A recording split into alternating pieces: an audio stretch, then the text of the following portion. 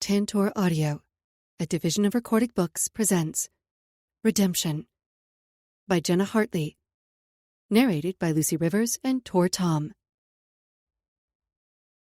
Chapter 1. Sloane. Graham smoothed a hand down his tie.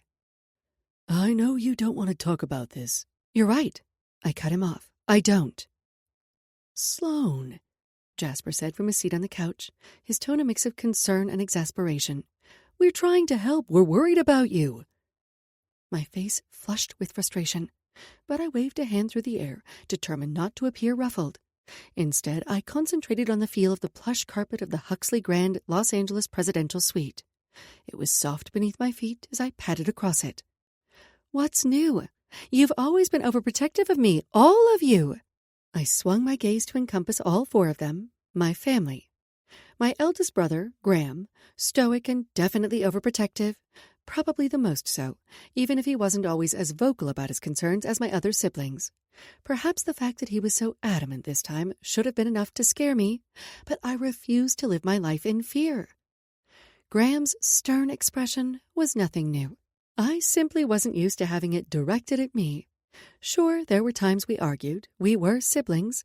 We ran a billion-dollar hotel empire together along with Jasper. We were bound to have disagreements. But Graham typically stayed out of my personal life, and I stayed out of his. Not that he had much of one. Apart from his dogs, a pair of Irish wolfhounds named Queen V and Prince Albert, he was a solitary creature of habit. My other brother, Jasper, could be just as overprotective, even if he was generally more diplomatic about it. And Knox and Nate, my cousins, whom I considered my siblings, had always treated me like their kid sister. It didn't matter that I was 37, that I was the senior vice president of operations for Huxley Hotels. The four of them would only ever see me as their little sister in need of protection. Though, this time, they might be right. I sighed and sank down on the sofa. I didn't want to admit it, but the threatening notes frightened me. At first I brushed them off as a mistake or a prank. I didn't have any enemies that I knew of. Yes, my family was wealthy, which made us an easy target, but I was the only one of the five of us who'd received any threats. And now, I sighed, now that it had happened several times over the span of 6 weeks, I could no longer ignore the fact that someone was trying to send me a message. I just couldn't figure out who it was, or why. And why now? Their nasty vitriol floated through my mind once more. End your subscription to life, you toxic bitch. I'd found that one on my desk at the office one morning. It had my picture on the front, my face covered with a large skull and crossbones. When I'd asked my executive assistant about it, Hallie had been confused and upset on my behalf. You are poison, and you will pay. That lovely gem had arrived at my home inside a Christmas card. Jasper and Graham had immediately flown to London and insisted on staying through the holidays. Jasper took a seat next to me, rubbing circles on my back. As children, he'd always been the one to comfort me. I think he needed that touch, that connection, more than my other brothers.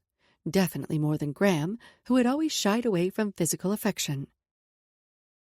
I talked to Maverick Hudson, Knox said, referring to the owner of Hudson Security, a company known for elite executive security, among other things.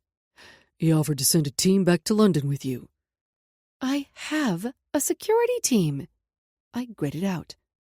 Graham narrowed his eyes at me. Sloane, the Huxley Grand staff is not your personal security team. I know that. I dug my nails into my fist until I felt the bite of them against my skin. I would never expect them to be, but all residents are entitled to security while on the premises. Thus, I'm protected. Are you? Knox asked. Those threats suggest otherwise. I definitely question the staff's competence in light of these threats, Nate said. And I had to agree, even if the idea of it being one of my own employees twisted my gut. Hudson suggested leaving those employees in place in case one of them is in on it, Knox said. Great. Just great. That definitely did not help me feel more secure. Even so, I grimaced. I don't want to be surrounded by a protective bubble of bodyguards. Hell, that was how I'd felt a lot of my childhood, suffocated by nannies and staff and 4 protective older brothers. It was part of the reason I jumped at the chance to move to London years ago. That, and the idea of putting an ocean between Jackson and me, had been both appealing and necessary. But now, I just wanted to feel safe again. Unfortunately, Jackson was also the only person who'd ever made me feel that way. At least, before he'd broken my heart. I don't know what else to do, Graham said, and it was then I realized how exhausted he was, how concerned he was. They all were. I've tried everything I can think of to determine the fucker's identity. If Graham didn't have any leads, I didn't know what to think. My brother might be the CEO of Huxley Hotels, but he was also a computer genius. He could hack into anything, though it wasn't a skill we advertised. Even more reason to be concerned, Nate said, echoing my thoughts. Nate had dealt with his fair share of stalkers and crazed fans. If he was concerned... I've set up alerts on all the security cameras around Sloane's home and office, Graham said. I've tried to have the paper, the ink, the writing, anything analyzed, but it's like they're a fucking ghost. We could swap. Jasper turned to me. I know that wouldn't be your preference, but I could take over in London for a while and you could come back to New York, or L.A. even. My brothers watched me expectantly. I hesitated, but quickly vetoed the idea. What if that's what the person making threats wants? What if my leaving emboldens them? Besides, what about Edward? What about Hallie, my executive assistant? She was a young, single mom, and I worried for her safety. Even if she hadn't been the one receiving the notes, I didn't like the idea of putting her or her son in any danger. I could feel my brother's collective annoyance buzzing. Mentioning Edward had been like kicking a hive, and now the bees were angry and ready to swarm. They were not fans of my boyfriend, never had been.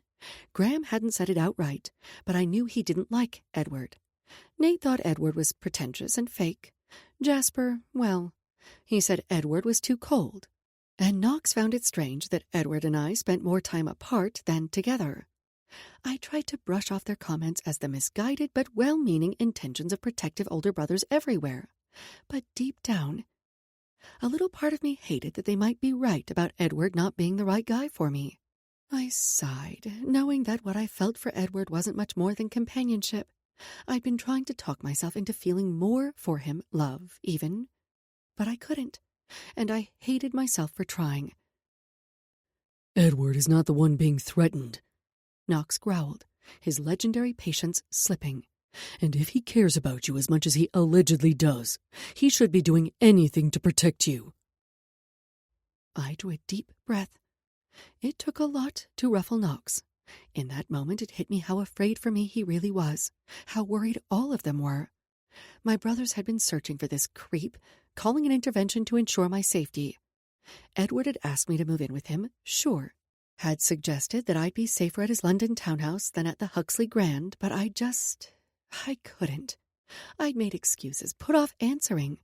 I stood, going over to the floor-to-ceiling windows. I peered out at the Los Angeles skyline, marveling at how different it was from London. It might be dazzling and glamorous, but it wasn't home, and it lacked the character and the history of London. If I couldn't bring myself to move in with Edward, what was I even doing with him? I dug in my heels. On paper, Edward and I made sense. He was successful, understood the demands of running a large family company, respected my ambition. But was that enough for me? Was what I had with Edward enough? There was no passion, no feeling that I'd die without him, as harsh and dramatic as that sounded. I told myself that with passion came heartbreak, that sensible was safe. I'd certainly learned that lesson the hard way, thanks to Jackson. I clenched my fists. Knowing what I had with Edward wasn't enough. It hadn't been for a long time. I'd just been too scared or unwilling to admit it. Sometimes it was easier to stand still than to move forward. But I hadn't been standing still. Not really. I'd been moving backward. I'd been losing myself. Pressuring me to move in with him, and instead of being overjoyed, I'd been making excuses. But did he truly believe that moving in together would solve our problems? If anything, I thought it would only magnify them. Edward and I were both busy. I was overseeing the Huxley empire with my brothers, heading up the European and Asian operations. Edward had been groomed to run his family's banking company when his dad retired and would one day be a member of the House of Lords. Plus, there were the incessant demands of his family's social schedule. I stared at my phone screen and the picture of the two of us I'd saved for his contact ID. We were smiling, and yet, that day, I'd spent more time with a team of stylists than with him. And when we'd finally arrived at Royal Ascot, regardless of my making every effort to fit in, his family had still looked down on me. Despite my fortune, I lacked a title or genteel refinement, as I'd overheard Edward's sister, Lady Amelia, say once. I tried not to let it bother me, but seriously? She was a decorated Olympic skeet athlete, but she acted like she was God's gift to mankind. Graham turned away and uttered a sound of frustration, but it was Knox who came over and took my hands. Knox, who was always kind and nurturing, who always strove to keep the peace. "Sloane," he said, compassion lighting his blue eyes, "I don't want you to live in fear or upend your life, but you have to be realistic about the situation." Nate came to stand beside Knox. Of the four of them, he could probably relate the most to my current predicament. Nate was one of the billionaire heirs to the Huxley empire, like me.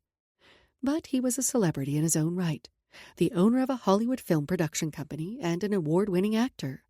Ever since he'd become a household name, he'd had to deal with all sorts of crazed fans who crossed the line. One of his daughter's former nannies had tried to seduce him, then sell his underwear on the internet. He needed a bodyguard, I didn't. Or at least, I hadn't in the past. My shoulders slumped. What would you have me do? "Come to L.A. You can live with Kendall and me, or at the Huxley Grand close to Graham." Knox gave my hands a squeeze, silently pleading with me to agree. For how long? I asked. "Until the threat is neutralized," Graham said in a menacing tone. I wondered what Graham would do to neutralize them if given the chance. I shuddered, and Knox released me. I considered it a moment. Part of me was scared. Part of me knew he was right. They all were, to some extent. But if I conceded now, they'd only push for even more security precautions. I loved Nate, but I didn't envy him the life he lived. I didn't want to always have to tell someone where I was going. I didn't want someone to have the power to tell me no because of security concerns. I didn't want to lose my freedom. Jasper sighed. Graham clenched his teeth.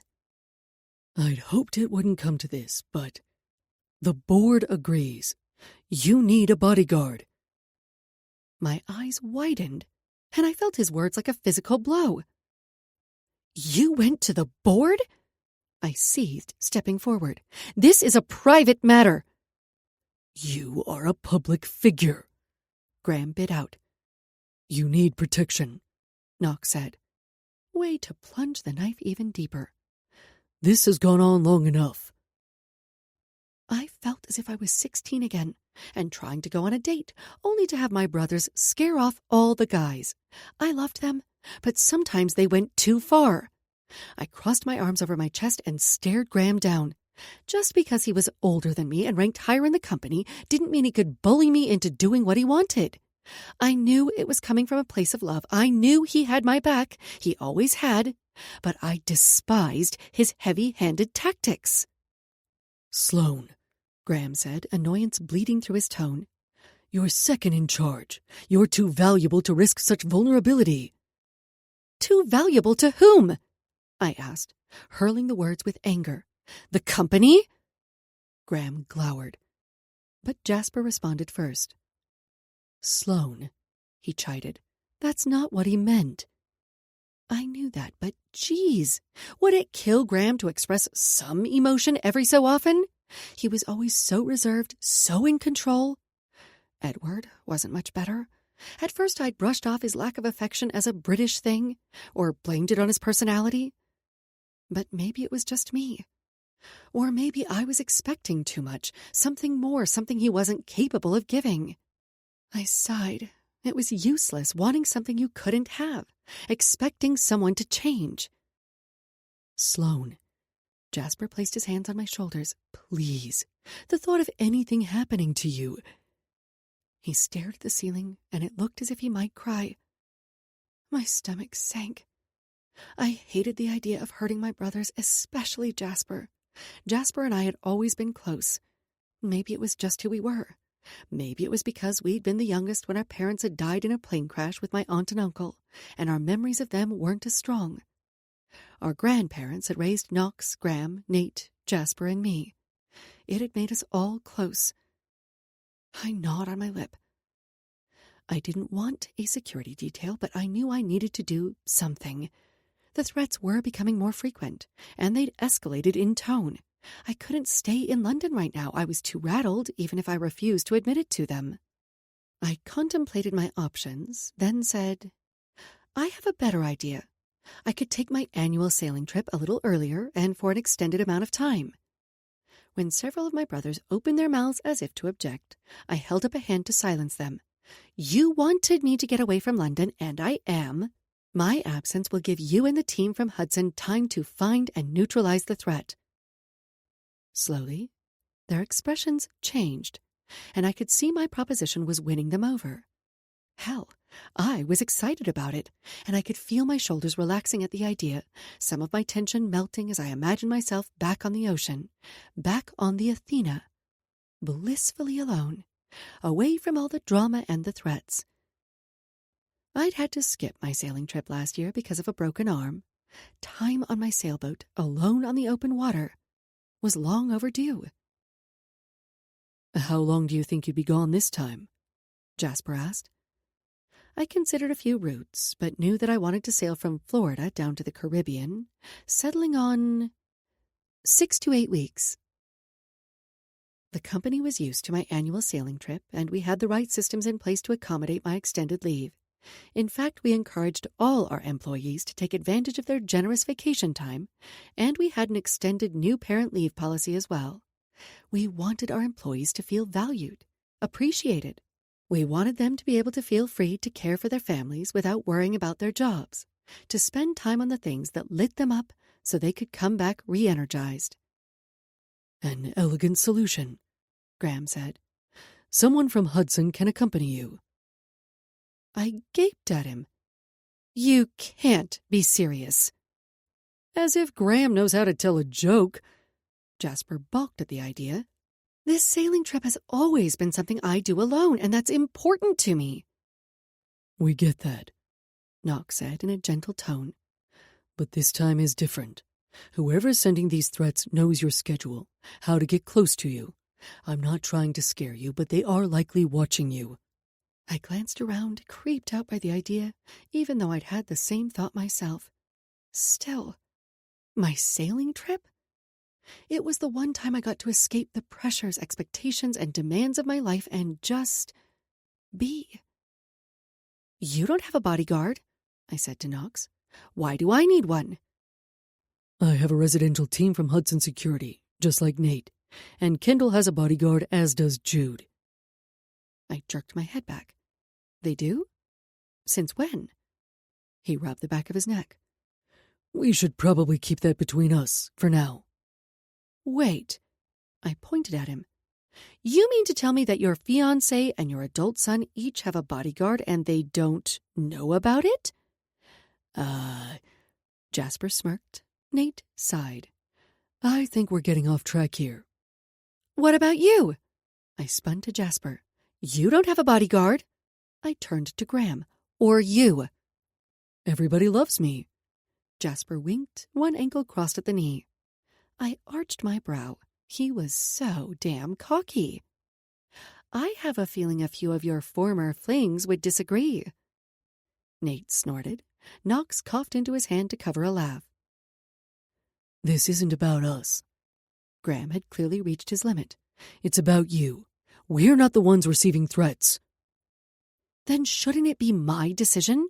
Besides, I have self-defense training. Years of it, in fact. Enough! Graham roared, then turned and pinched the bridge of his nose. Enough, he said again, more quietly. Silence fell in the room, and I glared at him. Knox draped his arm around my shoulder. What he's trying to say," he glowered at Graham, "is that we love you, and we're worried about you, and we understand that this situation is frustrating and scary. We've already lost so much," Nate said, taking my hand. When I glanced at him, I could see the fear in his eyes, all of their eyes, even Graham's. "Please." Jasper kept his voice low. I can't lose you too." His alarm, his vulnerability, finally made me stop and listen. The four of them might be overprotective, but I understood their fears. I understood what it was like to lose someone you loved. I sagged, unable to fight them anymore. I took a deep breath and accepted the fact that maybe it was time to hire a bodyguard. "So, what?" I asked, trying to figure out how this would work. They'd sail the same route? Nate's expression was full of pity and also understanding. "They'd sail on the same boat as you. Your boat." I let out a strangled cry. I couldn't imagine sharing my boat with anyone apart from the men in this room or my best friend Greer, especially for that length of time. I straightened. "It's too small. They'll only get in the way." "It's a 35-foot sailboat," Graham said. "You have the space, even if it might be a bit cramped." "Ha!" I pointed at him, childish as it was. "So you admit it?" Internally, I rolled my eyes. So maybe I wasn't acting like the mature senior vice president of a hotel empire that I was, but sometimes my brothers brought out the worst in me. "Okay," Nate interjected. "Let's pretend for a minute this was Brooklyn we were talking about." My chest squeezed, and rage surged through my veins at the idea of anyone threatening my niece. "Would you be okay with her going on a sailboat, alone, under these circumstances?" "No," I admitted begrudgingly. "But the guest cabin is tiny. The perfect size for my 12-year-old niece, but not anyone much larger." "They'll live," Nate said. "Or you can rent or buy a bigger boat for the trip." "You can borrow my yacht if you'd like," Knox offered. He didn't get it. None of them did. That was the point. I loved my boat. I could sail it single-handedly. I didn't need anyone else. I'd been sailing since almost before I could walk. My grandfather had loved sailing, and it had been our thing. When I was barely 8, I'd won a sunfish sailing race. Before college, I'd considered attempting to circumnavigate the globe. Sailing was in my blood. It was my escape, my solace. "We can even try to find someone with sailing experience, if that'll make the idea more palatable," Nate said. "It won't," I muttered, but I could tell they weren't going to be dissuaded. As if to hammer home the point, Graham said, "The board wanted to put you under round-the-clock protection, police and private security, and they'd have had the votes to do it, but I talked them out of it." Ugh! I threw my hands in the air. "Fine! 1 bodyguard. That's it." "Excellent." Knox grinned. And from the look the four of them shared, I wondered if that had been their goal all along. I hung my head, resigned to my fate. Hopefully my bodyguard, whoever they were, wouldn't be as annoying and overbearing as my brothers. Chapter 2. Jackson. "How are things at the Crawford residence?" Vaughn asked from across his desk at the LA office of Hudson Security. I lifted his shoulder, still trying to hide my surprise that I'd been summoned to the office. We'd already had our weekly debriefing with the team, but Vaughn had asked me to come in alone. "Good. Good. Wedding plans going well? How big a team do you think you'll need?" I glanced toward the windows, making some rough estimates based on what I knew so far. It's a pretty big guest list, many high profile. The principal, Nate Crawford, was a huge celebrity, actor and producer. His engagement to Emerson Thorne had nearly broken the internet and given me a damn heart attack. That said, I hadn't been all that surprised. By the engagement? Sure. But the fact that Nate and Emerson were attracted to each other had been obvious from the start. She was a famous Olympic athlete, and the two of them together had the internet salivating for details. Everyone was invested in their love story, their wedding, everything about them. If it was exhausting for me at times, being on the periphery, I couldn't imagine how they handled it. But they did, with grace and generosity. I figured, he mused, running a hand over his chin. It'll be a logistical nightmare. But that's why they hired us. We can handle it. I agreed, though I wasn't looking forward to it. Too many people, too many variables, too many other executive protection teams fighting to be top dog. Too much fucking politics. That was a big reason why I'd switched to a residential security team, as opposed to a movement team, over a year ago. I liked the challenge of defending my client's castle, so to speak. I moved about the city with them to local smaller events, and I'd even accompanied Nate and his family to Abu Dhabi. But it had only served to remind me of how many variables I had to account for, how many things could go wrong. I was thinking about asking Ghost to handle it, Vaughn said, referring to my colleague Nicholas. Ghost was his call sign, like Blackjack was mine.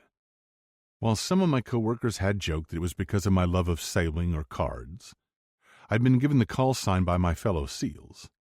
A blackjack was a weapon, a small but powerful lead-filled club with a flexible handle.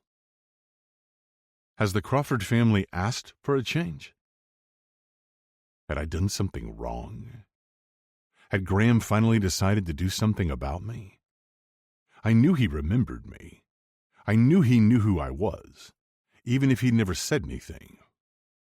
No. Vaughn dragged a hand over his head. Nothing like that. He sighed, leaning back in his chair. I could use your expertise for a different project. I frowned. Why did I get the feeling I was being reassigned? It made no sense. I had a great rapport with the Crawford family. We have a client who has been receiving threats. I arched an eyebrow as Vaughn slid me a folder across the desk. I opened it and scanned the threats. Nothing too gruesome, but I could understand the client's concern. Still, that didn't explain why Vaughn had sought my expertise, as he'd put it. Any number of our agents were qualified to analyze threats and offer guidance. Hell, a lot of them were more qualified than me. As a Navy SEAL, I'd been trained and tested with my skills in combat diving, land combat, parachute jumping, and naval special warfare. I had other training, both from my time in the Navy and at Hudson.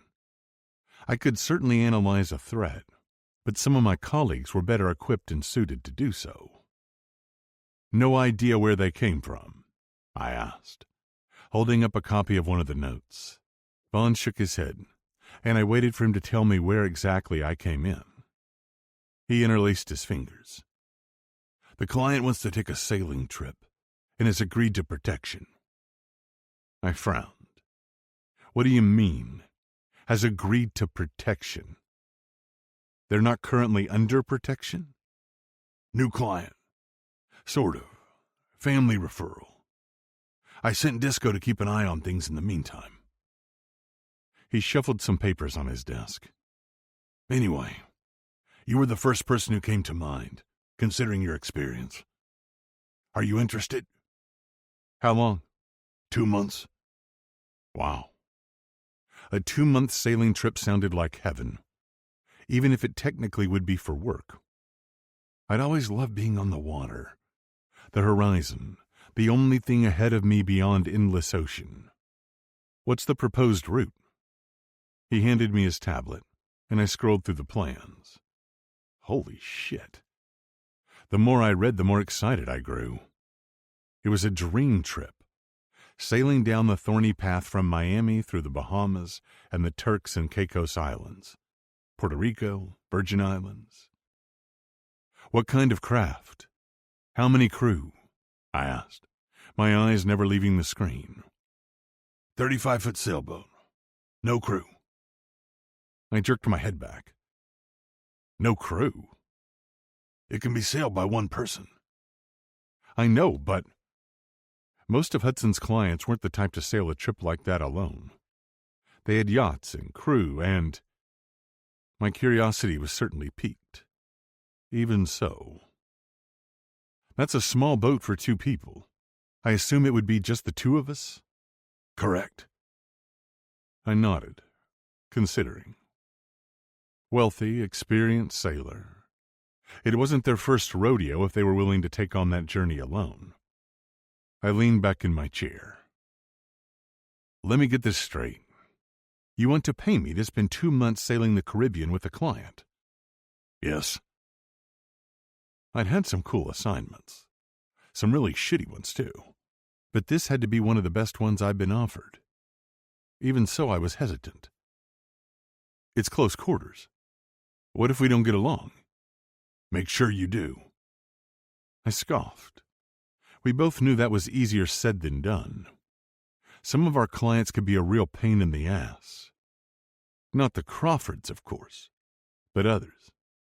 They could be demanding, condescending, didn't listen, didn't heed our advice or warnings. And after?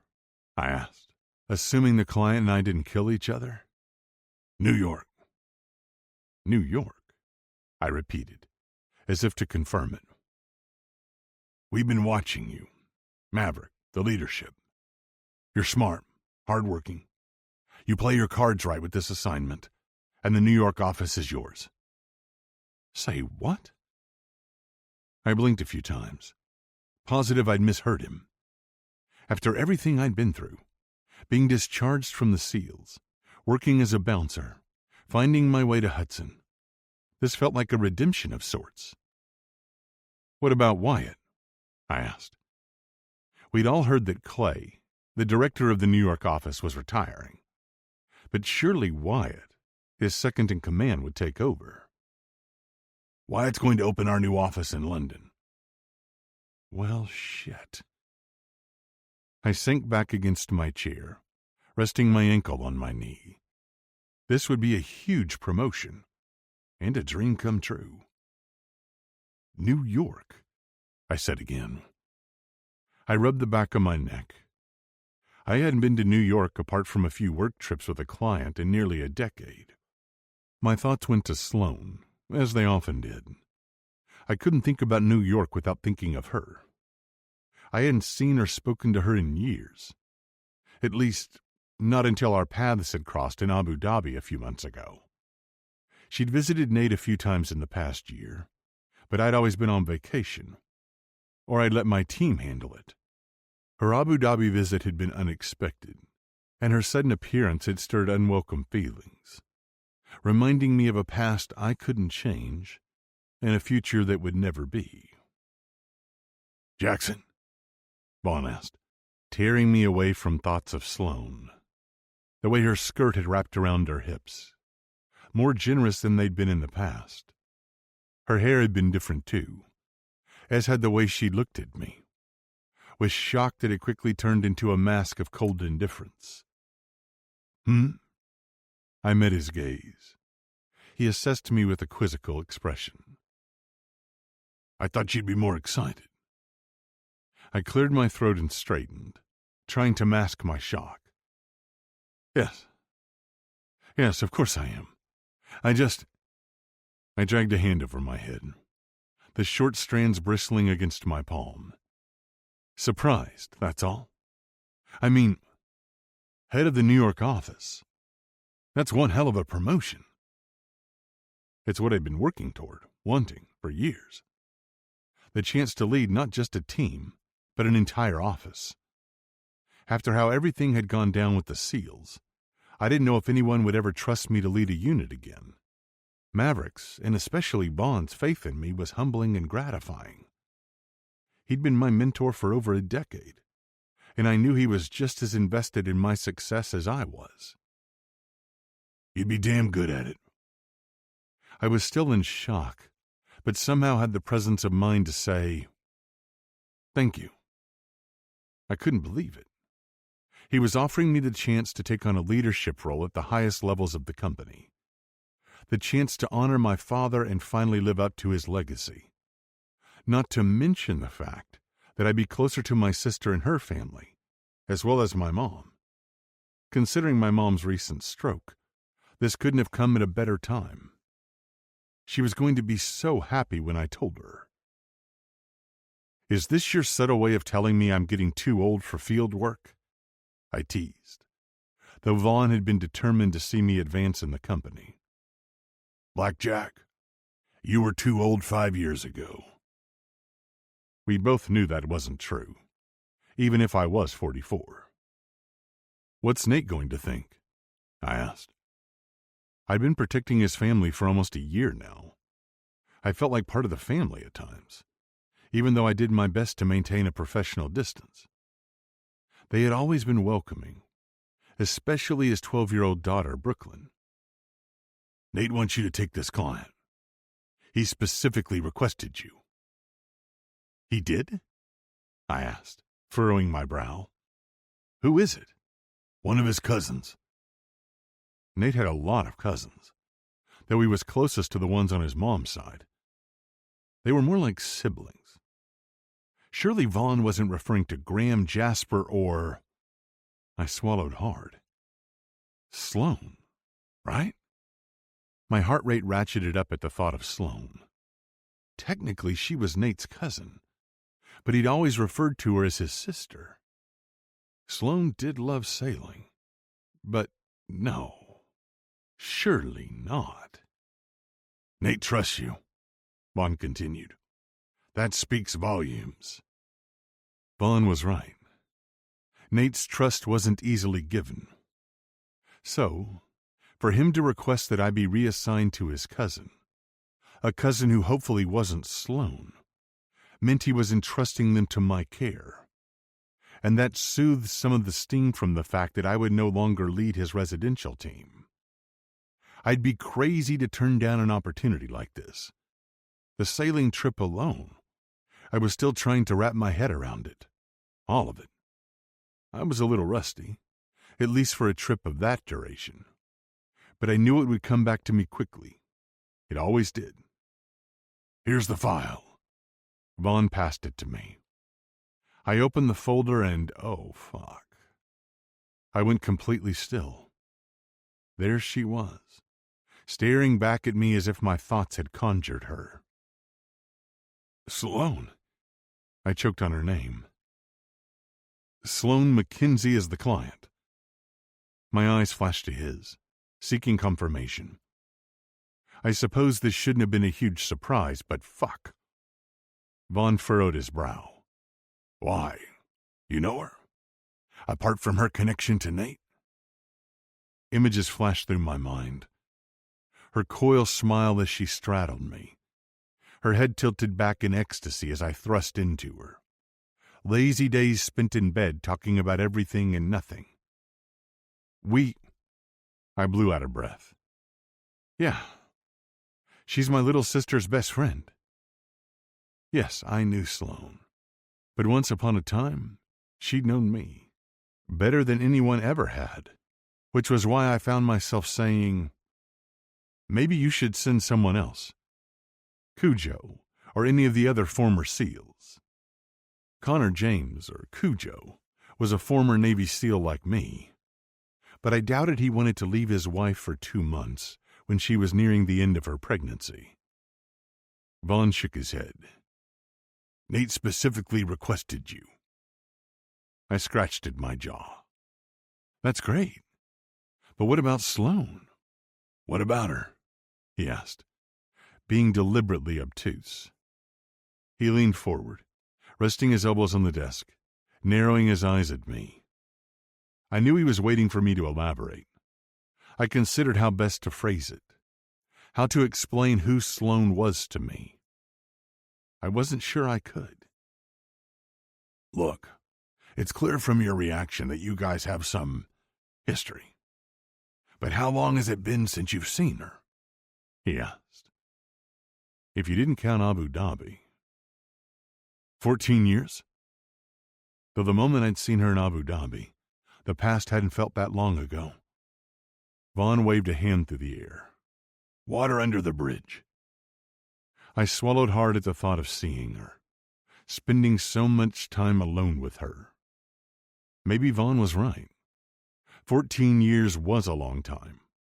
She'd probably moved on. She had moved on, if her file was anything to go by. No children, never married. I assumed that was because Sloane was focused on her career, but who the hell knew?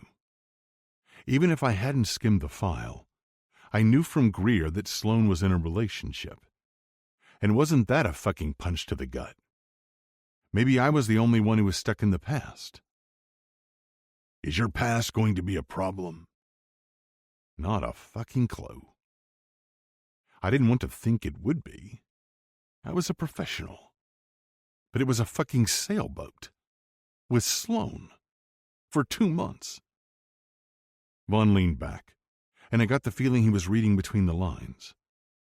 Finally he said, maybe you can use your previous acquaintance to establish trust with the principal.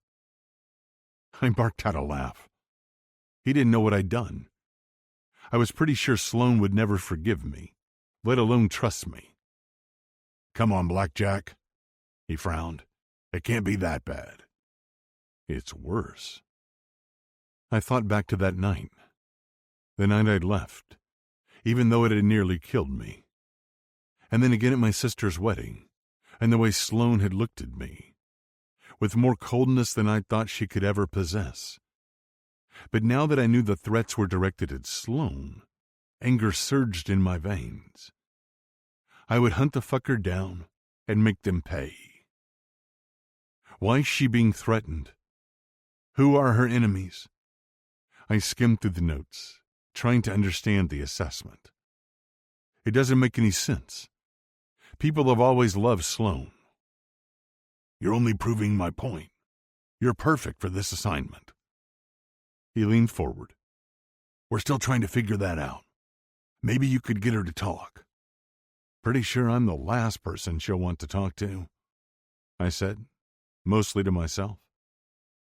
I suggest you find a way to make it work if you want that promotion. He stood, and I followed suit. I was determined not to fail. I won't let you down. Or Nate. Or Sloane. I gripped the file. I wondered if Graham knew about this. I wondered if he was okay with it. I'd encountered him a few times over the past year, but he never acted like he recognized me, even though I was positive he knew exactly who I was. Vaughn clapped a hand on my shoulder, guiding me to the door. I know you won't. The Crawford and McKenzie families give Hudson a ton of business, both as clients themselves and in referrals. They may not always like us or what we have to say, but our job is to keep them safe. He gave my shoulder a squeeze before releasing me. Of course. He wasn't saying anything I didn't already know. Good. Wrap up with the Crawfords, then take a few days to prepare for your trip. The principal will arrive in New York on the 26th. You can meet at the Huxley Grand, since the Crawfords and their team will be traveling there for Emerson's work engagement. Great, I said, swallowing past the lump in my throat. Their team, as in the one I'd no longer be part of. Thank you again for the opportunity. I'll get to work on logistics. Call if you need anything. I nodded, but my mind was still trying to catch up. I was leaving the Crawfords, potentially for good, taking a 2-month sailing trip with Sloane to some of the places we'd always dreamed of. Regardless of the weather forecast, I had a feeling the voyage would be anything but smooth. Chapter 3. Sloane. Auntie Sloane! Brooklyn ran at me, and I dropped my bags and smiled despite my jet lag. I'd landed in New York earlier in the day and had been ferried to the Huxley Grand by a guy named Zeke, who went by the call sign Disco, one of the members of my temporary security team. I'd slept some on the flight, but it had been fitful. I was too preoccupied with all the things I needed to wrap up at work to truly rest. Jasper was going to keep an eye on the London office in my absence. Between him and my executive assistant, Hallie, I had faith that everything would run smoothly. I tried to blame my restlessness on work, but even I knew there was more to it. Things with Edward had been strained lately. It was almost as if he was trying to punish me for taking too long to give him an answer about moving in together. Then there was Jackson, and the possibility that I might run into him. Jackson Shaw. I sighed. My best friend's older brother. My first love. And apparently a member of Nate's security team, something I hadn't realized until Abu Dhabi. Up until that point, I tried to forget all about him. Greer mentioned Jackson every so often in passing, but I usually tried not to pay too much attention. But now that I'd seen him again, I couldn't stop thinking about him, despite not wanting to. For months, I'd been dying to ask Nate about Jackson, about how long he'd been working for him, and so many other things besides. But I didn't know how to bring it up without sparking questions I didn't want to answer. I'd considered asking Disco about Jackson, but every time I'd come close, I'd lost my nerve. Now that I was going to meet up with Nate and his family, I was on edge, almost as if waiting for Jackson to pop out from behind a corner. It was silly, really. I was being ridiculous. For all I knew, Jackson could have been temporarily assigned to Nate in Abu Dhabi, like Disco was temporarily assigned to me in London. I'd never once seen Jackson during my other visits to L.A., before or since our run-in in Abu Dhabi. Yeah, I told myself. A temporary assignment. That must be it. Even if I saw him now, I could be cordial. We'd been together so long ago. It practically felt like another lifetime. Like a dream. Auntie Sloane?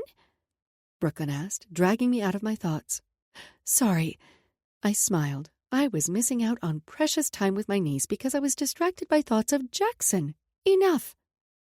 I brought you something. I reached into my bag. She squealed when I pulled out a tin of her favorite cookies from the Huxley Grand, London. Though there were many menu items we kept consistent across the world, each location also had some unique local delicacies. The Huxley Grand in Paris had the best eclairs and croissants, the most amazing choux buns.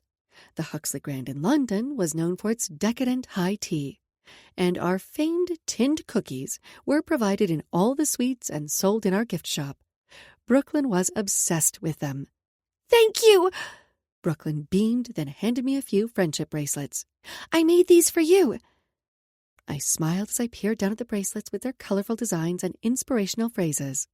Brooklyn was a huge fan of Taylor Swift, and so was Emerson, her dad's fiancé.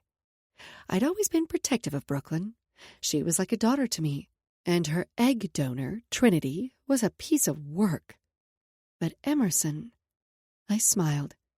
Emerson was everything I would have hoped for Brooklyn. Nate, too. She was driven and kind and loving.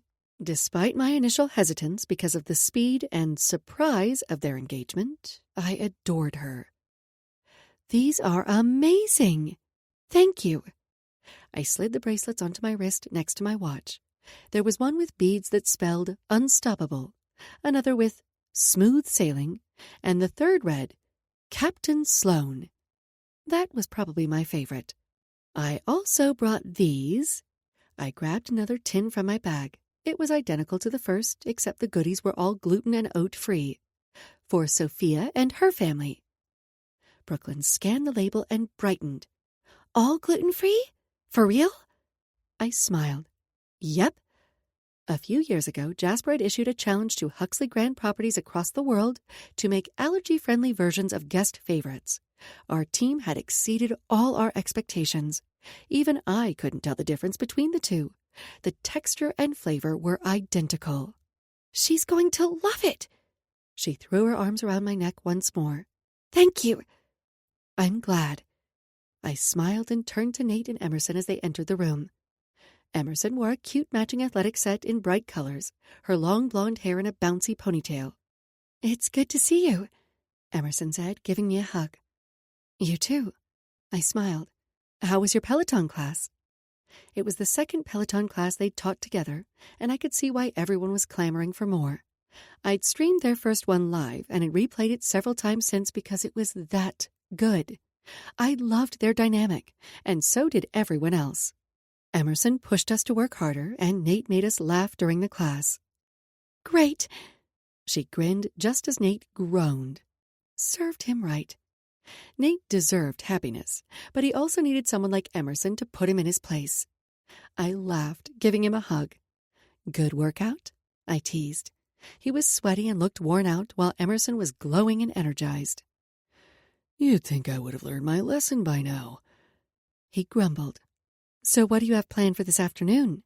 I asked. "Some shopping?" Brooklyn bounced on her toes with a hopeful gleam in her eyes as she glanced between Emerson and Nate. "Of course," Emerson said with a playful grin. Nate shrugged, his expression full of love and affection as he watched Emerson and Brooklyn plot the stores they were going to visit. Though, unlike with Nate's ex, I didn't worry that Emerson was only with Nate for the money or status. She was well off and successful in her own right, and their love and mutual respect were clear to anyone who was in their presence. I would have been jealous if I weren't so happy for them. After lunch, Brooklyn and Emerson went shopping. I hung back with Nate to catch up and check in with operations at the Huxley Grand, New York. I was supposed to meet my bodyguard today, and I wasn't looking forward to it. That said, having Disco shadow me in London hadn't been as awful as I'd feared, but as great as Disco had been, it was still difficult to imagine spending 2 months with him or anyone on my boat. And while I knew my brothers were right about my needing protection, I was still pissed about the way they'd gone about it. Nate and I had returned to the suite and were just starting to discuss my sailing trip over coffee when there was a knock at the door. Disco was stationed in the hall, so anyone knocking would have been vetted by him first. "Come in," Nate called. The door swung open, and my eyes collided with a pair of familiar blue ones. The color of the ocean on a bright, sunny day, a full bottom lip I'd gotten drunk on many times, a jaw that had sharpened with age, the hard angles now lined with scruff. All the air had been sucked out of the room, and my chest felt tight. My entire body was like a live wire attuned to him, wary of him. The years had certainly been kind to Jackson Shaw. He was hotter than ever, his suit perfectly tailored to showcase his broad shoulders and narrow waist. He looked masculine and intimidating, and my body reacted to him like it always did. Leaning closer, desperate for a look, a touch, anything he was willing to give. Traitor! I straightened. He was stoic, restrained. It was a sobering reminder to rein it in. But damn those smile lines and the gray at his temples. It was so unfair. He stiffened, and my gut clenched with anxiety. Surely they... "Jackson," Nate said, "I believe you know my sister, Sloane Mackenzie." What? I stilled. What had Jackson told Nate about us? "Yes, of course. You were my sister's roommate in college," was Jackson's response, smooth as ever. I nodded as if in a daze. "Sloane," Nate said with a pleased smile, "Jackson will be accompanying you on your sailing trip." The hell he would. No. I stood, smoothing my hands down my skirt. "No." Nate furrowed his brow, glancing between the two of us. To anyone else, nothing about Jackson's expression would indicate displeasure, but I'd always been able to read his emotions. A muscle ticked in his jaw, and his nostrils flared. Dead giveaway. He was just as unhappy about this as I was. Jackson excused himself under the pretense of taking a call. "Sloane." Nate came over to me. "We talked about this."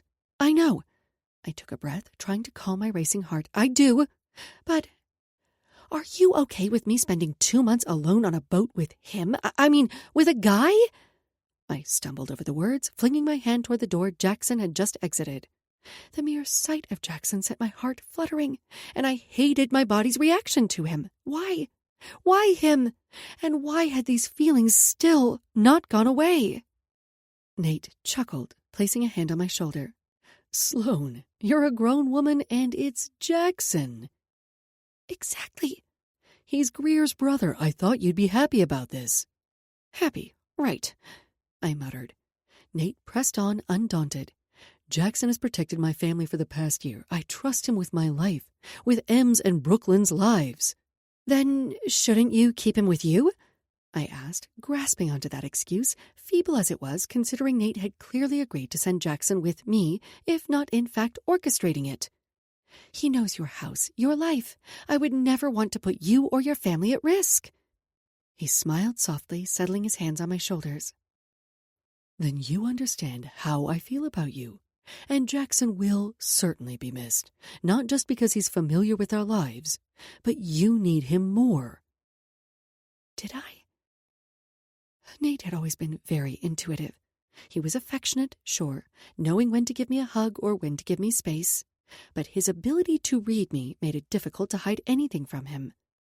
I scrutinized Nate's expression for clues. Did he know about Jackson and me? About what we'd once been to each other? Of all the history and the heartache between us? I'd never told my family about Jackson, beyond the fact that he was Greer's brother, never told anyone. He was my best friend's older brother, and our relationship, if you could even call it that, had only ever been a secret. I'd loved Jackson, given him everything, and he left, choosing his career over me. I should have known. Hell, Greer had warned me. I could remember the first time I'd met Jackson. I'd opened the door to our apartment, and before he could even introduce himself, Greer was there, jumping into his arms as she squealed his name. "Jackson!" I could hear the smile in her voice, knew how much she'd been looking forward to seeing her brother. I had to admit, I'd been curious about him. Greer and I had been friends for a year, and Jackson had been deployed for most of it. He was a Navy SEAL. While I'd seen pictures and said hi a few times while they were on Skype, I had not been prepared for his hotness. Gorgeous blue eyes scanned me, making me squirm beneath his perusal. He smiled at me over her shoulder. She finally released him, returning to the floor before turning to me. "Sloan, this is my brother Jackson. Jackson, this is Sloan." He stepped over the threshold into our apartment, sucking all the oxygen out of the room, out of the entire space. It was the size of a shoebox, but it was the nicest place we could afford. My family had expected that I'd live at the Huxley Grand, New York, but I'd wanted an authentic college experience. My grandparents were happy to pay for tuition, but if I wanted to live somewhere else, the cost was on me. I appreciated their offer, and I knew they were trying to persuade me to live at the hotel, but I was sick of living in a fishbowl. I didn't want to wonder if my family was using the staff to spy on me and report back. I wanted to feel free, to do what I wanted. Hell, New York was one of the most expensive places to live, but I didn't care if I had to work 2 jobs while attending school to afford a place of my own, a place with Greer. It was worth it. I'd spent my childhood in hotels around the world, and it was so nice to finally have an apartment that was mine, where I could hang art on the walls, decorate it however I wanted, make the space my own. A home. Jackson held out his hand. "Nice to finally meet you in person, Sloan." The way he rasped my name sent a quiver through me. He was handsome. He was trouble. I hesitated a moment before placing my hand in his. "Same. I've heard a lot about you." When our hands touched and our eyes met, I felt this, I don't know, spark of recognition. It sounded crazy, but I couldn't deny there was something there. And it wasn't just lust, though he was hot. It was something deeper. A connection. He shook his head, and I wondered if he'd felt it too. "Only good things, I'm sure." He smirked. "All right, that's enough," Greer said, severing our contact and giving Jackson a meaningful look. Jackson shrugged, his expression one of innocence. "What?" Greer narrowed her eyes at him. "You know what?" "Do I?" He taunted, or at least I thought he was. The devil danced in his eyes, and it was difficult to tell. "Don't ruin this for me." She continued glaring at him, pointing at him. "I mean it." I glanced between them, trying to understand. "Don't ruin what?" "Jackson here," she threaded her arm through his, "has a way of sabotaging all my relationships." Not all of them. He smiled at me. That smile was wicked, delicious. It made the most seductive promises. And I needed to cut it out. He was my best friend's brother, for crying out loud. Any connection, real or imagined, needed to be forgotten. Greer huffed. Enough of them. When you're not being a cockblocker, you're trying to get in my friend's pants. I tried and failed to hold in my laughter. The two of them sounded just like my brothers and me. I loved how close they were. One time. That happened one time. With my high school best friend. She slapped his chest. You broke her heart and ruined our friendship. Maybe instead of scolding me, you should be thanking me, he said, and I wouldn't have blamed Greer for wanting to knee him in the balls at that point. She wasn't a true friend. Greer gnashed her teeth. You've got some nerve. Look. Jackson's expression turned more serious. I am sorry about... She held up a hand, silencing him. Nope, I don't want to hear it. He started speaking again, and she clapped her hand over his mouth. Jackson, she growled. We are done talking about this. He lifted a shoulder. You were the one who brought it up. Greer's expression was pinched, and she looked as if she might murder him. He held up his hands. Okay. I won't mention it again. She jabbed his chest. Not good enough. Right. His expression was one of chagrin. It won't happen again. It better not. She glared at him. Then she came to my side and draped her arm over my shoulder. Sloane is too important to me. We're soul sisters. I smiled. Greer was my best friend, my rock, the closest thing I'd ever had to a sister. And I had enough older brothers to understand her frustration with Jackson. Hell, I'd even been in her shoes. It came with the territory of being a younger sister. Some of my friends had crushed on my older brothers, especially Nate. It didn't help that he was a rising star in Hollywood. And the few guys my brothers hadn't managed to scare away had been more interested in my money than me. Thanks to my brothers and the fortune I was set to inherit, I was still a virgin. That wasn't fair. It wasn't entirely their fault. I had yet to find someone I felt comfortable enough with to share that kind of intimacy. Just because I understood the mechanics didn't mean I was ready for the emotions that came with it. Pretty soon, all that would change, though. Pretty soon, everything would change. I shuddered, rubbing my arms. It had been 14 years. I told myself I was over it, I'd moved on.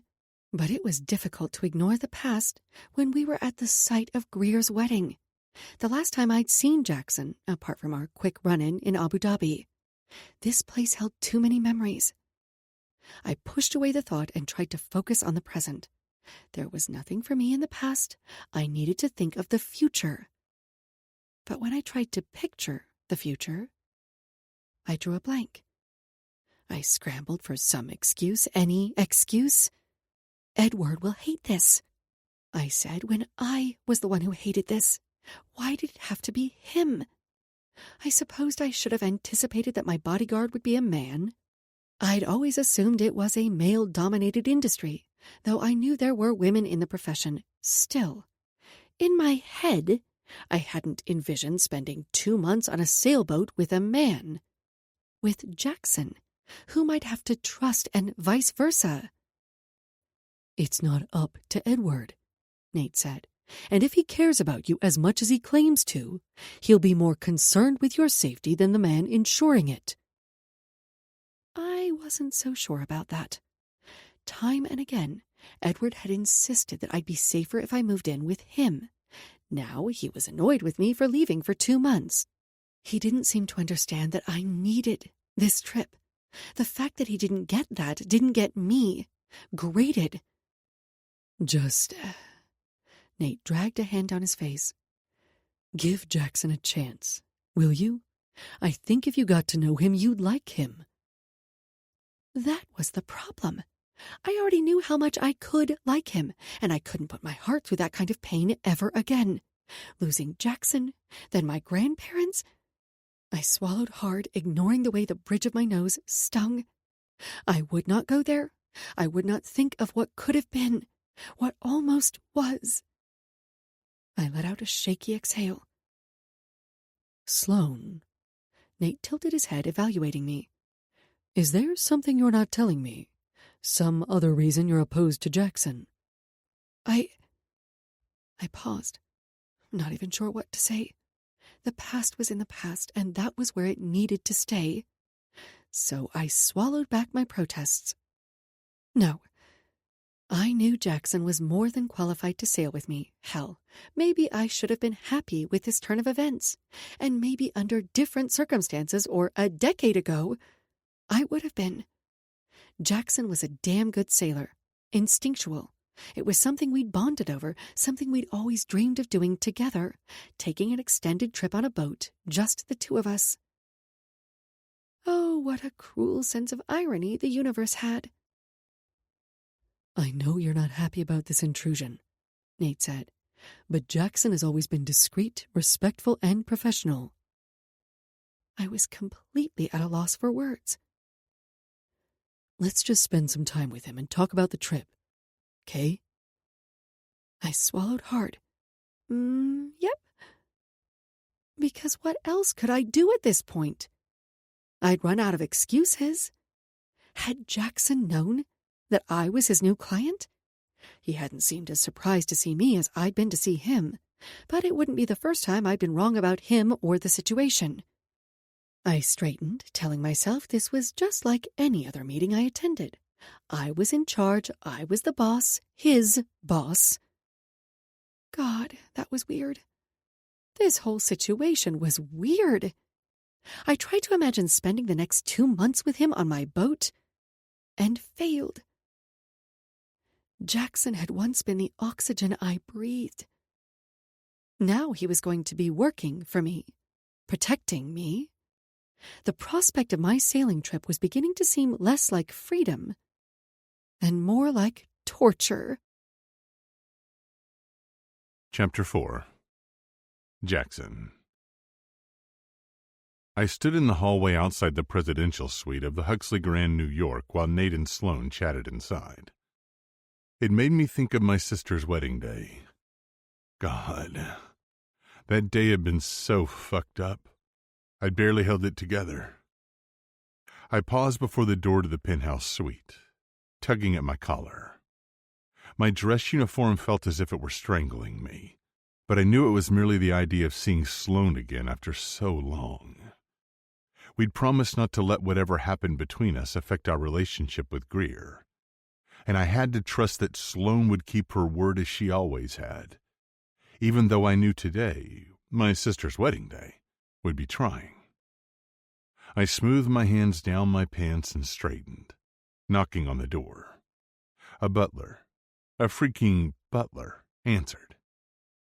And this was the world Sloane lived in, the world she'd grown up in, and the world that she'd be expected to command when she was older. It was so far removed from my own, she might as well have lived on a different planet. "Sir?" he asked. I cleared my throat. "Right. I'm here to walk my sister down the aisle. Could you let my mom know I'm here?" He stepped aside, inviting me in. "Of course. Would you like a drink?" I shook my head, though the idea was tempting. "No, thank you." "I will inform Mrs. Shaw that you've arrived." He disappeared and I scanned the suite.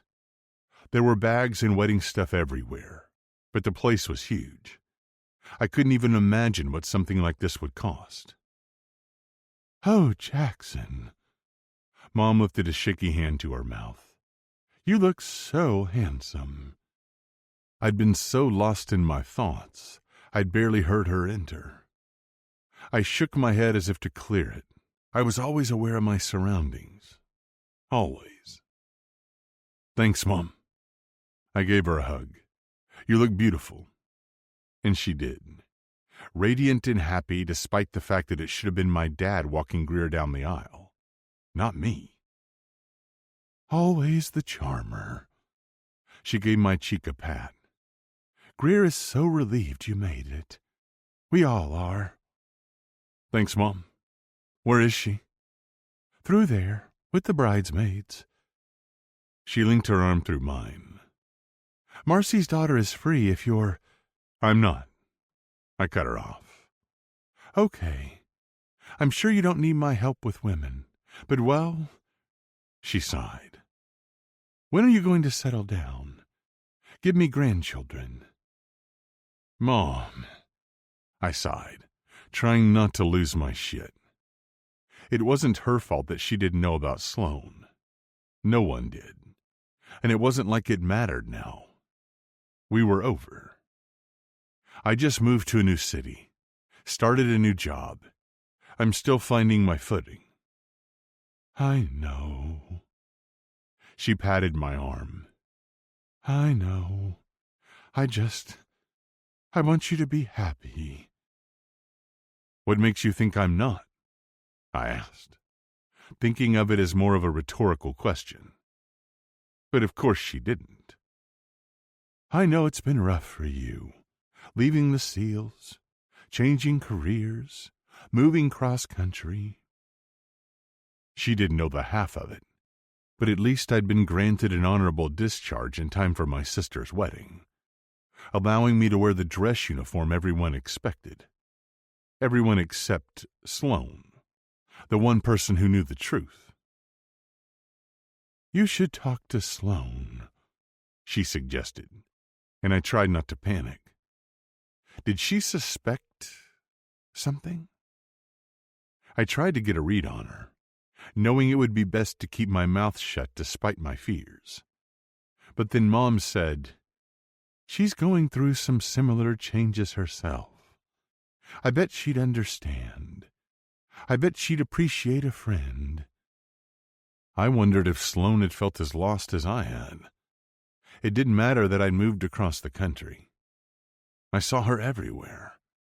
Even now, a year later, her face was the last thing I saw when I fell asleep.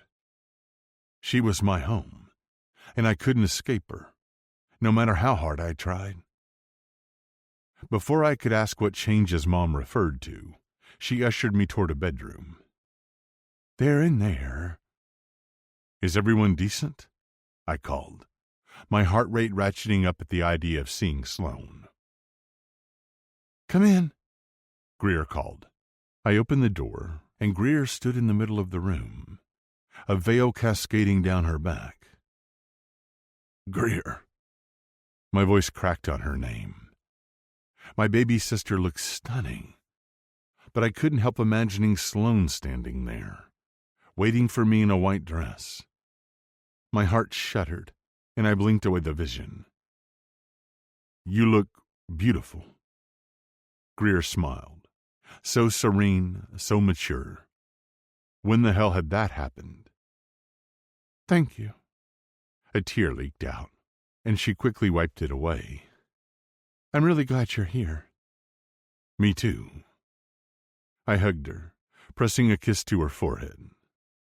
Dad would be so proud of you. I wish he were here, she whispered. Me too.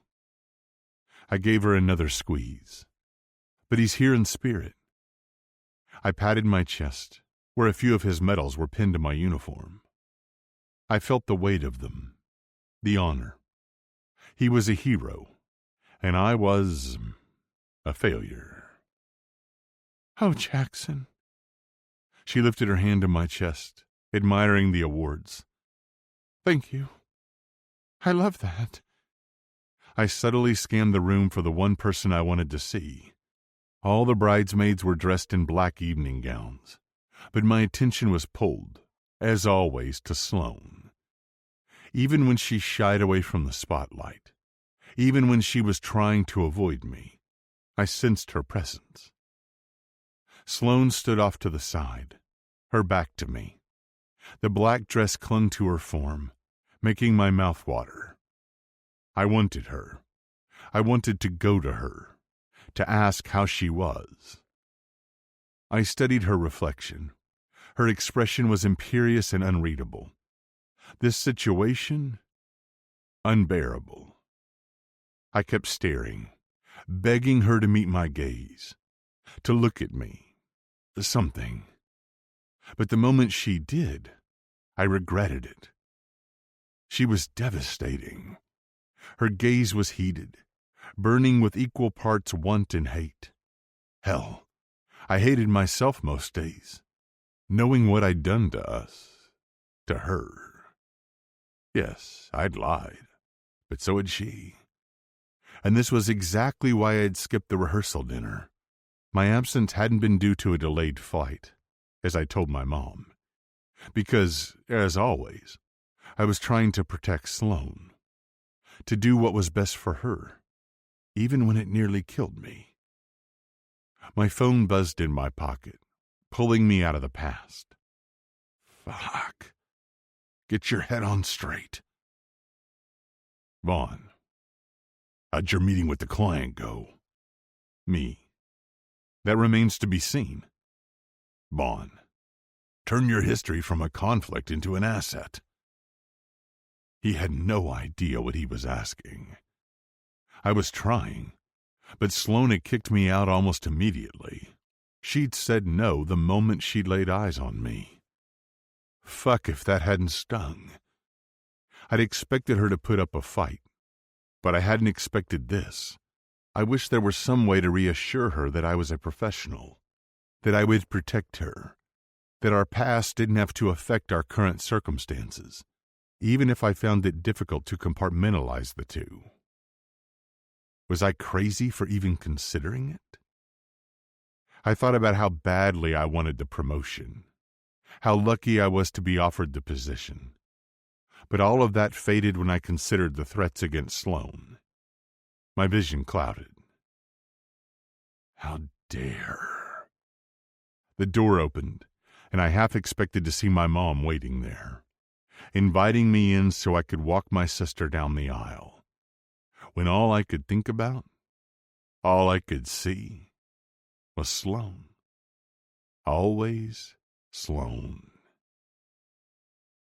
You okay? Nate asked. I shook my head as if to clear it.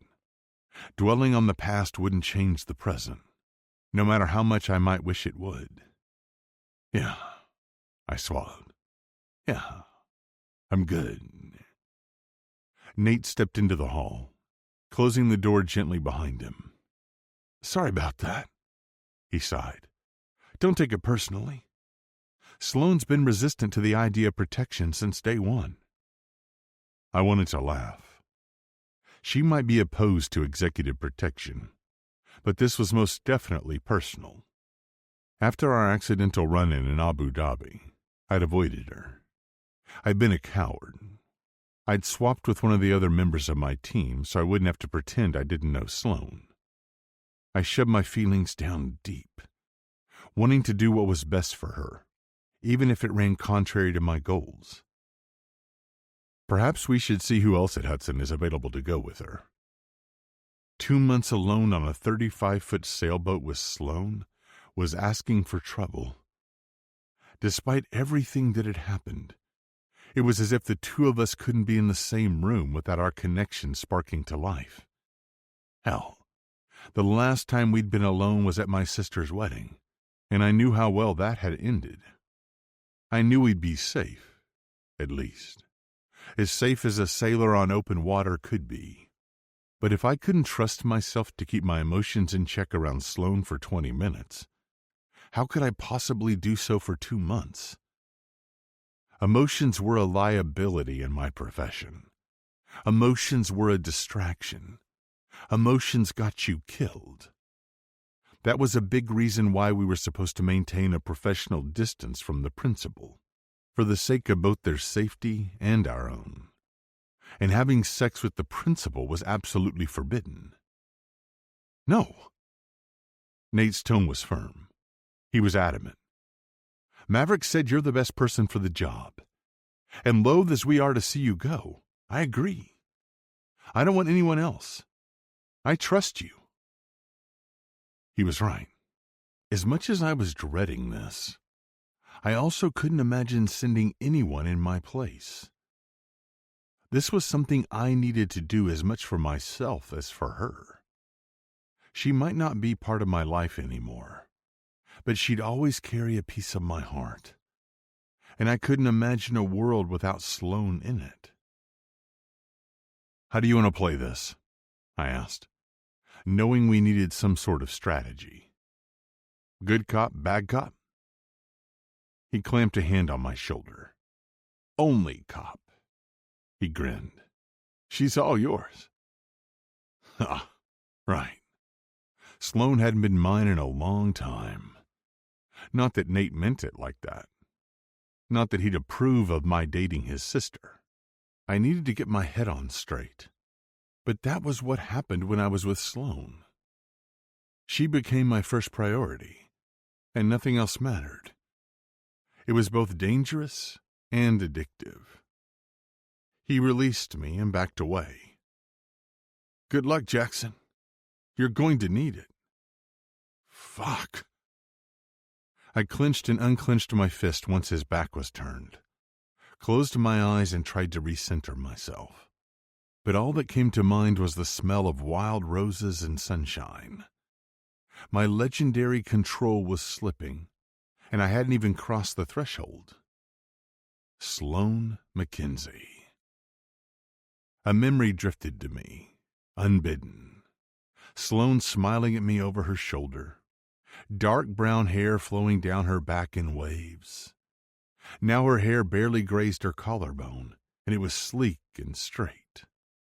I considered my options regarding the woman in the next room. I could think of 1,000 things I'd rather do.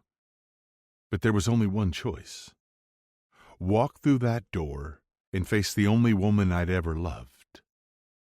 I told myself I was doing it because I wanted the promotion. But this was Sloane we were talking about. If she needed me, I'd always be there for her.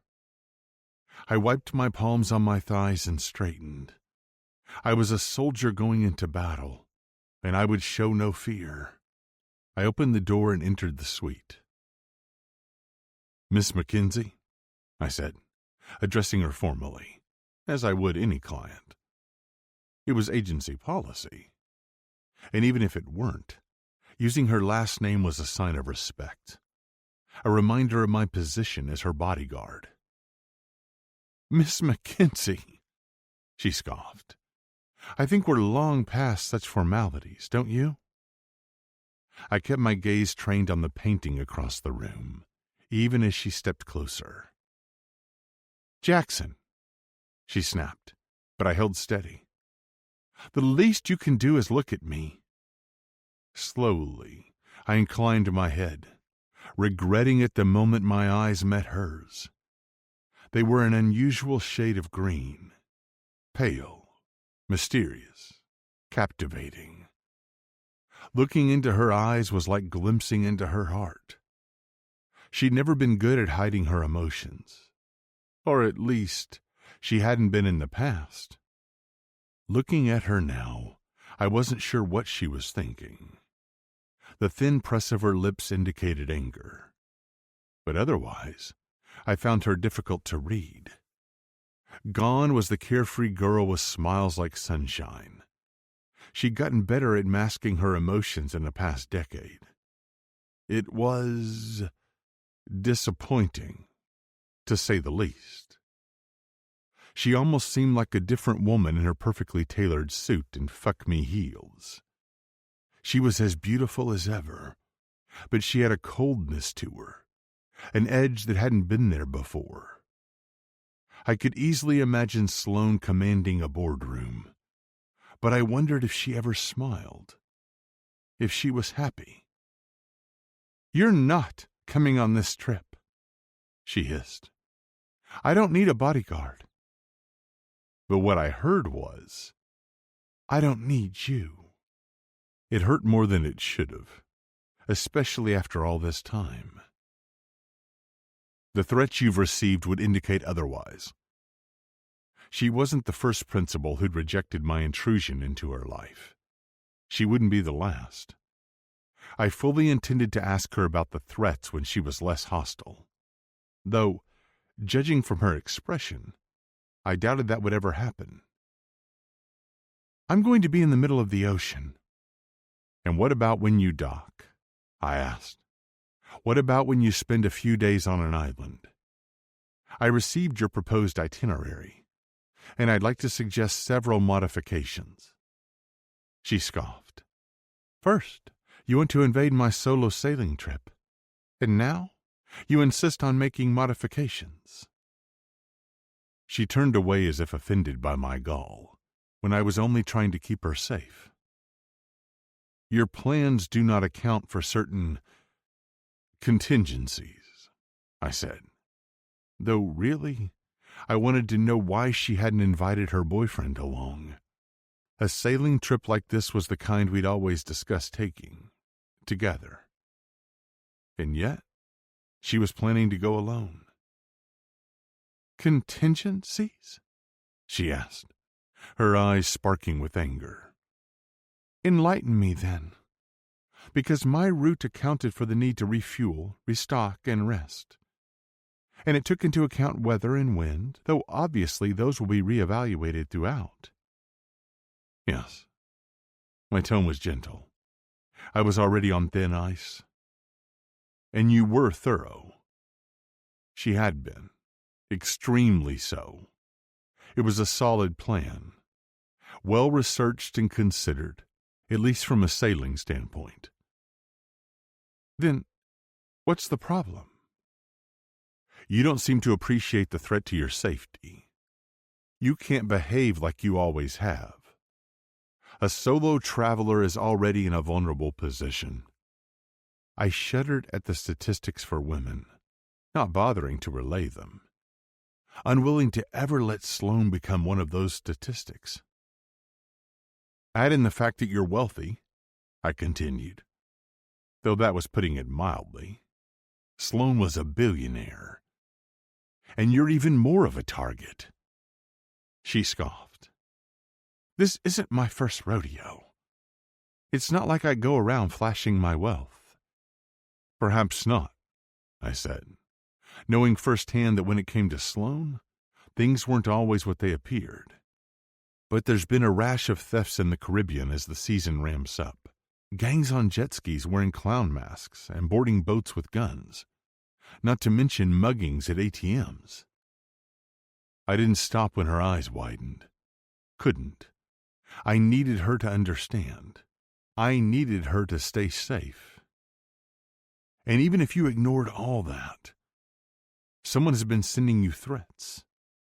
Sloane had always been stubborn, but I'd never considered her particularly reckless. At least, I hadn't in the past. "Are you trying to scare me?" Anger bled into her words, but beneath it, I sensed fear. Sloane was scared, even if she refused to admit it. I tried to keep my cool. "I'm trying to get you to be realistic. I know you're not happy about the situation, but you can't continue to ignore it, no matter how much she might want to." She turned away, walking over to the window and peering out at the skyline. I took the opportunity to study her. The shoulders of her suit tapered to her waist, nipping in before flaring out over her hips. Curves that had always been generous seemed even more so, and the way her skirt clung to her rounded ass had my cock standing up and taking notice. I drank her in like a dying man who'd wandered the desert in search of water. Her skirt had a slit up the back, giving me a rather tantalizing glimpse of her thighs. I could remember the feel of her skin beneath my hands, the birthmark that stained the quad of her right leg. I'd spent hours memorizing every inch of her, hours in her arms, in her bed, inside her. And now, it was almost as if we were strangers. The distance between us had never seemed so great, even when we were on opposite sides of the world. At least then, I could imagine a different outcome. Imagine us in the past as we'd once been, in love and inseparable. Or dream of a future together, even if it would never come to pass. She sighed, playing with her necklace and bringing me back to the present as she turned to face me once more. "What do you suggest?" This was good. She might not trust me, but she'd given me an opening. I grabbed a set of nautical charts, unfolding them on the table before setting some makeshift paperweights on top. "Talk about old school," she teased. "You love it," I retorted before catching myself.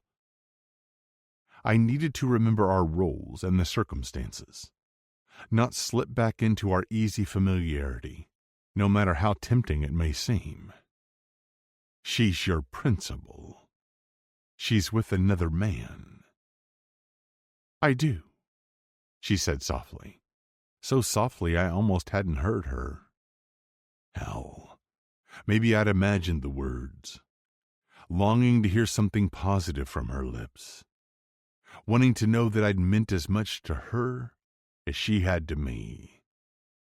I turned my attention to the charts, needing to focus on the present.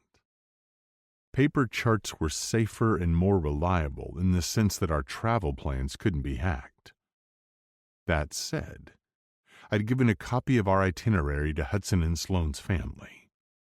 I detailed my proposed route, hoping she would see my suggestions as the improvements they were, mostly in terms of security.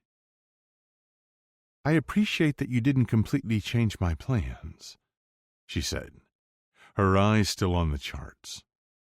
"And getting to see the eclipse is an added bonus. It wasn't even on my radar." My shoulders relaxed, relief washing over me at her acceptance. "Like I said, I just made a few tweaks to make it safer, and I thought you might enjoy the eclipse. Selfishly, I wanted to see it." She let out a long breath, causing her lips to purse and my cock to harden. Jesus. She'd always had this effect on me. It was problematic, to say the least. Vaughn's voice rang in my head. "Turn a conflict into an asset." Yeah. I was pretty sure this wasn't what he'd meant. "Did you volunteer for this assignment?" she asked. "No. In fact, I tried everything I could to extricate myself from it." "Is there really no one else?" she asked, her expression weary. I shook my head. "There was never anyone but you." I might not have been a saint in our years apart, but I'd never given my heart to anyone else. How could I when Sloane had always owned it? Chapter 5. Sloane. Brooklyn tugged on my arm. "Auntie Sloane?" I forced a smile, turning my attention from the view and thoughts of Jackson. He'd left the suite after we'd finalized our plans, but his presence lingered. His scent. He even wore the same damn scent, the cologne I'd given him for his 29th birthday. It was indelibly linked to him in my mind, a mixture of something spicy, sensual, forbidden, and purely Jackson. "What's up?" I asked. She peered up at me, her eyes full of concern. "Are you okay?" "Of course." I wrapped my arm around her shoulder. I didn't know how long I'd been standing there, thinking of the past and debating my future. "I'm sorry. I'm just thinking about my trip." "Are you excited?" she asked. Was I excited? I wasn't sure what I was.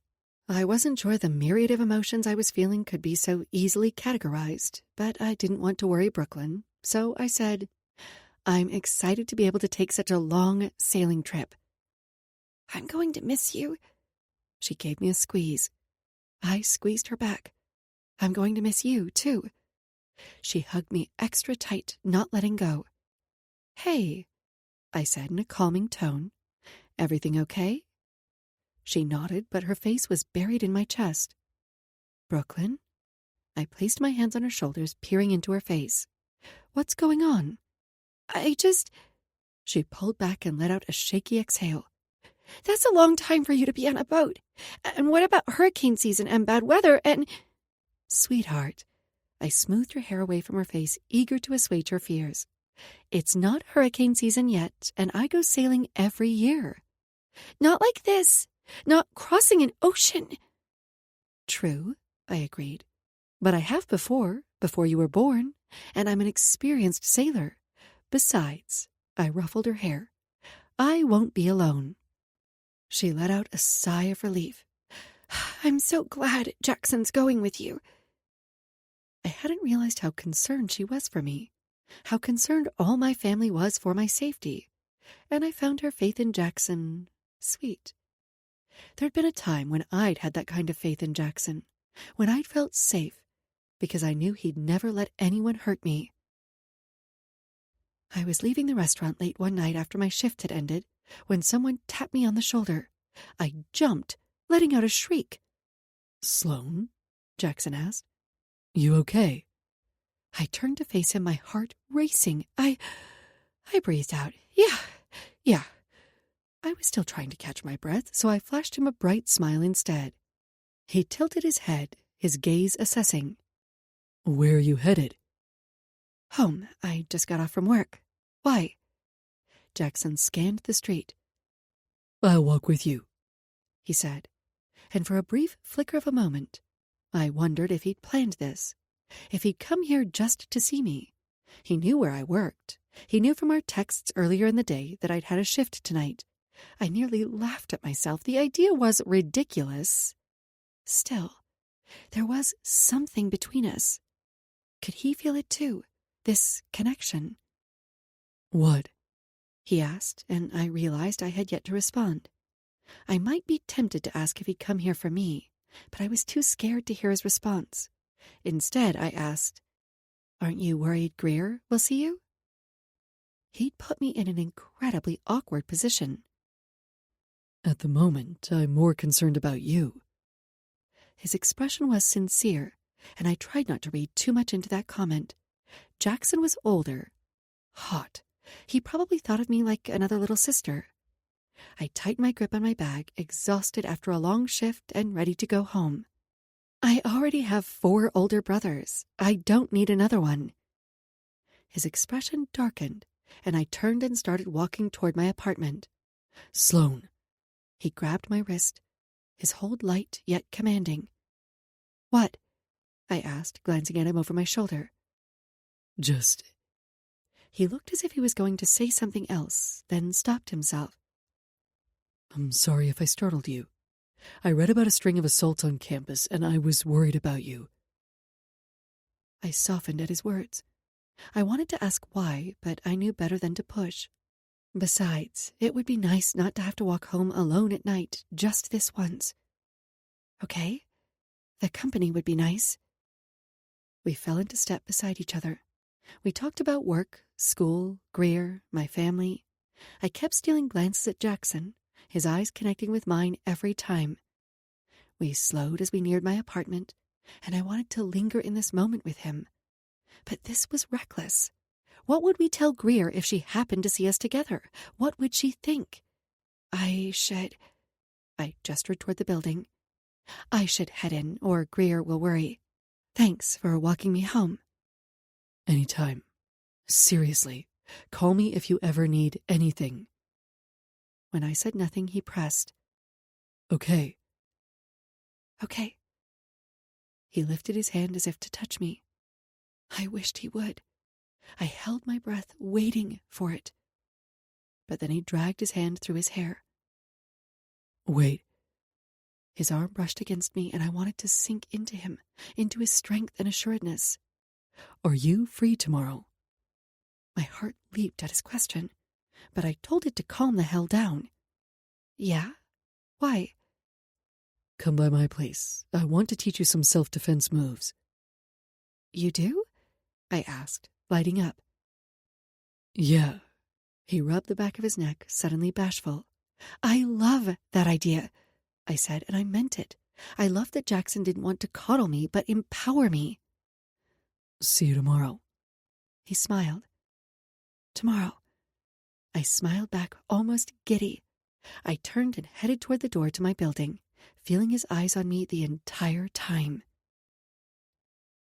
Will you still be able to FaceTime while you're gone? Brooklyn asked, jolting me from the memory.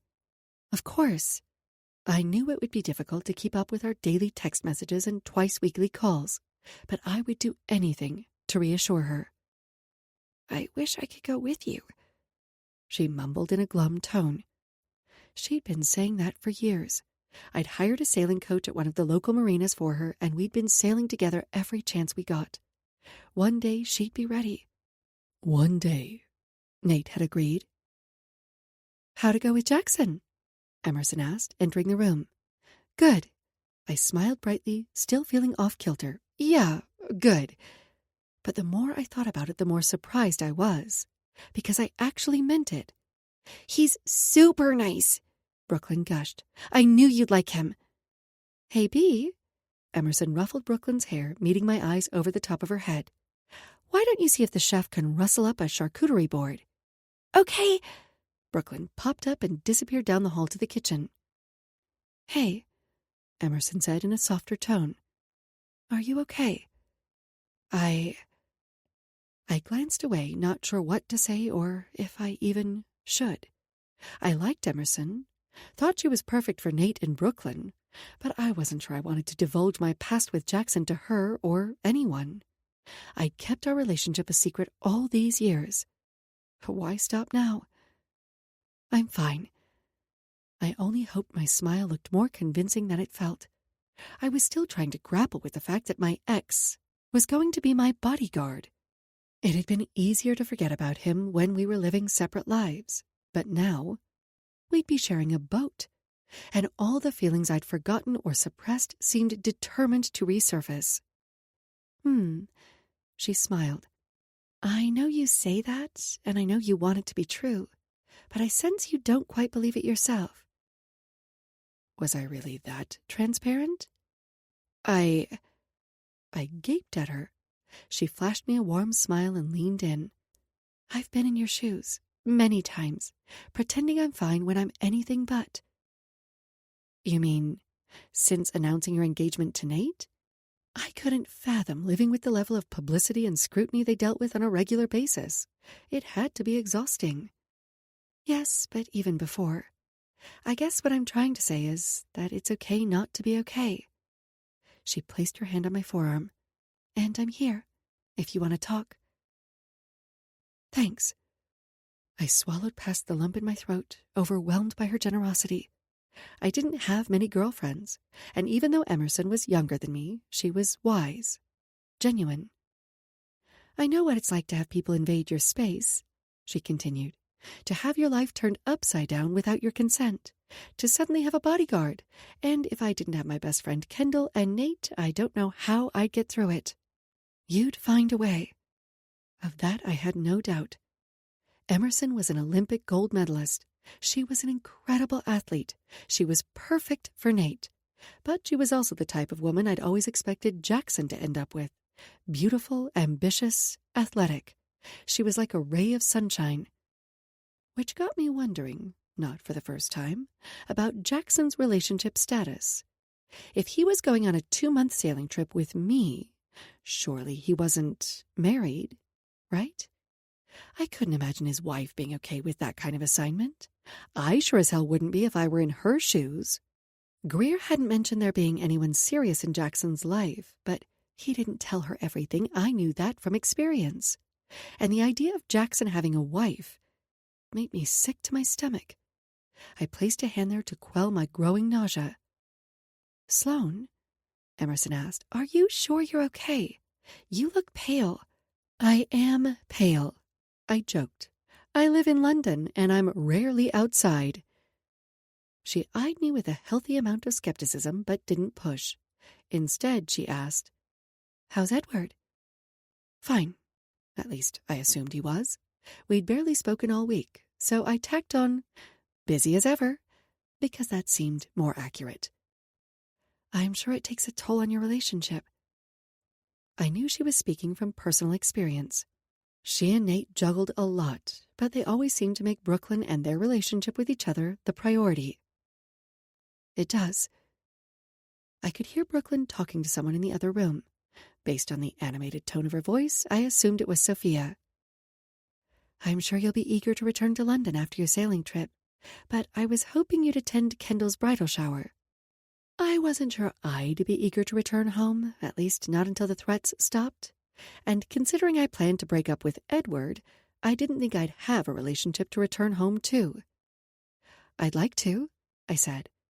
I'll do my best, I added. The chef delivered a charcuterie board, and I wondered if I could ask Emerson about Jackson without arousing too much suspicion. Surely it would seem natural for me to be curious about my bodyguard, right? Especially considering the fact that we'd be in such close quarters. What do you know about Jackson? I asked. Emerson considered me a moment, then said, He's a former Navy SEAL, 44, great with kids, obsessed with safety, discreet, loyal. I already knew all that, but I simply listened as if it were news to me.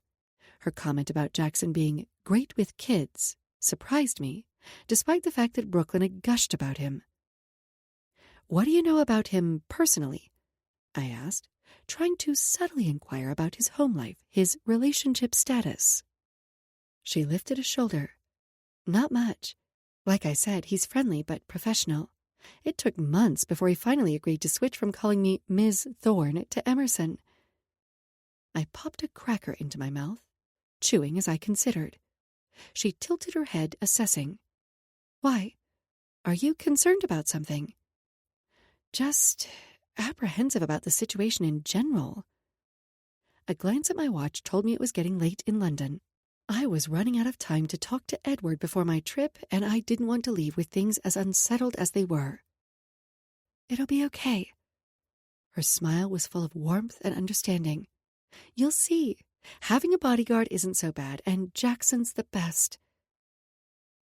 I wondered if she knew about Kendall's bodyguard. I wondered if I should tell her since Kendall was her best friend. But then I decided it wasn't my place. I stood, smoothing down my skirt. I'd better go call Edward. I've got to do some stretches. I'll catch up with you later. When I reached my room, I shut the door behind me and kicked off my shoes. I dragged a hand through my hair, patting across the carpet. I was sick of making excuses, done with lying to myself. I knew what needed to be done. With a deep sigh, I pressed the button to connect the call. Edward answered on the third ring. Sloane, darling. Hey. I stared at the contents of my suitcase. We fell silent for a minute, awkward tension stretching between us. This wasn't the type of conversation I wanted to have over the phone, but he'd been too busy to meet up in the weeks leading up to my trip, and I didn't feel like I could put it off any longer. Do you feel like this is normal? I asked, trying to ease into it. What? Our relationship, I sighed, trying to choose my words carefully. It feels like we're disconnected. Surely he could see that, right? Even my brothers could see that, and they lived on the opposite side of the world. I'm not the one who decided to leave for a 2-month sailing trip. The words came out clipped, and I could imagine him smoothing a hand over his hair as if he could smooth away his agitation. You know I get motion sickness. Edward hated open water, often joking that he could get seasick in a bathtub. I'd always told myself it was okay for couples to have different interests, but sometimes it rankled that we couldn't share something that was so important to me, something that was as much a part of me as my green eyes. I know, I snapped, frustration lining my tone, but he wasn't getting it. This had been simmering beneath the surface for a long time. This isn't about the sailing trip. Then what is it about? Everything else. Edward was perfect on paper, but I couldn't see a future with him, and I'd ignored that fact for far too long. Look, he said in a calmer tone, we lead busy lives. There's a cost. But if you'd move in with me...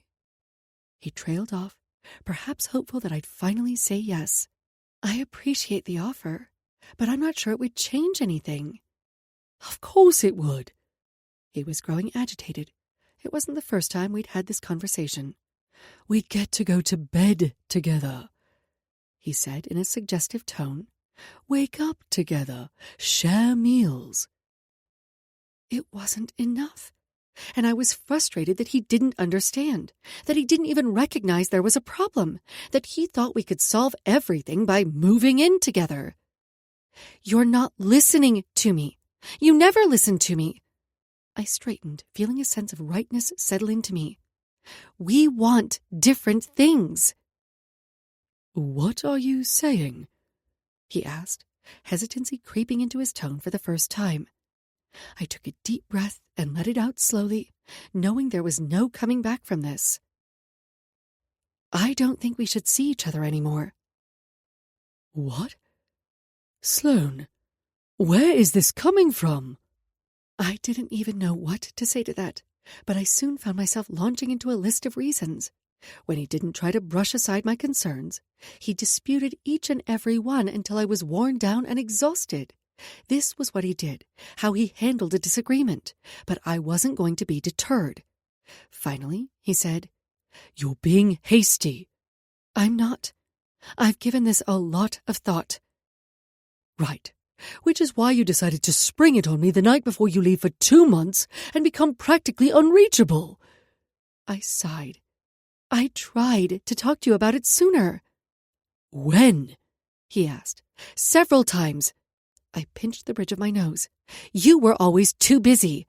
Maybe you didn't try hard enough. You know what, Edward? I gritted my teeth. I'm done. Done arguing with you. Done with this relationship. Come on, Sloane. His tone was softer now, almost pleading. Don't do this. Don't throw away what we have. Can't we discuss this more later, when you're back from your trip?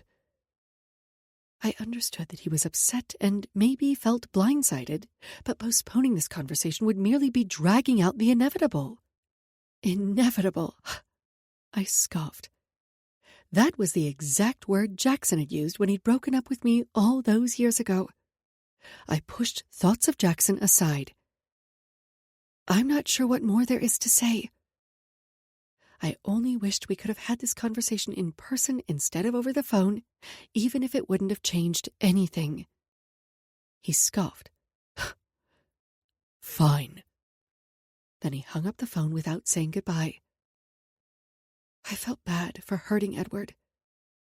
But I set my phone down, filled with an overwhelming sense of peace. For the first time in a while, I felt as if I was making the right decision. The decision that rang true to me. Chapter 6. Jackson. The jet engine hummed, providing sound to the otherwise silent flight. I glanced over at Sloane, her face screwed up in concentration as she stared at her laptop. The light from the screen illuminated her features, those plump lips and determined eyes, and I couldn't seem to tear my gaze away from her, despite telling myself numerous times that it was completely inappropriate. She'd been working almost non-stop since we'd boarded our flight to Miami. Part of me wondered if it was an avoidance tactic, if Sloane had decided to ignore our past and pretend I was her executive protection agent and nothing more. Or if she really was just that busy. Considering she was the senior vice president of operations for a global luxury hotel brand, it was likely she truly was that busy. Yet somehow, it still surprised me. I didn't know why. She'd always been diligent, driven, and determined. But in the past, she'd also known how to relax and have fun. She'd been good at getting me to let go and have fun too. I kept having to remind myself that she wasn't the same girl I'd once known. That what little I knew of Sloane's life for the past 14 years had come from snippets my sister had mentioned in passing, or things I'd read in Sloane's file. I didn't know her anymore. Not really. Seeing her now, she was so buttoned up, so stiff and professional. What had happened? And was I somehow responsible for this change? Don't flatter yourself. It had been years since we were together. I'd changed, and so had she. I sighed and stared out the window, the clouds drifting past. Seeing her again, being so close to her again, had everything rushing back. The good, the bad, the unexpected. I was standing at the entrance to the VIP section of the club near closing time when a group descended. Rich, young, drunk. One of them stopped, her head tilting in confusion. "Jackson?" It took me a minute to place her, and when I did, I could scarcely believe my eyes. "Sloane?" I asked, barely recognizing my little sister's best friend. Damn, she looked good. Short dress, low neckline, glossy pink lips. The longer I looked at her, the more differences I cataloged. And it wasn't just the makeup. It was everything. "What are you doing here?" I tugged on my collar. Shit. Was it tight? Panic sliced through my veins, and I glanced around. No one was supposed to know I was here, least of all my sister's best friend. "Is Greer with you?" She shook her head. "I'm here with some friends who are in town for the weekend." "Come on, Sloane," a girl called to her. I'd seen her earlier. Her and her friends. She was some celebrity, a model or a socialite or something. And she knew Sloane? Nothing about this was adding up with the picture I had of Sloane. She was my sister's roommate, young, broke, college student. Yet here she stood, looking like that. And I wasn't the only one who'd noticed. She turned heads everywhere she went. Suddenly the floor manager was at my side. "Is there a problem?" "No," I swallowed. "No problem, sir." "Good. Then get back to work." He barked and quickly disappeared. Sloane's eyes went wide. "Work?" She leaned in and whispered, "Jackson, are you undercover or something?" But all I could think of was the smell of her. Wild roses and sunshine. Amid the bright lights and the loud music, it centered me. "Please don't say anything to Greer," I begged, careful to keep my voice low. "Please." I'd hoped to have more time before confessing to Greer. In truth, I hoped I'd never have to tell my family I'd left the Navy until after I found a more permanent job. I knew how disappointed they'd be. Disgrace, failure, liar. The words spun through my head on an endless loop. "I won't for now." Sloane held my gaze. "As long as you promise to explain what's going on." "You hungry?" I asked. "My shift's almost over." Sure. Let me just say goodbye to my friends." I nodded, clocking out and then meeting her at the front.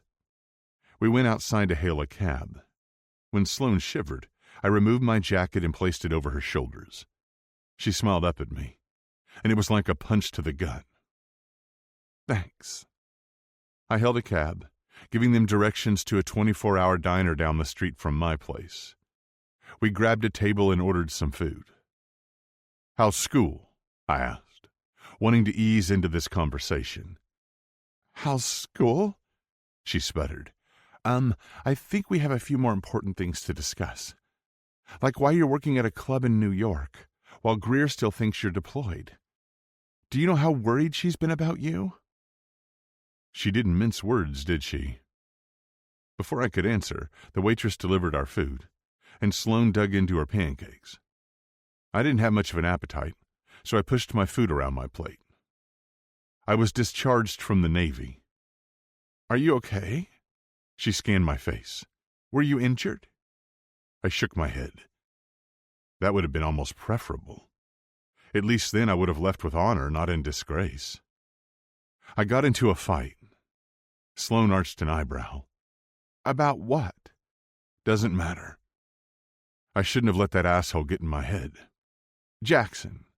Sloane chided. "Clearly it matters if it's the reason you were discharged from the Navy." I sighed, sensing she wasn't going to drop it. I'd already told her more than I intended, and despite not knowing her very well, I trusted her.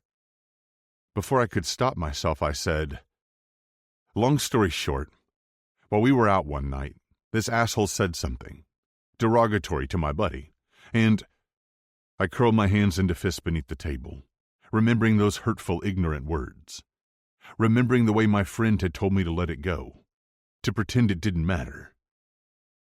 I punched him. Sloane nodded, seemingly not surprised. "Sounds like he deserved it. You're a good friend." It was so nice to have someone take my side. I hadn't expected that. I hadn't expected her to understand, but she had. The asshole filed assault charges, and the Navy was forced to discharge me. I leaned forward, lowering my voice. I'm lucky I had such a good rapport with my chain of command. They gave me only a general discharge, and the chance to earn an honorable discharge if I keep my nose clean. She stayed close, and I realized that her eyes weren't just green. Gold flecks danced in them. They were captivating, and I found it difficult to look away. "Is that what you're doing at the club? Keeping your nose clean?" She used air quotes. "I'm trying to," I admitted, "and I needed a job." "As a bouncer?" Her expression was incredulous. "Look," I huffed, annoyed that she would look down on me for my job. Perhaps she was like those rich girls she'd been hanging out with. "You don't have to understand it, but it works for now." "Jackson." She opened her mouth as if to speak, then closed it, opened it again. "I'm not judging you for your choices, but even I know that you don't belong there." "Oh yeah?" I scoffed. "You know that? Because you know me?" She rested her forearms on the table. "I know enough about you to know that being a bouncer is a respectable job, but it's not the job for you." "What would you have me do, huh? Do you know how hard it's been to find work? My buddy pulled some strings for me to get this job." I hadn't meant to admit that. I hadn't meant to admit any of it. She paused, swallowed. "I know someone who works at a luxury hotel. Maybe they're looking to hire someone in their security department." "Thanks." I sipped my drink, annoyed with myself more than anything. "But no thanks." "If you change your mind," she said, "the offer stands." "I appreciate it." "What about Greer?" she asked. "When are you going to tell her?" "I'm not." She choked on her drink. "What?" "You heard me. No way in hell was I telling my family. My dad was one of the most decorated SEALs of all time, and I was a disgrace. Worse than a disgrace. I was pathetic. I couldn't even control my temper." The waitress brought the check, and Sloane and I both grabbed for it. I narrowed my eyes at her, trying to claim it for myself. "What do you think you're doing?" "I've got it." She tugged. I growled and removed the check from her hand. "I've got it." "Fine," she huffed, "but only if you let me buy next time." She smirked. Sloane was different than I'd expected. More outspoken or something. Or maybe she was just tired. It was 3 a.m. "There will be no next time," I said. "After this, you're going to go home and pretend this whole conversation, this whole evening, never happened." "So you want me to lie to my best friend and your sister?" God, I hated hearing her say that. But yes, that was exactly what I was asking. I dragged a hand over my head. "I want you to give me some time." She seemed to consider it, then said, "I know what it's like to want to hide something from your siblings." I wondered what she meant by that, because her tone certainly indicated something darker. My curiosity was piqued. "And I know," she continued, "what it's like to be on the receiving end of a sibling's misguided attempt to protect you." She gave me a meaningful look. "So I will give you time, but you need to tell Greer." I'll consider it. That was the best I could do for now. She stood. Thank you for the pancakes and the honesty. I smiled, standing as well. Thank you for listening. Anytime. She patted my shoulder, and for the first time in months, it felt as if a weight had been lifted. We'll be starting our descent into Miami shortly, the captain announced over the intercom. I returned my attention to my laptop, reviewing Sloane's file once more. I scrutinized the threats for new clues, combing through her contacts in search of answers. I opened the file on her boyfriend, Edward Burton, heir to Burton Banking and future Duke of Torrington. I rubbed at my chest, seeking to soothe the ache there. Knowing Sloane had moved on and seeing proof of it were two different things. I wasn't sure she could have chosen anyone more different from me.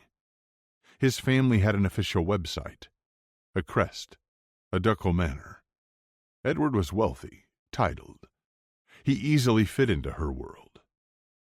I studied the articles and pictures of Edward and Sloane at various events. They looked perfect together, and though it pained me to admit it, I was glad she'd found happiness, even if it was with someone else. I was right to let her go.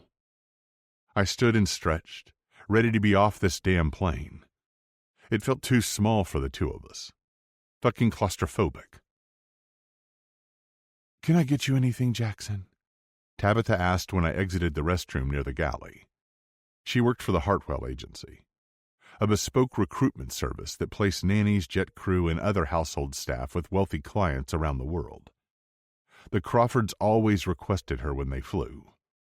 I'd interacted with her a number of times, and she was always polite and discreet. She kept to herself.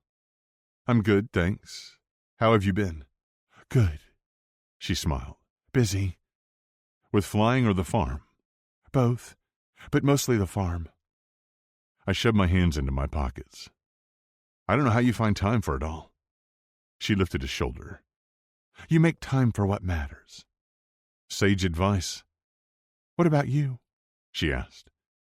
You're no longer protecting the Crawfords? She gave me a meaningful look, as if to say, what's up with that?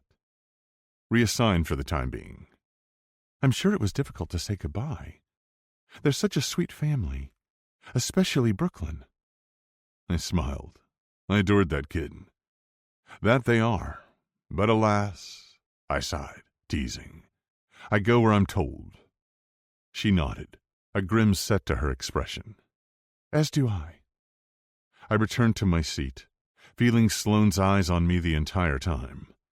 When I looked at her, she quickly turned her attention to her laptop, and I wondered if I'd imagined it. I took my seat and resumed my arrangements for the trip. Today we were flying to Miami, where the boat was docked, while Sloane met with the staff at the Huxley Grand Miami. I'd use the rest of the day to finish preparations so we could cast off in the morning, assuming the weather stayed fair. Levi, a teammate from Hudson who was already stationed in Miami, would keep an eye on Sloane while we were apart. I reviewed the schematics of the boat, as well as the safety specs.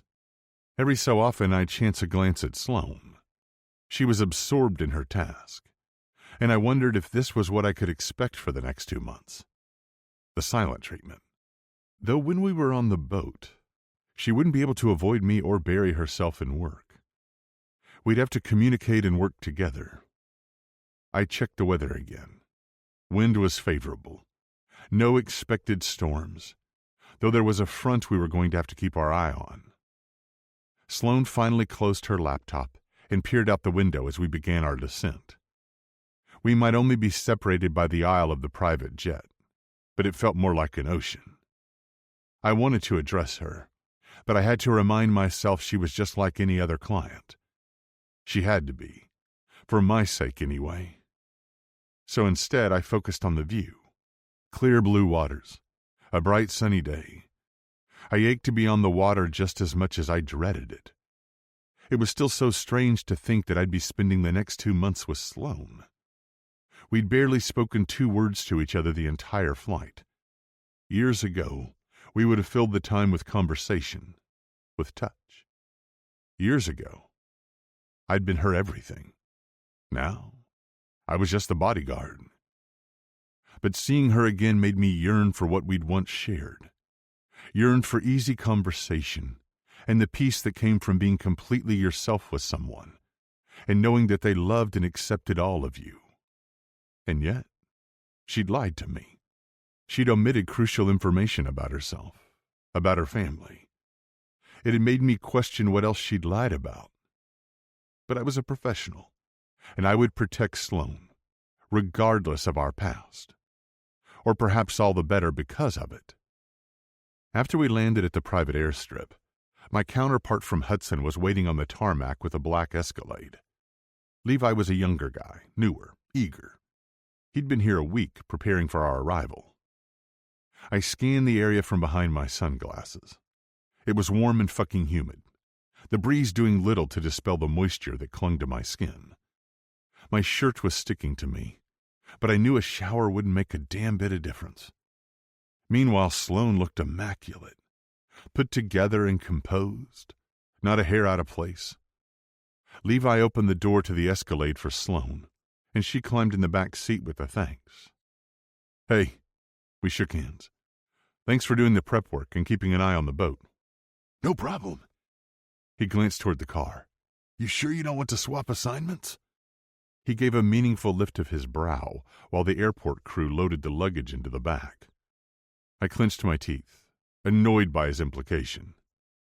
No, I do not. She was the fucking principal. He had no business ogling her. Now, let's get going. He lowered his sunglasses, a sour expression on his face. Geez, lighten up a little. It was a joke. I crowded him, hardening my jaw. I don't joke when it comes to the principal. Not about their safety or their person. You got it? He gulped. Got it. Good. Now show me that Hudson didn't make a mistake in hiring you. Yes, sir. His entire demeanor changed. He climbed into the driver's seat, and I joined him in the front. Grateful Sloan already had the privacy screen raised. I planned to use the time to review a few things with Levi. But more than that, I needed some fucking space. Being with Sloan, inhaling her scent, it was fucking with my head. And as we drove across town, I realized that maybe I'd been short with Levi. But if he couldn't handle it, he didn't deserve to be here. Levi pulled into the VIP entrance of the Huxley Grand Miami. As soon as Sloan exited the car, the staff fawned over her. Nate and his family had always been treated with respect at the Huxley properties. But Sloan was treated like royalty. She was their queen. Not that it surprised me. She'd always had a way with people, a kindness, a charisma that was different even from Nate's magnetism. When Sloan was with you, she made you feel as if you were the only person who mattered. But seeing her in a professional setting was enlightening. Hell, if anything, it made me respect her even more. You could tell a lot about a person from the way they treated their employees. And Sloan treated everyone with kindness and respect, both cleaning staff and manager alike. As difficult as it was to tear my eyes away from Sloan, I forced my attention to Levi. You good here? I've got it covered, Blackjack. He tossed me the keys to the Escalade. After our conversation on the ride over, I had more confidence in his ability to protect Sloan. At least for a short time, when assisted by hotel security. I'm going to do a sweep of the suite and then head to the marina. I should be back by 1800, but contact me if anything comes up. And I do mean anything. He scanned the entrances and exits, monitoring everyone who came in or left. I already checked the suite, but staff would have delivered the luggage, so that's a good idea. I could remember being young and cocky like him. He had some growing to do, but he had potential too. I went up to the penthouse, conducting a thorough sweep of the suite before I was finally satisfied. Then I drove to the marina, eager to see the boat in person. I parked and went through the gate. The lack of security measures was disappointing, though not entirely surprising. At least Levi had been keeping an eye on things, providing an escort for the staff who'd stocked the boat with food and other supplies in preparation for our trip. The marina was a hub of activity as charters returned from an adventure or prepared for a sunset cruise. I quickly found Sloane's boat, a gorgeous sailboat named Athena. I'd wondered at the name before, and seeing it now, I was even more curious. Athena was the Greek goddess of wisdom and war. I didn't remember Sloane being a huge fan of Greek mythology, at least not enough to name her boat for it. And yet, this boat was named Athena. Interesting. I did an external survey of the boat, checking safety supplies and the integrity of the hull and sails. Once I was satisfied, I headed below deck. Everything had already been cleared by a local boat mechanic. Before that, it had been sailed here by a crew from the Hartwell Agency. Their crew certified that the vessel was in perfect condition, so that gave me some peace of mind. The boat was nice. More than nice, actually. It wasn't brand new, but it wasn't that old either. I could definitely think of worse places to spend the next 2 months, even if I struggled to imagine being so close to Sloane after all this time. The main living space was high enough that I didn't have to hunch my 6'2" frame. Most of it was clad in warm wood tones or creams, and there were multiple places to sit. The kitchen was small, but well appointed, and the storage was ample and cleverly done, allowing access from multiple points. I double-checked that the satellite phone was where it belonged. The red lights to preserve night vision were working, as was the radar system. We had a set of paper charts, personal locator beacons, first aid kit. The main cabin, where Sloane would sleep, was cozy. The bed was covered in pale blues and fluffy whites. I had a brief vision of her lying on the bed, her hair splayed over the pillow as I peeled a swimsuit from her body. I groaned and headed for the guest room. That was never going to happen. The guest quarters were smaller than the main, with part of the roof sloping low over the foot of the bed. It was a good thing I wasn't claustrophobic, because the size of the room was more suited to someone Brooklyn's height. I smiled, wondering what Brooklyn and the rest of the Crawford family were up to. She'd insisted on throwing me a going-away party, and I loved her for it. After protecting them for a year and being so intimately involved in their lives, I missed them. I missed hearing about Brooklyn's day as she chatted with Emerson in the back seat on the way home from school, and it was strange not knowing what they were doing and if they were okay. Yes, they were my clients, but over the past year they'd become more like family, especially since the addition of Emerson. I knew they were in good hands. I wouldn't have recommended my replacement if she weren't up to the task. And my reluctance to say goodbye was probably an indication that it was past time to move on. I'd become too attached. My phone rang, Vaughn's name flashing on the screen. "Hey, Vaughn, what's up?" "Just checking in before you head out. Everything look good?" "Yep." I glanced around the boat once more. "Supplies are on board. Levi delivered the package from Hudson, so thanks." "Good."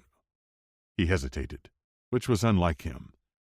"Look, I'm sure this goes without saying, but these circumstances are unique." I frowned. Vaughn didn't typically flounder about with words.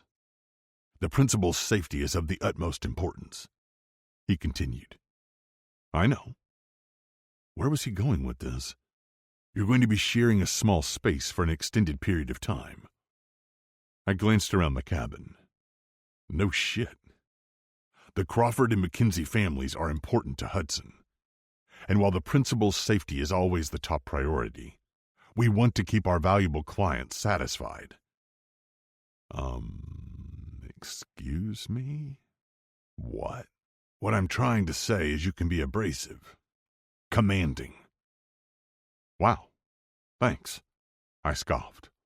"It's not a bad thing, but at least try to give the principal the illusion that she's in control." I barked out a laugh. "Anything else?" "Be safe out there. Check in as agreed, and we shouldn't have any problems, right?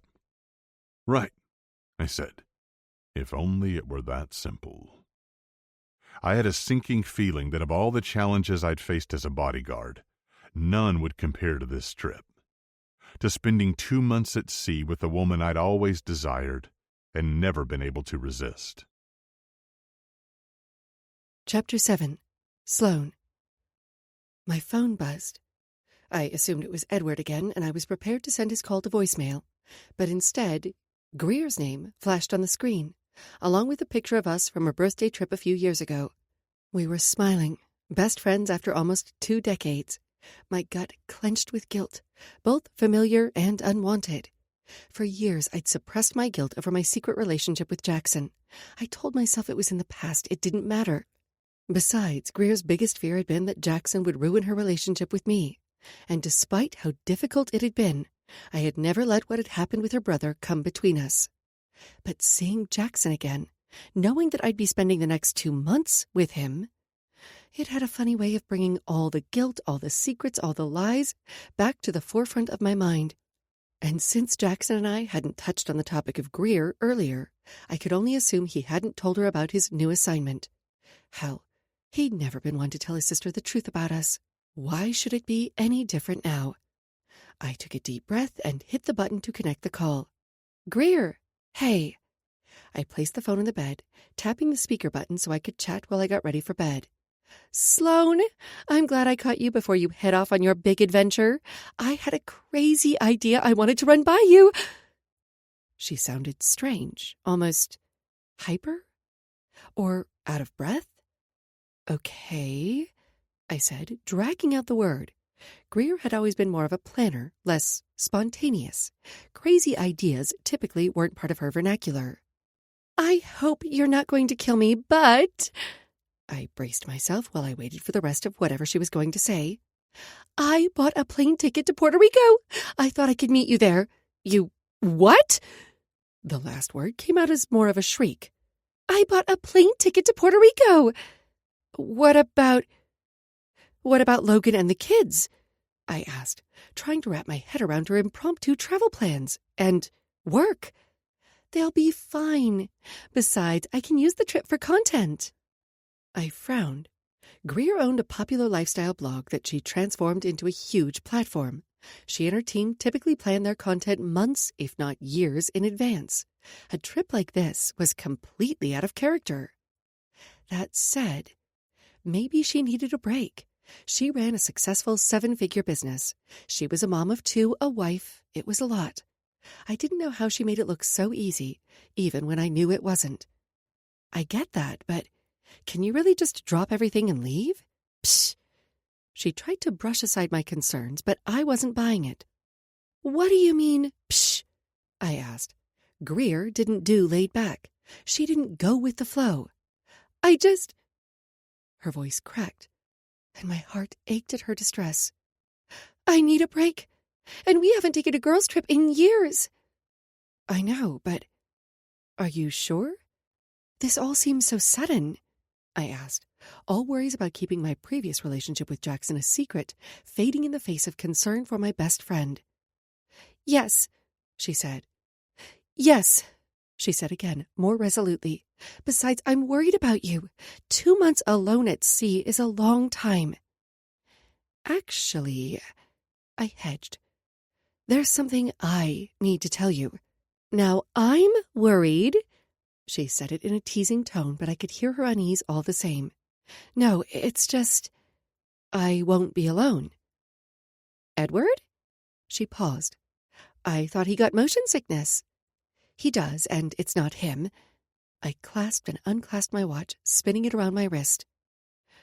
We broke up, and I had yet to shed a single tear. If anything, I felt relief. Our relationship had been built on mutual respect, compatibility. For a long time, I thought that was enough, told myself it was enough. For real?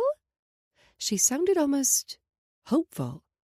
Yes, for real, she shrieked, and I was grateful I hadn't been holding the phone to my ear. OMG! Who's with you then? A new boy toy? One of your brothers? No to the boy toy. To both. And we only recently ended things. Are you okay? She asked, her tone softening. I am. I smiled. I'm glad. About me or the breakup? She laughed. Both? So, are you going to tell me who's going on the trip with you so I can stop putting my foot in my mouth? Is that even possible? I teased. Har, har. Who's going with you? I hesitated a moment, my heart rate always quickening at the thought of the threats. You know those nasty notes I received? I told her about the first one because I thought it was a joke, but then she'd insisted I keep her posted, so I had. Yeah? My brothers made me hire a bodyguard. Finally! She sighed. Shit. Had she been that concerned for me too? Is he hot? I swallowed hard. Your brother. And yes, he's hot. She was quiet for so long that I glanced at the screen to make sure we were still connected. We were. Greer? I prompted. Sorry. She sounded almost dazed. I think it must have cut out. You said something about your brothers? No. I took a deep breath. Your brother. Jackson. Jackson is my new bodyguard. There was a pause and I braced myself. Jackson's going with you. Yep. On the boat, she said. Mm-hmm. I was practically holding my breath at this point, waiting for her reaction. For 2 months. Yes. I sighed. There was no way around it. And Jackson wasn't happy about it either, judging from his exchange with Tabitha on the flight here. His terse, I go where I'm told, echoed in my mind. Wow, that's... I prepared myself for her to say terrible, but instead she practically yelled, Awesome! It is? My shoulders were still coiled tight with tension. Yeah, I feel a lot better about the situation with him there. He's a good sailor, and I know he'd never let anything happen to you. You're like a sister to him. I winced. Right, like a sister. Plus, she continued, when we're all in Puerto Rico, it'll be like old times. Except it wouldn't be. Like old times. Jackson and I wouldn't be sneaking around, stealing kisses, touching every chance we got. But we'd still be lying about our relationship. I'd never told Greer about Jackson. How could I? I knew how much losing her high school friend had hurt her, and I'd gotten involved with Jackson anyway. She'd known that I was seeing someone, that I was heartbroken when it had ended, and for the longest time, she'd suspected that my mystery man had been married. She'd never outright asked, but she'd hinted at it enough times. I could never bring myself to tell her the truth, and I'd always felt like such a coward for it, but I refused to come between my best friend and her older brother. Selfishly, I couldn't fathom the thought of losing her. Greer had been my rock, my best friend since freshman year of college. She'd been there for me when my beloved grandmother had died, and then when my grandfather had followed soon after. Their deaths had left a gaping void in my life, and then my siblings and I had been left to take on the mammoth task of running the global hotel empire. Greer and I had been there for each other through bad dates and heartbreaks. Whether it was the best time of my life or the worst, she was always by my side, and I had her back. Which was why my betrayal, my lies, felt like the worst possible sin. Sloane? She asked, and I wondered how much of the conversation I'd missed. Yeah? I said I'll see you in a few weeks. I couldn't tell her no. Not that I'd want to anyway. So I tried to force myself to sound enthusiastic. Sounds good. Love you, Greer. Love you too. We ended the call, and I sank down into one of the chairs. What the hell was I going to do? The last time I'd been with Greer and Jackson had been at her wedding, and I'd sworn it would be the last. It was too painful. There were too many secrets between us, too much potential for hurt. My mind drifted back to that day. I peered out the window at the Empire State Building. Still no sign of Jackson. I wasn't sure whether to be relieved or disappointed. I hadn't seen him in nearly a year. Not since he'd broken my heart. And now I was going to have to stand across the aisle from him and smile as we watched his sister and my best friend get married. I sighed, dreading that moment, The moment when I'd have to face him, when I'd have to smile and pretend as if nothing had ever happened between us, as if he didn't know my body intimately, hadn't consumed my thoughts for the past few years, hadn't shattered my heart completely and irrevocably. Was he bringing a date? Was that why he was running late? Oh, God. I held a hand to my stomach. If I had to watch him laughing with someone else, touching someone else, I was going to be sick. "Sloane?" Greer called. Yep. I answered too quickly, my tone too bright. If anyone found my behavior odd, I hoped they'd chalk it up to wedding day nerves and excitement. Not the fact that I was going to have to face the love of my life after he told me that the end of our relationship was inevitable. Inevitable! Ha! Looking back now, I could say the only thing that had been inevitable was the fact that he'd break my heart. Greer had been right. "What can I get you?" I asked Greer. Jackson might be running late, but I knew he would never miss his sister's wedding. He was walking her down the aisle, for Christ's sake. Something to eat, to drink? Champagne? She grinned, passing me a glass. Here. I realized then that the rest of the bridal party were already holding their own flutes, the bubbles racing to the top. If I'd eaten breakfast this morning, I was pretty sure it, too, would be racing to escape. "Thank you all for helping celebrate my wedding." Greer smiled. "I'm so grateful for each of you and the role you've played in my life." "Aww," one of the other bridesmaids crooned. I wanted to be present, to be there for my best friend, but it felt as if I were floating outside my body, watching everything as it happened to me, instead of being an active participant. Damn Jackson! "And thank you to Sloane," Greer turned to me, "for helping me have the wedding of my dreams at my dream venue." She spread one arm wide to encompass our suite. "The presidential suite at the Huxley Grand, New York? It doesn't get any better than this." The Huxley Grand, New York was one of the most sought-after wedding venues in Manhattan. It didn't matter that it was incredibly expensive. It was booked out years in advance. But for Greer, I'd covered the majority of the cost, knowing she'd never let me pay for her wedding, even though it wouldn't make a dent in my inheritance now that I had full access to my trust. I inclined my head. Only the best for my bestie.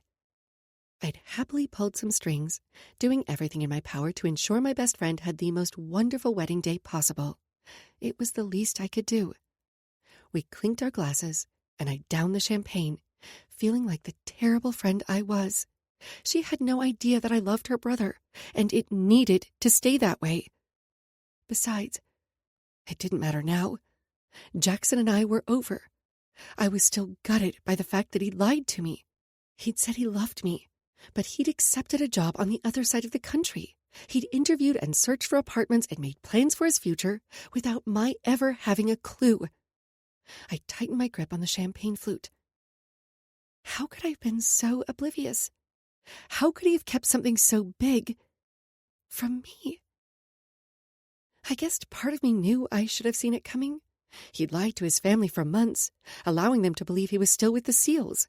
We'd both lied about our relationship, never letting on that we were together, that we were in love. I took a gulp of champagne. Were we, though? In love? Everything else had been a lie.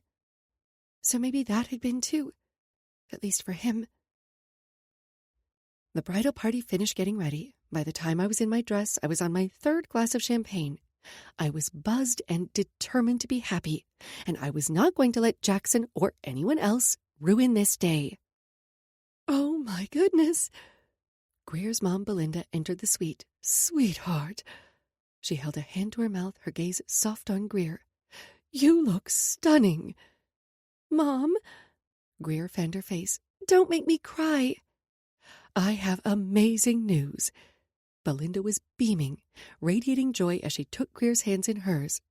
"Your brother made it in early this morning. He's getting ready and should be up soon." Greer's shoulders relaxed, her face transforming into one of serene happiness. "Did you hear that, Sloane?" Greer turned to me. "Jackson made it. He's not going to miss my wedding." "That's great." She turned back to her mom. And while I was happy and relieved for my best friend, her announcement only served to ratchet up my anxiety.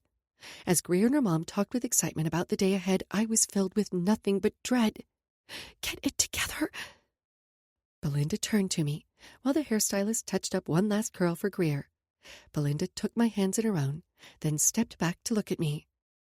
You look so beautiful, Sloane. I was grateful that Greer had let us pick our own dresses, provided they were black. I'd opted for a halter-neck dress with a low back and a high slit. Anything to feel confident and sexy. Thank you, Belinda. She gave me a hug. There was a knock at the door, and the butler peeked his head in. Mrs. Shaw, your son is here. Give me just a minute, Mom, Greer called. Sure, she said to Greer before turning back to me. Try not to break too many hearts out there. She winked. I laughed, though it had a nervous edge to it. If she only knew. Greer came over to me while the others visited. Hey, you okay? She asked, her voice low as she placed her hand on my shoulder. Are you kidding? I smiled, but thanks to the champagne, it didn't feel as forced as before. I'm so happy for you. I know, but... She glanced around as if to confirm no one was listening. You've been going through a lot. A really rough breakup, a move, and... I held up a hand to silence her. I appreciate your concern, and I love you for it. But you don't need to worry about me. Especially not on your wedding day. Maybe a wedding is just what you need. Maybe you'll find a hottie to hook up with. One of Logan's cousins is single. She waggled her eyebrows. Thanks, but I'm good. I couldn't imagine hooking up with another man, no matter how hot they were. Jackson had ruined me. Sloane, she chided. Greer, I mimicked her tone. I'm fine, promise. I got the distinct impression she didn't believe me. Hell, I wouldn't either. She, of all people, knew how much of a mess I'd been after the breakup. Is everyone decent? Jackson's low voice called, practically vibrating through me. Fuck. Oh, fuck. Come in, Greer called out. Before I could enter, I turned my back to the door and busied myself with my phone. I took a deep, fortifying breath. This was the moment I'd been dreading for months. Act normal, act normal, act normal. What the fuck even was normal in this situation? My best friend's brother was the love of my life and the man who destroyed me. I went to the mirror, keeping my eyes on my reflection as I reapplied my lip gloss. I refused to look at Jackson. It didn't matter that I could sense his presence, that my body was still attuned to him like a flower seeking the sun after all this time, that I could feel his eyes on me, like a lover's caress. I knew if I looked at him, it was over. My carefully constructed facade would crumble. Yet, when I glanced up, yep, sure enough, there he was, and damn, he looked good in his dress uniform, medals strapped to his chest, and he was looking right at me, our eyes locked in the reflection. I sucked in a quiet gasp, feeling the force of his gaze like a bullet through my chest. I quickly glanced away, my cheeks flaming with heat at the fact that he'd caught me staring. My heart was racing, and all the champagne was catching up to me, and not in a good way. I can do this. I can do this. I turned away from the mirror, smiling and keeping my attention on Greer. Jackson greeted the other bridesmaids by name, giving some of them a hug. And then he came to me, and my body froze, as if I was waiting to see what he'd do first, like he was a predator and I was his prey, and I didn't know if I'd make it out of this alive. Sloane, he rasped. My heart thundered in my ears, and I couldn't get a read on his tone. I inclined my head, unable to say more than, Jackson? The click of a camera shutter reminded me just how many people were watching, and, damn it, I was not going to ruin the day for Greer. So I smiled and tried to focus, as always, on my best friend and not her brother. Chapter 8. Jackson. The door to Sloane's room opened, and I pushed off the wall. Her gaze flicked to me, her expression guarded. She looked like she'd slept about as well as I had, which was to say, not well at all. She had dark circles beneath her eyes, and yet something was different from yesterday, though I couldn't put my finger on it. She walked past me without saying a word. She didn't want me here, and I couldn't bring myself to leave, not when she was in danger. I rubbed a hand over my jaw. This was going to be interesting. Levi drove us over to the marina so we could set out for the Bahamas.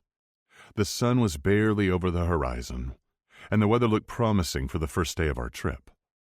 We ran through a series of checks, preparing the boat to cast off. It was easy to fall into a rhythm, to get lost in the final preparations for the trip, and I was grateful to have a distraction. We didn't speak much, but we didn't need to. "Ready?" she finally asked, emerging from her cabin. Sloane had changed into a pair of shorts and a t-shirt that stretched deliciously over her breasts before nipping in at the waist. Her shorts ended mid-thigh, and I had to clench my fists to keep from reaching out to touch her. She wasn't mine, and she hadn't been for a long time. "Whenever you are. The desalinization tank is full, and the solar panels are fully charged." "Good," she said, then added, "Thanks." I followed her up on deck, where she fired up the engines. Her sunglasses shielded her eyes from my view, and I couldn't get a read on her. I suppose that wasn't my job, though.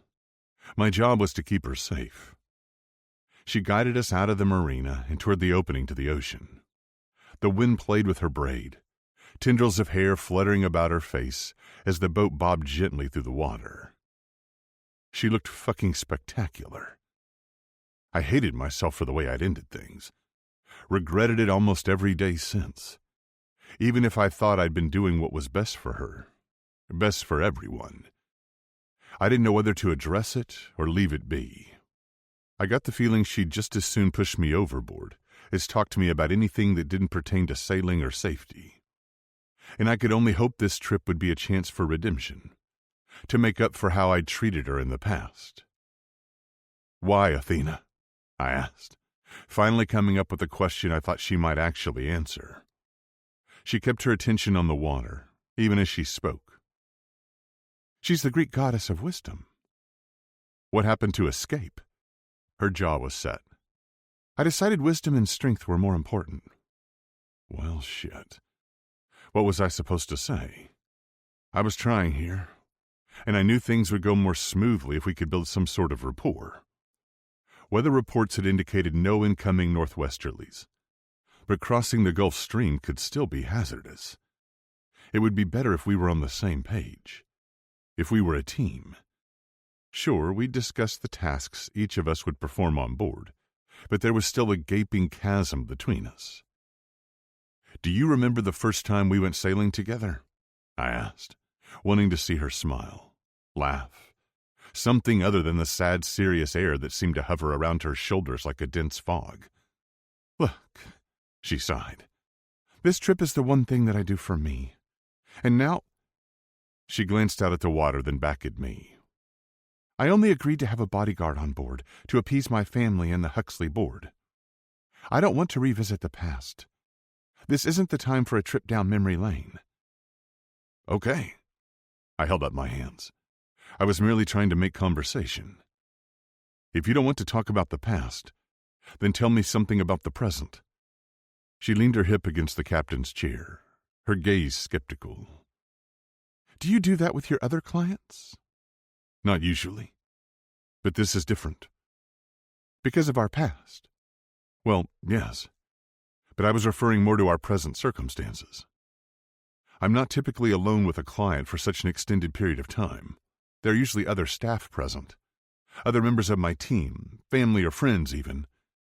I wasn't trying to make her uncomfortable. In fact, the opposite was true. We sat in silence for a while before she asked, "Do you like being a bodyguard?"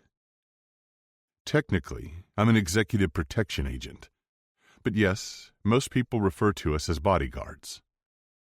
"Okay," she said, dragging out the word, annoyance bleeding into her tone. "Do you like being an executive protection agent?" I lifted a shoulder. "It definitely has its perks at times." I gestured to the view. We were nearing the edge of the breakwater, and I knew the wind would likely pick up as soon as we were past it. The waves, too. Here. I handed her a life vest. She thanked me, and I watched as she secured it before putting on my own. I'm sure it's not all fun and games. Just like everyone assumes my life is full of ease and luxury. And a lot of it is, she said, her expression darkening. But it is also a lot of hard work. Exactly, I nodded.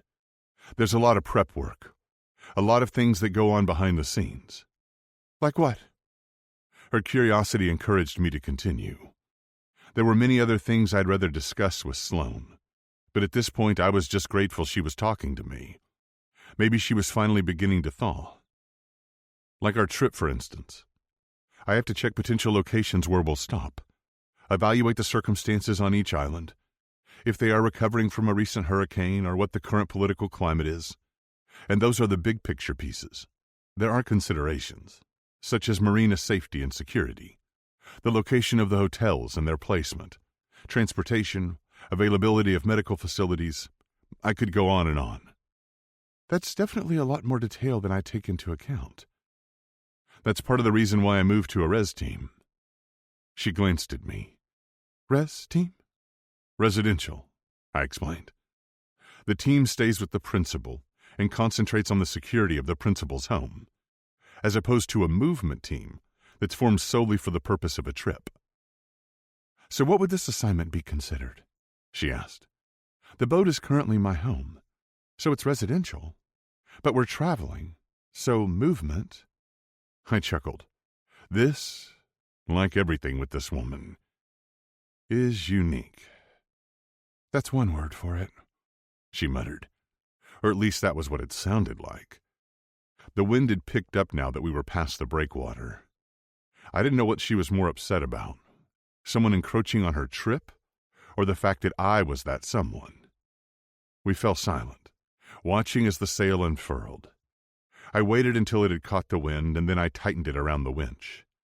The sun beat down on me, and I tried to adjust to the idea that this would be my life for the next 2 months.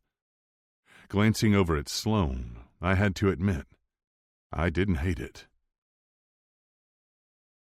The rest of the day had been pleasant, but spending the day in the sun had sapped the energy from me. Despite my exhaustion, I tossed and turned, plagued with thoughts of Sloane, snippets from today and memories from the past. What would you name your boat if you had one? She asked, running her hand over my chest. With Greer at Logan's, Sloane and I were spending a lazy morning in bed. She didn't have class until 11, and I was off until Thursday. I was too distracted by her touch to think of much else. Hydrotherapy. She laughed, her body vibrating against mine. It was intoxicating, her happiness and the idea that I'd caused it. How about fantasy, but spelled S-E-A? She smacked my chest playfully. Too cheesy. What about you? I trailed my fingers up and down her back. What would you name your boat? I don't know. Maybe liquid asset? Very punny, I joked. Okay, then, she said, a smile in her voice. Be serious. I didn't know why this was so important to her, but it was. So I said, Serenity. She pushed up on her elbow and peered down at me. Her face was all scrunched and cute. That makes me think of a funeral home. Or that show. What was it? Firefly? I offered, pinching her side. She started giggling, batting my hands away. Yeah, that's the one. I couldn't believe my sister had made her watch that, but I guessed it was a testament to their friendship. My thoughts soured. I didn't want to think about their friendship or how my relationship with Sloane might impact it. So instead, I focused on tickling Sloane. Okay, you think you can do better? I kept tickling her, making her breathless with laughter. Huh? Tell me what you'd name your boat. She was laughing so hard she could barely speak. When she rolled on top of me, rocking her body against mine, I finally relented. I settled my hands on her hips. Escape, she said, sighing as she sank down on my cock. Escape. I groaned and tried to ignore my cock and the way it hardened at the memory. I tried to focus on the present instead of the past. Today had been nice. Surprisingly so, despite the rocky start. Sloane and I hadn't talked much, but we hadn't needed to. There was a pleasantness, a contentedness, to taking responsibility for the various tasks that needed to be done on the boat. A sense of peace had settled over me as soon as the coast had faded from view, and it seemed to have the same effect on Sloane.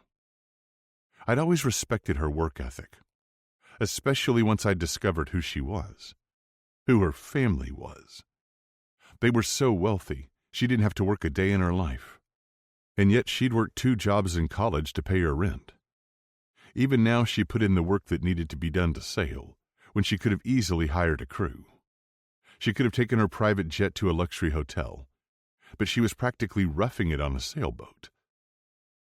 After a full day of sailing, we'd made it to our first stop in the Bahamas. We'd cleared customs and immigration relatively quickly, which was a relief. We docked for the night at a marina to rest up and make any final preparations before heading down to Turks and Caicos. That leg of the trip would take about a week if we were lucky. After today, I found myself looking forward to it. Sloane still wasn't thrilled about my presence, but she'd actually smiled at me a few times. A smile of pure joy when we'd let out the sail and the wind had carried us away. A small tilt of her lips in gratitude when I'd brought her lunch. I sighed, tucking my arm behind my head. I know it wouldn't all be smooth sailing.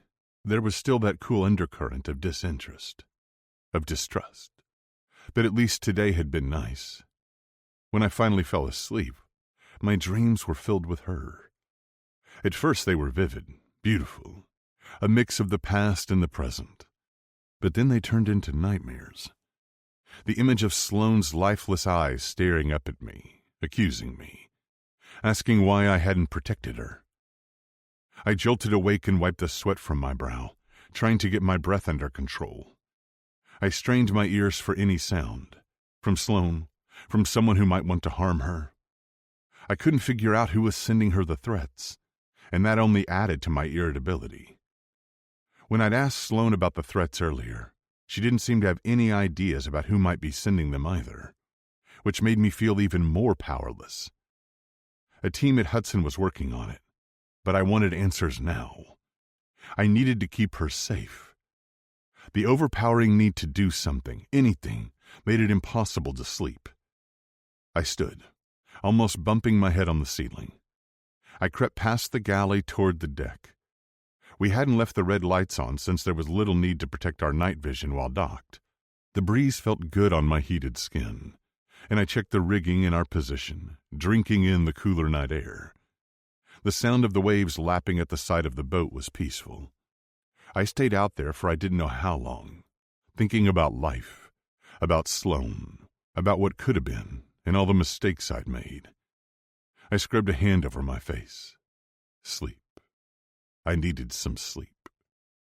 I headed back down to the cabin, and I was passing through the darkened galley when an elbow connected with my stomach.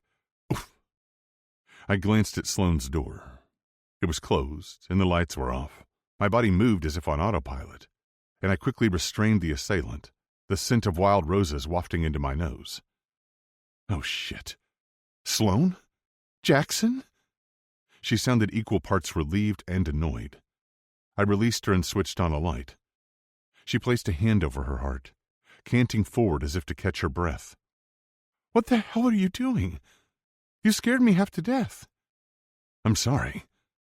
I reached out as if to place a hand on her back, to comfort her, before stopping myself. But what was I supposed to do? You attacked me. I hated that she was scared, but I was impressed by her response. Hell, she'd been able to get a drop on me, and that was no small feat. My chest bloomed with pride. All those self-defense lessons I'd given her years ago had paid off. Because I thought you were boarding my boat in the middle of the night. She stood, and that was when I realized what she was wearing. A silk tank top that flowed over her skin. Her nipples pebbled beneath it, and a pair of shorts so tiny they were scarcely more than underwear. Holy... My mouth went dry as I greedily scanned her form, unable to stop myself. Her hair was mussed from sleep, and with her face devoid of makeup, she looked younger. More like my Sloane, and less like the billionaire SVP she'd become. When I finally met her eyes, the look of hunger in them was undeniable. It didn't matter how many years had passed, or how much heartbreak we had between us. My body still craved her touch. God, how I wanted to touch her, kiss her, taste her. What I wouldn't give to hear her rasp my name while I was buried deep inside her. It wasn't just about the sex, though the sex had always been amazing. It was the way she looked at me, knew me. It was in our connection. Slowly she dragged her eyes from my chest. I heard a motor in the distance, and it made me think of your clown pirates. Clown pirates? I frowned, still trying to get my bearings. I forced my eyes off her chest or anywhere else I shouldn't be looking. Yes, the ones who ride jet skis and board boats in clown masks. Oh, right. Right? No. Fuck. What the fuck am I doing? I took a step back, willing my dick to calm down. She was my principal, and she was in a relationship with someone else. I desperately needed to put some distance between us before I did something stupid, before I said to hell with the rules and made her mine. Chapter 9. Sloane. I crossed my arms over my chest, gratified by the way Jackson's attention darted to my breasts, his gaze lingering and heavy like a caress. The muscles of his chest rippled, along with his tattoos. God, he was glorious. And then I saw it. The outline of his cock against his athletic shorts, thick and heavy and hard. Oh, my. I swallowed, my eyes darting back to his. My breath hitched when I looked into his blue eyes, which was perhaps even more dangerous. No one had ever looked at me the way Jackson did, as if I were the air he breathed and he'd die without me. I'd forgotten what that felt like, how all-consuming even just one look from him could be. I took a step backward, my hip connecting with the galley counter. I gripped the edge to brace myself. It was late. This was reckless. We had a long day of sailing ahead, and we'd both need our rest for tomorrow. I forced myself to turn away from him and head to my cabin. "Good night, Jackson." He said nothing, but I could feel the tension in the air. It practically vibrated with desire and longing. I closed the door to my cabin and immediately flipped the lock. I wasn't sure whether it was more to keep Jackson out or me in, though I knew he'd never enter without being invited.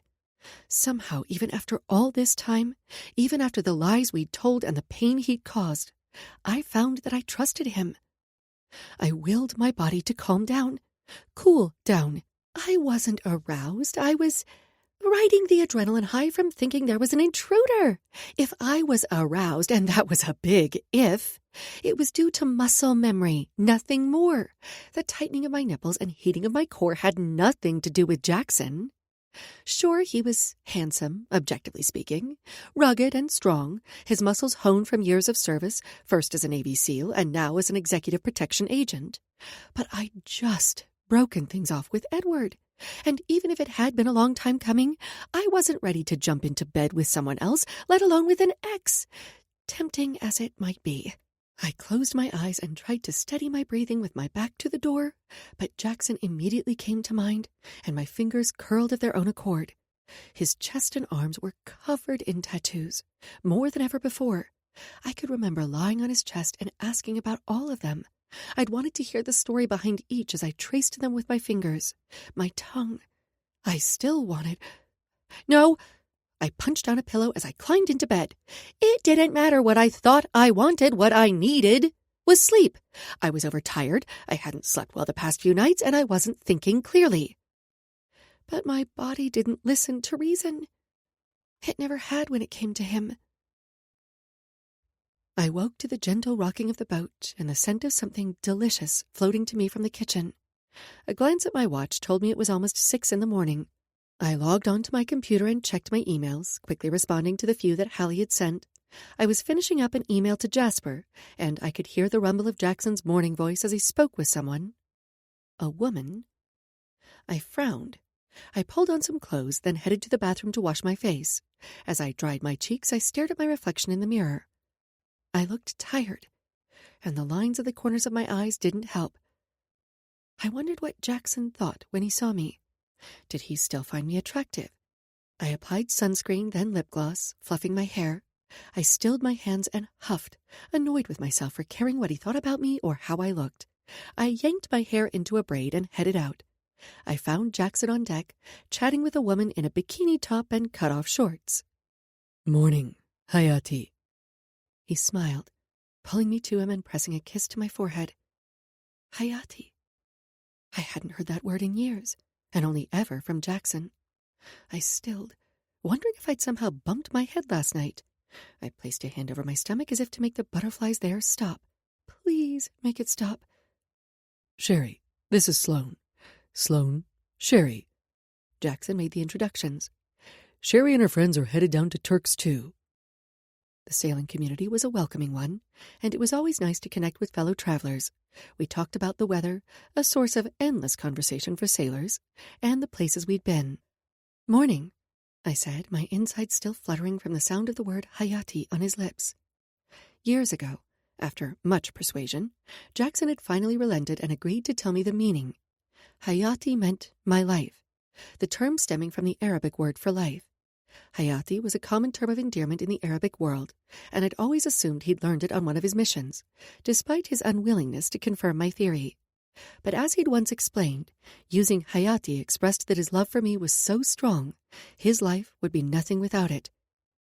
I tried to study Jackson's expression for clues. Had he purposely called me Hayati? Or was it a slip? My brain was in knots, the weight of his arm both distracting and familiar. Sherry shielded her eyes from the sun, and I turned my attention to her. "We leave in a few days, and we're on the Naughty Buoy, if you need anything." I laughed. "Thanks. Love the name. And feel free to radio us." We said our goodbyes, and then she headed back to her boat. "Sleep well?" Jackson asked, releasing me. "Well enough," I murmured, still thrown by that forehead kiss. "Winds look good, averaging about 15 knots from the southeast." What was that about?" I asked, hooking my thumb over my shoulder to indicate where Sherry had gone. "What?" Jackson's face was neutral. The side hug, the forehead kiss. Why was he acting like nothing out of the ordinary had occurred? "I should have mentioned it sooner. When we go ashore or meet other sailors, it's probably best to act like we're a couple, at least when we're not staying at a Huxley Grand." "Is it?" I didn't know what to make of that. "From a security standpoint, yes, and it's a good cover story." Okay. I didn't disagree. And what exactly would pretending to be a couple entail? He lifted a shoulder. "Like what we just did. It doesn't have to be complicated." "Not complicated. Right." "When do you want to head out?" he asked, sidestepping any further objections. "I left pancakes in the microwave if you're hungry." My eyes widened, my questions forgotten. The banana ones? He'd always made them for me when I'd spent the night, but I hadn't eaten them in years. He nodded, his expression sheepish. "Thanks." I was touched and trying not to let myself read too much into it. He'd made pancakes. So what? Jackson had volunteered to do most of the cooking after all. Still, they were Jackson's banana pancakes. "I'm going to make some coffee. Want some?" "That would be great." "Great," I added. Then kicked myself. Why did this have to be so awkward? I headed down to the galley, preparing the coffee before going back on deck with the pancakes and coffee. Jackson took a mug from me with a thanks. I'd considered eating below deck, but the weather was too gorgeous to stay inside, even if I wanted to hide from Jackson and all the tension that filled the air between us. I cut into one of the pancakes, the smell of lazy mornings filtering through my mind. I pressed myself to Jackson's back. "What are you doing? Come back to bed." Between my class schedule, his work schedule, and the fact that we were sneaking around, it was rare that we got to spend a morning in bed together. Making you breakfast. I peered over his shoulder to find him mashing a banana with a fork. He turned his head, giving me a kiss. Looks more like baby food, I teased. He smirked and turned his attention back to the bowl. You'll see. I gently raked my nails down his bare back, admiring his muscles and tattoos. He shivered. God, he was so hot. Sloane, he growled. What? I asked in an innocent tone. He glared at me. You know what? I slid my hands up his back, then down again with my nails. Do you want me to stop? I wrapped my arms around him. You know I don't. He had a smile in his voice as he placed one of his hands over mine. You okay? Jackson asked, bringing me back to the present. While I'd been stuck in the past, he'd been preparing the boat to cast off. Yeah. I shoved the last bite of pancake into my mouth. Yep. It wasn't too late to back out now. Cancel the rest of the sailing trip. Go home. But being on the water yesterday had been so lovely, and today promised to be just as nice. I sighed and glanced down at the friendship bracelets Brooklyn had made me. I fingered the beads, reading the text on each of them. Smooth sailing. Captain Sloane. Unstoppable. Fuck it. This was my ship, and I was done walking on eggshells. I glanced over at Jackson and found him watching me. What? He turned his attention to the bow, where a cargo ship was far off on the horizon. Nothing.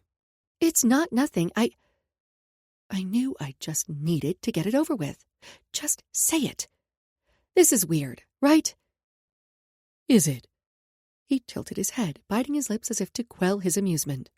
He wasn't going to make this easy on me, was he? Oh, come on, Jackson. You know it is. This trip, us. I gestured between us. We haven't seen each other in years, and now we're trapped on a boat together, pretending to be a couple. Yeah. He rubbed the back of his neck. It is a little strange. I scoffed. A little? Okay, a lot, he admitted, and I finally felt a little better.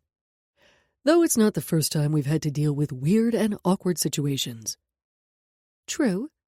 Remember that time Greer came home early from Logan's and almost caught us? I laughed, even though it hadn't been funny, but it was sort of comical because of how ridiculous the situation had been. The front door to my apartment opened, then shut, and I jolted. Jackson, I hissed, realizing that Greer had come home earlier than expected. Get dressed. Jackson had come over late after his shift at the club ended, since Greer was at Logan's. He still hadn't told her about being discharged from the SEALs, and we definitely hadn't told her about us. He nuzzled into my neck, his body wrapped around mine. Jackson, I elbowed him. Get up. Greer's home. Shit. He jumped out of bed and grabbed his jeans, putting them on without his boxers. I launched myself out of bed, throwing on the first thing I could find. What are we going to do? Sloane, Greer called from the living room. I'm home. Let's go to brunch and get drunk on dollar mimosas. I called, gesturing at Jackson to hurry the hell up. Be right there. I hopped on one foot, pulling on my running tights. Maybe we should just tell her, I whispered. I can't. He shook his head. Not after. He sighed. I promised. You also promised her you wouldn't sleep with me, I hissed. You think she'd forgive us, but are you really willing to take that chance? I couldn't do that to Greer. She'd already been through so much. She'd lost her dad, and I knew how much Jackson meant to her, how much she meant to me. Fine. I sighed, knowing he was right. Besides, emerging from my room together, smelling of sex, was definitely not the way to break the news. Jackson glanced at the window as if searching for an escape. I grabbed his arm and whispered, You're not scaling for stories. He eyed the drop before shrugging. I could. I glanced around as if hoping the answer would come to me. It had to. Let me go first. Sloane, Greer called, her voice getting closer. Are you okay? Do you trust me?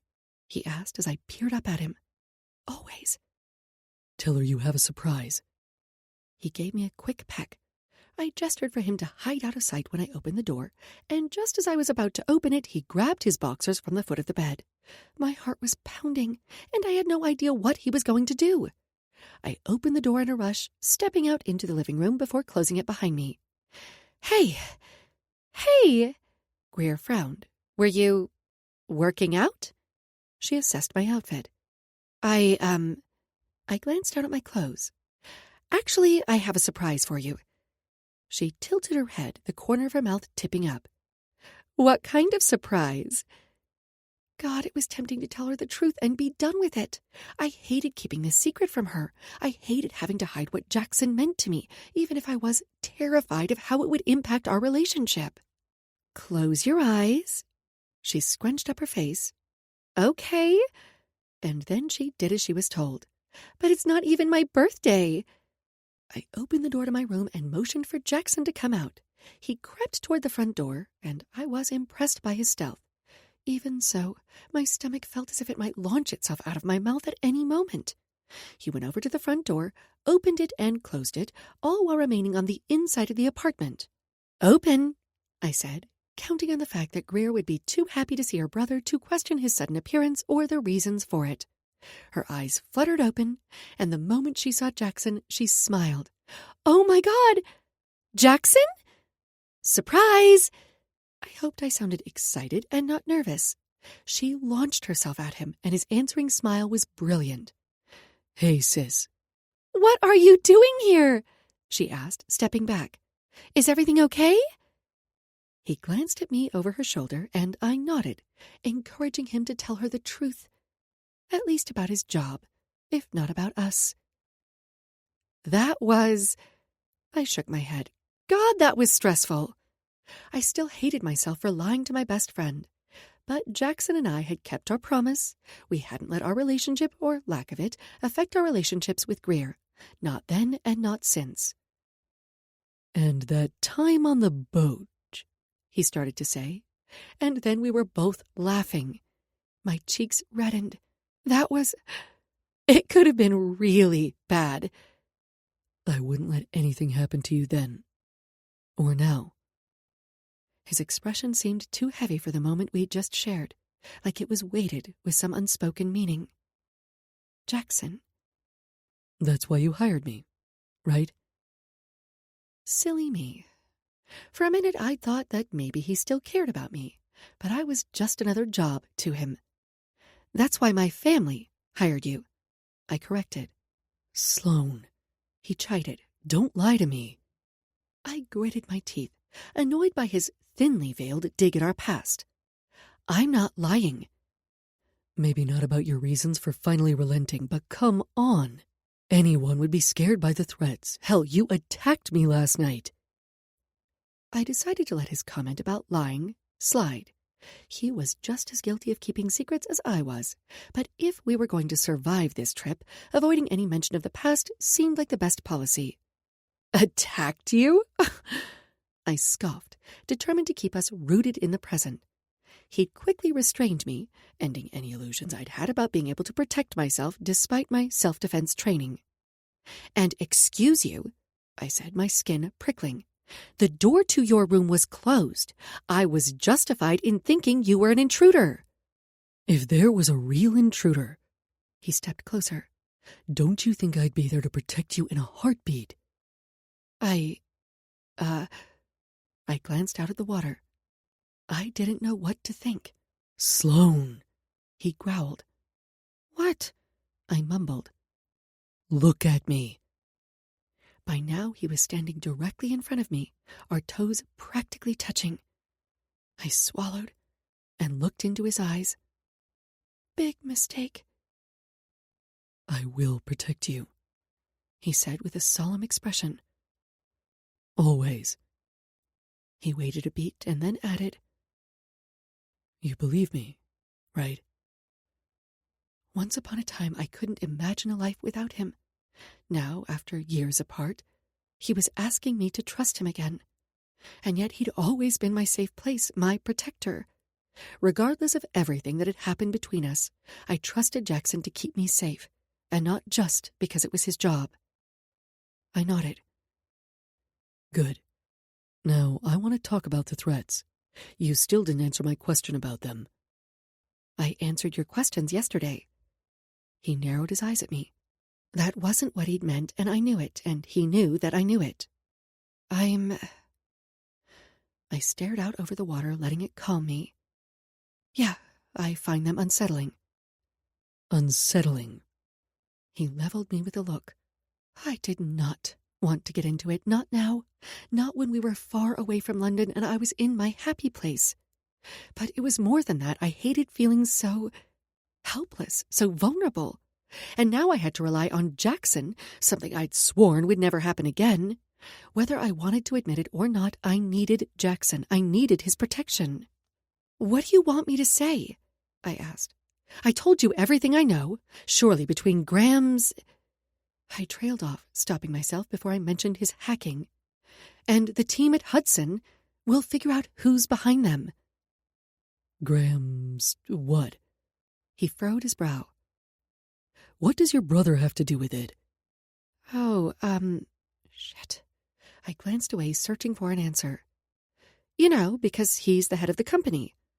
And no one could ever know about his hacking skills. He narrowed his eyes at me, his skepticism clear. I sagged. I'm exhausted. I've been on edge ever since the threats started, and now that we're out on the water, I feel like I can finally relax. I didn't want to be scared. I wanted to feel free. And sailing helped. So did Jackson's solid presence, even if he didn't want to admit it. Okay, he said. I'm sorry I brought it up.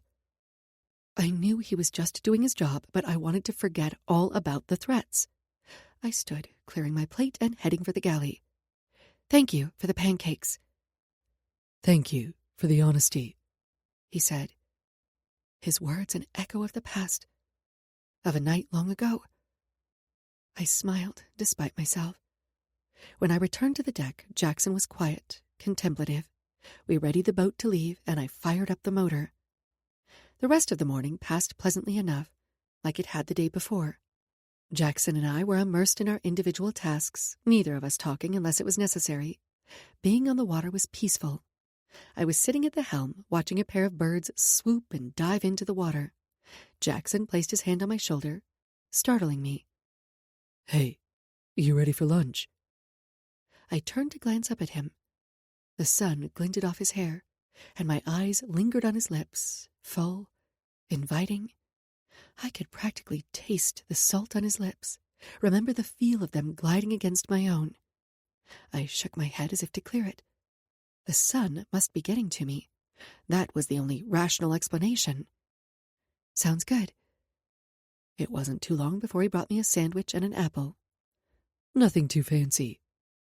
I don't need anything fancy. I surveyed the plate. And this looks great. The boat was on autopilot, and we were making good time. The wind was fair, and the waves weren't so large.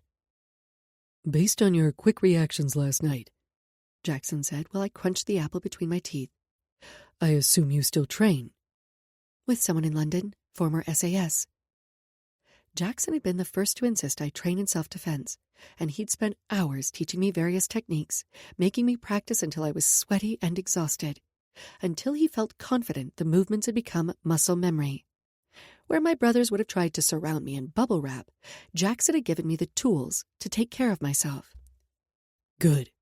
He gave my shoulder a squeeze, but the feel of his touch lingered. We should practice when we're back on dry land. I hesitated. I could use the practice, especially with such an experienced opponent. But still, the idea of getting so physical with Jackson, of being so close to him, I don't think that's a good idea. Why? He taunted. Because you know I'll best you. Psh! I glanced away, hating the fact that he still had such an effect on me. Don't be cocky, Jackson. I have moves you've never seen. Oh. He lifted his chin. Who's being cocky now? He took my plate to the galley and returned not long after. Maybe when we get to Turks and Caicos or Puerto Rico. I stilled at the reminder of Puerto Rico and Greer's impending visit, a visit I'd neglected to tell Jackson about. Actually, I cleared my throat. I'd like to tweak our itinerary slightly. What are you thinking? He asked, pulling in the main sheet and allowing it to catch the wind once more before winching it tight. He didn't sound annoyed, merely curious. I think we should spend a few more days in Puerto Rico and shorten our time in the Dominican Republic, only stopping for fuel and food. Okay. Any particular reason? Greer's planning to meet us in Puerto Rico? He choked, his eyes flashing to mine. What? Greer. As in my sister Greer. I know. I was just as surprised when she suggested it. He furrowed his brow. This isn't good. Yeah, I know. No, not because of us. I'm worried about her. So am I said, hating the way my body reacted to Jackson referring to an us, as if there was an us. I wanted to laugh at the idea. That was past tense. Also, he glanced over at me and smirked. I know what the two of you are like when you get together. I rolled my eyes and gave him a playful shove. We all make stupid decisions when we're young. I'm not the same person I was back then. Neither am I. His eyes were filled with an emotion that looked a lot like, well, regret. Regret about the past, about us. I turned away and focused on the water, checking our location. It didn't matter. That ship had sailed long ago. Chapter 10. Sloane. That doesn't sound good. I frowned as the engine RPMs dropped, and my stomach along with it. We were only 2 hours into what promised to be a long day. Yet again, we were sailing into the wind, our bows smashing into the waves. And these weren't small waves. I was staring down 8-foot seas, waves that were considerably taller than even Jackson. Jackson and I were wearing our life jackets and personal locator beacons, and I stayed focused on making it to Clarencetown. When the engine cut out completely a few minutes later, it wasn't surprising, but that didn't make our reality any easier to swallow. Shit, Jackson said, voicing my thoughts. Didn't you just change the filter? Yes, but I've had to change them more frequently lately. Fuel supply issues were the worst, notoriously difficult to diagnose, and there wasn't much we could do about it at the moment. Think. I'd read a post on this issue recently, so I didn't think the problem was a particulate in our fuel. I had a theory, but it might be only part of the issue. It was at least something to go on. I think there's a leak somewhere in the vacuum side of the fuel supply line. Jackson nodded. Okay, what do you recommend? Change the filter again? I considered it as something crashed to the floor inside the cabin. My stomach was roiling, my breakfast threatening to make a reappearance. I didn't think changing the filter again would make much difference. This might sound crazy, but we could bleed the system and try to ride it out as long as possible. He grimaced. That means we'd both have to go below deck. Yep. It wasn't ideal. The last place you'd want to be in rolling conditions was below deck. But we didn't have many options. Okay, he sighed. Let's do it. We let out the jib, turned 90 degrees off our route, and set the autopilot. With the boat under full sail, we headed down below to bleed the engine. With one hand braced against the wall, I placed the other to my mouth, willing my nausea away. And Jackson looked just as miserable. Let's make this quick. While Jackson cracked open the bleeder nut, I watched the mechanical fuel pump. Those few minutes we spent below deck felt like hours. I tried not to think about barfing. I tried to distract myself by watching Jackson's forearms, by imagining our next destination. But if I didn't get up on deck and soon, I was going to... Okay, let's go. Jackson practically pushed me toward the stairs. I rushed ahead of him, desperate for some fresh air. His hand was on my back, steadying me. We burst onto the deck, and I gulped in the fresh air. Let's see if it worked, Jackson said. I fired up the engine, relief washing over me at the sound of it turning over. I smiled at Jackson, and he smiled back, placing a hand on my shoulder. Good job. You too. I was grateful for his help, for his faith in me. We made it a few more hours until the engine died again. We repeated the same process as before, working as quickly as possible and trying not to throw up. One of the waves was so strong I got knocked into the wall. I hissed at the pain, squeezing my eyes shut, and tried to refocus myself. I'm fine. We're going to be fine. Jackson eyed me with concern. You good? Let's get this over with. I gritted my teeth as I tried to ignore the pain. By the time we pulled into Clarencetown, we'd bled the system 4 times. We still didn't know the source of the problem, but we knew we had an issue that needed to be resolved. We were banged up, exhausted, and I was honestly feeling a bit defeated. I sensed Jackson was too. We were trying to scope out an anchorage when it started raining. Jackson turned his face up to the sky. You've got to be kidding me. I stared at him, watching as the water ran in rivulets down his face. He was breathtaking. I heard shouting in the distance, and I turned toward its source. Yikes! I winced. Jackson followed my gaze to where another sailboat had run aground. They were just behind us, like right behind us, and I thought our day sucked. I know. I cringed, thinking of the damage to the boat. I feel bad for them. By the time we got the Athena settled in, a large mega-yacht had helped the other boat off the reef, and the rain had let up. Look. Jackson nudged me. He pointed to the sky and to a full rainbow. I gasped at the sight of the vibrant colors against the ominous gray sky. It's beautiful. We'd made it through the storm, together, and that was perhaps the most surprising thing of all. I guess if you want to see a rainbow, I said, you have to put up with some rain. Jackson smiled back at me, and despite how rough the day had been, I found that for the first time in a long time I was happy. When I emerged from the bathroom an hour later, I'd showered and shaved. I'd washed my hair, and I felt like a new woman. Jackson glanced up from his computer, his eyes dragged down my form from head to toe, lingering on my breasts, my hips, my bare legs. Heat flooded my core at his leisurely perusal. We were supposed to go ashore to have dinner at a local restaurant. According to one of the online sailing forums, we were in for a treat.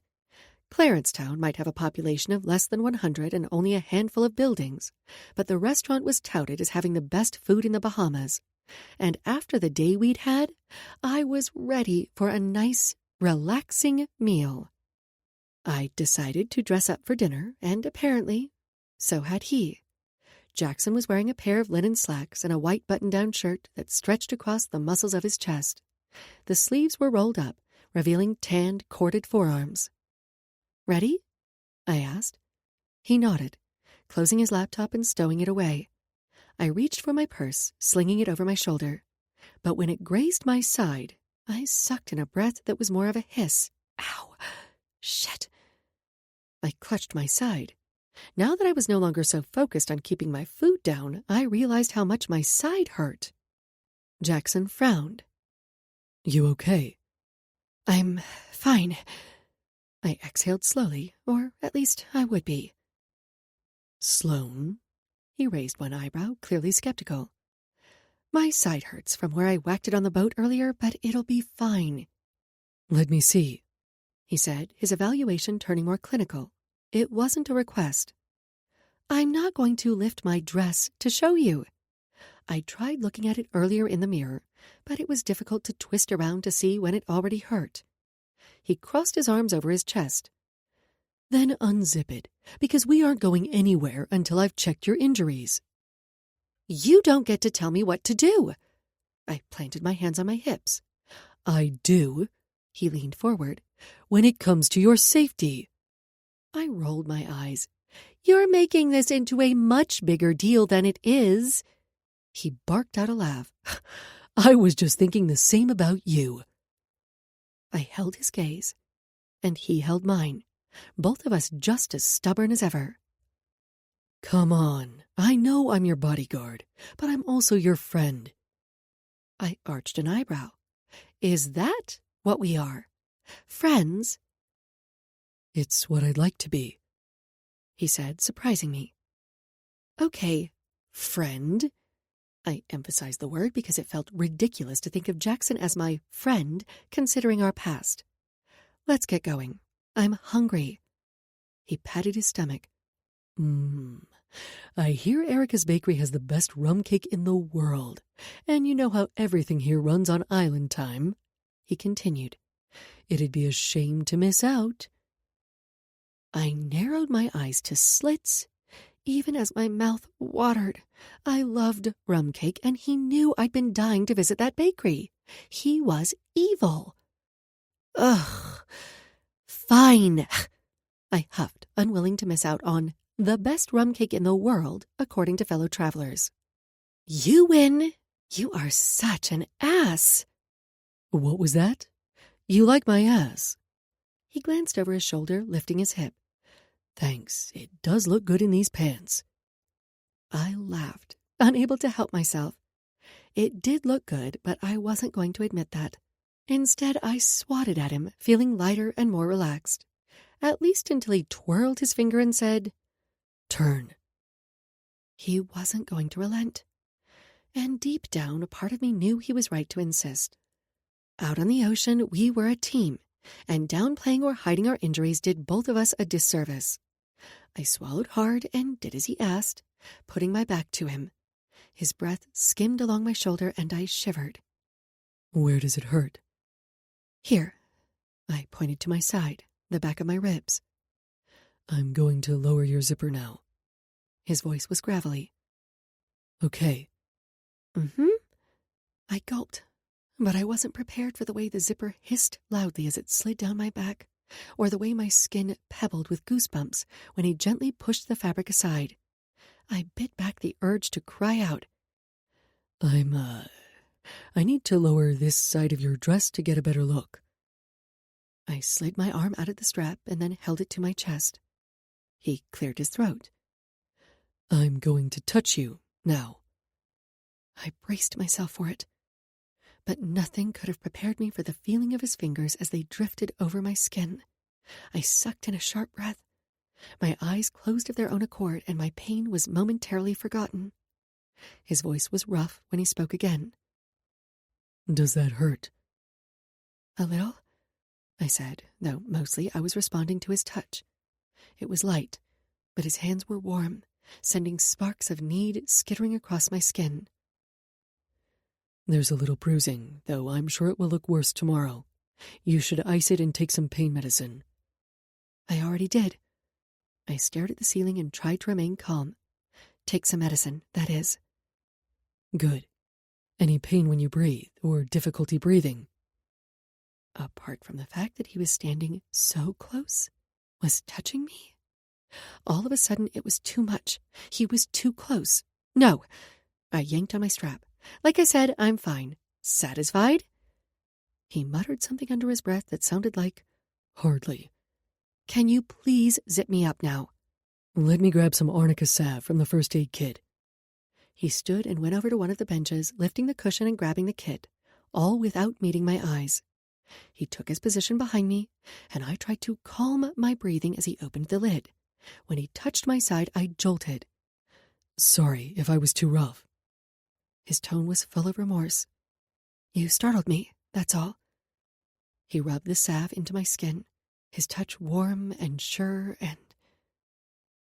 Right. He cleared his throat and stood. He zipped up my dress before returning the salve to the kit and washing his hands. Shall we? We shall. Even though I was still trying to get my head on straight. The rain had cleared and the sunset promised to be beautiful. He grabbed the trash bag from the kitchen and carried it out. We locked up and then headed over to the restaurant after a quick stop at the bakery for rum cake. Most of the buildings on the island were colorful and everyone was friendly. Good call on the fuel supply line and bleeding it out, Jackson said as we walked up to the outdoor restaurant. It was little more than a hut covered in palm leaves. Colored lights surrounded the space, and the food smelled amazing. Thanks, I said, both to his compliment and the fact that he'd pulled out a chair for me. I plan to spend some time troubleshooting tomorrow, but I'm guessing we need to replace the filter system. Let me know how I can help. He perused the menu. Jackson hadn't questioned or second-guessed me. He trusted me. Even during a stressful situation, he'd put his faith in me. It meant more than words could say. Thanks. I appreciate that. We'd worked well together today, and it had been surprisingly nice. His thigh brushed against mine, but neither of us moved away. What are you going to order? The conch salad, the fried conch, or the conch fritters? I tapped my fingers to my lips. I think the conch. We laughed, and he leaned back, resting his arm on the back of my chair. Seriously, though, I grinned. How about all of it? Let's just order one of everything and share. Sounds good. Before long, my rum punch was delivered, along with Jackson's beer. I took a deep sip, barely tasting the alcohol thanks to the fruity flavor. I kept thinking about how he wanted us to be friends, so I decided to try it out, to ignore our past and pretend as if we were just two friends out for a drink. Brooklyn says hi. I checked my email earlier and sent her a quick response to update her. I have to tell you, she gushed about you after we were introduced at the hotel, I said, using air quotes. Yeah? He chuckled, but the tips of his ears pinkened. She's a sweetheart. She is. I smiled, sipping my rum punch. You like kids, huh? It's hard not to like Brooklyn, he said, sidestepping my question. And your niece and nephew. They're great, but I don't get to spend as much time with them as I'd like. Because of work? I asked while the fritters were delivered, along with a second glass of punch. I barely even felt the alcohol, just a nice, pleasant buzz. Friends. Maybe this wasn't so bad. He nodded. Though, I furrowed my brow. Though, what? He shook his head. Nothing. I'm hoping to spend some more time with them after our trip. That will be nice, I said. Never wanted kids of your own? He toyed with his glass. That's dangerous territory. It wouldn't be the first time we'd wandered into dangerous territory. He cupped my cheek, threading his fingers through my hair. His gaze was so intense, so right. I could drown in his eyes. I could forget everything and everyone else when I was with him. I need you to promise me something. He brushed my hair away from my face. Anything, I breathed. I would give him anything he asked. Promise me that no matter what happens between us, it won't affect your relationship with Greer. I swallowed hard. He was right. Greer would kill us. But I was already too far gone to try to stop. I had tried to stop. I'd tried to avoid Jackson, but I couldn't. I promise. The moment his lips connected with mine, I was lost. Lost to reason, lost to anything but the feeling of his lips caressing mine, his hands on my hips. It was everything I dreamed of, and still so much more. It was like gliding along the water, natural and freeing, exhilarating.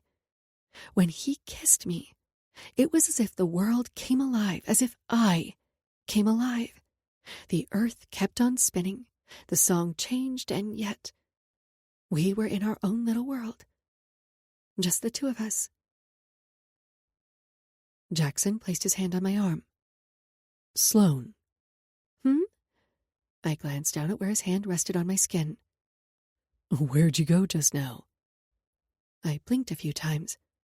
I needed to ground myself in the present before the rum and memories of the past carried me away. Tell me about working for my brother. Nate, he asked as our meal arrived. We dug in. Yeah, unless you worked for one of my other brothers? He rubbed the back of his neck. I'm not supposed to talk about a principal with another client. Right, I get that. I stirred my drink. But as your friend, I winked and it felt exaggerated. There's just one thing I want to know. What's that? He asked, brow arched in amusement. I leaned in, never breaking eye contact. Did you know Nate and Emerson were dating? I mean, before they got engaged? He threw his head back and laughed. It was glorious. The sight of it did funny things to my ovaries. I took a bite of the fried conch just to do something with my mouth beside gape at him. "Oh my God," I said around a mouthful. "you have to try this." I held it up to his mouth, and he swallowed hard before parting his lips. He took a bite, but his eyes focused on mine the entire time. Holy. "How is everything?" the waiter asked. I jerked my hand away as if I'd been scalded. Good, yeah, great. I couldn't seem to stop nodding. After the waiter had gone, Jackson leaned in, his breath teasing the shell of my ear. "I like how you're leaning into our cover story." I laughed, but the sound was breathy and embarrassing. If I turned my head just slightly, we'd be kissing. Instead, I stared ahead, ignoring his closeness and his spicy, forbidden scent that called to me, beckoning me closer. He was my bodyguard, and he was here because he was being paid to do a job. That certainly cooled some of the desire coursing through my veins. Conversation returned to other matters, and dinner passed pleasantly enough. There were light touches, occasional flirting, but I told myself it was all part of the act. Eventually, he flagged over the waiter and paid our tab. I scowled at him. Hey, I was supposed to do that. "You can pay next time," he said. But we both knew he'd never allow that. When I stood, I nearly toppled. I giggled. I guess those rum punches were stronger than I realized. "Mm-hmm." He wore a bemused expression that was so damn sexy. He offered me his arm. "Are you going to be able to walk, or do I need to throw you over my shoulder?" You're teasing, right? Surely he was joking. I patted his chest, but my hand lingered there, caressing his muscle. He leaned in. "Care to find out?" I stepped away from him, knowing better than to push my luck. He reached for me, and I wagged my finger at him. Don't you dare! I laughed, despite my efforts to be stern. Don't even think about it! He shifted from foot to foot, looking as if he might charge at me. I tried to dart from his path, but stumbled.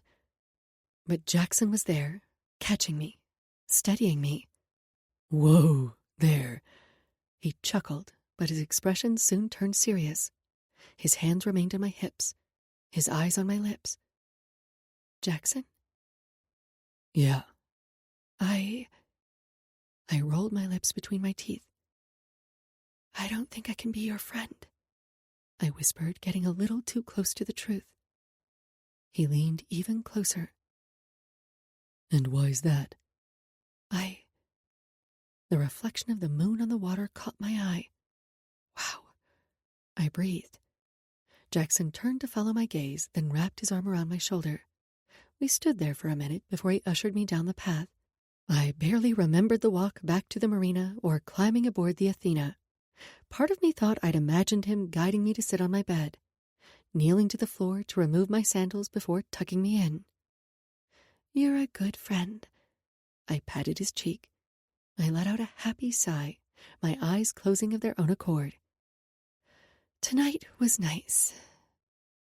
"Sleep well," he murmured, and I felt a flutter of a kiss on my forehead. Yet another thing I'd probably imagined. Chapter 11. Jackson. I glanced up from the navigation chart at the sound of Sloane's cabin door opening. Sloane and I were supposed to spend the morning troubleshooting the filter system. But if the motor continued to have issues like it had yesterday, I wanted to have some alternate routes in mind. Sloane and I had gone sailing in the past, but never in rougher conditions like we'd faced yesterday. Through it all, Sloane had been calm and confident, in command. It was sexy as fuck. Watching her ride the waves as if she were on top of the world, as if she were free.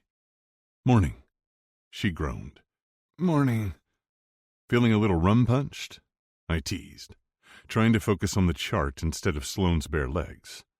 "Har har." She squinted, then sank down on the chair across from me. "That stuff was stronger than I realized." I reached over to the galley, grabbing the plate I'd prepared for her. Here. I set it on the table in front of her. I wondered what she remembered from last night, but I didn't ask. I nearly kissed her, several times. Fuck. Thank you, and thanks for last night. I lifted a shoulder. It's my job. Her expression fell briefly, and I regretted the words as soon as they left my mouth. I hadn't meant it like that. Yes, I was being paid to be here, but I wanted to take care of her. And not just because I was her bodyguard, because I was her friend. Right. Her friend. Even I didn't believe that. I could never be just her friend. Sloane had always... I blew out of breath. I'd never imagined myself with anyone but her. This looks delicious. She surveyed the plate of toast, eggs, and bacon. Thank you. She took a few bites and groaned, dropping the fork to the plate. Oh my God. This is so good I could kiss you. She stilled. I reached out to wipe a crumb from the corner of her mouth, but then stopped myself. I know. You have a boyfriend. I cleared my throat. How's your side? A boyfriend who wasn't here, though I still didn't understand why. Maybe he couldn't be away for 2 months, but maybe he could have joined her for a part of it. I would have if we were together. She touched her side gently. A little better. I'm glad, but there's no rush. We can stay as long as you need. She stood. If we can get the fuel supply line sorted, I think we should push on. Okay, I said, trusting that she could make the best decision for herself. But if we're heading out today, I don't want to leave much later than 10. Agreed. Sloane washed up, and we headed below deck. We spent the rest of the morning removing the filter housing and replacing it with a new system. I didn't see any signs that it had been tampered with, and that was a relief. Sloane did most of the repair, while I assisted. She made it look easy even when I knew it wasn't, and I was in awe of her. Look at that, Sloane smiled, dusting off her hands. It's 9:30. Look at that, I smirked, wishing I could fix our relationship as easily as we had the filter system. That said, for the first time since we'd left Miami, I felt hopeful. For the first time, we were united. It wasn't long before we were casting off. Our voyage to Pittstown Point was mostly uneventful. I still had concerns about the fuel supply line, but the only way to test our current solution, if you could call it that, was to run the motor for long periods of time. So that's what we'd done. Sloane planned to have the boat evaluated once we reached Turks and Caicos. My guess was that there had been a leak in the filter housing or coalescer, but we wanted a mechanic to look at it for both our peace of mind. I wasn't naive enough to consider it, or our relationship, fixed, but we'd encountered no issues since. And that was certainly an improvement. Our tentative friendship was also an improvement. We should reach Plana Cays today, I said, after she'd emerged from the bathroom the following morning. Her hair was freshly braided, and the smell of sunshine and wild roses clung to her. We'd spent the night at an anchorage that had been peaceful and isolated. Our only company had been the sharks that had shown up after dinner, swimming slow circles around the Athena for a few hours. I'm glad we decided to press on yesterday. She joined me at the table, tucking her leg beneath her. It had the effect of revealing more of her tanned, toned thigh, and I had to bite the inside of my cheek and glance away. I'd already spoken with the staff at the Huxley Grand Turks and Caicos via satellite phone and confirmed our plans with the head security officer. Even though I'd hoped it was unnecessary, I'd requested round-the-clock surveillance on the Athena while it was docked. When it came to Sloane's safety, I wasn't taking any chances. There'd been no new threats since she'd left London, but that didn't mean we could let down our guard. Not until the culprit was caught. And I was determined to give Sloane the peace of mind she seemed to have reclaimed on the water. This was a nice spot, Sloane said, surveying the anchorage. Very peaceful. Last night had been clear, the sky full of stars. It was the first night since starting our trip that I'd slept deeply, secure in the knowledge of her safety. She looked better rested, too, and for that, I was grateful. Sloane sighed wistfully and stood, wincing slightly as she did so. "It is, but I suppose all good things must come to an end." I'd always hated that expression, probably because I didn't want it to be true. I closed my laptop and stowed it away. I was concerned about Sloane's side, but she'd assured me she was fine. And the arnica and ice seemed to have done their job. Her skin was still bruised, but her pain had lessened. "Ready when you are." I followed her up to the deck. I raised the anchor, and then we motored out. The first few hours were spent beating directly into the wind, much like the past few days. We were once again reduced to tacking, zigzagging across the water. "If this continues," I said to Sloane, "we won't even need GPS. All we'll have to do is navigate directly into the wind each day, and we'll reach our destination." She laughed, though she didn't seem at all daunted by the challenging conditions. If anything, she seemed to relish them. "Not ideal," she finally admitted, "but better than our trip to Clarencetown." True. Around lunchtime, we raised the sails and turned south. That made a huge difference. It was as if the Athena had let out a sigh of contentment. I patted her side as she proceeded to slice through the water. Sloane smiled and tilted her head back to soak in the sun. "That's more like it. Athena's happy, and the sunshine will top off our battery bank." I nodded, scanning the horizon. No cargo ships, no other sailors. It was as if we had this part of the world all to ourselves. It was both peaceful and strange to sail for hours on end without seeing any signs of human life. It almost felt as if we were the last two people on Earth. "It's desolate out here," Sloane said, echoing my thoughts. "Beautiful, but even more remote than I'd expected." "What type of route do you typically sail for your annual trip?" "It varies. I'm usually gone for 3-4 weeks tops, so I stick to trips that allow for more island hopping. I've done the Greek islands, the Grenadines, the South Pacific." "Always alone?" The fact that her boyfriend wasn't here still niggled, but I didn't want to ask about him. I didn't want to think about him. She nodded. "Until this year, anyway." "Damn." I rubbed a hand over my mouth. "I didn't realize "How experienced I am?" she joked, waggling her eyebrows in a suggestive way. I laughed, but her comment had me thinking of the first time we'd slept together, about her lack of experience at the time, at least when it came to sex. "Are you sure?" I asked, hovering above her, my cock hard and seeking her core. This woman was going to be the death of me. As much as I tried to deny it, I wanted her. I wanted her, and it was wrong. But I couldn't help myself. The more I got to know Sloane, the more she'd burrowed beneath my skin, the easier it was to forget that she was my sister's best friend who was off limits. Sloane nodded, her pupils blown wide with desire. "I want this, Jackson. I want you." She locked her hands behind my neck, pulling me down for a kiss. She wrapped her legs around my waist, tugging me closer. I writhed against her, my cock sliding through her wet heat. "God, Hayati, you feel so good." "Yes," she moaned. "Yes, Jackson." She dug her heels into my back, edging me closer. I slid inside her, hissing at the tight grip of her pussy. Fuck me. She felt good.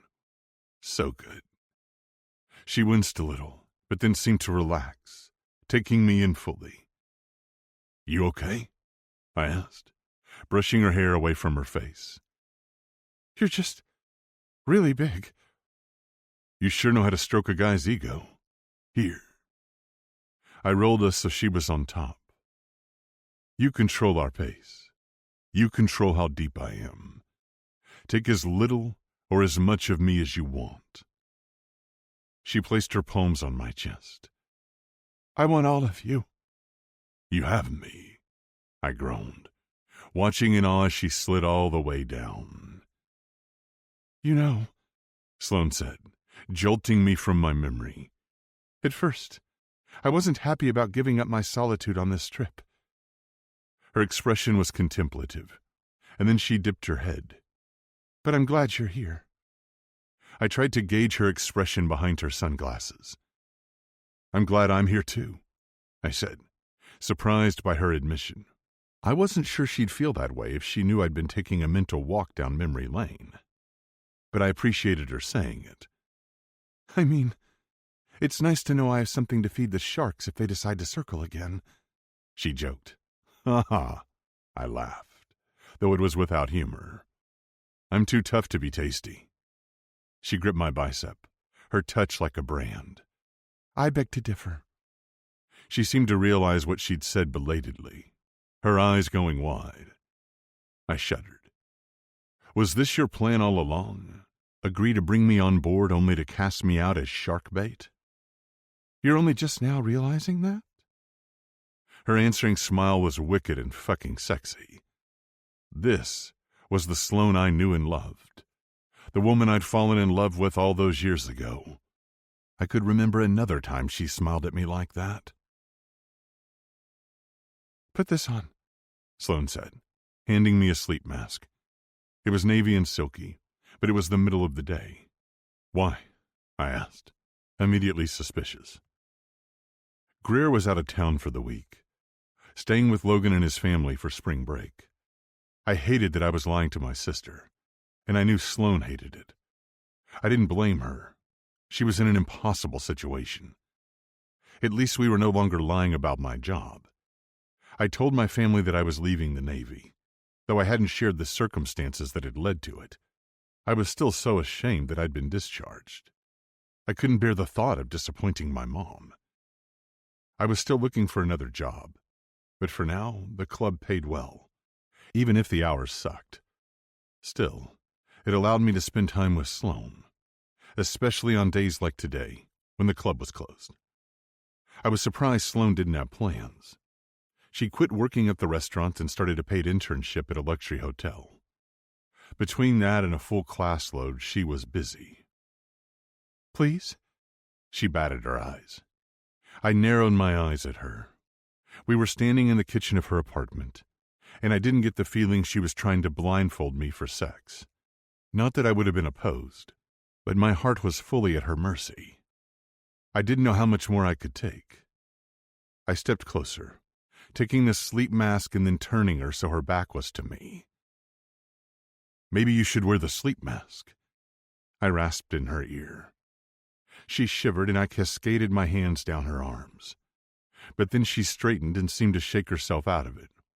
She turned to face me, and I was so distracted by the feel of her lips on mine that I barely noticed her slipping the sleep mask from my hand. "Nope." She smiled against my lips before leaning back. "I need you to wear it. I have a surprise for you."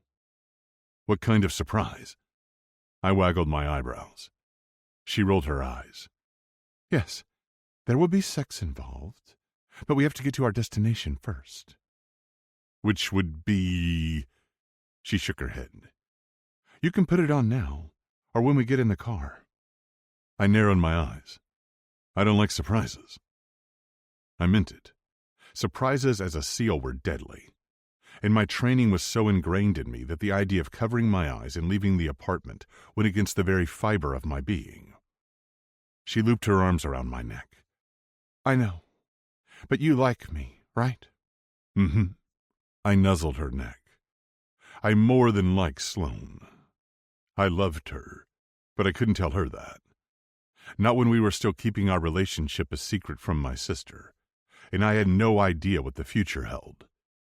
I hated that we had to sneak around, but the idea of hurting my sister nearly killed me, and I knew what would happen if we told her. When Greer had found out about my relationship with her former best friend, she hadn't talked to me for weeks, and they hadn't been nearly as close as Sloane and Greer were. Telling Greer would only end in heartbreak for everyone. "And you trust me," Sloane said. Yes. I peeled her shirt aside, kissing every inch of available skin I could reach. She moaned, but then she pushed me away. Stop trying to distract me. But it's so much fun, I smirked. Jackson, she huffed. All right, all right. I slid the sleep mask over my eyes. Happy now? It was dark, and I didn't like giving up my sense of sight. But I had to trust Sloane, and I did. Besides, my curiosity was definitely piqued about whatever she had planned. With my vision darkened, my other senses were heightened. I heard a loud zipper, the jangle of her keys as she locked the door behind us. Felt the warmth of her skin as she slid her hand in mine. I'd had to step up into our ride, which meant it wasn't your typical taxi, and the seats were a soft, buttery leather. Where was she taking me? And how could she afford this? After nearly an hour car ride that had left me grumpy and still clueless as to our destination, we stopped. Sloane thanked the driver before helping me out of the car. The noise of the city seemed magnified, and was that a ship's horn? I itched to remove my blindfold. I hated not being able to scan my surroundings, to make sure Sloane was safe. But I was trying to be patient. For her. Because whatever this surprise was, she'd clearly gone to great lengths, and perhaps considerable expense to make it happen. For me. Here we are, she said, finally sliding the sleep mask from my face. Surprise! I squinted against the bright morning sun. A row of sailboats bobbed in front of us, glass skyscrapers rising dramatically behind them. We're having lunch by the water? I asked. Nope, she grinned. We're going sailing. In one of these. I encompassed the boats with a sweeping gesture, my excitement growing. I love sailing, and Sloane and I had been talking about going together, but it had always seemed like something that was out of reach. We either couldn't find the time, or the price of renting a sailboat for a weekend was astronomical. Come on, she tugged my hand, leading me past the row of sailboats used for tourist charters and over to a locked gate. I surveyed the area. Only a few people out. The boats were very expensive. What was she? She unlocked the gate and pushed it open. I stood there a moment, gaping at her. I followed, trying to put together the pieces of a puzzle that weren't fitting. Sloane stopped before a gorgeous sailboat that had to cost 6 figures. Easily, if not more. Come on, she smirked. You can check out the cabin while I get us ready to cast off. I grabbed her arm, holding her loosely. Cast off? Sloane, whose boat is this? I didn't know what answer I was expecting, or even hoping for, but it certainly wasn't the one she gave. It belongs to my grandfather. She didn't meet my eyes when she said it, and all I could think was, who are you? Our GPS signaled, indicating our destination was near. I glanced away from Sloane to scan the horizon, squinting at something in the distance as a strip of land came into view. A sliver of golden sand bisecting blue skies and bluer waters. It was paradise, Sloane sighed, taking the word right out of my mouth. It's so beautiful. Her tone was full of awe. Pristine, I said, amazed at the miles of white sandy beach. The water was crystal clear, and there were no people or boats in sight. How are there not more people here, enjoying this unspoiled beauty? I lifted a shoulder. I don't know, but I'm certainly not going to complain. I was in one of the most beautiful places on earth, with the most beautiful woman I'd ever seen. Because I was being paid to be here. I straightened. Right. This was my job, not a vacation. She was my client. We were friends, or at least we were trying to be, and I didn't want to lose the progress we'd made. Let's head over there to anchor, Sloane said. Aye, aye, Captain. She grinned, cutting the engine so we slowly drifted toward the island. Captain, huh? Once we were in a more sheltered area, we worked together to lower the anchor. She'd been more playful today, less serious, less withdrawn. It was nice. I figured you preferred it to Miss Mackenzie, I teased. I'd stopped calling her that days ago. Oh, definitely. But you know you can call me Sloane. Nope, I like Captain. It suits you. She smiled and the sight went straight to my chest. Fuck. For so long, I'd been convinced she'd never look at me that way again. As if... She tilted her head. What? I should check the anchor, I said. Before I could respond, she headed over to the stern. She stripped out of her clothes, and I stood there, gaping at her. She wore a bright coral bikini that left little to the imagination. Holy fuck. I'd had principals who were celebrities, models even, but no one had ever affected me like Sloane. What are you doing?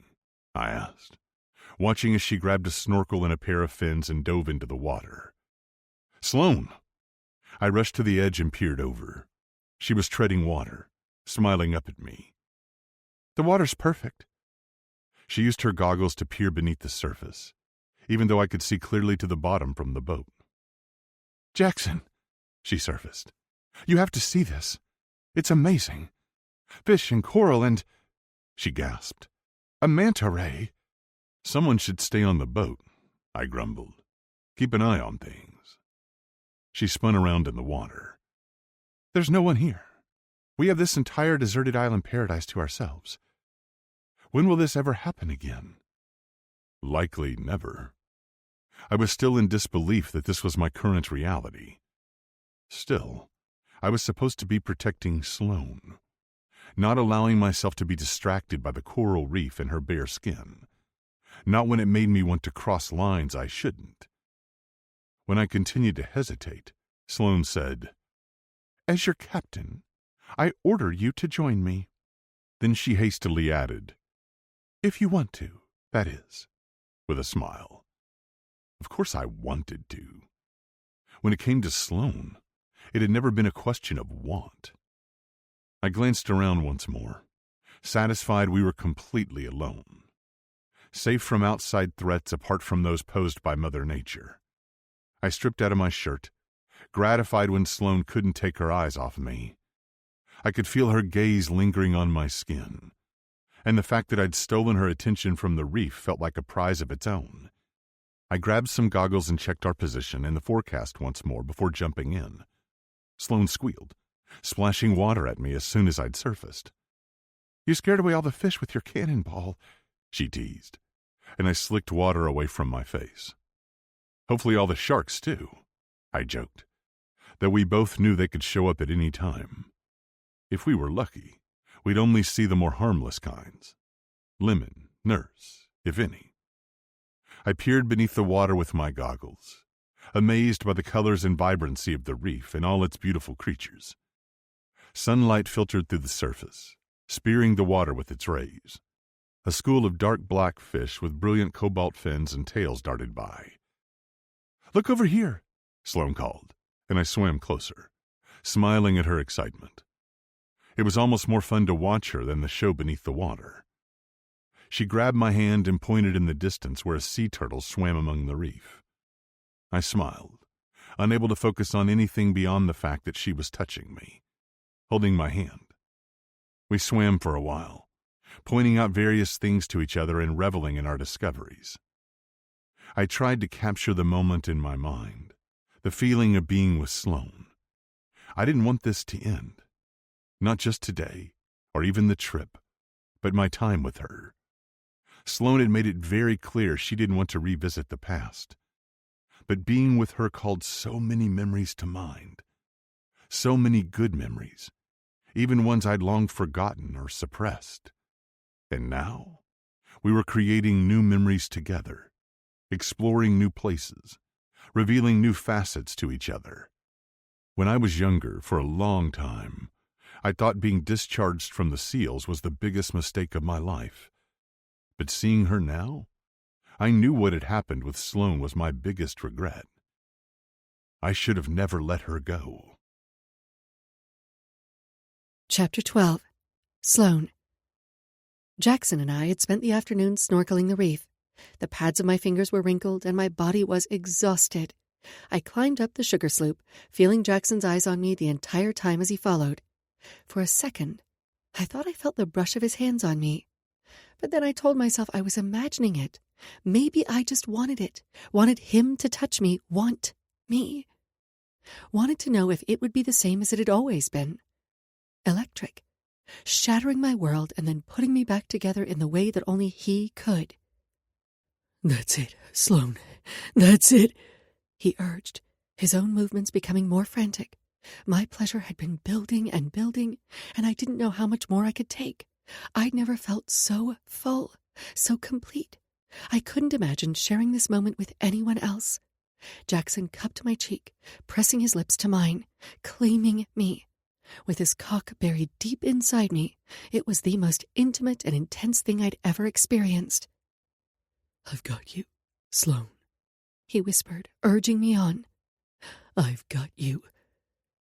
Stars exploded in my vision, my mind emptying completely.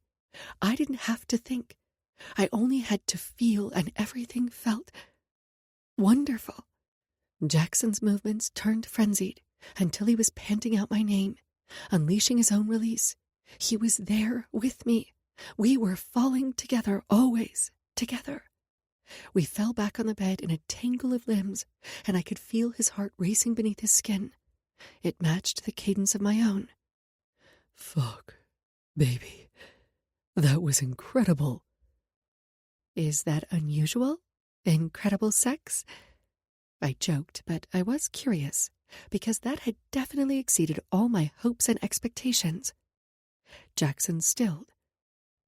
Wait. When I lifted my head, I could see the panic in his eyes, feel it coming off him in waves. Wait. Were you a virgin? I rolled my lips between my teeth. Oh my God. He sat up and shrank back. You are a virgin. You were a virgin? I took your virginity? First of all, I said, you didn't take anything. I gave myself to you. And secondly, I placed my hand on his chest, annoyed by this conversation. Virginity is a social construct. It's outdated and heteronormative. You're right, but still. He dragged a hand down his face. It was your first time. I wish you'd told me. I would have been. More careful? I asked. Gentler? Yes. I cupped his cheek. I didn't want you to be gentle, and I would have told you if I was uncomfortable. Finally, eventually, he seemed to relax. Are you okay? He scanned my body as if searching for any signs of injury. It was ridiculous, really, but it made me feel special that he cared. I'm great. I smiled, my body still buzzing after my orgasm. I was happy and light and in love. I hauled myself on deck and grabbed a towel, wrapping it around my waist. That was fun. I sank down on one of the benches.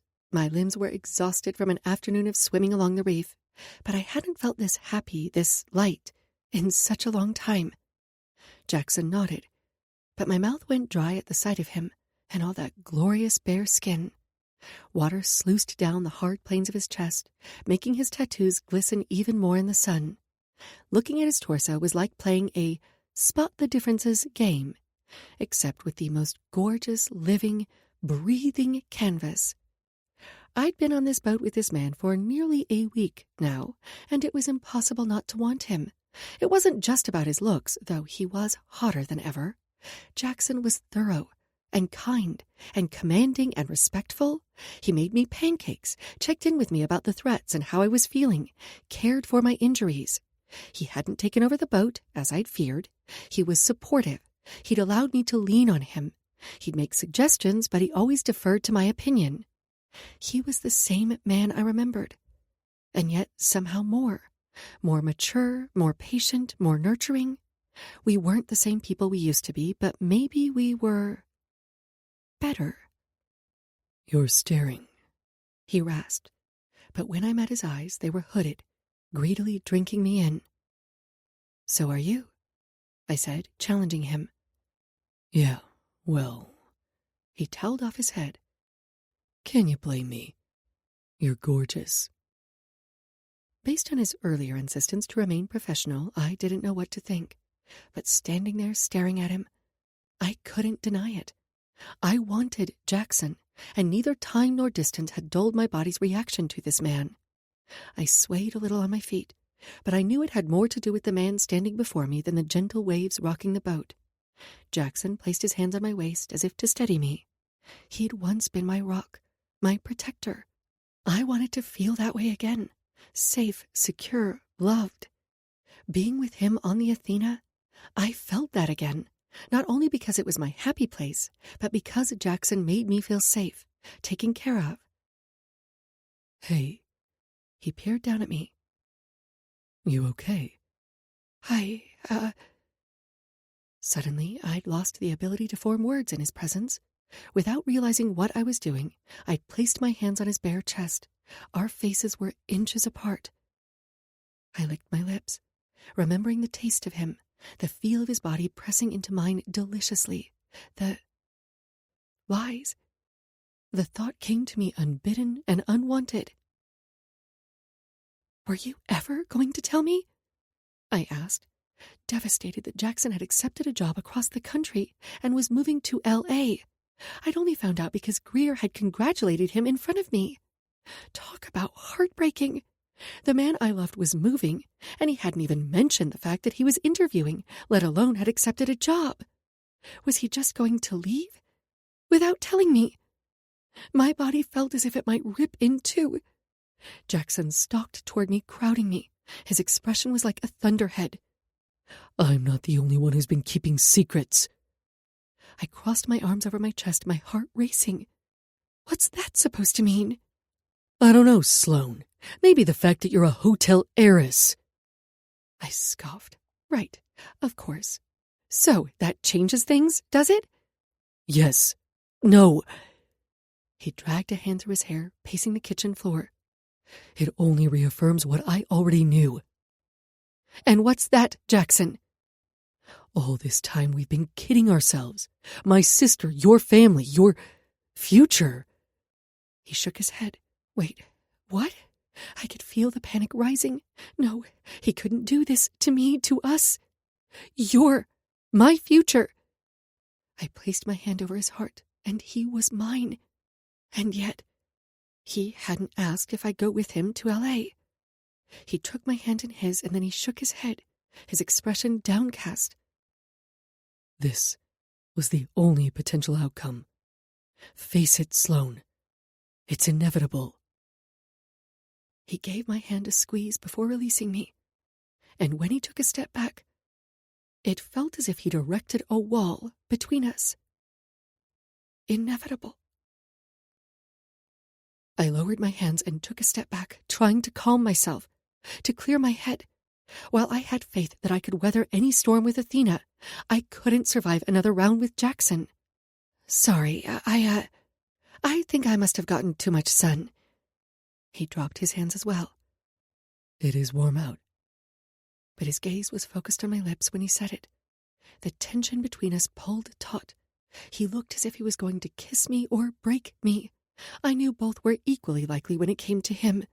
I could practically feel the desire and restraint rolling off him. I'd never had someone look at me the way Jackson did, as if he'd die if he didn't touch me, as if it took everything in his power to hold himself back. I knew what I wanted, what I'd always wanted. Him. I licked my lips and his eyes darted there, his nostrils flaring. Desire blazed inside me, and my chest rose and fell in great, shaky breaths. I wasn't sure who moved first, or if it even mattered, but I blinked, and we were touching. He was kissing me, holding me, igniting every nerve ending that had lain dormant for the past decade, reviving me. I gasped into his mouth, unable to get close enough. Jackson. I wanted to be swept up in that frenzy, that rush that only Jackson could evoke in me.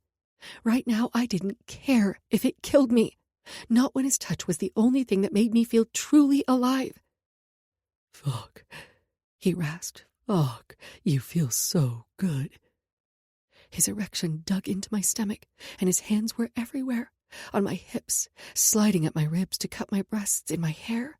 I was just as out of control, touching every inch of bare skin I could reach. We shouldn't, he said between kisses, his words an echo of the past, though, then and now, he didn't seem inclined to stop. I didn't want him to stop. Don't stop, I begged. He kissed me again, making me dizzy, delirious. But He leaned his forehead against mine. And you're... He tightened his grip on my hips and groaned. Heat flooded my core, making my nipples pebble with desire. We can't. He tasted like mint and salt, like all my best memories and the source of my greatest heartbreak. And somehow that, coupled with his words, cleared my head enough to realize that this was a bad idea, a mistake. I placed my hands on his chest, gently pushing him away. You're right, I said, my lips swollen from his kisses. We can't. I swallowed. I couldn't do this again. I couldn't go down this path, knowing heartbreak was the only thing waiting for me at the end.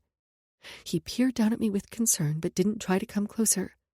I straightened my swimsuit top and covered my chest with my arms, as if to shield myself from him.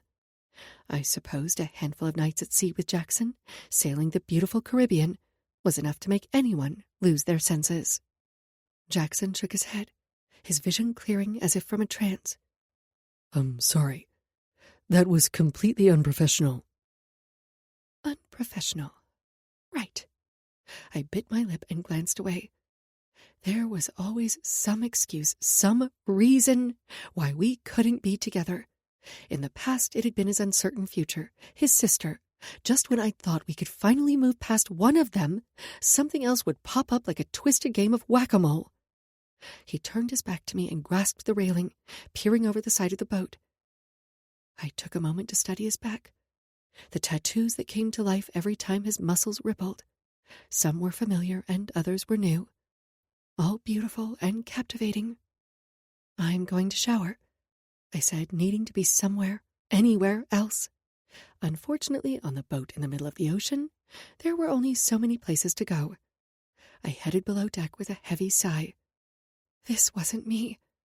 I wasn't some horny teenager who forgot all reason, but that was how Jackson made me feel, insatiable, uncontrollable. I blamed it on the sea air, the vacation mentality. That was all this was, all any vacation was, a chance to escape the ordinary, to ignore responsibilities and expectations and reality for a little while. I might fantasize about Jackson, but that was all it could ever be. At the end of the trip, Jackson and I would return to our separate lives and nothing would change. I stared at the ceiling. I couldn't imagine a more peaceful setting, floating in the calm waters off the coast of a secluded paradise. It was a cloudless night with no rain in the forecast. Even so, it felt as if a storm was approaching. My body was tense and I felt restless, on edge. I sighed and rolled to my side. We had another full day of sailing tomorrow to reach Mayaguana. I needed my rest, but I couldn't stop thinking about what had happened earlier about Jackson. He'd been, well, even better than I'd remembered. His kiss, his touch, they had the power to consume me. They nearly had once. And while I knew it was a good thing we'd stopped, that didn't mean my body was happy about it. No, it was achy and frustrated and woefully unsatisfied. I kicked the covers aside and padded to the galley for some water. The space was bathed in red light, and I was halfway across the main cabin when I heard a groan. I paused. Maybe it was the groan of the ship, but it sounded more like the groan of a man. The sound of another low groan had me rushing to Jackson's door, my gut clenching with concern. What if he'd eaten something that didn't agree with him? What if he was hurt? We were in the middle of the ocean. If something bad had happened, I needed to act fast. In my panic, I twisted the handle to his quarters without knocking. The boat rocked, carrying the door open with it. Red light spilled into his bunk from the main cabin, his breaths suddenly even louder in the small space. His torso was bare. He kicked off the sheets. and there was just enough light to see the outline of his hand gripping his cock as he pumped himself furiously. Oh my God. Oh my. I was too stunned to move, too entranced to do anything but stare. When I met his eyes, they were hooded as he scanned my form, daring me to watch him, or at least that was how it felt. I swallowed hard, easily falling under his spell once more. I hadn't set foot into his room, hadn't removed any of my clothes, and I was already on edge just from the sight of him. God, he really was glorious. And the longer I stood there, the more my eyes adjusted, allowing me the most erotic and tantalizing glimpses of this beautiful man. I felt as if I couldn't breathe, as if my whole body was wound tight, my being wrapped up in him. Everything tingled and ached and wanted him. Before I realized what I was doing, my hand had drifted down, sliding beneath the silk of my pajama bottoms. I needed a release. Something. This past week had been torture, and seeing Jackson now touching himself, pleasuring himself, had finally pushed me over the edge. Our eyes locked.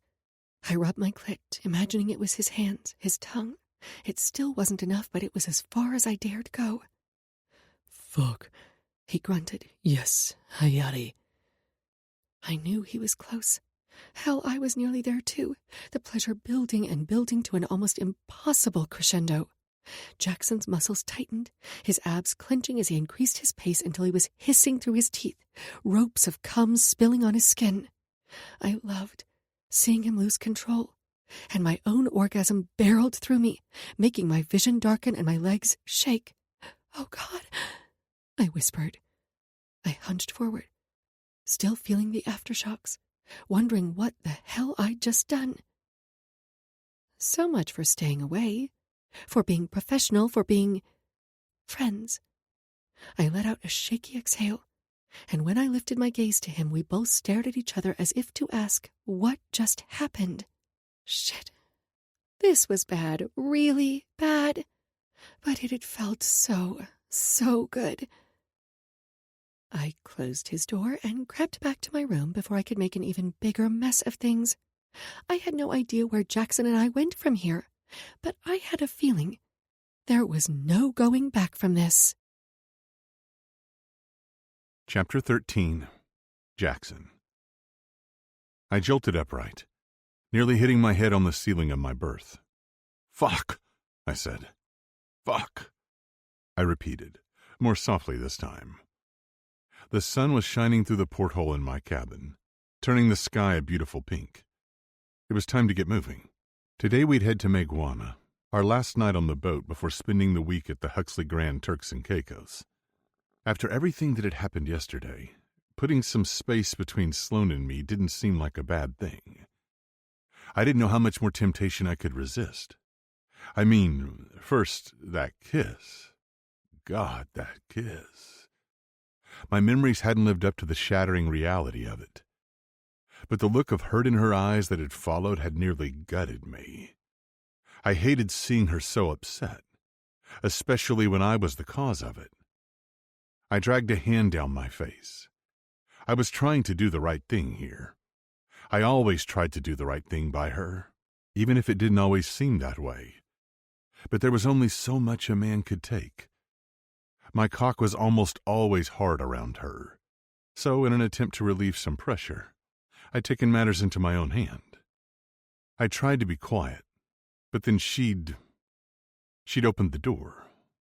She'd watched, touched herself, made herself come. Fuck me, that had been hot. But also, I buried my face in my hands. What the hell was I thinking? What was she thinking? Sloane was my principal. My boss didn't care that we had a past. And when he told me to use it to my advantage, he sure as hell didn't mean jacking off in front of the client, daring her to watch me, even though she was already in a relationship with someone else. I squeezed my eyes shut, feeling completely adrift.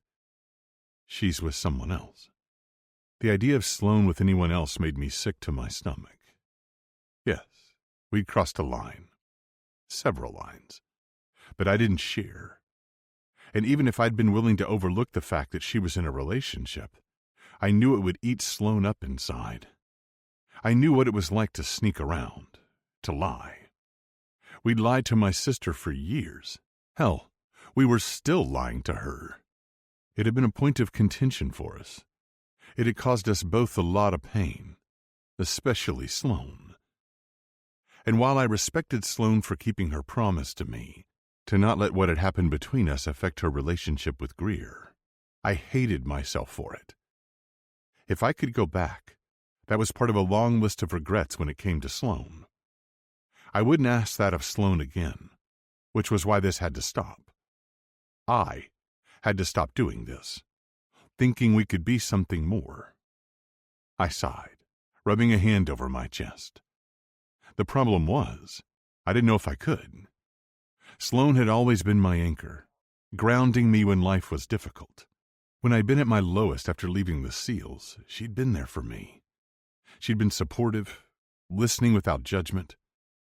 With her, I could be vulnerable in a way I'd never been before. After my dad's death, it had felt as if the weight of the world rested on my shoulders, the responsibility to take care of my mom and Greer, to become the kind of man he would have respected, a hero, like him. And then I'd gotten kicked out of the SEALs, and everything had come crashing down. But Sloane had been there for me. She'd loved me, healed me. But that was in the past. I needed to focus on the present. She was Hudson's client, for fuck's sake. And I'd worked too long and too hard to give up that promotion. It was within my grasp. All I had to do was keep my eye on the prize and my cock in my pants. I dressed and headed out to check our position and the weather. Morning. Sloane peeked her head in from the deck. Breakfast and coffee are in the microwave. Everything else looks good. I'm ready to leave whenever you are. I scrutinized her expression, but she was as calm and beautiful as ever.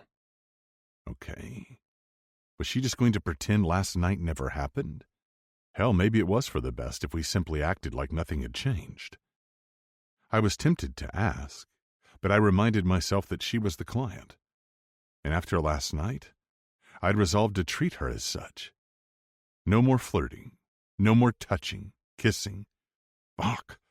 No, not fuck. Definitely no fucking. It was my job to keep her safe and, when possible, happy. So I swallowed back my questions, realizing that perhaps ignoring the problem in this situation was best. I said, "Sounds good," and got ready to head out. We motored into the wind, and as the island faded from view, I gave it one last lingering glance. On the island it had felt as if anything were possible, as if something between Sloane and me could be possible. If I were honest, I still wanted it to be possible. But I knew that was a fantasy, nothing more. I'd ignored protocol, discarded my principles like my swim trunks, and that couldn't happen again. I checked and double-checked the weather, using the satellite phone to email security at the Huxley Grand Turks and Caicos. Everything was ready for our arrival tomorrow, and that should have given me some manner of calm, but it didn't. When it was my turn to take the wheel, Sloane went below deck. I wondered if she was avoiding me. We'd barely spoken all day, and I had no idea what she was thinking. It felt as if all the progress we'd made the past few days had come undone. I hated the idea of her pushing me away, though it wouldn't be the first time, and I couldn't say I blamed her. The door to my apartment opened and then slammed shut. I found Sloane pacing in the living room. "What happened?" I asked, immediately on edge. "What's wrong?" "I can't keep doing this." She continued pacing. "I can't keep lying to her, to everyone." "I know." I went over to her, relieved, even as my stomach churned with guilt. "I understand, and I'm—" "No!" She raised a hand as if to silence me. "You don't. When I leave to come to your place, I have to lie. When I'm texting with you, I have to lie. When Greer asks who put that dreamy look on my face, I get it." I smoothed my hands up and down her arms. "You have to lie." Her shoulders slumped. I hate lying to her. I'm a terrible friend. And I'm a terrible brother, I said. But we can't control who we fall in love with. She gasped, and I realized it was the first time I'd said the word aloud. I'd thought it 1,000 times. It was always on the tip of my tongue. She glanced up, meeting my gaze. You love me? Yeah, Hayati. I cupped her cheek, wishing I told her sooner. I do. She wrapped her arms around my neck and squealed. I held her close, my heart pounding as the realization sank in. I loved her. I am so fucked. It was a good thing she wasn't fluent in Arabic, or she would have figured that out months ago. I love you too. She peppered my face with kisses. God, I love you so much, Jackson. I didn't deserve Sloane or her love. I dropped my head to my chest. How could I ever give her the kind of life she deserved when I'd been discharged from the Navy and we were hiding our relationship from friends and family? Hey. She angled her head so she was meeting my gaze. What's that about? You deserve more than this. More than I can give you. More than lies and secrets and... Jackson. She gripped my shirt, her gaze intense. I don't want anything but you. But I can't keep living like this. What are you saying? I asked. I want to tell Greer about us. I jerked my head back. What? We can't. You know we can't. It wasn't the first time we'd discussed this, but I thought we were on the same page. We can, she insisted. We love each other. Surely that will show her how serious we are, right? Maybe, I hedged, still doubtful. But if we tell her that we love each other, then she's going to realize how long we've been keeping this from her. What do you think? Sloane asked as we neared our destination. The wind had shifted, and we were flying through the water, making good time. Should we stop for the night or press on? How do you feel? I asked, deferring to her. She lifted a shoulder, never meeting my gaze. I'm good to keep going if you are. Maybe a few more hours, just to put us closer to Turks and Caicos, and a villa where we'd have more space and less temptation. Agreed. Her tone was cold, distant. We eventually anchored in about 18 feet of water, and it was the first time we'd stopped all day.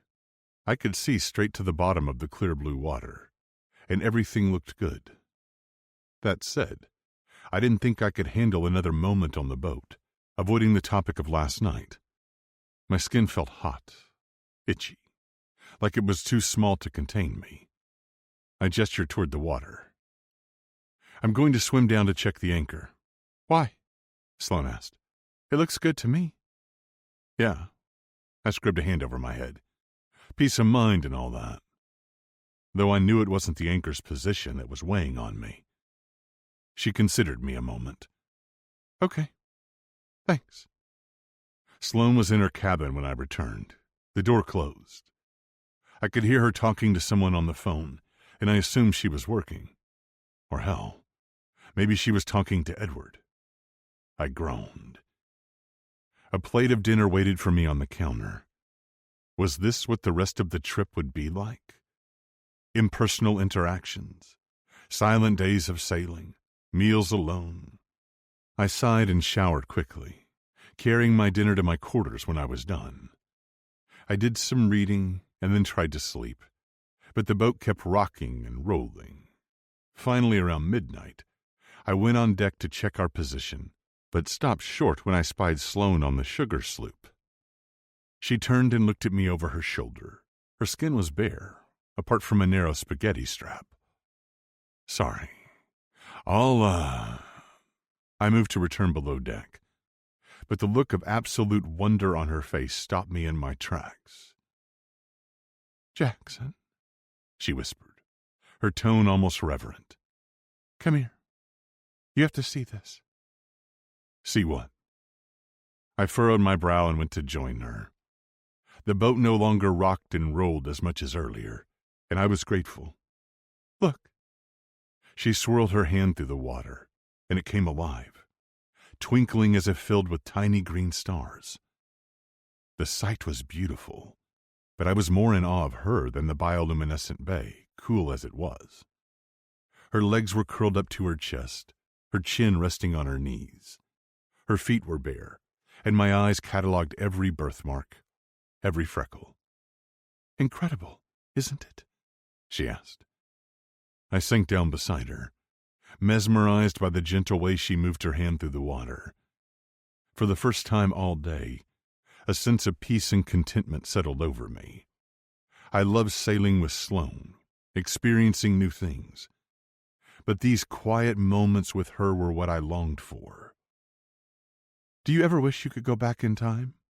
she mused, her attention still on the water and the almost magical creatures who lived there. All the fucking time. But then I wondered if she was referring to last night. Treading carefully, I said, "Sometimes, sure. I would imagine most people have memories they'd like to relive." She gave a thoughtful hum. "If you could relive or redo any moment from your life, what would you pick?" Relive. Every moment with her. Good and bad, happy or sad. I would gladly take them all. But I didn't say that. Couldn't. It wouldn't be appropriate for oh so many reasons. "That's a big question," I finally said. She laughed, lying back to look at the stars. Even surrounded by endless beauty, I couldn't look anywhere but at her. "Why?" I asked. "What about you? Anything you'd redo? Any regrets?" "Doesn't everyone?" She was clearly evading my question. Fair. I'd done the same thing only moments before. I was afraid that all her regrets centered around her memories with me. That if she had the chance to go back, she'd not only change last night, but everything between us that had come before it. I'd caused her pain. And more than anything, I didn't want her to hurt anymore. If that meant erasing our past, I would have done it. Also, she would have never experienced hurt. But I was here to do a job, and getting involved with Sloane would put more than my future at risk. If my focus was compromised, her safety was too. I needed to put the past to rest once and for all.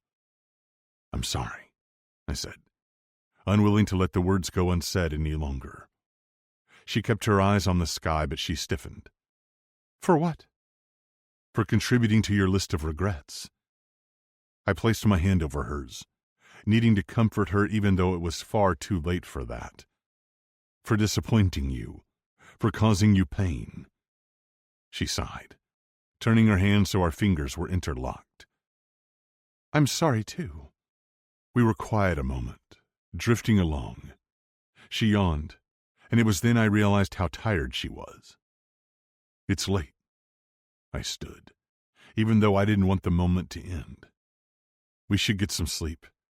Tomorrow's going to be a long day." We were hoping to set out early, and the Caicos Passage might be rough. We hadn't had any more issues with the fuel system or the motor, but the passage was a big undertaking. I offered her my hand.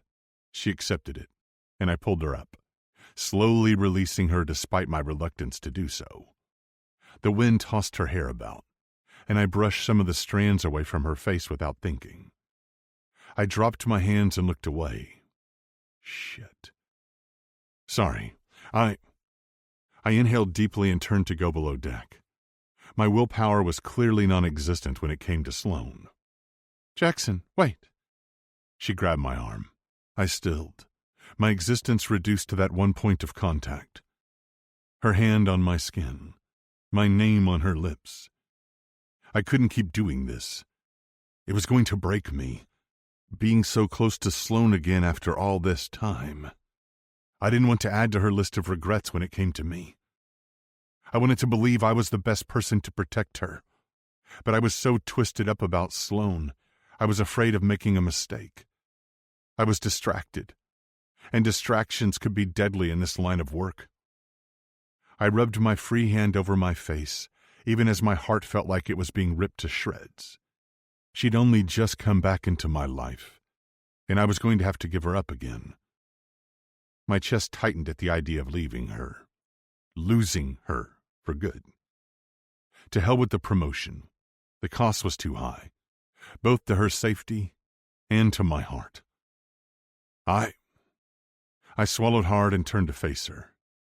Sloane.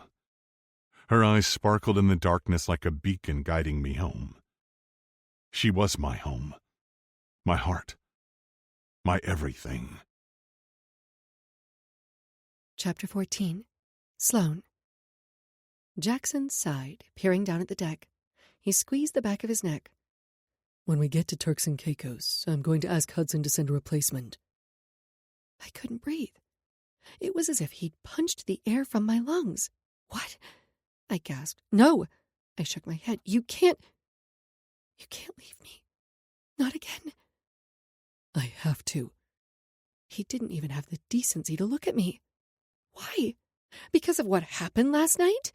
I asked, anger and fear surging through my veins. Yes, and because it's eating me up inside, knowing you're with someone else, wanting you for myself.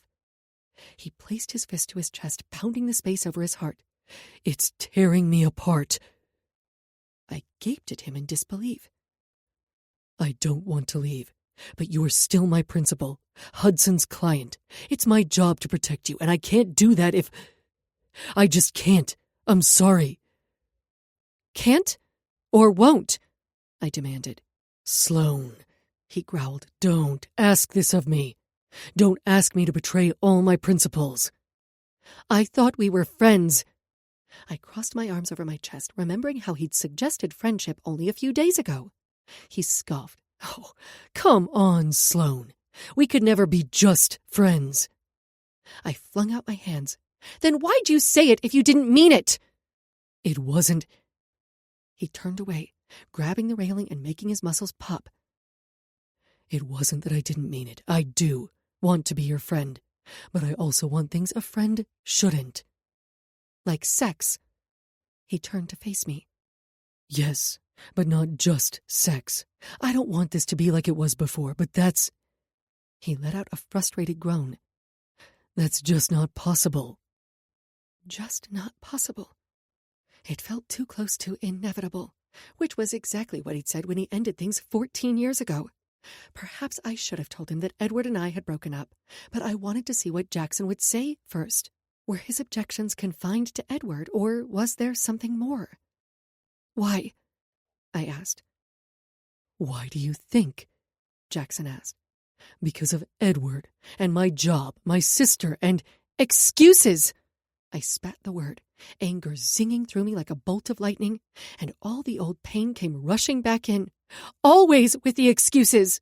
If you really wanted to be with me, you'd find a way. You would have found a way back then, and you would find a way now. If you'd loved me, you wouldn't have let anything stand in our way. If you loved me... I took a deep breath, as if that would help me find the air I needed, the strength. Our breakup wouldn't have been inevitable, but unthinkable. I hurled the words at him. By the time I was done, my heart felt ragged, and yet nothing had changed. Not really. I'd wanted to believe it had, that we had, but deep down we were still the same people. Jackson was one of the bravest men I knew. If there was a situation that needed to be handled or a safety concern, he was your guy. But when it came to vulnerability and taking emotional risks, he couldn't be relied on. He couldn't be trusted.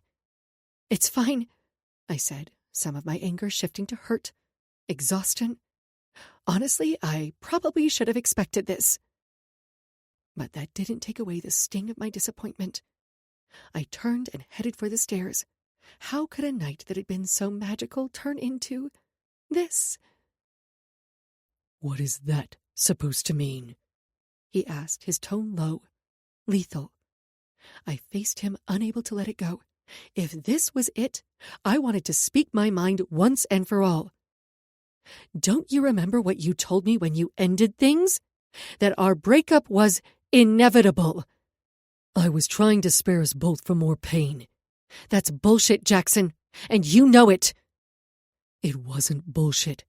Surely you realize that we're from 2 different worlds. He gestured to the boat, the ocean, whatever. What I see, I leaned forward, venom in my words, is that this is what you do. When things get tough, you bail. I lifted a shoulder. I guess I should be grateful you had the decency to tell me you were leaving this time instead of letting me hear it from someone else. Before I could even blink, he was standing in front of me, our toes touching. That's not fair. That's not fair, and you know it. Is it fair to interview for a job across the country without telling the woman who loves you? Is it fair to accept that job and plan to move, all without ever telling her? I was going to tell you. He huffed. When? I straightened, unwilling to back down. When were you going to tell me, Jackson? When your apartment was packed? When you'd boarded the plane to move to L.A.? He threw his hands in the air. What do you want from me, Sloane? You want me to apologize? He stepped closer. I did, and I will say it again and again and again until you believe me. I'm sorry. Okay? His expression was full of remorse, his voice softer when he said, I'm sorry. What I did was wrong, but you also can't place all the blame on me. I scoffed. He wasn't wrong. I had kept things from him, but I can't believe you're still hung up about my family. I'm not. He shook his head. I'm not hung up about your family. His breath hitched. I'm upset that you felt like you needed to keep that part of yourself from me, especially after I trusted you. You are unbelievable. Do you even hear yourself? I gnashed my teeth. Yes, I omitted some things about my family, and maybe it was wrong to do so, but I had my reasons. His expression was pained. Did you honestly think I tried to take advantage of your money? No, though that had happened in the past. But with Jackson, it had never been a concern. With guys you dated? I nodded. And even with people I thought were my friends. He clenched his fists, but I knew his anger wasn't directed at me. I'm sorry, that's... He blew out a breath. Really shitty. Yeah, it was. I crossed my arms over my chest. So what, then? He asked. You thought I'd look at you differently. I hated to admit it, but yeah, kind of. I know how much you value hard work. I've seen the sacrifices you and your family have made, and I guess I was scared that... I lifted a shoulder and peered out over the water. I took a deep breath. I was scared you'd see me as some spoiled little rich girl. Sloane. He took my hand in his. You could never be some spoiled little rich girl. I appreciated his saying that, but the fact remained that it had changed things. Maybe not, but when you found out I was a hotel heiress, it still affected how you saw me. When he opened his mouth to say something, I preempted him. Don't try to deny it, Jackson. He considered it a moment, then said, You're right, but you're also wrong. I furrowed my brow. He was talking in riddles, and my emotions were already frayed. What does that mean? He sighed, sinking down on one of the benches. It means that it only confirmed what I already knew. He rubbed the back of his neck and glanced away briefly before meeting my eyes. I'm not good enough for you. What? I jerked my head back, his words piercing me. Gone was the anger, replaced by concern, regret. How could you think that? I went over to him. Did I ever make you feel that way? I asked, feeling as if I might shatter. No, Hayati. He held my hand. I realize now that I had a chip on my shoulder, that I was putting these expectations on myself about what my mom needed me to be, what Greer needed me to be, what I thought you needed me to be. His comment stopped me in my tracks, both with his vulnerability and the fact that he'd felt that way. It calmed my anger, making me realize that perhaps I'd misunderstood the situation, misunderstood him. I placed my hand over his heart, his skin warm beneath my palm. I only ever needed you to be yourself. I know. He smiled at me, though it was tinged with a sadness that echoed in my heart. I do. It's just... When I was offered the job at Hudson, I couldn't believe it. My luck was finally changing. I was still hoping the Navy would grant me an honorable discharge, and the job with Hudson felt like a way to redeem myself for getting expelled from the SEALs, a way to make my dad proud and honor his legacy, a way to build a better future for myself and my family. I noticed that he hadn't mentioned a future for us, because he saw our demise as inevitable. I was trying to keep an open mind, but that word still haunted me. I was determined to finally get all the answers to my questions, even if it hurt. How did you find out about the job? I'd always assumed he'd heard about Hudson from a friend or discovered them online. He rubbed the back of his neck. It's funny, really. One night I was working at the club and a guy introduced himself and handed me his card. He was working his way up at the LA office and he wanted to recruit me. I went to interview and I was offered the job. The pay, the opportunity, everything was amazing, except the fact that it was in LA and you were in New York. So he had considered how this would impact our relationship. Maybe not. Either way, I needed to know. Not trusting myself to speak, I nodded, encouraging him to continue. You were about to graduate, and I knew you didn't want to move back to LA. You'd made that, he scoffed, very clear. He was right. I hadn't wanted to move to LA. I still didn't want to move to LA.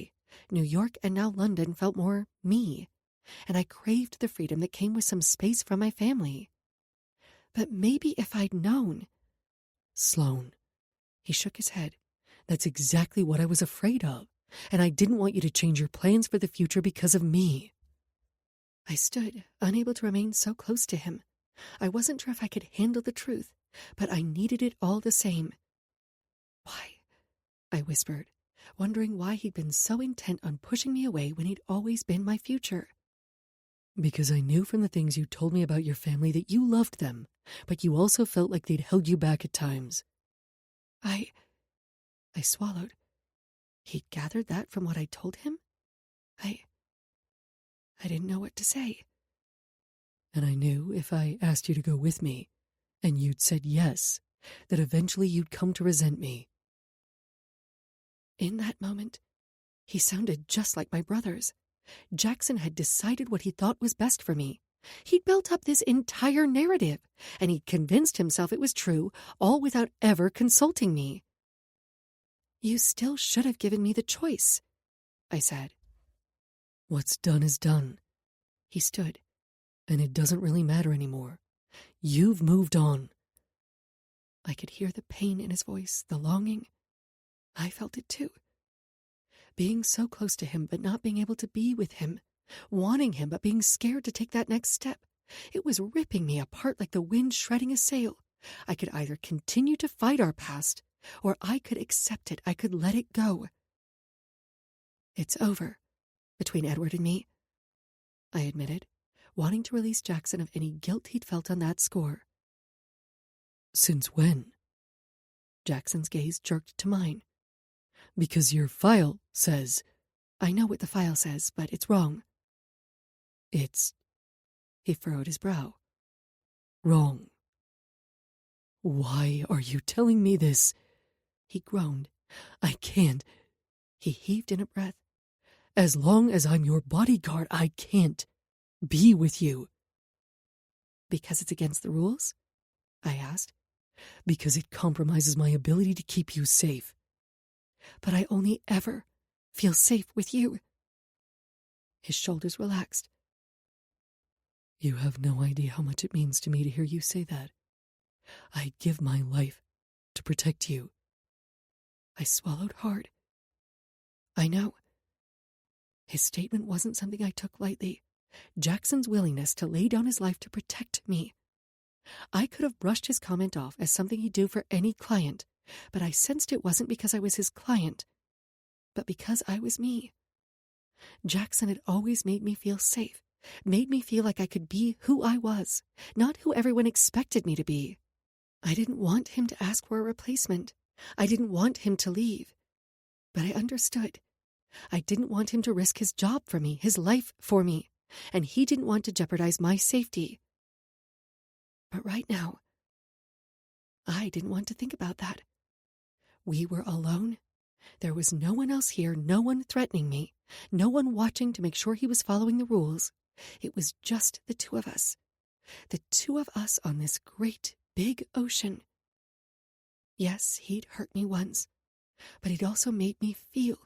He'd made me understand what it was to claim something for myself, to express my wants and my needs. I wanted to feel that way again, so badly. I wanted to feel that sense of empowerment and strength. I wanted to feel alive, even if only for one night. I peered up at him, placing my hand on his chest. It was shaking. I was shaking. With want, with fear.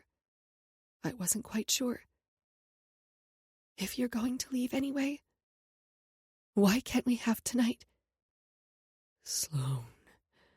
He groaned when I dragged my nails over his chest, his hands balled in tight fists at his sides. Please. Please, what? My voice was a whisper on the wind. I don't. A muscle in his neck twitched. He bowed his head. I smiled, gratified that I'd reduced this man to incoherent sentences, that he felt just as out of control as I did. I wanted to unravel him completely. There's no one else here. It's just the two of us. And what about tomorrow? I lifted a shoulder. I just wanted one night of pleasure, one night to finally get closure, one night to say goodbye to the past and move on. Tomorrow, we go back to being, I gestured between us, whatever we are. He stepped closer. And what's that? I don't know.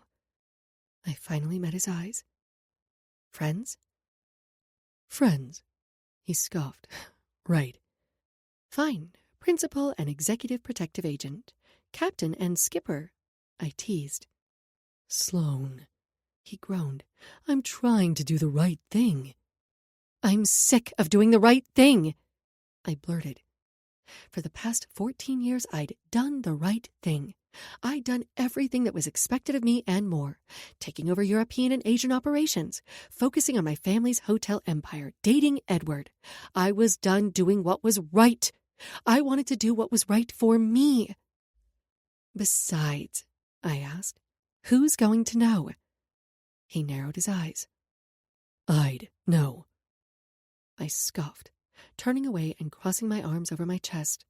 Here I was, offering myself up to him, and he was going to cling to his honor?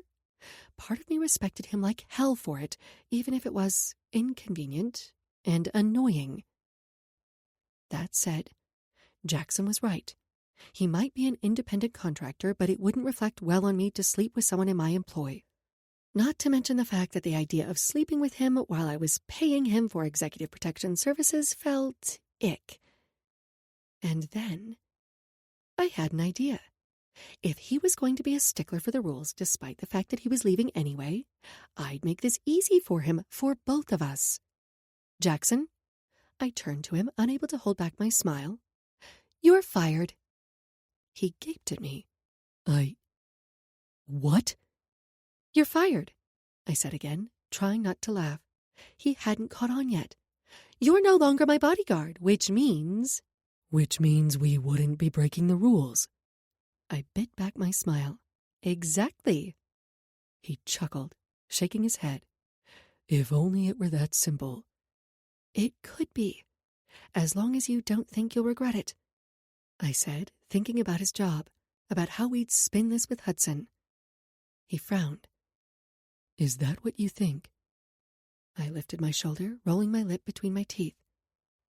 Sloane. He slid his hand through my hair, cupping my cheeks. I could never regret loving you. You are my solace, my Dazra Kwarara. When I'm with you, my heart is at ease. My body relaxed at his words, even as my mind replayed them again, trying to search for answers. He nuzzled my nose with his, prolonging the torture. It felt as if everything in my life had led up to this moment, to him. Jackson, I pleaded. I didn't know if I wanted him to release me or never let go. He swallowed hard, his Adam's apple bobbing. He looked ready to pounce, but then he sobered. You sure this is what you want? It wasn't about what I wanted, but about what I could give. One night, a chance for closure once and for all. Yes. He closed his eyes. Say it again. I furrowed my brow. What? He slowly opened his eyes once more. My name. Say it again. He kissed the spot behind my ear. Jackson, I said on a sigh. His eyes were locked on mine, scanning them as if seeking permission. Whatever he saw must have satisfied him, for in the next moment he brushed his lips against mine, gentle, reverent, tentative. Even so, it was a claiming. This man dominated me like he always had. I whimpered at the feel of his hands on me. It was like coming home. It was everything. I tugged at his shorts. I didn't care that we were out in the open, that anyone could have seen us if they'd happened to sail by, which I doubted. We were well and truly alone. He wore a glazed expression. God, look at you. He cupped me, bending forward to nip at my breasts through the thin material of my silk tank. I gasped at his touch, at the way he made me feel. In his arms, I came alive. You are so fucking incredible. He rasped, the words sending butterflies skittering through me. Jackson looked at me as if I were the answer to all his prayers, the object of all his desires. He made me feel wanted, seen, cherished. My body was on fire from his touch, all rational thought gone. What do you want? He asked. I swallowed hard. There were so many things I wanted. You. It was the first time I'd claimed something for myself in years, and it felt good. He dragged his thumb down my lips. God, Sloan. He groaned. I parted my lips, and he pushed his finger inside my mouth, filling me, reminding me of just how good he could make me feel. I sucked, swirling my tongue around his thumb, licking the salt from his finger like I wanted to lick the cum from his cock. My legs quivered, desire pooling in my core. He lifted me so my legs were wrapped around his waist. Oh, God. His cock. It was hard and insistent, and I wanted him inside me now. Fuck. I missed you. He buried his face in my neck, and a sense of rightness washed over me. His familiar smell, the comfort of being in his arms, the words he said were exactly what I'd needed to hear. Closure, I reminded myself. But it was difficult to remember my end goal when he set me down on the bench, his gaze tender as he kneeled before me, his eyes scanning me as if to memorize every freckle, every birthmark, everything. He kissed me, savoring me as if I were the most decadent treat. There was no rush. Nothing was hurried about his movements. He was just as lost to this moment as I was. Let me taste you, he said, kissing his way up my legs. He peeled off my silk sleep shorts. Then he wrapped his hands around my thighs, hauling me toward him. I swallowed hard and pushed away my fears. It had been a long time since I'd had a man go down on me, and none of them had ever compared to Jackson. He was always so intense, and the filthy words he said, the way he pressed a kiss to my inner thigh, his lips soft. My skin was incredibly sensitive to his touch, and I nearly jolted off the bench. Nervous? He asked, peering up at me from between my thighs. I felt like a virgin again, with the hottest guy I'd ever seen. It nestled between my legs, about to cross a line we shouldn't. Stay here. Jackson linked his fingers with mine. With me. I forced myself to focus on the present, even as it blended with the past. Honestly, when he nuzzled my clit, he made it difficult to think about anything else. I gripped the edge of the seat, the boat rocking gently as he licked and sucked and teased me, his eyes never leaving mine. When my legs started to shake, my pleasure churning inside me like the powerful waves in the Gulf Stream, he rasped, "That's it, Ayati." He smoothed his hand over my thigh before reaching around and pulling me even closer to his mouth, positioning me exactly how he wanted. I felt as if my skin couldn't contain me, as if my body was coming apart in the best possible way. Oh, God. Oh, yes. I panted. Pleasure. So much pleasure. It was as if my body had lain dormant for years. Suddenly, thanks to Jackson, everything was brighter, clearer. God, I missed this. Missed feeling like this. On a boat beneath the stars with Jackson's mouth on me, my toes curled. I was flying. I was free. Chapter 15. Sloane. I fell back against the bench, trying to catch my breath. My heart was racing, and Jackson kissed me with a satisfied grin. "That's my girl." In that moment, I was 22 all over again, and I would have given him anything and everything, if only he'd asked, but he'd never given me the choice. This was my chance. I was seizing what I wanted and rewriting our ending. He tugged off my shirt, tossing it below deck along with my shorts. "Fuck," he rasped. "Fuck, you're gorgeous when you come." I wanted to see him come. I wanted to make him feel as wild and out of control as I felt. I grabbed the hem of his shirt, and he yanked it over his head in one fluid motion. He smirked, then pushed down his shorts, and his cock bobbed. Thick, hard, wanting. My breath caught in my throat. He was stunning. So much ink, so much raw power. He sat on the bench across from mine. "You're just going to sit there and watch, baby girl?" he taunted, pumping his cock. "Or are you going to ride my cock?" I shuddered at the erotic sight, at his filthy words.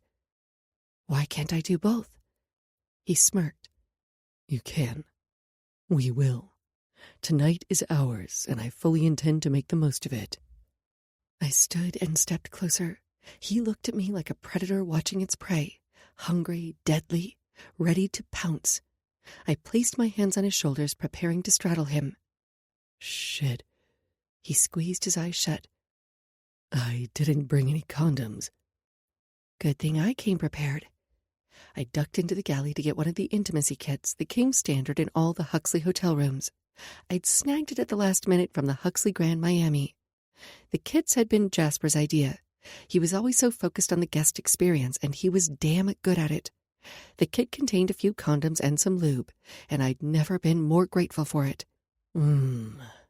Jackson grabbed me by the waist, the heat of his hands branding my skin. He hauled me onto his lap for a searing kiss. "I knew I liked you for a reason." Oh, is that the only reason? I teased, glossing over the fact that he'd almost said love. He didn't love me. He didn't know me, not after all these years apart. "You're also beautiful." He kissed the skin behind my ear. "Smart." He punctuated each statement with a kiss. "Sexy. Considerate. Fiercely independent. Stubborn." I removed the condom from the package. Okay, I think I get the point. He chuckled, but the sound came out strangled when I sheathed his hard cock. "You're also resilient." Another kiss. "And resourceful." "You sure have a lot to say," I teased. 14 years worth of things to say. Yes, he said. I glanced away, his expression too intense. I couldn't. Hey. His tone was gentle as he cupped my cheek, bringing my gaze back to him.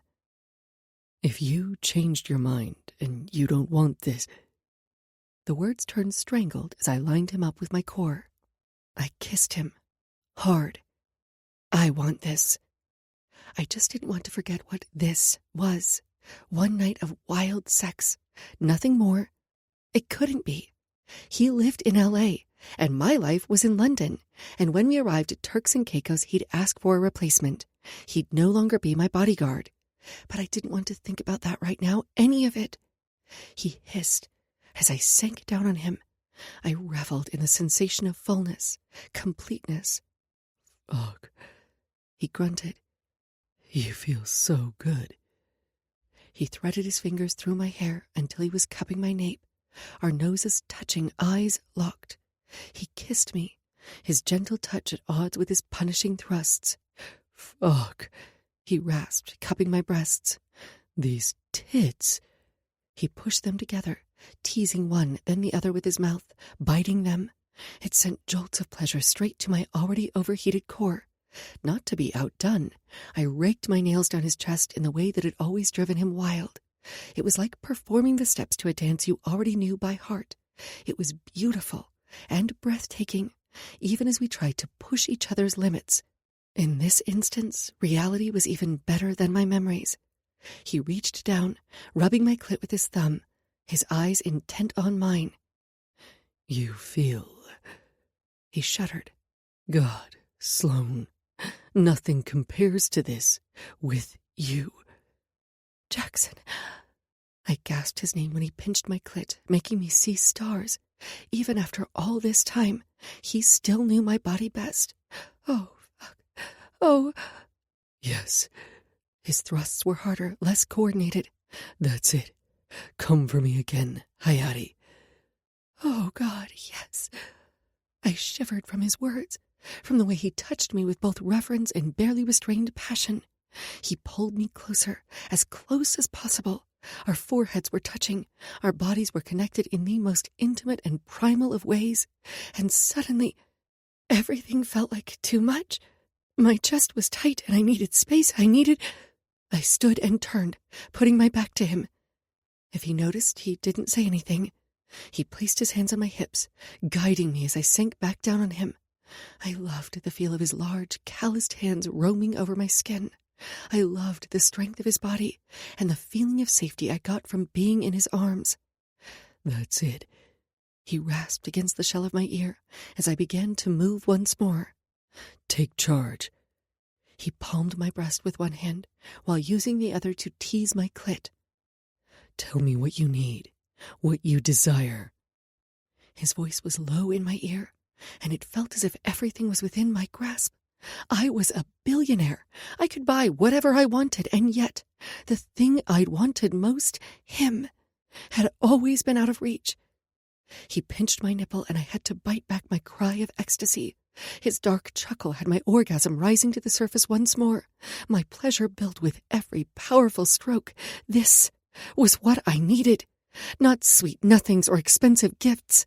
Not lavish dinners or someone who was perfect on paper. I needed someone raw and real. I needed Jackson. I needed him to set a relentless pace until he pushed me over the edge into oblivion, until I forgot about the past or the future, until my entire existence boiled down to where our bodies connected and nothing else. I've got you. He slid a hand down my throat, collaring me. I was completely at his mercy and under his control. He guided me, so our bodies were pressed together, until the weight of his hand rested over my heart, and for that moment, I allowed myself to relax in his hold, to trust that Jackson would keep me safe. That's it, he said, coaxing my orgasm from my willing body. Shout my name to the stars while I fill you with my cum. I spasmed around his cock, right before he increased his pace, losing control of his movements as he unleashed himself. I leaned my head back against his shoulder, trying to catch my breath as I stared at the stars as if for guidance. Jackson's chest was warm against my back. He held me, nuzzling my neck as he whispered words of praise. Tears formed on my lashes. So much for keeping my emotions out of it. Now that some of my earlier desire had cooled, the enormity of what I'd just done came crashing over me. I shivered. Come on. Jackson gave me a squeeze. Let's go to bed. He followed me down the stairs to my cabin, his hands on my hips as we made our way to my bed. I lay beside him, and he pulled me into his arms. It felt so natural, yet strange all at the same time. A few weeks ago, the idea of spending a night with Jackson would have been inconceivable, and yet, here we were. "What's this one for?" I asked, tracing a line of text along Jackson's ribs. It had the words acta non verba in a handwritten font. My dad used to say that phrase a lot. It means actions, not words. I hummed. You are definitely a man of action." He arched his hips as if to emphasize my statement, and I laughed. "Jackson!" I slapped his chest playfully. "That's not what I meant." He rolled so that he was leaning over me, his cock already hard against my thigh. "You sure?" "Is this his handwriting?" I traced my fingernail along the line of his ribs, and he let out a shaky breath. I smirked, and he fell back on the bed. "Yeah. When we were helping my mom move last year, I found some of his old letters." "How is your mom?" I asked. I tried to check on her more regularly since the stroke. "She's good. Yeah." He seemed distant, but maybe he was just lost in thought. "Hey," I said, caressing his jaw. I couldn't seem to stop touching him. "You okay?" Yeah, I'm good." He tucked one arm behind his head, keeping the other wrapped around me. "I just worry about her, you know?" "I get it. I worry about her too, and she's not even my mom." "You say that, but I know she thinks of you as her honorary daughter."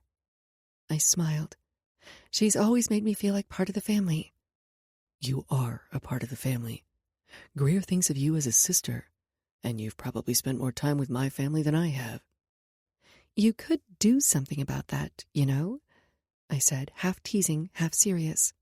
I knew Belinda would love to spend more time with Jackson, Greer as well. "I've just been so busy, especially since I was assigned to the Crawford residence." "The Crawford residence?" I chortled. "It sounds so formal." "Hey." He tweaked my nipple, and I hissed as my core flooded with heat. "The safety of our clients is serious business." "I know, and I appreciate your dedication.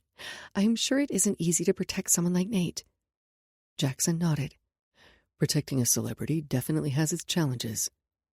"I'm sure every client presents a challenge of some sort." "Yeah. I recently had this assignment where the client was super demanding, and then she had the gall to fire me. Me!" I laughed, though I worried about the consequences for Jackson, even if I'd been joking about firing him. "You know why I fired you." He took my hand in his, bringing it to his mouth for a kiss. "I do, and I don't regret it." "I hope it won't get you into too much trouble at work," I said. I would have asked him to stay till the end of the trip, but I didn't think he had that kind of vacation time. And even if he did, could he afford to take so much time off? Would he even want to? It was probably for the best. One night was safer. One night wouldn't muddle the situation or my heart. "We'll find a way to spin the situation so it won't reflect adversely on you," I said. "Thanks," he said, his expression darkening, "but what's done is done." "Maybe you should get that as your next tattoo," I teased, noticing it wasn't the first time he'd said it, and both times he'd sounded so resigned, downtrodden. I hated to think that I was responsible for it. I hated to think that our choices might impact his career. I knew how much it had cost him to be discharged from the SEALs. I didn't want anything to happen to his position at Hudson because of me. I propped my head up with my hand. "You said you were hoping to spend more time with your family after our trip. What will you do next? After this assignment, where are you supposed to go?" He seemed to hesitate, then said, "I'm not sure yet. And you? Will you go back to London?" I sighed, not wanting to imagine being anywhere but here, with him. "That depends." On, he prompted after I said nothing more. He traced my hip, smoothing his hand over my skin. On whether Hudson is able to find and apprehend the source of the threats. We will find them, he said in a menacing tone that made me confident they would. I hope so, I said. Otherwise, I'm afraid to see what my brothers will try to do. Jackson frowned, brushing my hair over my shoulder. What does that mean? They can be very protective, I said. I love that they care about me, but sometimes it feels suffocating. Is that why you chose to live in London, even though everyone else is in L.A.? I chewed on my bottom lip. That's certainly part of it. And the other part? I sighed. The other part was that I needed a change. When I decided to move there, my grandparents had just died, and we'd... He tilted his head back in understanding. Oh, yeah. He cleared his throat, tucking my hair behind my ear. I am sorry, Sloane, for the way everything went down, for the things I said. I captured his hand and drew his palm to my mouth for a kiss, appreciating his apology more than he could ever know. Even so, I didn't want to dwell on it, not now when I was still naked in his arms and feeling so vulnerable. Do you spend all your time in London? He asked. I travel around to various locations, especially in Europe and Asia, but I consider London my home. I didn't want to talk about myself or my life in London. I wanted to hear about him, what he'd been up to the past 14 years, what had inspired his tattoos. This is new. I circled the sextant tattooed on his chest. The design was simple, yet so well rendered it almost looked 3D. It was one of my favorite new additions to his ink, but maybe that was because it was nautical, and it was part of a larger piece of artwork with a horizon, and he covered me. I'll show you something else that's new. He rocked into me, turning my laughter into a moan of pleasure. Chapter 16. Jackson. I woke to the scent of sea salt and wild roses. I smiled into Sloane's neck. Heaven. That's what this was. When my alarm went off, I tried to silence it, only to realize it was Sloane's, and I was still in her cabin, in her bed. It felt like I was in a dream, as if we existed in this sacred space between the past and something I'd only ever imagined. I didn't want to let it go. I didn't want to let her go. Not now, and not ever. She'd said it was one night, but last night had only solidified what I already knew. I loved Sloane, and this trip was a gift. A chance to reconnect and heal after all these years apart. I was determined to use it as a springboard to a second chance. Even now in the cold morning light, I knew that, given the chance again, I'd choose Sloane over the promotion any day. Years ago, I'd prioritized my career, but it was what I needed at the time. I needed to prove myself, to redeem myself. Now, I knew the only thing I needed was her. The love I felt for her overpowered everything, and I realized that trying to fight it had been as futile as trying to outrun a hurricane. I'd have to figure out what this meant for my place at Hudson, for my career, but I tried to have faith that it would all work out. We'd also have to decide how to navigate the situation with my sister. Sloane's family could be another potential obstacle, but I was getting ahead of myself. First, I had to make Sloane see that we belonged together. Sloane turned off the alarm and moved as if to get up. I groaned and pulled her closer. "Don't go." Sloane laughed, oblivious to the more serious turn my thoughts had taken. "Come on, sleepyhead. We want to get an early start if we're going to make it to Turks and Caicos tonight."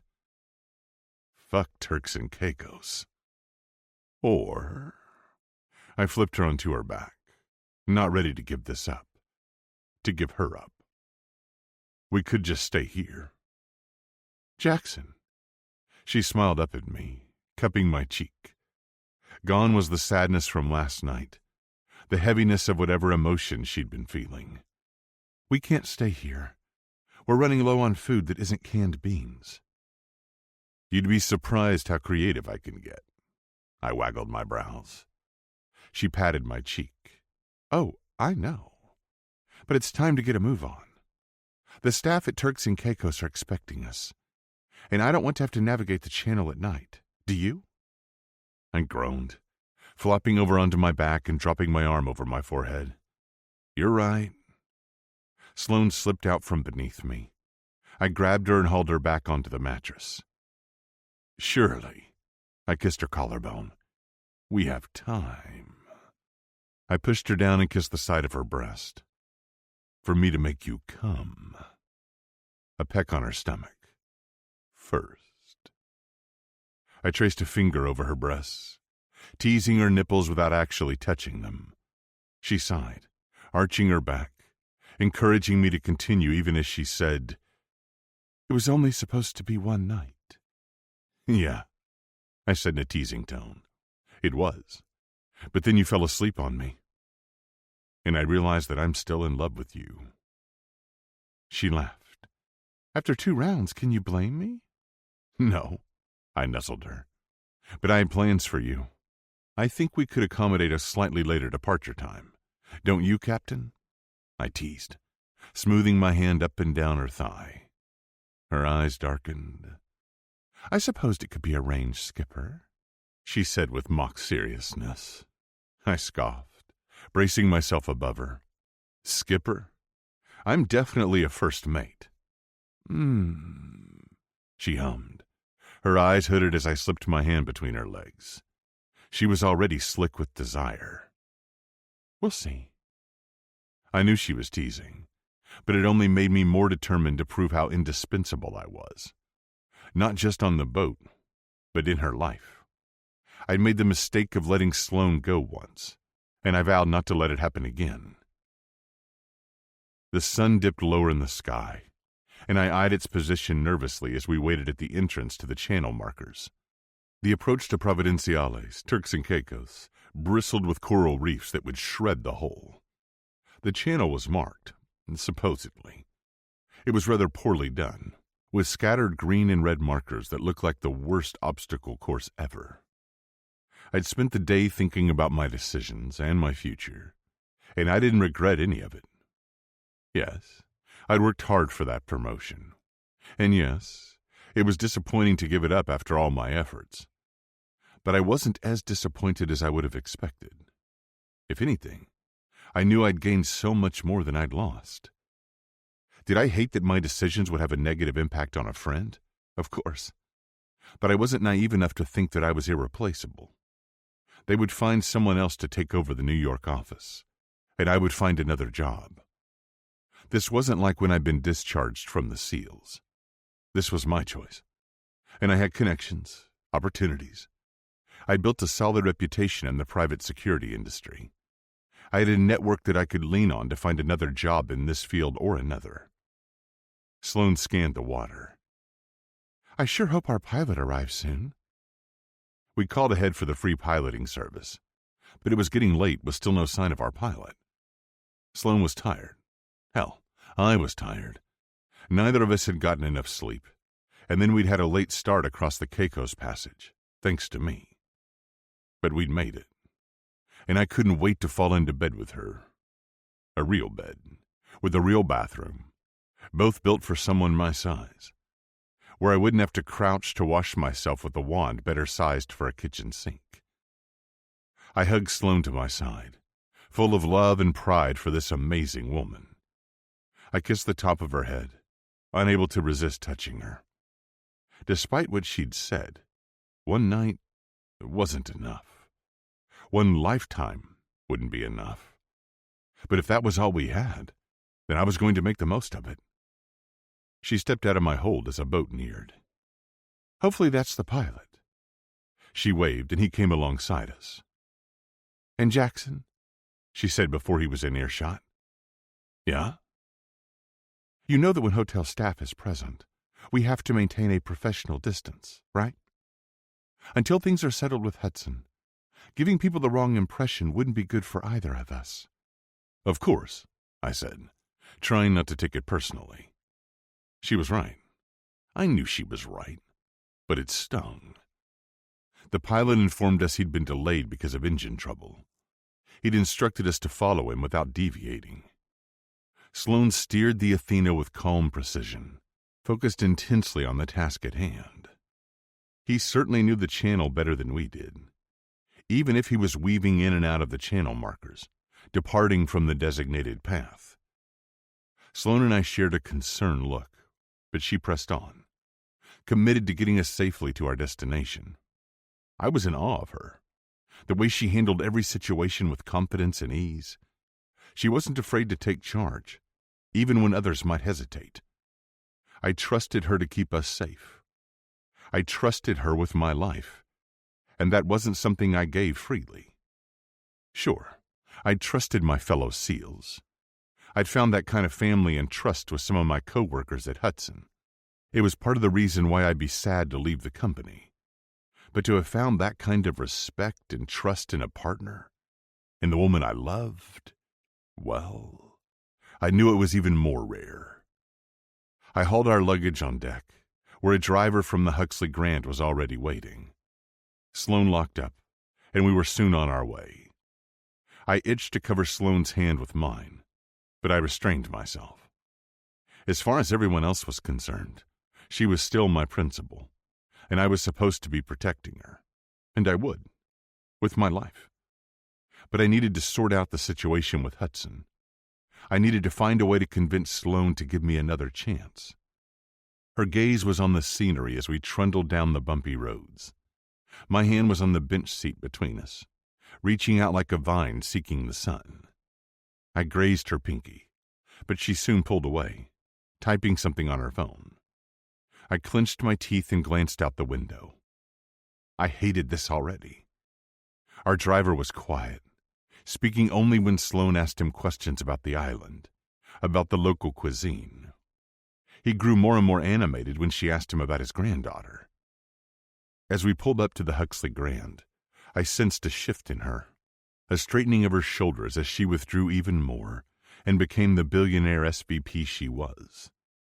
On the Athena, out in the middle of the ocean, it was easy to forget. To me, she'd always been just Sloane. Smart, beautiful, kind. But I had to remember she was even more than that. She held herself personally responsible for the success of her family's hotel company, for the lives of all her employees, and damn if that didn't make me admire her even more. It was how I'd felt when I was a SEAL and now at Hudson. Sure, maybe the stakes weren't life or death at Huxley, but that didn't mean they weren't still important. The Huxley Grand Turks and Caicos was different from some of the other properties I'd visited. Smaller, but just as opulent as you'd expect from the luxury hotel brand. The manager greeted us, and we were whisked away by a golf cart to our private villa. It was getting dark, but what I could see of the view was gorgeous. We pulled up to our villa, and I went in to inspect it while Sloane spoke with the manager. I slowed when I reached the living room. It was occupied. "Is that the champagne?" the man asked in a posh English accent, and I frowned. I recognized Edward from Sloane's files. What the fuck was he doing here? "You need to leave." I crossed my arms over my chest, planting my heels. He remained seated, a bored expression on his face. "So, not the champagne, then?" "You're not authorized to be here." I was furious that security hadn't thought to inform me of our unexpected and unwanted visitor. He finally stood, smoothing his hands down his expensive designer slacks. "How dare you speak to me with such impertinence? I could have you sacked." Fucking wanker. "Jackson?" Sloane called. "Is everything Oh." Sloane stopped short, quickly schooling her shocked expression into something more neutral. "Edward, what are you doing here?" "Darling," he crooned, and it fucking grated on my nerves. He took a step forward, and I shifted, putting myself between him and Sloane. If he wanted her, he'd have to go through me. "Get out of my way," he sneered.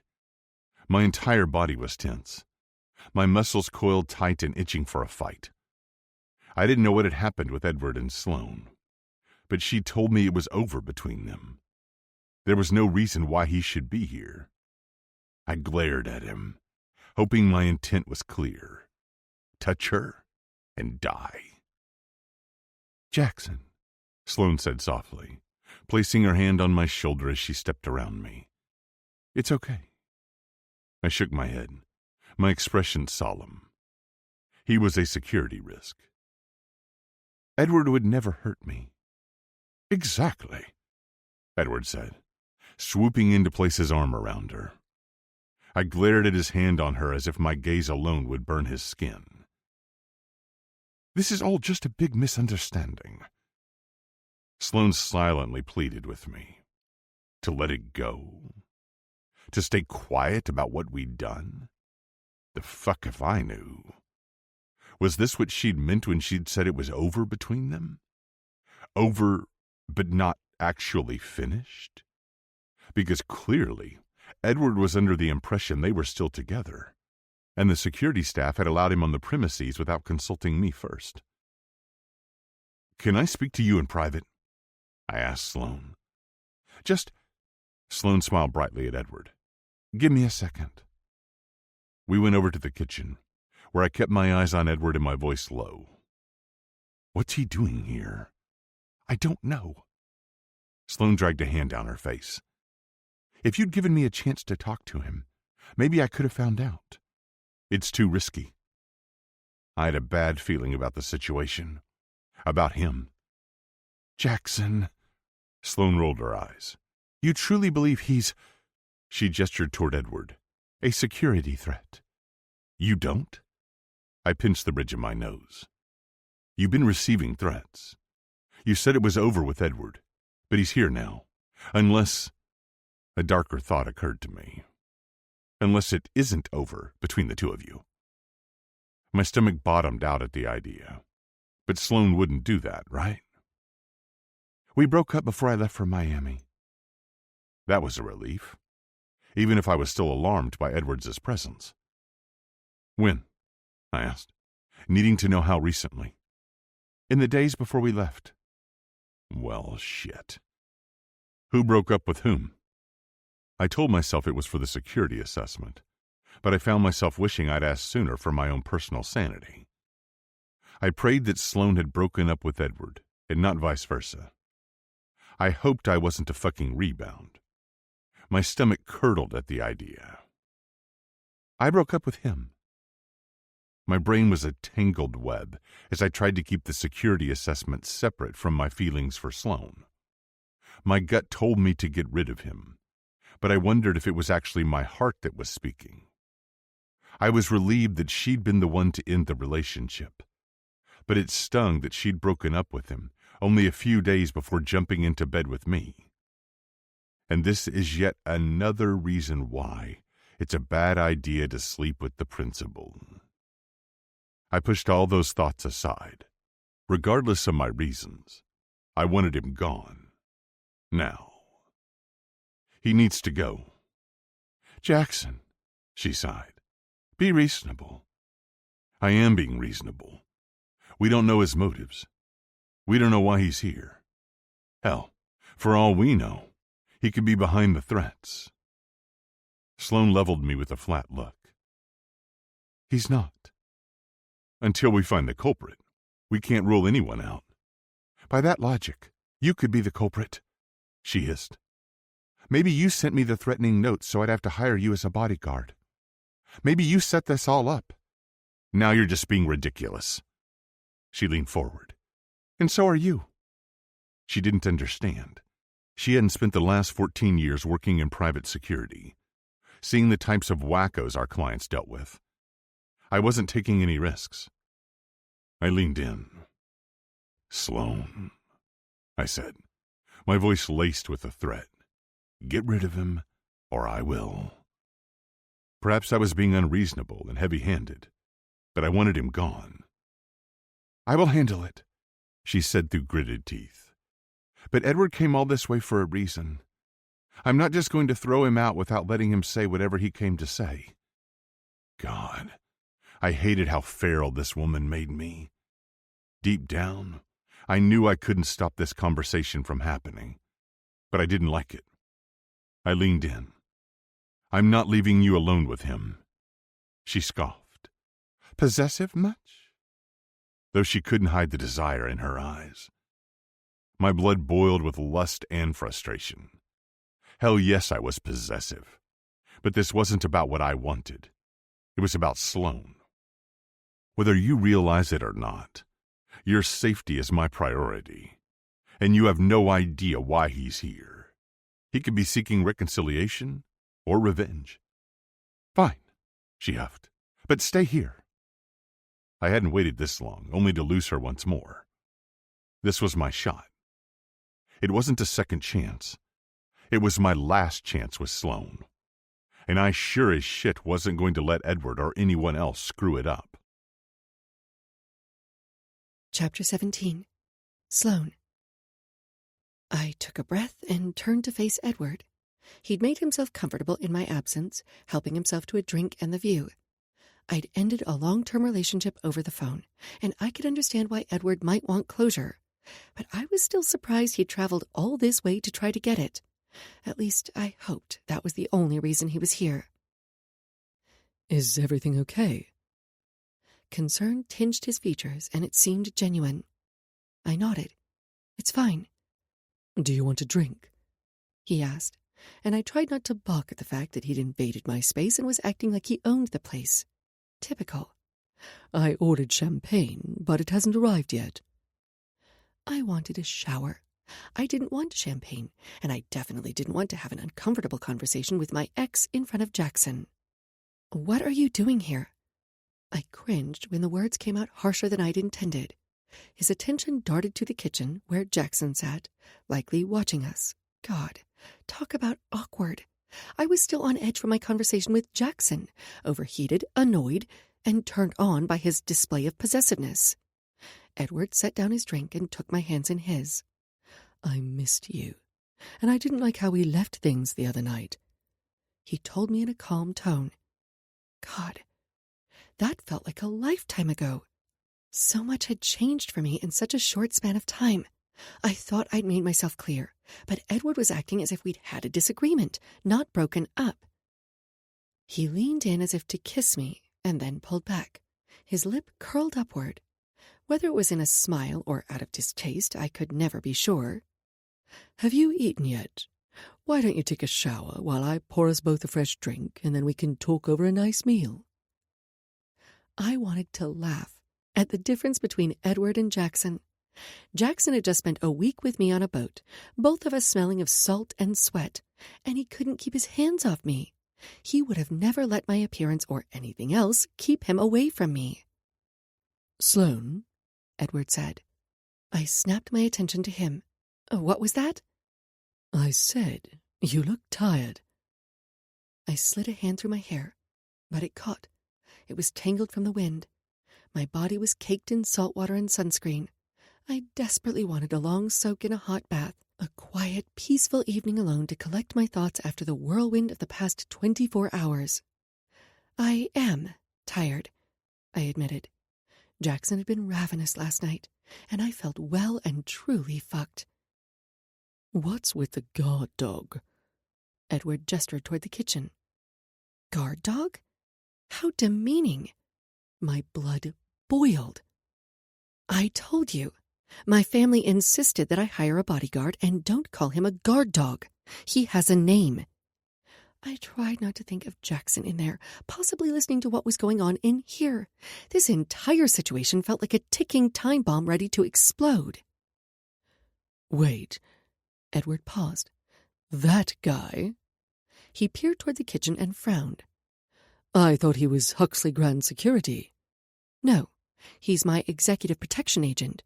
He's... Edward spluttered. The one you've been sailing with? Alone? I nearly laughed. Yes, that's Jackson. Bollocks. He downed the rest of his drink, then poured another. I was supposed to be getting rid of Edward, not encouraging him to stay. Not that I had, but he didn't seem to be taking the hint. "What are you doing here?" I asked again, more than ready to get to the point so I could move on with my evening. Edward stepped closer. "This past week, without you, made me realize just how important you are to me." Our time apart had made me realize the opposite. "I know I haven't always made our relationship a priority, but that's going to change, starting now." "Edward, I held out my hand as if to stop him or whatever he was going to say. Edward knelt to the floor, and all the words I was going to say flew from my brain. I rolled my lips between my teeth, resisting the urge to see what Jackson was doing, if he was watching, listening. "I promise to spend every day showing you how much you mean to me."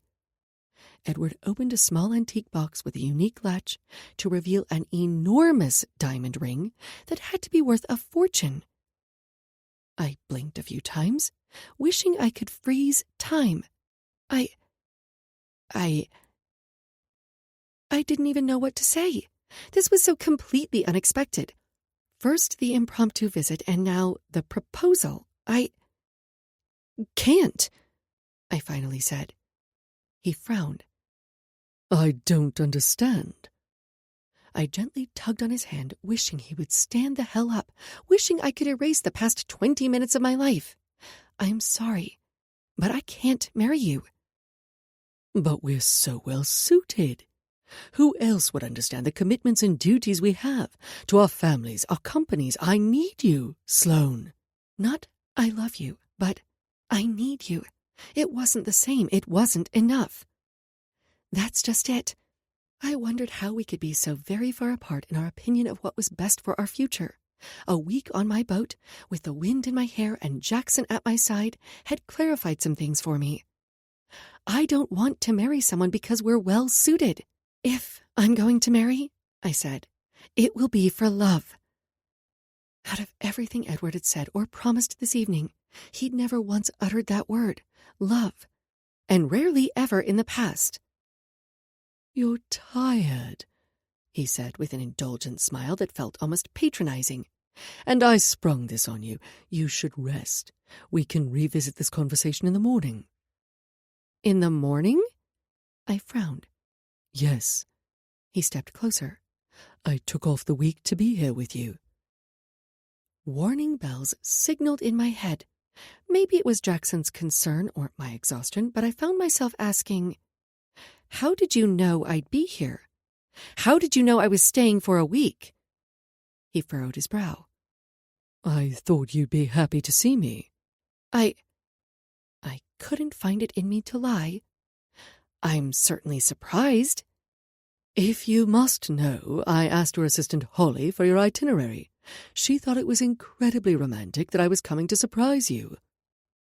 He sounded miffed, like he'd expected me to fall at his feet for his grand gesture, yet it felt hollow, like he was going through the motions. I didn't understand why. Maybe I was misreading the situation? My mind and my heart were chaotic after everything that had happened with Jackson and now Edward. "It's Hallie," I said, wishing I told more people about the breakup, especially those closest to me. Maybe then this whole situation could have been avoided. "Same difference," he said, waving a hand through the air. "Edward," he placed his finger on my lips as if to silence me. "Just give me a chance. Give us a chance." When I looked at Edward, I felt nothing. No sadness or regret. Nothing, really. Sure, we were compatible, but I wanted love, devotion, passion. Everything you have with Jackson. I sighed. My answer wasn't going to change, but I was too exhausted to argue at this point. And then it dawned on me. Edward had probably been so confident I'd accept his proposal, he likely didn't have a plan B, which meant he was expecting to stay here. Fuck. No fucking way. "I'll call reception and have them find you a room for the night." I turned my back to him and picked up the villa phone without waiting for a response from Edward. The front desk answered immediately. "Ms. Mackenzie, how may I be of assistance?" I have a guest who will be needing another room. Of course, when will they be arriving? They're already here. We'll need the room for tonight, as soon as possible. Whatever you have available. I didn't care how much it cost. No way in hell was I sharing this villa with Jackson and Edward. I could hear the sound of a keyboard in the background, and then... I'm sorry, ma'am. We are at full occupancy. It's peak season, and with the eclipse, the island has been booked for months since we have 99% totality. I squeezed my eyes shut. Right. The eclipse. Even the ones you typically hold back? There was a brief silence, and then she said, Unfortunately, yes. The governor decided to come to the island at the last minute, and he was offered the last of the rooms for himself and his staff. I sighed. I was thrilled the hotel had 100% occupancy, but the timing couldn't have been worse. Can you check around with the other local hotels? I can, she hedged. But to be honest, I don't expect much luck. Give me a little bit and I'll do my best. Thank you. That's all I ask. Edward came up behind me. Wrapping his arms around my waist, I yelped and moved out of his hold. Sloane. Jackson appeared in the doorway. My heart faltered at the sight of him. Handsome, imposing, and protective. I might not appreciate his bossy attitude, but I was grateful for his presence. He glanced between Edward and me. Everything okay? I nodded. I'm working on accommodations for Edward. Why don't you order some room service? You want anything? He asked, his eyes roaming me. Maybe the conch. I couldn't help it. I burst out laughing, dispelling some of the tension that had gathered in my body. No! I held up my hand, thinking of that night in Clarencetown. No more conch. Or rum punch. Edward's gaze whipped to me. You like conch? He sounded like such a snob. How had I never noticed it before? She loves it, Jackson said, smirking. He was right, but it felt as if he was trying to prove a point, trying to goad Edward. I glared at Jackson, silently commanding him to back down. It had been a long day, and I wasn't relishing the prospect of having Jackson and Edward in the same space for any amount of time. I only hoped my staff would find a solution before the situation could spiral even more out of control. After an awkward dinner on the patio, Edward excused himself to make a phone call. I'd taken a shower and was leaving my room when Jackson pulled me aside. Hey, he said, his expression and tone soft. You okay? I blew out a breath. I don't know what I am. I wrapped my arms around myself, scared to meet his gaze when I asked, How much of our conversation did you hear? Enough. His expression was hard and unreadable. Shit. I didn't even know what to say to that.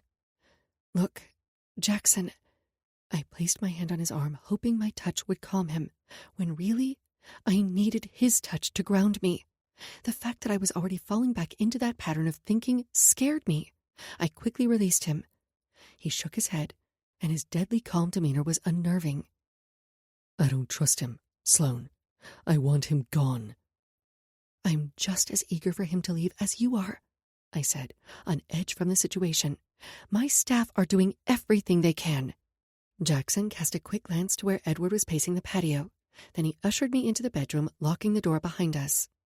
What are you doing? I hissed, knowing that Edward could return inside at any time. This was reckless. He smirked.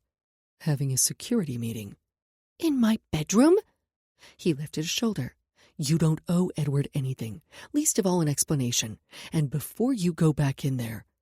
Jackson's lips were centimeters from mine, and he bracketed my head with his arms. Let me remind you of a few things. What's that? My heart was pounding with adrenaline and anticipation. His nostrils flared. Maybe it was wrong, but Jackson had always made me feel so desperate for him. It was nice to see that anguish reflected back at me. He claimed my mouth, kissing me like a man possessed. I was consumed by him. He was the oxygen I breathed, and I couldn't get enough. I wanted him closer, needed him closer. He slid one hand up my ribs to cup my breast, while he delved beneath my sundress with the other. It was my cock buried deep inside you. He pressed his thumb against my clit, and I gasped. My name. He plunged a finger inside me, and my body clenched down as if to hold him in place. That you screamed. My cum. He worked me, his touch rough as his forehead kissed mine, his eyes intent on mine, watching me, checking in with me. On your ass this morning. I drew in a sharp breath, both from the way he was touching me and his words, from the fact that we might get caught. I was your first, Jackson said, jerking me even closer. And I will be your last, your everything, because that's what you are to me. I gasped. What? Oh, shit. He hit that spot that made me lose all reason, and I couldn't think of anything else. That's it, Hayati, he said in my ear, his voice low, commanding. Come for me, beautiful. Only me. My knees felt weak, and my body took over as my pleasure overrode everything else, until all I could feel, all I could see, was Jackson. He was still there, holding me, as I floated back down to earth, as the impact of his words sank in. I will be your last, your everything, because that's what you are to me.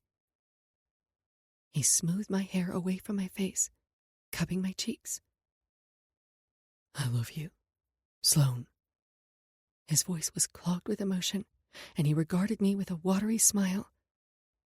I never stopped. I swallowed hard, trying to wrap my head around what he was saying. Was this a dream? Was this real life? He took my hand in his and placed them both over his heart. I know I fucked up in the past, but I'm ready to fight for us. Wow. I hadn't been prepared for that. I hadn't been prepared for any of this. As always, Jackson had blindsided me. I'd longed to hear those words from him, but I needed more time. The sex was great. That had never been the issue, but it couldn't magically fix my broken trust. Jackson wanted a future together, but I was still haunted by our past. We lied to each other once, and while we'd both grown and changed since then, I worried we were moving too fast. At least, that was what my head argued. My heart said this was long overdue, was how it was always meant to be. Jackson, Perhaps sensing my hesitation or fearing my rejection, Jackson said, You don't have to say anything now. He smiled. I just needed you to know. He gave my hand a squeeze before releasing me. I straightened my dress and smoothed a hand over my hair. I was pretty sure it wouldn't matter what I did. I was a mess. Physically, emotionally, Edward's proposal had had little effect on me. But Jackson's declaration, it had taken my breath away. Chapter 18. Jackson. I studied Edward as he sat on the patio, facing away from the villa. What was he up to? Sloane was still trying to find alternate accommodations for him, so I'd been keeping an eye on him from the kitchen. I couldn't believe he'd proposed. The seconds I'd spent waiting for Sloane's response had felt like hours. And then she turned him down, despite the fact that he had everything. Money, connections, hell, even a title. She'd still said no. Thank fuck. Why? Because she didn't love him? Had she ever loved him? I paced back and forth across the kitchen floor like a caged tiger. I hated feeling like this. So out of control. Did she love me? Did her reaction to seeing Edward mean I had a chance? Fuck. My head was all over the place, but I had no idea how she felt about what I'd said. I'd poured my heart out to her. Granted, it wasn't the best possible timing, but Hurricane Edward had made landfall, and everything had spiraled, including me. Oblivious to my inner turmoil, Edward continued to make himself at home. Even now he kicked off his shoes and was headed over to one of the lounge chairs with a drink in hand. I clenched my fists, my blood boiling. I was on the verge of throwing him out when Sloane joined me in the kitchen. Just the sight of her had my pulse slowing to a more normal rate. "What's wrong?" I asked. I could tell from the hard set of her jaw that she had bad news. "Thanks to the eclipse, everything is booked. Edward is going to have to stay here for the night until we can get him on a flight home." I shoved my hands into my pockets, resenting his intrusion even more. "And that's our problem how?" "Jackson." She toyed with her necklace. "I can't do this with you. Not right now." I frowned.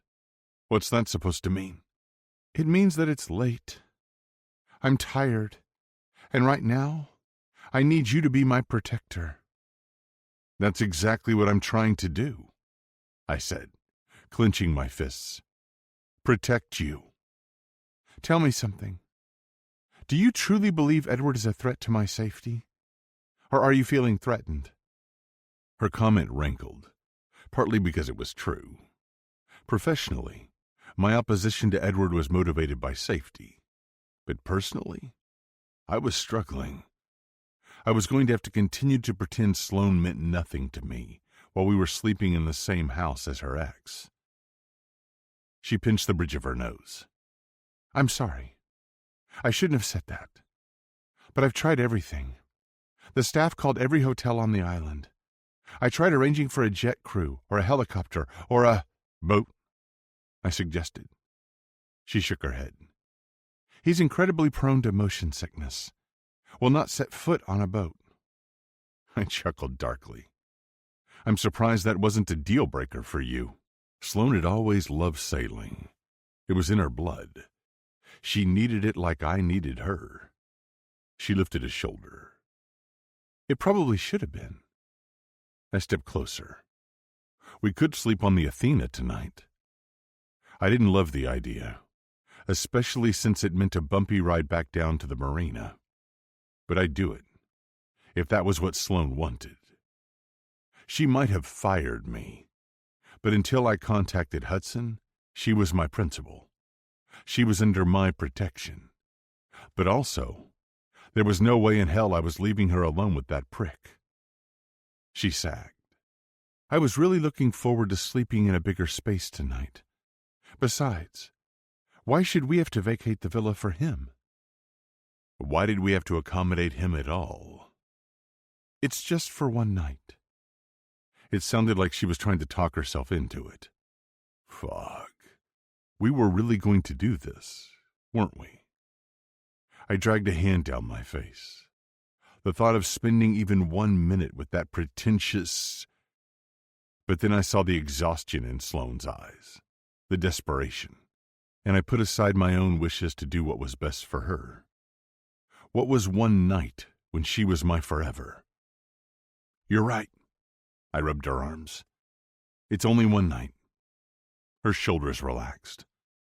"Thank you." Edward returned inside, and she stepped out of my touch.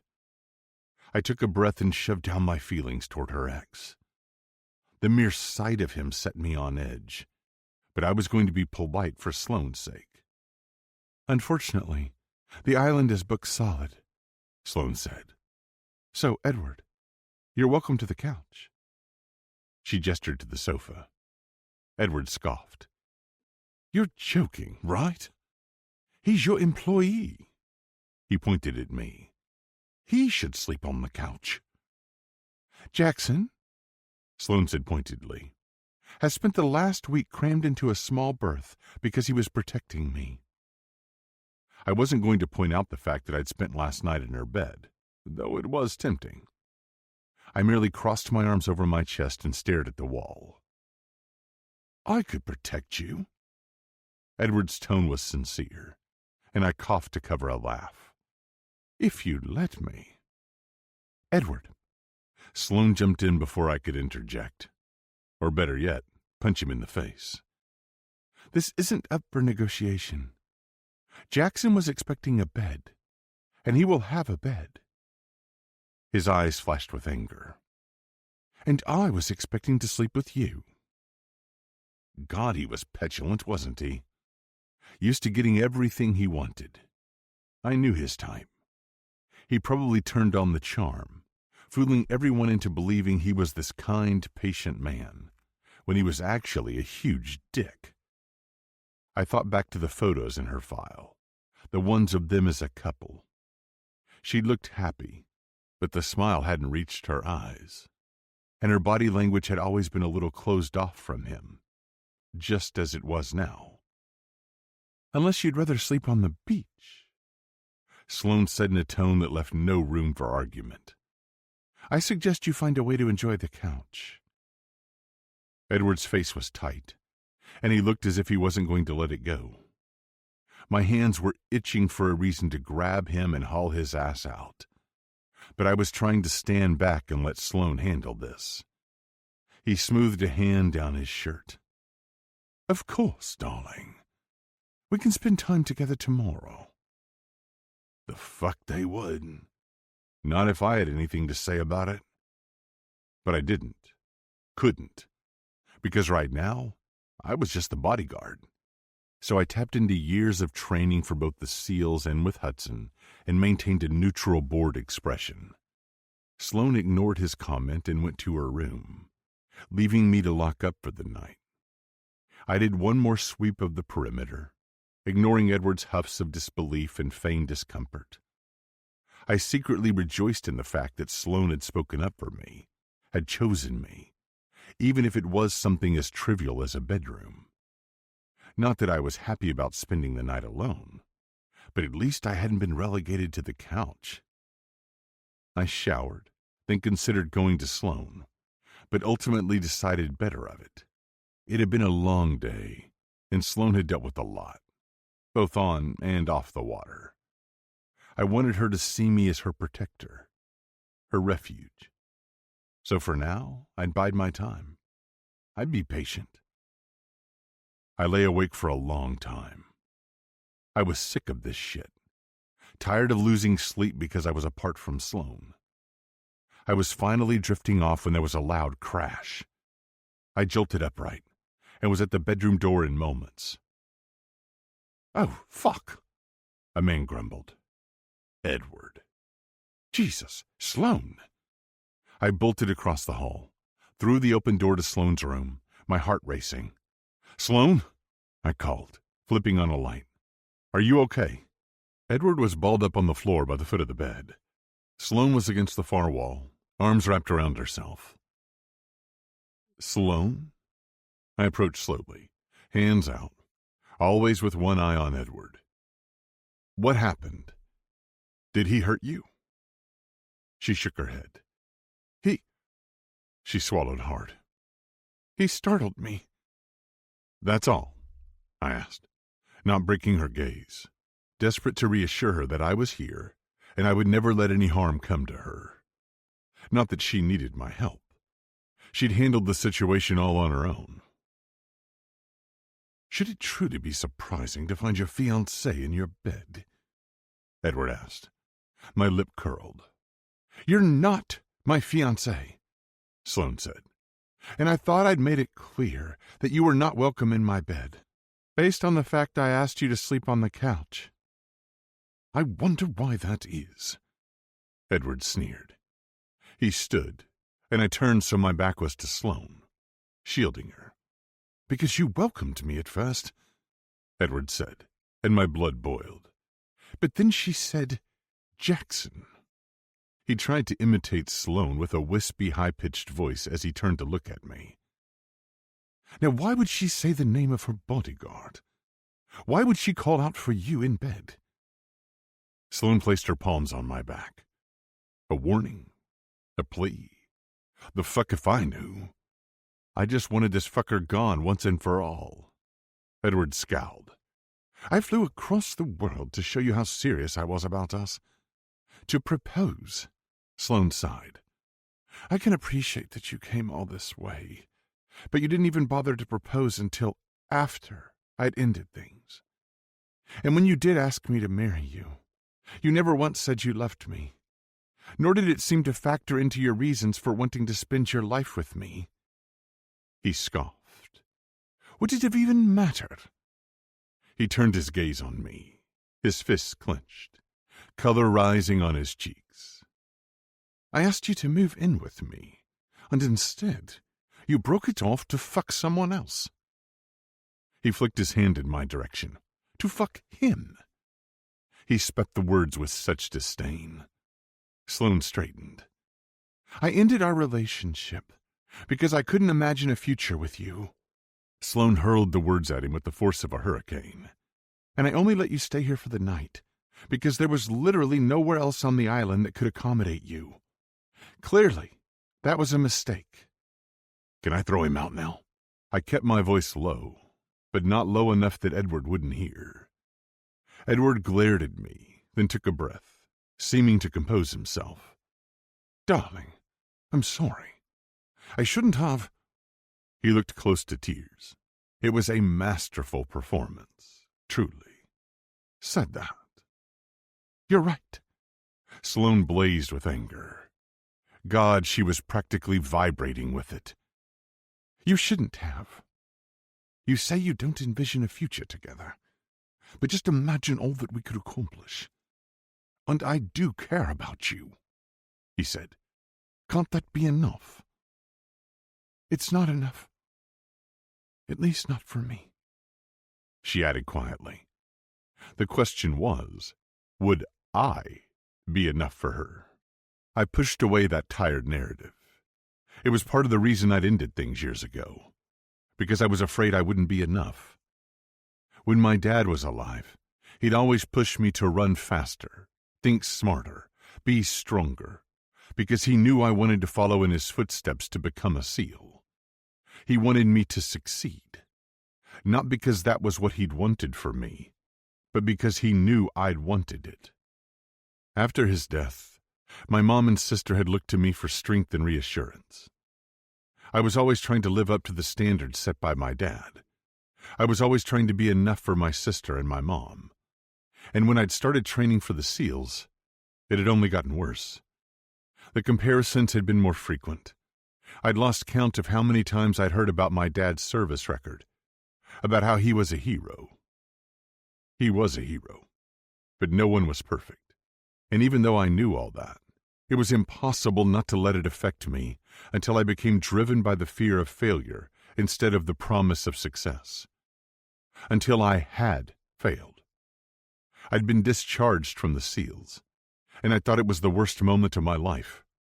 I was a disgrace, a disappointment. And then I met Sloane, and the thought of disappointing her had terrified me. The constant fear that I wasn't enough and never would be. I knew part of me would always fear letting her down in some way, but I was willing to try. I was willing to silence that voice of fear and focus on what I could give her. The things you couldn't put a price on. And I could definitely give her my protection, my support, my loyalty, and my love. Edward's cheeks reddened. You're making a huge mistake. She lifted a shoulder. Even if I am, it's my choice to make. He glared at me, then turned his attention back to Sloane. Think of all I can offer you. I have everything money can buy. Sloane cut him off. What I want is love, loyalty, devotion. I want passion. I want a love that is all-consuming. What you want is a fantasy. You speak of love, of passion, but those things can and will fade. I can offer you something more durable, something you can rely on. Stop. She held up a hand. Just stop. No matter what you say, my answer is still no. And my answer will be the same whether it's tonight, tomorrow, or in a week. Please. She shook her head. Just go. Fucking finally. I edged closer, forcing him to move toward the door. You've overstayed your welcome. He got all huffy, and I grabbed his shoulder, guiding him toward the door. He tried to shake out of my hold. Release me, you brute! I remained silent, for Sloane's sake. But Edward wasn't done. You think this is over, but it's not, he said to me. Even with him rising to his full height, I had about 5 inches and 50 pounds of muscle on him. I tightened my grip on his shoulder. Sloane said it's over. So it is. They'll never accept you, he hissed once we were out of earshot. Her family. The board. He sneered. Look at you. You're the help. By definition, you're beneath her. Okay, Downton Abbey. I squeezed his shoulder to the point of pain. Unhand me, he hissed through his teeth. Time to go. Pack up your shit. Go where? He asked. It's the middle of the night. Should have thought of that before you tried to sneak into Sloane's room uninvited. While he grumbled, I texted Huxley Grand Security and arranged for an escort off the property. I've been sharing Sloane's bed for the past year. He shoved his clothes and things into the bag. That's irrelevant now. I was barely holding my anger in check as I waited for him to finish packing. He was lucky I was even giving him the courtesy. I was tempted to throw his shit on the beach outside, but I didn't want it to mar Sloane's view in the morning. It's over. He zipped up his designer rollerboard and stood, glancing toward Sloane's room, then back to me. She'll regret this. Is that a threat? I was beyond done with this dickhead. I'd encountered all sorts of personalities in my work as a bouncer, and now as a bodyguard. I'd seen everything from entitled assholes to drunk socialites. But this guy and his attitude were definitely among the worst. An observation, he said in a cool tone. I herded him toward the door and followed him outside so Sloane wouldn't overhear. Once the door was shut, I grabbed his shirt and hauled him up against the wall. His eyes widened and then flooded with fear. Let's get one thing straight. I spat the words. I know countless ways to kill a man without leaving a trace.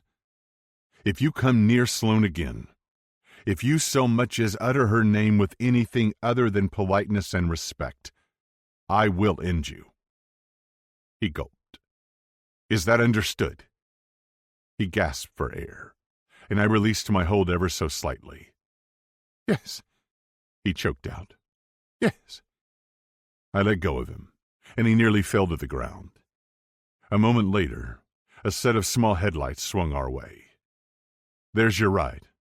I waved at the driver, then turned and walked inside, locking the door behind me, shutting Edward out of the house, of Sloane's life. I'd already shot off a quick email to the team at Hudson. I wanted them to dig deeper into Edward and his family, especially now that Sloane and he were broken up. I had questions for Sloane, but those could wait. The immediate threat had been neutralized, and right now, Sloane was my biggest concern. She always had been, but I hadn't done the best job of showing her that in the past. I'd chosen my job, my duty, my fears, even Sloane's relationship with Greer. I took a breath and relaxed my shoulders. The past was in the past. I was focused on our future. I peeked my head in Sloane's room, but she wasn't there. My heart rate ratcheted up, and I marched into the bathroom. Empty. Fuck. I strode down the hall and discovered her sitting on my bed. Hey. I took a seat next to her, wrapping my arm around her. You okay? She shook her head before leaning it against my shoulder. I don't want to sleep in there tonight. You don't have to. Come on. I guided her to lie down, then crawled in bed behind her. I wrapped my arms around her, and I could feel her muscles loosen. What's going to happen now? She asked. We sleep. You're safe.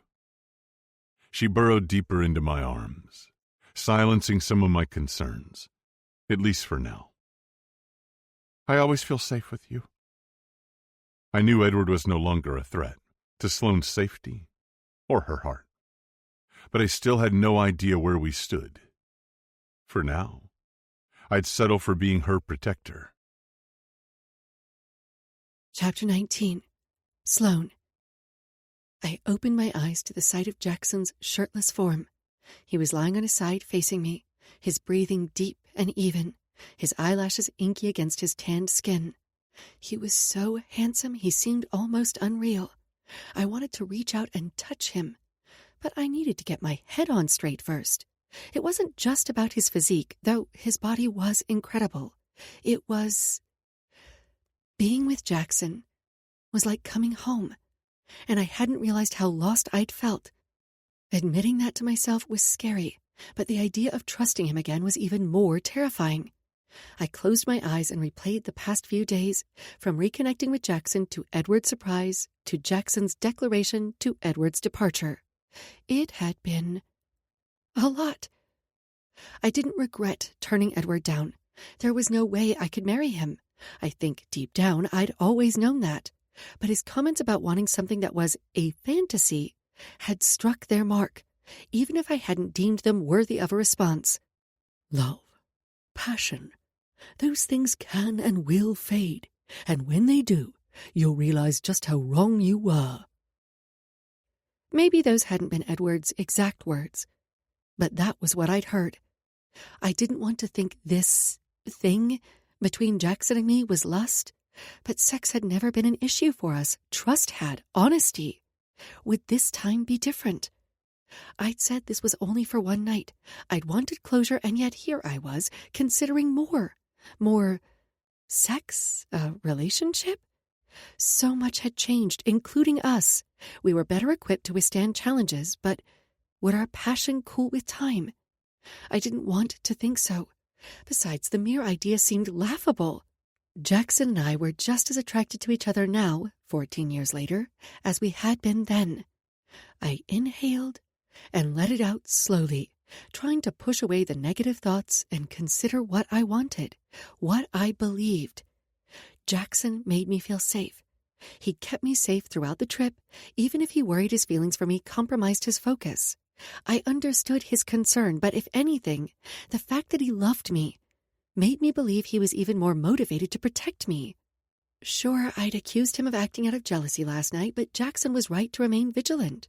And of the three of us, Jackson was the one who kept his cool. I wanted him to stay. On the boat, in my life. I wanted more time with him, more time to explore what this was, what we could be, despite my fears. I can hear you thinking over here.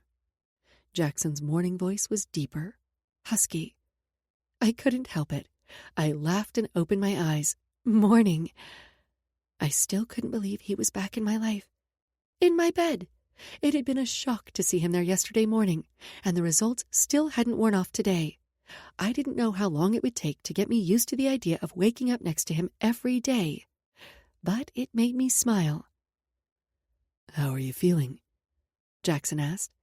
I stretched. Okay. You? Okay, he said, though he seemed unsure. I'm sorry for putting you in an awkward situation last night. He scrubbed a hand over his face, tucking his arm behind his head. It wasn't your fault your ex showed up. No. I slipped my hand beneath my cheek. But I shouldn't have accused you of acting out of jealousy. He chuckled. You weren't wrong. I was jealous. I linked my hand with his. Surely you see that it's over between Edward and me, right? Jackson gave my hand a squeeze, then released it.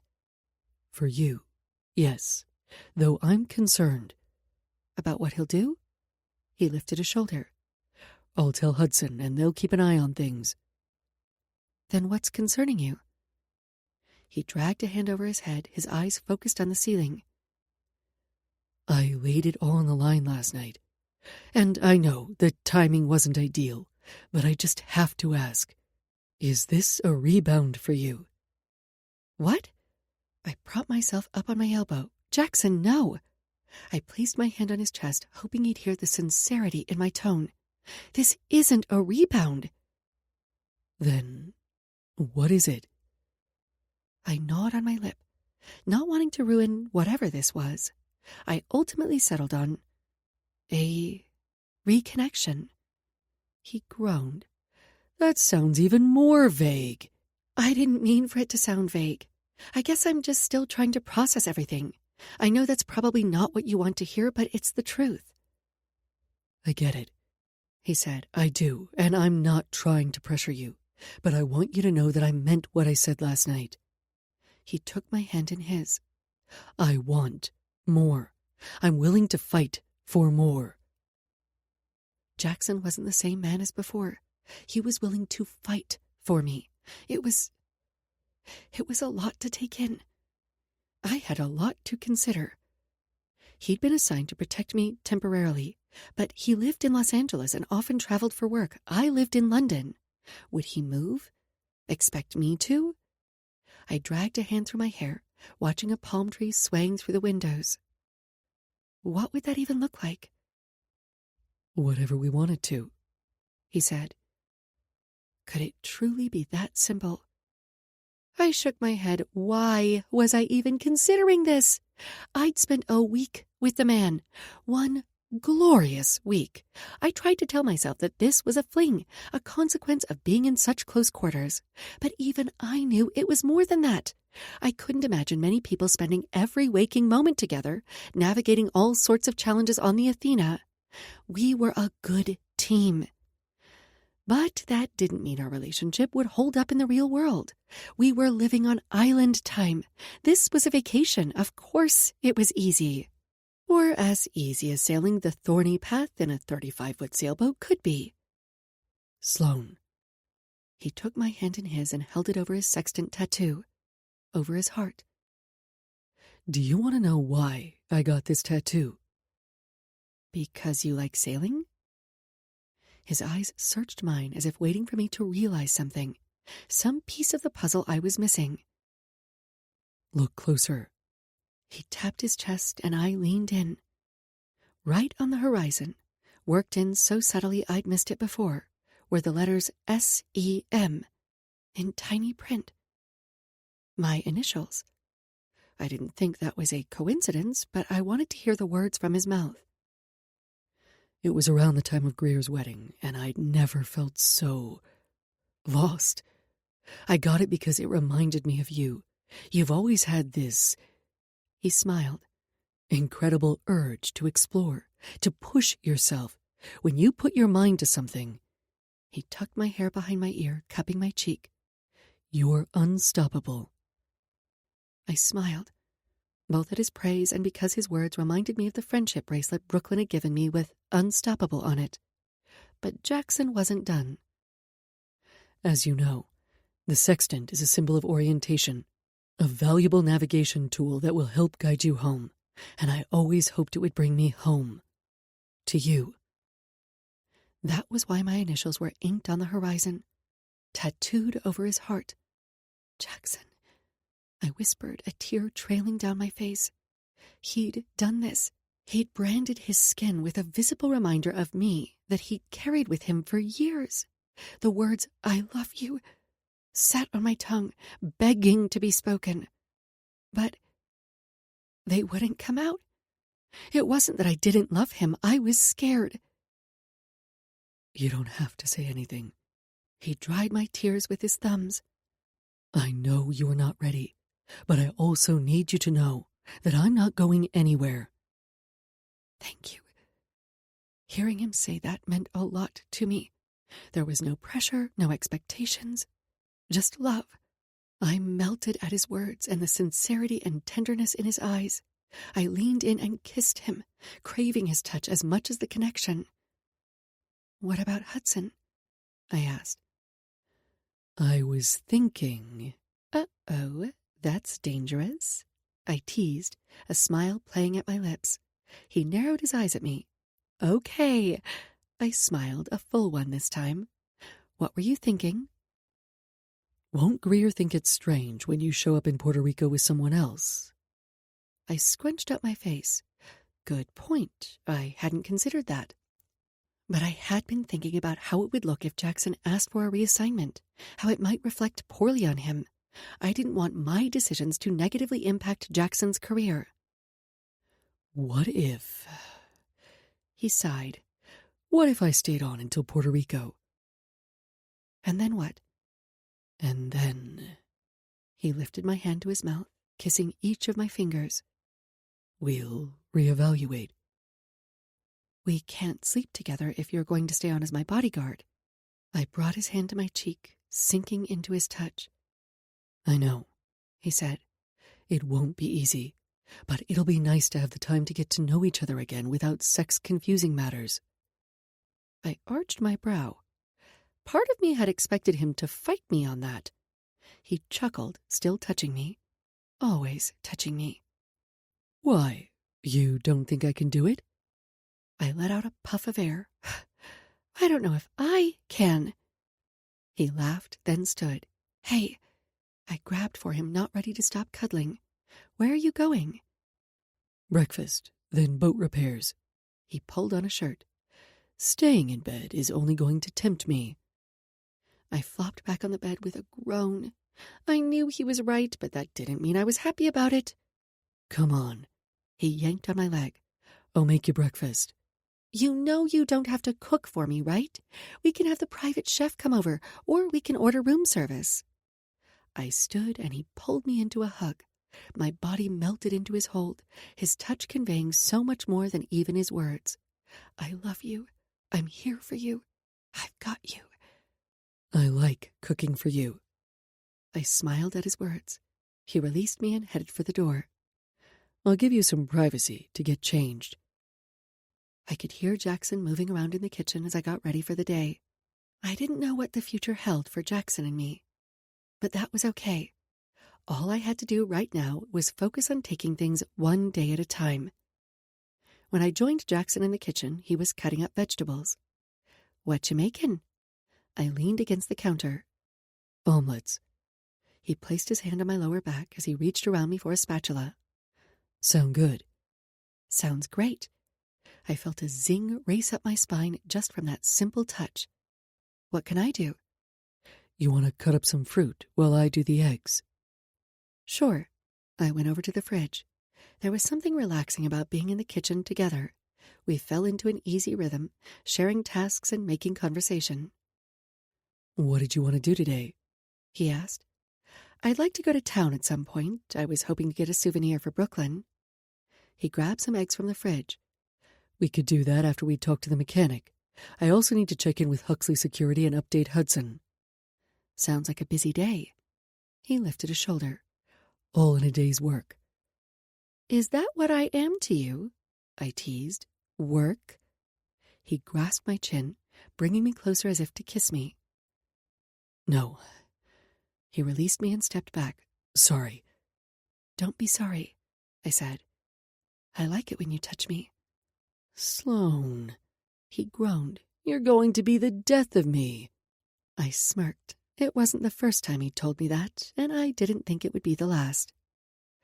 So, besides going into town, Jackson said, clearly trying to steer us to safer ground, is there anything you want or need to do?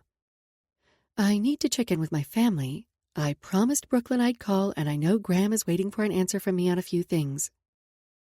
You probably don't want to hear this, Jackson said, chopping the bell peppers. But Huxley needs better security protocols. This isn't the first time they've failed a high-profile guest, an owner, no less. I'll mention it to Graham and Jasper so we can discuss it with the board after I return. If you have any specific recommendations, I'd love to hear them. Oh, I have plenty of suggestions, he said. But the board probably won't like them. Tell me about them, please. Jackson sautéed the peppers while I washed the fruit. It was so nice to have an abundance of fresh produce. During our longer stretches on the boat, food choices could get limited. First, I'd conduct a security assessment of the organization as a whole, as well as specific Huxley Grand properties, mostly those in larger cities or with higher traffic. Based on my stays with Nate, I already have a number of suggestions for facility and asset security, as well as human security. Many of them are simple tweaks that will ensure the safety of all guests. But I also have more targeted recommendations for the VIP or high-profile guests. I nodded, impressed. The comfort and safety of our guests and employees are paramount. Yet it seems like an afterthought. First, the incident with Brooklyn's birthday, and now this. He set down the spatula and dragged a hand over his head. You're one of the owners, for fuck's sake. What happened is unacceptable. Brooklyn's birthday was... I gnashed my teeth. The thought that paparazzi had been able to sneak in and take a picture was infuriating. Wrong. Should have never happened, Jackson said. I completely agree. But as to last night, security can't keep someone out if I forgot to tell them. That was on me. No, but this isn't the first time I've been disappointed by the lack of protocols and proper training. I loved how passionate Jackson was, how knowledgeable. It was sexy. I leaned over to kiss him, then stopped myself. Right, no sex, no kissing. If you didn't already have a job, I'd hire you. Though the idea of hiring him had merit. Jackson said nothing, his attention on the omelets. His silence felt somehow intentional, but I didn't understand why. When the food was ready, we carried it out to the patio. The waves crashed and a gecko scurried across the stone. I stared out at the horizon, watching a boat in the distance. As much as I loved sailing and looked forward to being on the water, I was grateful to be back on land, even if it didn't feel like I was on very solid footing at the moment. After breakfast, Jackson went inside to call his boss, so I decided to call Brooklyn. She answered on the second ring. "Brooklyn, hey!" I smiled at her face on the screen. "Auntie Sloan!" She squinted. "Geez, it's so sunny there." "It's a beautiful day." I panned the camera around, showing her my view. "You're in Turks and Caicos, right?" "That's right." I turned the camera back to me. I'd been sending my family emails and updates of my sailing adventures. Brooklyn always replied almost immediately, and I loved that she was so interested in sailing. "Are you going to be able to get your boat fixed?" she asked. "Hopefully." I dragged a hand through my hair. "Jackson and I are going down to talk to the mechanic in a little bit." "Where is he? Can I talk to him?" "Jackson?" I glanced toward the house. "He's inside. He's on the phone right now, or I'd let you say hi."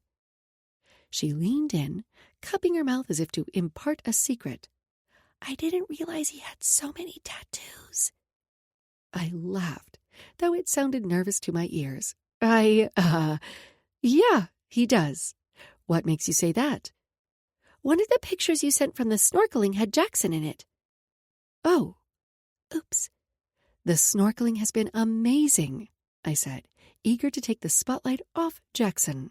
"I loved the picture of the coral, and the manta ray, and the sea turtle," she gushed. "So cute!" "Not the one of the shark?" Her eyes went wide. "No way. Weren't you scared?" "Nurse sharks are pretty docile, fortunately." "That's what Emmy said when I showed her the pictures, but still." Her eyes went wide.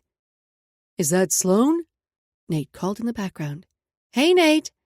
He came into view, chewing on an apple. He seemed to scrutinize me. "How's it going?" "Good," I said quickly. Perhaps too quickly. "Yeah." He arched an eyebrow, questioning. I gave a subtle shake of my head, silently asking him to drop it. Nate turned to Brooklyn with a smile. "B, can you give Auntie Sloan and me a minute?" "Sure. I'm going to go grab my guitar so I can play a song for you." She ran off, and I braced myself for whatever Nate was going to say. "Tell me the truth. Are things not going well with Jackson?" Quite the opposite, in fact, not that I was going to admit that to my brother. Jackson had told me he loved me, that he was ready to fight for us, and I wanted to believe him. I cleared my throat. "It's going fine." I changed topics, and we talked for a little bit about the new show his studio was producing and what was going on with Knox, Jasper, and Graham. Finally, I said, "Can I ask you something?" "You can ask." Nate grinned, implying that he might not choose to answer. I rolled my eyes. His expression softened, his teasing tone gone. "What's going on, Sloan?" "How did you—" I chewed on my lip. "After everything with Trinity, how did you get past that to be able to trust someone and let them in?" He rubbed the back of his neck. "I'll tell you what I told Brooklyn. Trusting someone is a leap of faith. There are no guarantees." "But how did you know you could trust Emerson? How did you know she was the one?" I wanted something more concrete, needing something more solid after everything I'd been through. It was less about me and more about Emerson. She showed me time and time again that she was here for me, for Brooklyn. Whether it was tackling a paparazzo at Brooklyn's birthday party or supporting me, Emerson is always here for us. What about... I tried to think of how to phrase my question so it wouldn't be offensive. Well, are you ever worried she's with you for the wrong reasons? He furrowed his brow. Sloane, what's going on? Is this about my relationship or yours? I was just curious, that's all. He frowned. Because of Edward? I rolled my lips between my teeth, then said, Edward and I broke up. His shoulders relaxed. Thank fuck. You really did not like him, did you? Since you're no longer with him, I can finally say that he was smarmy. Smarmy? I shook my head. What are you, 80? When you live and work in Hollywood, you get used to spotting who's fake, and he always seemed... He paused as if considering his word choice. I could never quite tell if he was being genuine. Why didn't you say anything? Would you have listened? I rolled my eyes. Fair. He was fine, but he wasn't the man for you. And who do you imagine is? I asked, both annoyed that Nate knew me so well and genuinely curious. He rubbed a hand over his face. I don't know, but off the top of my head, someone who's adventurous, who likes sailing, someone who won't be intimidated by you or your wealth, someone loving and supportive but also strong, confident in themselves. It was almost as if he was describing Jackson. But how would Nate actually feel if I told him about Jackson? Would he be supportive? I wanted to think so, but I was scared to ask. Wait. Nate furrowed his brow. So if this isn't about Edward, then who? His voice trailed off, and then he lifted his chin in understanding. I see. No, I blurted. You don't see anything. Is Jackson the reason you ended things with Edward? No. My voice came out strangled, the word sounding more like a question. Oh, shit. His eyes widened. He is, isn't he? I totally called it. I swallowed hard. What? What are you talking about? I could tell there was something between the two of you in Abu Dhabi. How? I'd done my best to hide my reaction to Jackson, but I should have known Nate would see right through me. He always had. I glanced back at the villa, confirming that Jackson was still inside. I considered denying it, but I knew Nate, and he knew me. I glared at him. Promise you won't say anything to the others? I won't. He leaned back, crossing his leg at the knee. But only if you answer my questions. Not fair! He chuckled, and I wanted to reach through the phone and strangle him. When did it start? I sighed. It's a long story. Even if it was a relief to talk to someone about it. I've got time. I sincerely doubt that, I said, knowing that Nate was always short on time.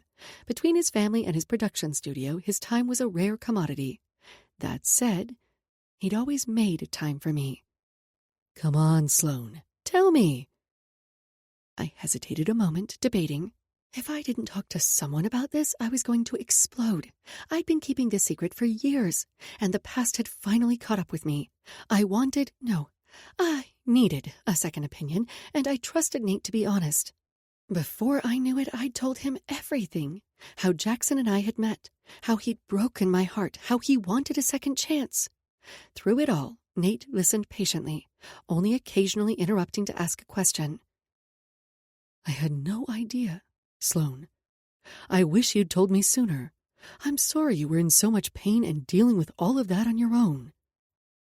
I lifted a shoulder. At the time, Nate's career had been taking off. He'd left the family business to become an actor, and his life was insane. I had Gran, I said. I told her about Jackson and me before she died. I'm glad.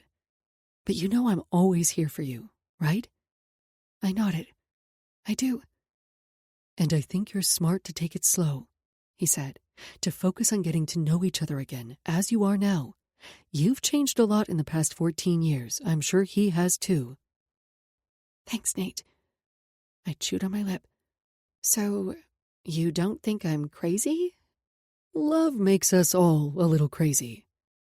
That it does. And who am I to judge? Nate grinned. After all, I fell in love with my daughter's nanny. True, I nodded. But seriously, how do you think everyone else would react? Knox can't say anything, considering his situation.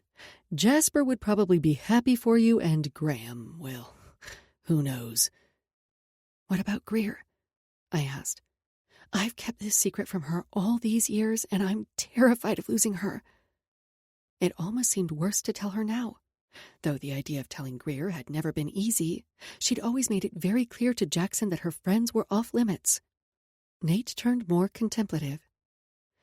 You two have been friends for a long time. I'd like to think she'd support you. Hell, he dragged a hand through his hair. If Jude can get over the fact that his dad is marrying his ex-girlfriend, then you can only hope Greer will be as forgiving about her brother. I took a deep breath, considering everything he'd said. Trust yourself, Nate said. You've always had a strong inner compass. I know you'll make the best decision for you. Thanks, Nate. Anytime. Now, I better get going. I know Brooklyn wants to play her song for you, but Em's going to kill me if I make us late to dinner at her parents', he said. I'll send you a video of her song. Chat more soon. Absolutely. Go. I waved him away. Love you. Love you too, Nate. Even if you are a pain in the ass. Takes one to know one, he joked. I rolled my eyes and disconnected the call, feeling like more of an equal to Nate than ever. I took a few minutes to center myself, enjoying the view and the sound of the ocean. I called Jasper to check in briefly, wanting to run an idea by him before putting it to Graham. He was enthusiastic about it and encouraged me to tell Graham. Finally, knowing I couldn't put off talking to Graham any longer, I took a deep breath and hit the button to contact him. Sloan. Teddy Grahams. I stood and walked along the patio, needing to stretch my legs, to move. He sighed but ignored my nickname. Someone's in a good mood. It's always good to get away from the office. You should try it sometime. Unlikely, he muttered, though I'm glad you're enjoying yourself. Thank you, I said, touched by his sincerity. And I realize now that I may have been harsh the last time you were in L.A. I'm sorry. Wow, okay. Thanks for saying that. It means a lot. He cleared his throat, and I knew that talking about feelings made him uncomfortable, so it wasn't surprising when he changed the subject. What do you know about Edward's financial situation? I furrowed my brow. Huh? I finished my review of Hallie Lovejoy, and I'm doing a financial deep dive on Edward. I groaned. My assistant? Seriously? He hadn't seen her face when I'd showed her one of the threats. She'd been terrified for me, outraged. Hallie was one of the best people I knew. I trusted her implicitly. There was no way she was involved. Graham, we've talked about this. You can't go investigating someone just because you don't trust them. I was right not to trust Edward, and you shouldn't either. His family's company is not as successful as they portray. They've sunk a lot of money into the ducal estate as well. So? I asked. I can understand why he might not want to go around broadcasting that fact. Wait. I paused. Why are you investigating him? I've been thinking. Edward's close to you, has access to your place, opportunity. This money situation gives him a motive. God, he sounded like Jackson. Maybe the two of them were more alike than I cared to admit. Okay, Sherlock, let's not get carried away. It wasn't Edward. He wouldn't have asked me to marry him if he were behind the threats. He proposed. Graham sounded genuinely surprised. Hell, I was surprised myself. I hadn't planned to tell him that. Did you accept? If I marry, I said, trying not to smirk at his horrified tone. Graham so rarely showed emotion, it was nice to know that something had riled him up. It will be for love. Sloan, he growled, that's not an answer. I considered dragging it out, torturing him a little longer, but ultimately I said, I don't love Edward, so no, I'm not marrying him. So glad to see that you've finally come to your senses. Yes, you all made it very clear how you felt about him. Maybe we were harsh, Graham admitted reluctantly. Not maybe, I cut him off. Definitely. But he wasn't the right guy for you. And if he were? I asked. What if I met the right guy for me? Would you be supportive then? This conversation seems a bit premature. Considering how I felt about Jackson, I wasn't sure that it was, actually. But I didn't mention that. For now, I wanted to get to know Jackson again on my terms, without my brothers butting in. Unless... He trailed off, and for a minute, I wondered if he suspected something between Jackson and me. Look, I sighed. We were getting off track. I called because I wanted to run something by you. I told Graham about the improvements Jackson had suggested, as well as my idea, and he seemed amenable. I was following my inner compass, as Nate had suggested, and I trusted that I was headed in the right direction. Chapter 20. Jackson. I monitored Sloane's movements from inside the villa as I went about my tasks. I was trying to give her some privacy, but I couldn't keep my eyes off her. She was pacing the deck, her expressions animated and intense as she spoke to someone on FaceTime. I wondered who it was. She'd mentioned needing to check in with her brother. Was she talking to Nate, Jasper, Graham? I worried about Sloane's family's response to our relationship.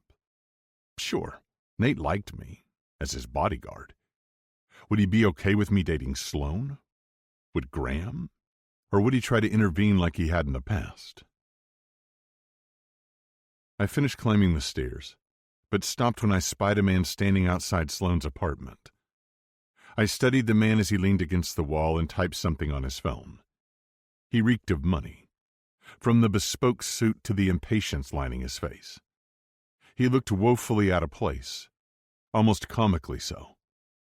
He couldn't be much older than me, but despite any similarity in age, we were worlds apart.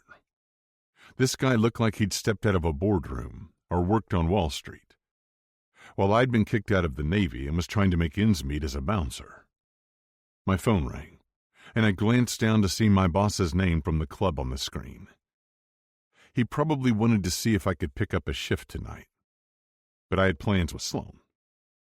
I silenced my phone, and when I looked up, Mr. Money was studying me. "Can I help you?" I asked, thinking he must be lost. His suit had to cost more than a month of rent for this shithole. "No." The man went back to his phone. I hated that Sloane was living here mostly alone. It wasn't safe, and I'd been trying to figure out how to convince her to move in with me. If only it wouldn't mean telling Greer about our relationship. Sometimes it almost felt as if that ship had sailed, telling my sister about us. At first there had been nothing to tell, because Sloane and I had both been so busy lying to ourselves, pretending there was nothing between us. And then after we'd started sneaking around, Sloane and I had wanted to see where things would go without the pressure of telling Greer. Not to mention the fact that I was looking for more permanent jobs, something with more long-term potential, with options for promotion and advancement. If I wanted a future with Sloane, and I did, I needed to prove that I was worthy of her, that I could provide for her. That was something my dad had always hammered into me, the need to provide for your family, to take care of the people you loved. Was this taking care of Sloane? Sneaking around, making her hide our relationship? I sighed. I knew it wasn't. At the sound of footsteps on the stairs, I turned. Sloane emerged from the stairwell, then paused. "Graham?" she asked, looking past me. Graham? She knew that guy? He was here for her. "What are you doing here?" I glanced between them. How did she know him? Was he an ex? "Nice to see you, too. Aren't you going to invite me in?" Sloane's skin paled.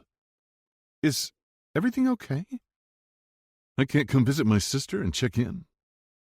Sister? He was her brother?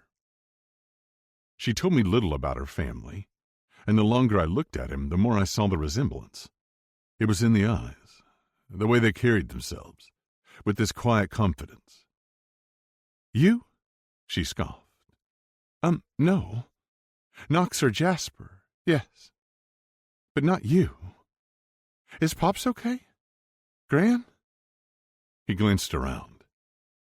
Is there somewhere we can talk that's a little more... His gaze flicked to me. He peered down his fucking nose at me. Private? Oh, right. Sloane sprang into action, unlocking the door. Come in. Sloane shot me an apologetic look over her shoulder. I moved to follow, and Graham tried to shut the door on me. I stuck out my foot, blocking it. Graham sneered. Oh, sorry, Sloane said, pushing the door open. Graham, this is Jackson. Jackson, this is my brother Graham. Her tone was breathy, nervous even. Something wasn't adding up. First her grandfather's six-figure sailboat, and now her brother wearing a bespoke suit. I felt as if I was missing something. Something important. And Jackson is... Graham's question hung in the tense silence. I waited to see how Sloane wanted to play this. He's, Sloane shifted on her feet. Greer's brother. It was disappointing but not surprising. I held out my hand. Graham made a show of looking around. Then finally, begrudgingly, he accepted my proffered hand. His distaste for the apartment, for me, evident. My phone buzzed with an incoming call, snapping me out of my stupor. I shook my head and stood to grab it from the counter. Graham hadn't been welcoming in the past, and while I now knew some of it came down to his personality, I also couldn't imagine him accepting my relationship with Sloane. I was getting ahead of myself, but Sloane's family was important to her. If we were going to have a future together, I wanted their support, just as I wanted Greer's blessing. I leaned back in my chair and dragged a hand over my head. I felt unsettled.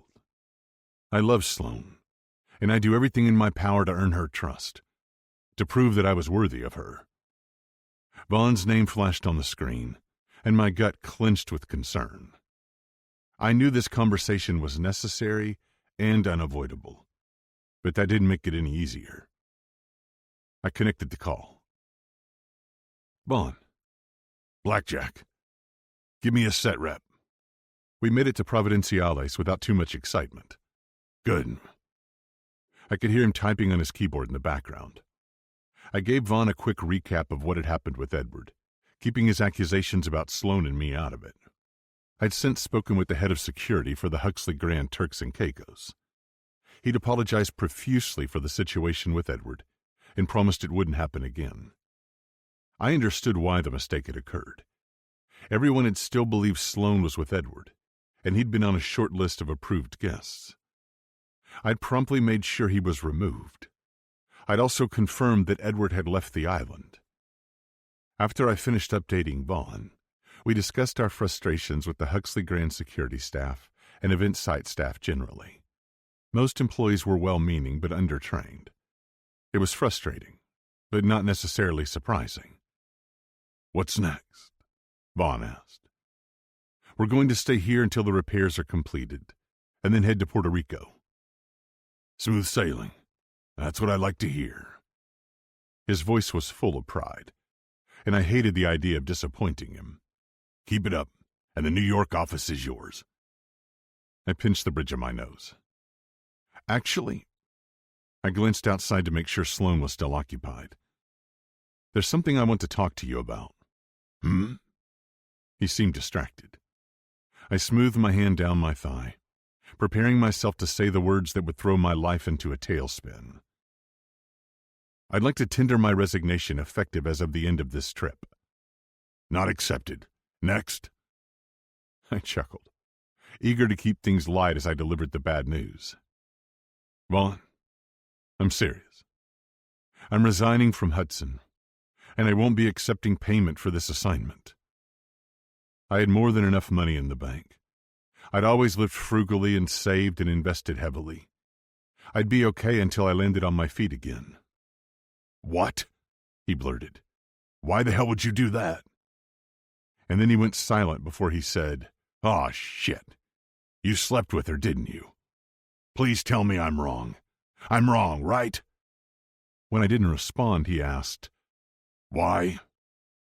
And I knew he wasn't asking why I'd slept with Sloane, but rather why I was doing this. I could remember Sloane asking me that same thing years ago. "Why are you doing this?" Sloane begged, tears streaking down her face. I said nothing. What could I say? I loved her, but this couldn't continue, for all our sakes. So when Hudson had offered me the job in Los Angeles, I'd taken it. I'd accepted, even knowing it would break Sloane's heart, break my own. She gripped my shirt, clinging to me, and then she pushed me away. "I don't understand. Why didn't you talk to me? Why didn't you tell me what was going on?" "Because you would have wanted to go with me. Because I don't want you to make decisions about your future based on me." She reeled back as if I'd slapped her. "You... what?" "Come on, Sloane. You're about to graduate. You've got your whole life ahead of you. You... How dare you?" she seethed. "How dare you presume to make decisions for me and my future without consulting me?" She turned away. "You're no better than my family." "Jackson?" Vaughn asked. "You still there?" I was taking a gamble, quitting my job in the hopes that Sloane would realize she meant more to me than anything. Words were one thing, actions were another. As my dad would always say, acta non verba. Despite the fact that I was quitting my job, a job I loved and excelled at, I thought my dad would be proud of my decision. He'd been devoted to my mom, and he'd always put family first. I knew he'd understand my choice, even if not everyone else would. "Yeah," I said. "I'm still here." "You've always followed the rules. Why would you do this? You're on the precipice of everything you've worked for. Everything we've worked for." I knew I was letting him down, and I hated that. I'd not only broken the rules, I'd upset his plans, and disappointed someone who'd mentored me and given me a second chance. Finally, I said, "Because I love her." "Love her? Or the lifestyle she can offer you?" I would never expect Sloane to pay my way. I would never take advantage of her. And for him to even say that, "Take that back." I bite out the words. The line went quiet. Then he finally said, "You're right. That's not you. But I find it hard to believe that you'd throw away your promotion, your career, for a woman." "Vaughn," I clenched my teeth, not wanting to get into it. "She's my past, my present, and my future. Nothing matters more than Sloane." "Well, shit." I could imagine him leaning back in his chair and staring at the LA skyline. He let out a deep sigh, and I didn't know what to expect. Clearly he was disappointed, but there was nothing I could do about that. What was done was done. I rolled my eyes, thinking of Sloane's suggested tattoo. "I appreciate you being honest with me," Vaughn said in a detached tone. "But I also have to consider what's best for Hudson." "I know." Sweat dripped down my back, but I strived to sound professional after he'd insulted me and my relationship with Sloane. I knew he was upset and lashing out, but that didn't excuse his behavior. "I understand." I wouldn't have expected anything less. I hated that I'd betrayed the company and the man that had given me so much. "Technically, I should fire you and send a replacement." I held my breath, hoping he wouldn't do that. but he sounded mad enough that he might. Finally, he said, "But I'm guessing she doesn't want a replacement." "Correct. Nor do I want to have to explain to her family why we'd be sending one." He sighed. "I really hate the position you put me in." "I know."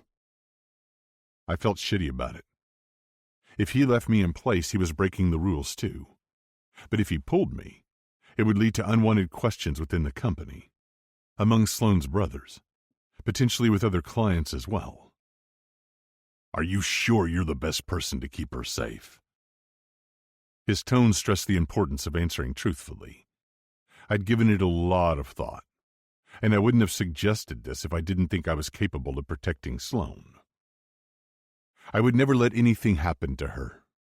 If you want me to sign something terminating my professional relationship to limit your and Hudson's liability, I will. But I'm not leaving her." "Who else knows about this?" he asked. "The ex suspects there's something between us, but I don't think he'll be a problem." "We'll keep an eye on the situation." Vaughn's tone was curt and to the point. He was pissed. "Thank you," I said. "And I'm sorry, Vaughn. Truly." "Too late for apologies," Vaughn scoffed. "I mean, God damn it, Jackson. You are one of the best and," he sighed, "I trust that you'll refrain from violating the code of ethics again until your assignment ends." It wasn't a question. "Yes, sir. I've already discussed it with the principal." "Good, because I'd hate to have to terminate you for cause." I didn't want that either, but Vaughn would be completely justified in firing me for sleeping with the client. Yet he hadn't. "Does she know you plan to resign?" "No. I wanted to talk to you about it first." "Good," he said. "Since you're determined to finish this assignment, I'd like to wait to formally announce your resignation until after it ends." Understood. I was more than happy to comply. I'd spent years building and ensuring Hudson's reputation. I didn't want to do anything to jeopardize it more than I already had. "The fewer people who know, the better," he said, "including the principal." I'm not sure I'm comfortable with that. I didn't want to keep any secrets from Sloane. "It doesn't matter. You signed an NDA, agreeing not to disclose components of Hudson's operation that would compromise our business." He was right, but that didn't mean I had to like it. "Look," he sighed, "regardless of the NDA, I'm asking you to give me some time to figure out how to spin this situation. We hadn't formally announced your promotion, but everyone expected that you were going to take over the New York office. That would be enough to create instability at Hudson. But when people realize you're together..." He trailed off, then finally said, "The last thing I'd want is for her family, or anyone else, to question Hudson's professionalism, our ability to protect our clients." "I know," I said. "I don't want that either." "Then we're in agreement. Your resignation stays between us for now." "Yes, sir." What else could I do but agree? Especially not after the bind I'd put him in. We ended the call, and I dropped my face into my hands. That hadn't gone as I'd expected. I felt both better and worse. The door opened and I straightened. "Hey," Sloane said. "Everything okay?" "Yeah." I stood and shoved my phone into my pocket. "You ready to head out?" "Let me just grab my purse and then we can go." We locked up. There was a car waiting, the keys inside. I'd arranged it with the staff earlier, and I was grateful they'd handled everything without question. I checked the perimeter and the trunk. When I was finally satisfied, I held open the passenger door for Sloane, and she slid inside. I rounded the car and climbed in, turning the keys in the ignition. I pulled out of the resort and headed for the marina. I adjusted my hands on the steering wheel, still upset after my conversation with Vaughn. "Graham told me something interesting." She adjusted the air vents. "What's that?" I asked, my gut twisting with dread. "Edward's company isn't doing as well as it seems, and the family has sunk a lot of money into the ducal manor." I wondered why Vaughn hadn't mentioned that to me, unless Graham had somehow discovered the information himself. There was no reason to hire a PI when Hudson had the tools and the expertise to get the information. And if our team hadn't uncovered it, then my mind searched for other possibilities, but it kept landing on one that seemed improbable at first, given the fact that Graham was a billionaire CEO of a luxury hotel brand. But the more I thought about it, the more he fit the profile of a hacker. Graham was highly intelligent, curious, individualistic, and nonconformist. My eyes widened as the pieces of the puzzle finally clicked into place, but I kept my revelation to myself for now. Maybe I was wrong. I mean, Graham wouldn't want to do anything that could jeopardize his position or hurt Sloan. But still, my gut told me I was right. Not surprising about the Ducal Manor, I said. Those gorgeous old estates are giant money pits. I guess you wouldn't want to live somewhere like that then. You know me. I'm a man of simple tastes. Hell, I'd be happy living full-time on a sailboat. And if I didn't find another job in the next 6 months, I might actually have to consider the prospect. Why wouldn't you? I flicked my eyes to her, then back to the road. She considered it a moment. Maybe. She puffed out a breath of air. But after spending so much of my childhood moving from hotel to hotel, it's nice to feel settled. Don't get me wrong. I love being out on the water, but I think I enjoy it more because it feels like such a treat. Does that make any sense? I lifted my hand as if to place it over hers, and then stopped myself. This whole not violating protocol thing was going to be difficult. It makes perfect sense. Does London feel like home? She smiled. It does. It's a great mix of modern and traditional. I love the accents and the history and the people. What about you? Does L.A. feel like home? I shook my head. Nowhere felt like home. At least, not until this trip, with her. She was my home. Even after all these years.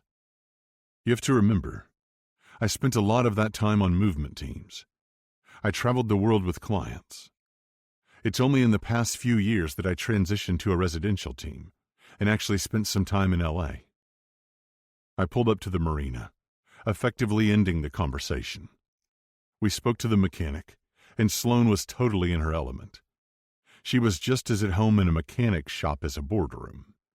She was confident and intelligent and fucking incredible. After everything was settled, we drove into town for some shopping and lunch. She checked her phone and laughed. What's up?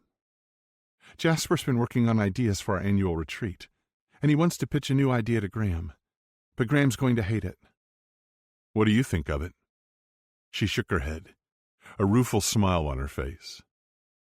I think it's out of the box, and maybe a little off-brand, but also sounds super cool. What is it? I asked, curious. He wants us to go to this luxury glamping village in Marrakesh. Is that a Huxley Graham property? No, but Jasper wants it to be.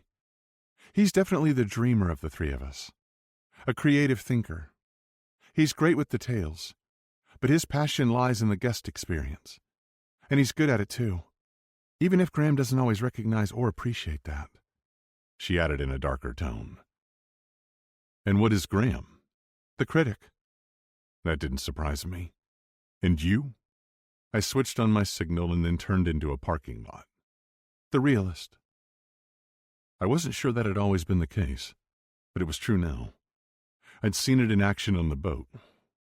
She was definitely good at making a plan and implementing it. She could also adapt and think on her feet. I put the car in park and turned to her.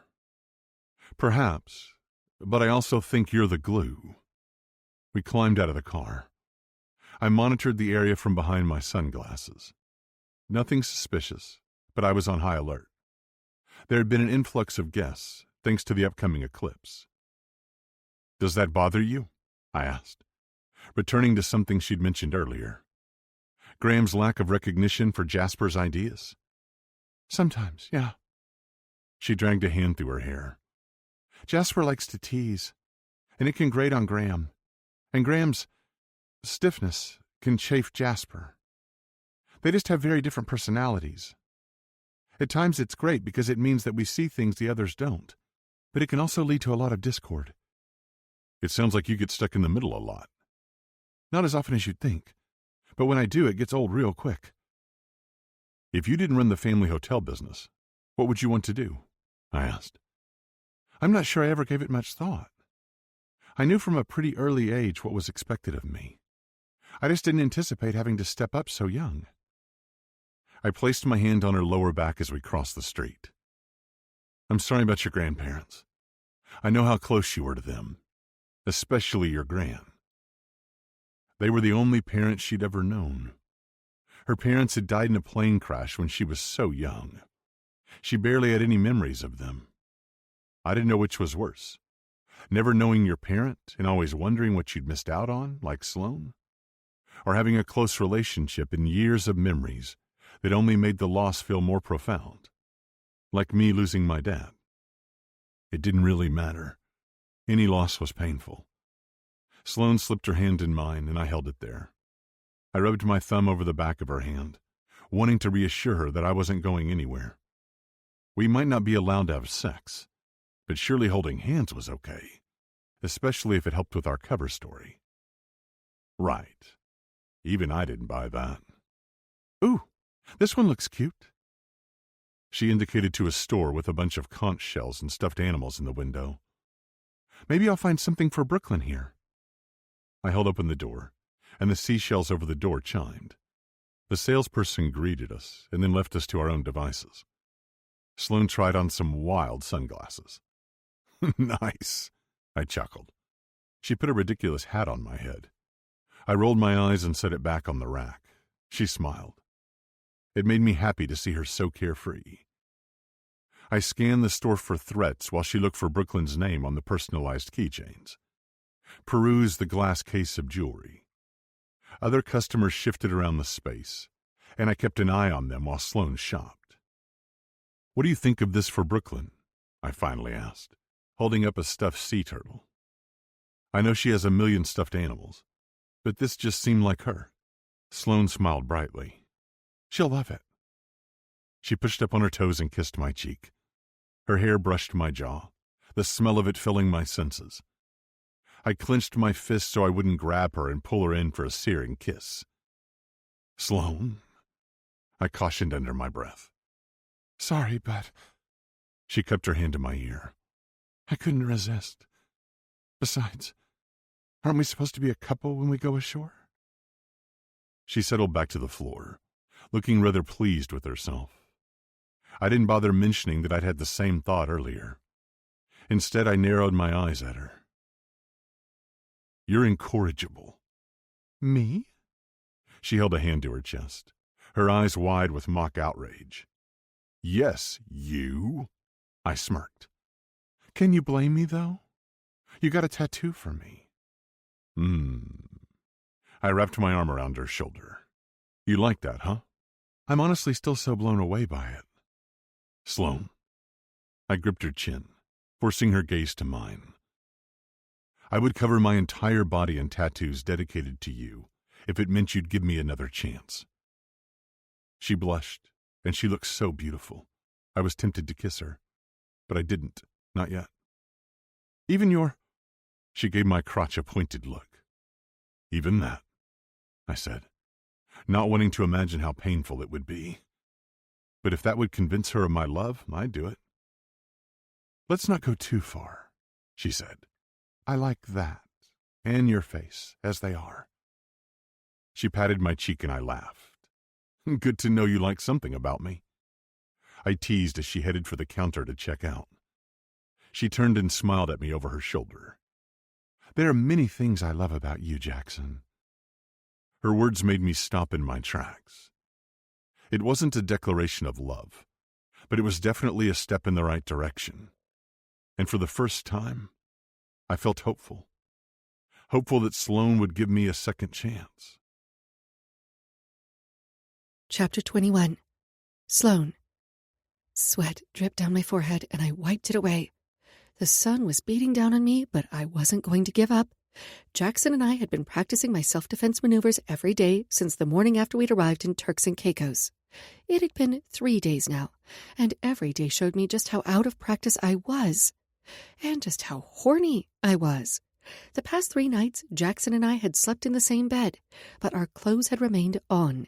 He'd been opposed to sharing a bed at first, but I'd promised to follow the rules, frustrating as they might be. The no-sex rule was both great and terrible. Great because it had given us time to reconnect, as Jackson had suggested, to deepen our emotional bond, but also terrible for obvious reasons. For instance, how was I supposed to resist this man when he was shirtless and his skin glistened from the sun and exertion? Though he wasn't exerting himself nearly as much as I was. Jackson looked hot, while I was a sweating, panting mess. My face was probably red, my hair sticking to my skin, and he still looked amazing. So unfair. Sloane, he chided. Stop looking at me like that. Like what? He narrowed his eyes at me. You know what? I'm sorry, I was just admiring the view. Admiring the view is what landed you on your back last time. I didn't hear you complaining, I said. His eyes darkened, likely replaying the moment when he pinned me to the mat, straddling me. I'd stared up at him, panting, his crotch only inches from my face. At that point, I hadn't even cared that he'd beaten me again. Come on. He turned for the patio. Let's take a water break and cool off. Fine, I huffed, shoulders slumped as I shuffled over. I gulped down some water. I thought I was doing well until I started training with you again. You are doing well. He placed a hand on my shoulder. I know you're frustrated, but I want you to be challenged. I want you to grow. I want you to be able to protect yourself no matter what size or how skilled your opponent is. I know. I grabbed a towel and dried my forehead. I do, and I want that too, but I feel like I'm never going to be able to beat you. You defended yourself on the boat the night you thought I was an intruder. True, I said, but it was dark and you weren't expecting it. No, but it goes to show that you have good instincts, and the more we train, the more it becomes muscle memory. I trained for years in the Navy and then at Hudson. It shouldn't be easy for you or anyone to take me down. Otherwise, I wouldn't be very good at my job. I thought you never wanted it to get to that point, I said, thinking of a conversation we'd had the other day while walking on the beach. I'd learned a lot about the strategy that went into Jackson's job. The goal was always to prevent any issues before someone could even get remotely close to the client, or rather, principal, to minimize potential problems through planning, to de-escalate situations if they arose. He'd asked about my job and my role in the family business. He'd made me think, asking me questions like what I would have done if I hadn't become the SVP for Huxley Hotels, or what I was passionate about. It had been so long since anyone had been interested to hear my answer without expecting me to say the right thing. The truth was, I loved my family and my job. Maybe it wasn't what I would have chosen if given the chance, but I didn't regret it. I knew how privileged I was, and I loved making an impact on employees' lives. I loved getting to travel the world and see amazing places. I loved creating an experience for our guests, giving them the luxury service they could depend on, no matter what Huxley Grand location they visited. Besides, even if I'd wanted to step down, which I didn't, I couldn't. I took my responsibilities seriously. My role was about more than just me. It was about carrying on my family's legacy. My grandparents had built something incredible. I knew how important the brand had been to them, how important it was to Graham and even Jasper. Sure, they could hire someone to replace me if I stepped down, but this was a family business, and we were a team. Since our parents' deaths, it had always felt like us against the world. That was a big reason why Jackson and I had always understood each other so well. Loss, grief, responsibility brought on by death shaped people. And Jackson understood and respected the sense of duty I felt toward my family and the Huxley brand. Part of me wondered if I'd told him about it when we were younger, told him who my family was and what would be expected of me one day, how he would have reacted. But I'd never given him the chance. So while there were times in the past when I'd wanted to blame him for the breakdown of our relationship, I could acknowledge that my decisions had played a role as well. But this was a fresh start, a chance to get to know each other. We'd had so many conversations lately. It had been nice. Our exchanges were deep and meaningful, genuine. It was so refreshing. We'd discussed a wide range of topics, from music to the big questions of life, and I'd enjoyed getting to know Jackson again, as the man he was now. He wasn't all that different from before, just more confident, more secure in himself in a way he hadn't been when we were younger. I loved that we could talk about anything and everything. I loved that he made me smile, made me laugh. I loved that he encouraged me, empowered me. I loved him. I stilled. I love him? A sense of peace settled over me at the acknowledgement. I love him. I smiled, realizing it was true. It was just as true now as it had been 14 years ago. Sloane? I turned to him, wondering if my thoughts were written across my face. What was that? He wore a bemused smile. I asked if you were done for the day. I smoothed back my hair. Let's practice a little more before we shower and go into town and check on the boat. Sure. He gulped down some water. His Adam's apple bobbed with every swallow, and I'd never been more entranced by someone's throat. I turned and headed for the area where we'd been practicing. I took a deep breath and tried to center myself, tried to ignore how unbelievably attractive Jackson was, and the fact that I was falling for him, had already fallen for him, if I was being completely honest with myself. I sighed. This wasn't supposed to happen. But there'd never been any other choice. Not when it came to him. I'd never been able to resist Jackson, and he'd been showing me that I could trust him in so many ways. The man had gotten a tattoo for me. I was literally inked on his skin. Ready? Jackson asked. Yes, I said. And even though I knew he was referring to our sparring, it felt like I was agreeing to so much more. Tomorrow's the eclipse, Jackson said over dinner a few nights later. We were sitting on the covered patio enjoying the sunset and a meal prepared by one of the resort's private chefs. I took a sip of my wine. Hopefully the weather will hold out. There was a 30% chance of rain, and visibility was on everyone's mind. Everywhere we went on the island, it was all anyone talked about. The eclipse, the best place to view it, the concern for visibility during the totality. I hoped it would all work out, but if not, I was still enjoying myself. Part of me couldn't believe we were over halfway through our trip. I wondered what would happen when it ended, and we went home. What would that even look like? The board was still deliberating about the proposed chief of security position. I was hopeful, but I wasn't going to tell Jackson until they'd agreed. If they didn't, well, I was going to have to think of another plan to make sure Jackson and I would have job options in the same city. But with Graham and Jasper on my side, I felt confident we could push it through. Graham had done some more digging, even though I'd told him not to.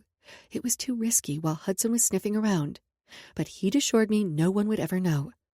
I hoped his confidence wouldn't bite him in the butt someday. And for the first time since I'd been gone, another threatening note had appeared. This time at my office. I was glad I wasn't in London, though Jackson assured me that Hudson was close to wrapping up their investigation. We were scheduled to have a debrief with their team and the Huxley board soon. You're awfully serious. Jackson placed his hand over mine. You okay? I shrugged off my thoughts and forced myself to focus on the present. I didn't want to ruin the rest of this trip and my time with Jackson by worrying about the future. I'd loved our time on Turks and Caicos. We spent our days exploring the islands, swimming in the pool, and practicing self-defense. Life here with Jackson was romantic and easy and fun. We still hadn't discussed the future, but I tried to be content with what we were and the promise of what might be. Because any time I let myself imagine the future, this was what I wanted. I took a sip of wine. What do you think will happen at the debrief? The flavors of tangerine, mango, and honeysuckle exploded on my tongue. The wine was both flavorful and refreshing. Jackson set down his silverware and scanned the horizon. Hudson has narrowed down their list to a few suspects. We're close. Can I see it? Are you sure that's a good idea? What if I know something that could help solve it? What if I could clear someone who was innocent? At this point, he said, you have to assume that any of the suspects is guilty. What happened to innocent until proven guilty? I joked. While we're investigating, it's best to remain suspicious of everyone until the culprit is found. I stared off at the horizon, startling when Jackson placed his hand on mine. Hey, we will find whoever is responsible. I swallowed hard. You're right. I'm not sure I want to see who's on the list. And I don't want to talk about this anymore. I think I'm going to go for a swim. Want to join me? Sure, he said. I need to make a call, and then I'll meet you out here in a little bit. Okay. I headed inside, thanking the chef for the meal and refilling my glass of wine. Jackson was in the spare room, so I chatted with the chef before heading back to our room to change. I combed through my suitcase before settling on my most daring swimsuit, one I hadn't worn yet, had never worn, since it was more on the risque side. At first glance, it looked like a classy one-piece white swimsuit. It wasn't until after I'd received the suit that I'd realized it was a thong, and there was no lining. It was quite sheer, and it would be even more so when wet. It wasn't particularly practical, especially for sailing or snorkeling, or anything except, perhaps, seduction. But it would definitely torture Jackson, and that was the point. It must have been on the bed when I'd been packing, and maybe my housekeeper had thrown it in the suitcase. Who knew? I hadn't intended to wear it, but this seemed like the perfect occasion. I threw on a cover-up, just in case the chef was still cleaning up, but I was fairly sure he'd already left. Fortunately, my suspicions were confirmed when I went to refill my wine glass. I grabbed the bottle and Jackson's glass and carried them out to the pool. I turned on the jets for the hot tub and climbed in. The house was mostly dark, apart from a light in the kitchen, and the patio glowed softly from the lights that lined the walkway and edges. It wasn't long before Jackson joined me, stripping out of his shirt before slipping beneath the water. It was warmer than I'd realized, and the sight of a shirtless Jackson made me even hotter. I took a sip of my wine, hoping it would cool me down, but I was beginning to perspire. My sexy seduction was turning into a sweaty one. Jackson rested his arms on the back of the tub, his eyes gleaming with amusement. Hot? I nodded. I was surprised you chose the hot tub. It sounded nice for my sore muscles. He regarded me with a bemused smile over the top of his wineglass. The waves crashed in the distance, and I pushed my hair away from my face, clipping it up. I stood and sat on the edge of the hot tub, my legs still dangling in the water. Jackson made a choked sound, and when I glanced up, he looked like a cartoon character whose eyes were bulging out of their head, comically so. "You okay?" I asked in a sweet tone. What? He wheezed, coughed. What the fuck are you wearing? I glanced out at my suit and, yep, it was completely sheer. The material clung to my nipples like I was in a wet t-shirt contest. "A swimsuit," I said, being deliberately obtuse. It's... He started to say, and I stood and turned to grab a towel to dab at my face. Oh, holy fuck. You're trying to kill me. I smiled to myself, pleased that my plan was working. Damn, Hayati, your ass looks fine as fuck. With my back still to Jackson, I smiled and took my sweet-ass time bending forward to get the towel. When I turned to face Jackson, he was gripping the edge of the hot tub so hard I thought he might crack the tile. I was desperate for him to touch me. My nipples were hard points against the material, and I knew he could see them. He swallowed hard, his breath quickening. He smoothed his hand up his chest and over his throat. Spread your legs, he commanded. I want to see you. I bit my lip, considering. Not unless you show me something.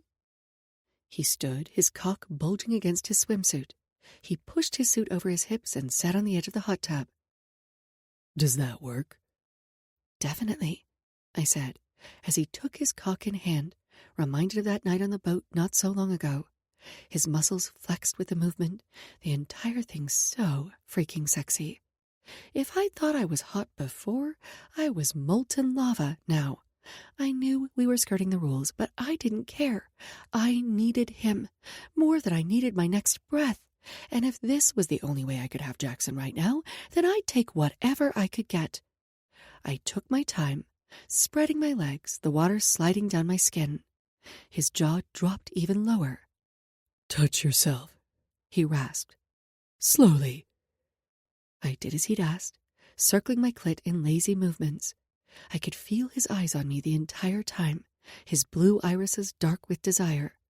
He started pumping his cock, and I wasn't even sure if he realized he was doing it. He stood and inched closer to me, splashing water as he did so.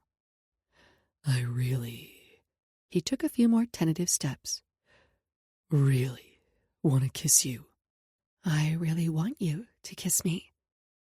But I waited on my perch, letting him look his fill, basking in his attention. He swallowed, his eyes scanning me. "You." He inhaled a shaky breath and let it out slowly. "It's okay.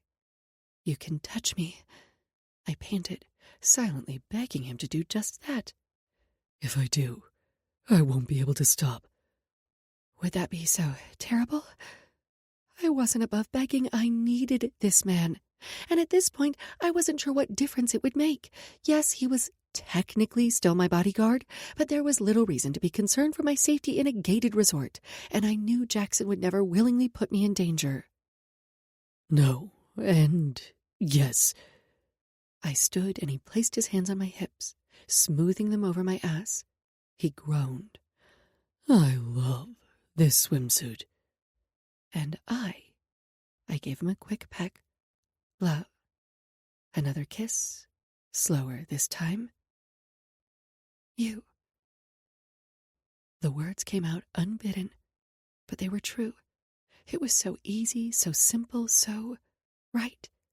I didn't know what the future held, but I wanted Jackson to be a part of mine. He blinked a few times, and I smiled back at him. He cupped my face, his eyes full of adoration. I leaned in to kiss him, and his lips curved against mine. This kiss was a homecoming and a revelation, a second chance and a new beginning. Chapter 22. Jackson. Sloane and I had kissed countless times, and yet this one felt different. It wasn't the stolen kisses of our youth, or the bittersweet ones. Nor was it quite like our recent kisses, passionate and full of longing and regret. This kiss was a fresh start. Hearing her say those words, that she loved me, was a precious gift. I pulled Sloane even closer, loving the feel of her in my arms. She loved me, trusted me. I vowed not to fuck this up. I tugged her onto my lap, my cock slipping against the slick, wet material of her swimsuit. She felt so good. Too good. It would be so easy to pull the material aside and slide into her. She wanted it, and so did I. But I was also determined to do things right this time. No more sneaking around. No more secrets from family and friends. Until everything was settled with my sister and Hudson. This was the way it had to be. I was lucky Vaughn hadn't fired me on the spot when I told him I'd sleep with the principal. I'd gotten the feeling he was tempted to, but I was thankful he'd only threatened it. He was trusting me, counting on me, and I'd promised him it wouldn't happen again. He wasn't just my boss. He was my friend and mentor, and he'd done so much for me that I felt like I owed him this. But Sloane was the woman I loved, and she loved me. I still couldn't believe it.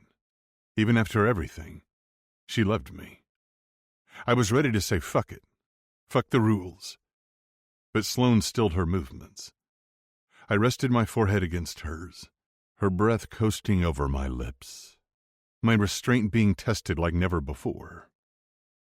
"I'm sorry," she whispered. "Sorry." She moved to leave. "I lost control. I shouldn't have." She shook her head. "I'm going to shower and change for bed." "Wait, what?" Was this part of her plan to torture me? Because, fuck, that swimsuit had made me nearly lose my goddamn mind. Even now I was still obsessed with it. With her. She was so fucking... I bit my knuckles to stifle a groan. Sloane stepped out of the hot tub and headed for the outdoor shower. I'm going to go rinse off. I followed her with my eyes, unable to look away. She turned on the water and stepped beneath the spray, and it was over. The water cascaded down her skin, the white material clinging to her body. It was the hottest thing I'd ever seen. Without thinking, I bolted from the hot tub and went to her. Jackson, what? I removed the detachable shower head from the hook and turned down the temperature. Is this okay? I sprayed water on her stomach to let her get used to the temperature. She nodded, her expression full of tentative hope. What are you? I glanced around for something for her to rest her foot on. There was a stool nearby with towels on it. I grabbed it and tossed the towels aside. Foot, I grunted. Here. She did as I asked, and then I shifted the spray to her clit. She let out a sound of pleasure, her legs shaking. Yes, she hissed, and I kept adjusting my angle to maximize her pleasure. Yes, Jackson. I was definitely skirting the rules, but I wasn't breaking them. I wasn't touching her, at least not directly. With my free hand, I palmed my cock, stroking myself to the side of her, to the sounds she made. Fuck, she was something. And she loved me. Do you have any idea how sexy you are? I asked, watching her thrust her hips. She wanted more, and I did too. The idea of sinking into Sloane as she said, I love you, nearly sent me over the edge. But I wouldn't come, not until she did first. Play with your tits, I said, knowing how much she liked nipple play. God, I couldn't wait to touch her again, to put my mouth on her. Soon, I vowed. She complied, running her hands over her breasts, pinching her nipples, arching her back and moaning my name as she convulsed. I sped up my pace, gripping my cock tighter until I painted her stomach with ropes of cum, feeling both satisfied and yet not. It wasn't the same, but it would have to be enough for now. Sloane placed her hands on her thighs, bending forward to catch her breath. She lifted her head, and we shared a secret smile. Come on. I rinsed her down, then myself, then the tiles before switching off the water. Let's go to bed. I wrapped her in a towel, and she went inside. I checked the perimeter as I did every night, and locked up before heading down the hall to the bedroom. I checked my phone for any missed calls. Vaughn had left a voicemail that the man behind Sloane's threats had been caught. But when I tried to call him back after dinner to find out more, he'd been unavailable. Sloane was already in bed, a book in hand, when I arrived. I wanted to tell her the news, but not until I had more information. I knew the topic upset her, understandably so, and I didn't want to send her into a tailspin when she was winding down for bed. I put on some athletic shorts and brushed my teeth before joining her in bed. What are you reading? It's a steamy romance. Nate's next movie, in fact. Ah, right. I'd seen some of that author's novels floating around Nate's house, but I didn't remember Sloane reading much romance in college. What do you like about reading romance? This might sound cheesy, but I like that there's always a happily ever after. That doesn't sound cheesy. I took her hand in mine.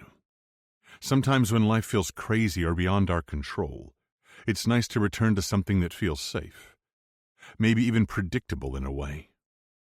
Exactly, she agreed, shutting the book and placing it on her nightstand. So just how steamy are we talking?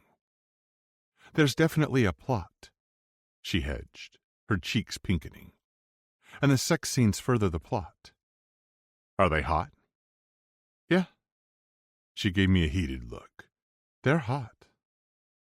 One of the guys I worked with at Hudson is big into romance. Not that I'd be working with Connor or any of the Hudson team much longer, but I didn't tell Sloane that. I couldn't. At least not yet. Seriously? Yeah. I nodded, thinking of Connor, or Cujo. His wife works for a big publishing house, and they fell in love over books. So he read romance to impress her.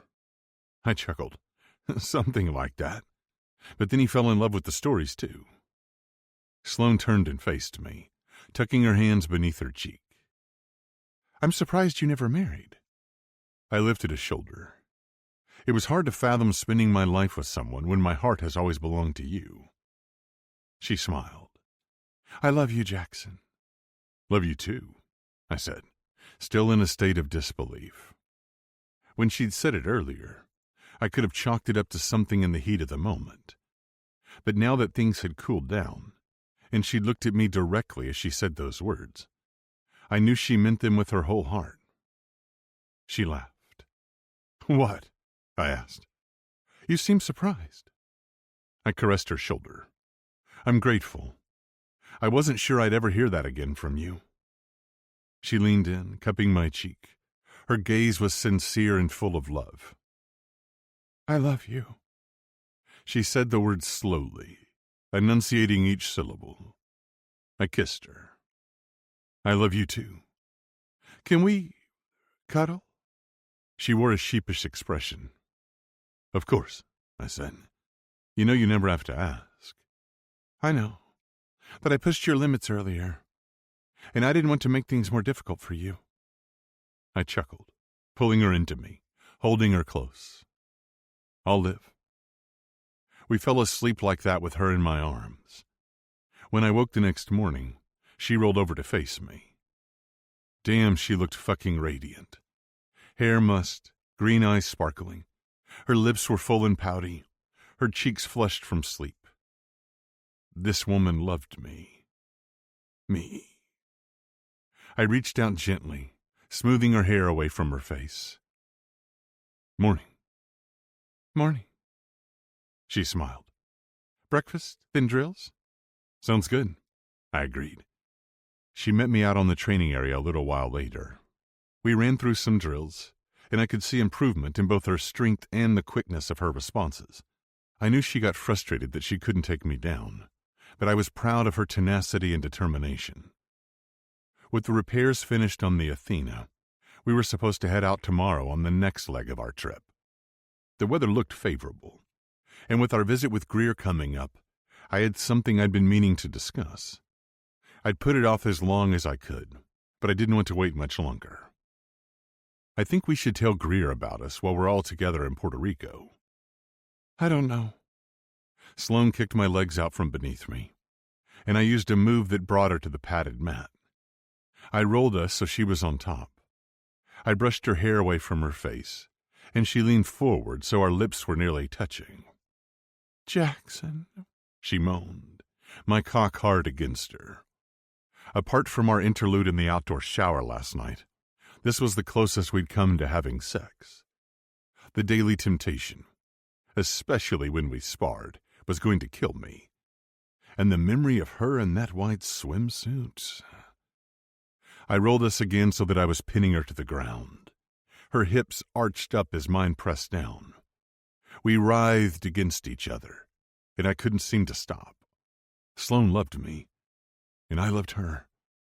And in this moment, that was all that mattered. Fuck the consequences. She was my everything. I told myself it was fine as long as we stayed fully clothed. Okay, semi-clothed. Considering my shirtless state and the fact that Sloane was wearing a sports bra. Sloane raked her hands down my back, nipping at my chest. I groaned. Are you trying to distract me? Should I stop? She asked, but her hips kept moving in time with mine. Instead of answering, I kissed her hard and deep, my tongue mimicking what I wanted to do with my cock. Yes, she moaned. Right there. Don't stop, she panted. Don't stop. She rocked against me, and it felt as if my last tether of control was close to snapping. Sloane. Unable to resist, I rolled us again. My brain was no longer in control of my body. My movements were primal and rough, and I knew from her expression that she was loving it, that she was right there with me. I used my hold on her hips to guide her over my cock, bringing me closer and closer to release. The friction was driving me wild, and Sloane looked just as out of control. I linked our hands, and she squeezed mine. I could feel her heat and desire through the fabric, and I didn't think I could hold on much longer. My pleasure was coiled so tight, I was going to fucking explode. Oh, God. Oh, Jackson.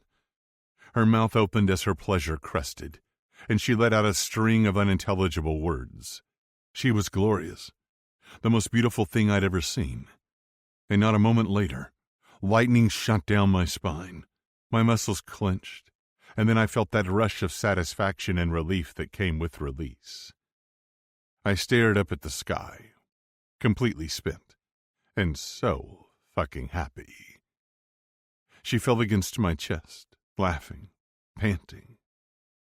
Oh my God, I can't believe, I chuckled, the ground warm beneath my skin. That we're acting like horny teenagers? Yes, she sighed. That's exactly what I feel like. I'm not complaining, I said. Maybe there's something to your no-sex rule after all. I swept her hair away from her face. Not sure I've been the best at following the rules, considering... I gestured at my crotch and the mess I'd made of it. There was no penetration, she said, adopting a serious tone. Oral or vaginal. I love it when you talk dirty to me, I teased. She laughed, pushing off my chest to stand. Come on, she said.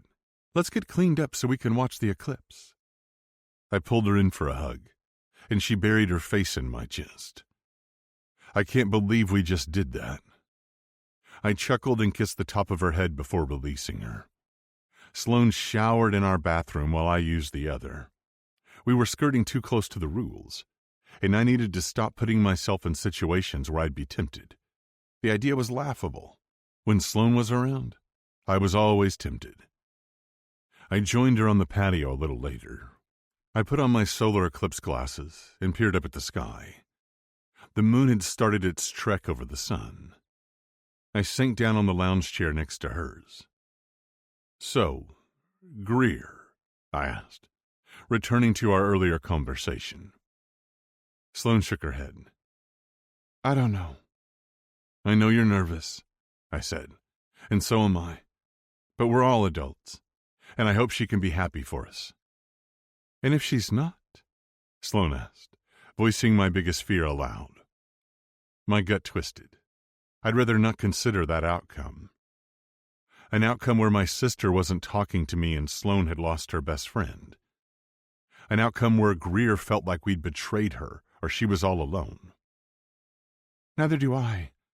But we have to at least consider the possibility. I mean, how is she going to feel that we kept this from her for years? Years, Jackson.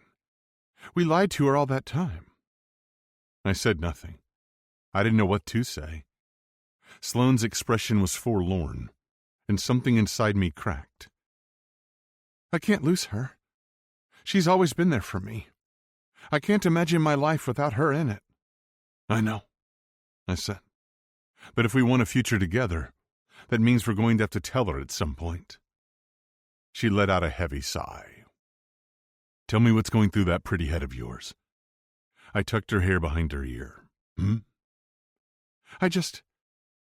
I don't think now is the right time. Something is going on with Greer, and she needs our support. I don't disagree, but there will always be a reason not to tell her. We will always worry about her reaction. It felt as if I'd been waiting my whole life to be with Sloane. Not in secret, but in a truly meaningful way. I don't want to hurt my sister, but I'm done hiding my feelings for you. I thought Sloane would say no. I prepared myself for it. But then she said, and what if she asks about our plans for after the trip? What would you want to tell her? I sensed we were using Greer as a guise for a conversation Sloane and I had been wanting to have. I was fucking thrilled. It meant she wanted a future with me. But it was frustrating that I couldn't tell her about my resignation. Not yet, anyway. I hoped Vaughn would figure out how he wanted to handle it soon, because I hated keeping secrets from Sloane. We kept putting on our glasses to check the progress of the moon, and then taking them off.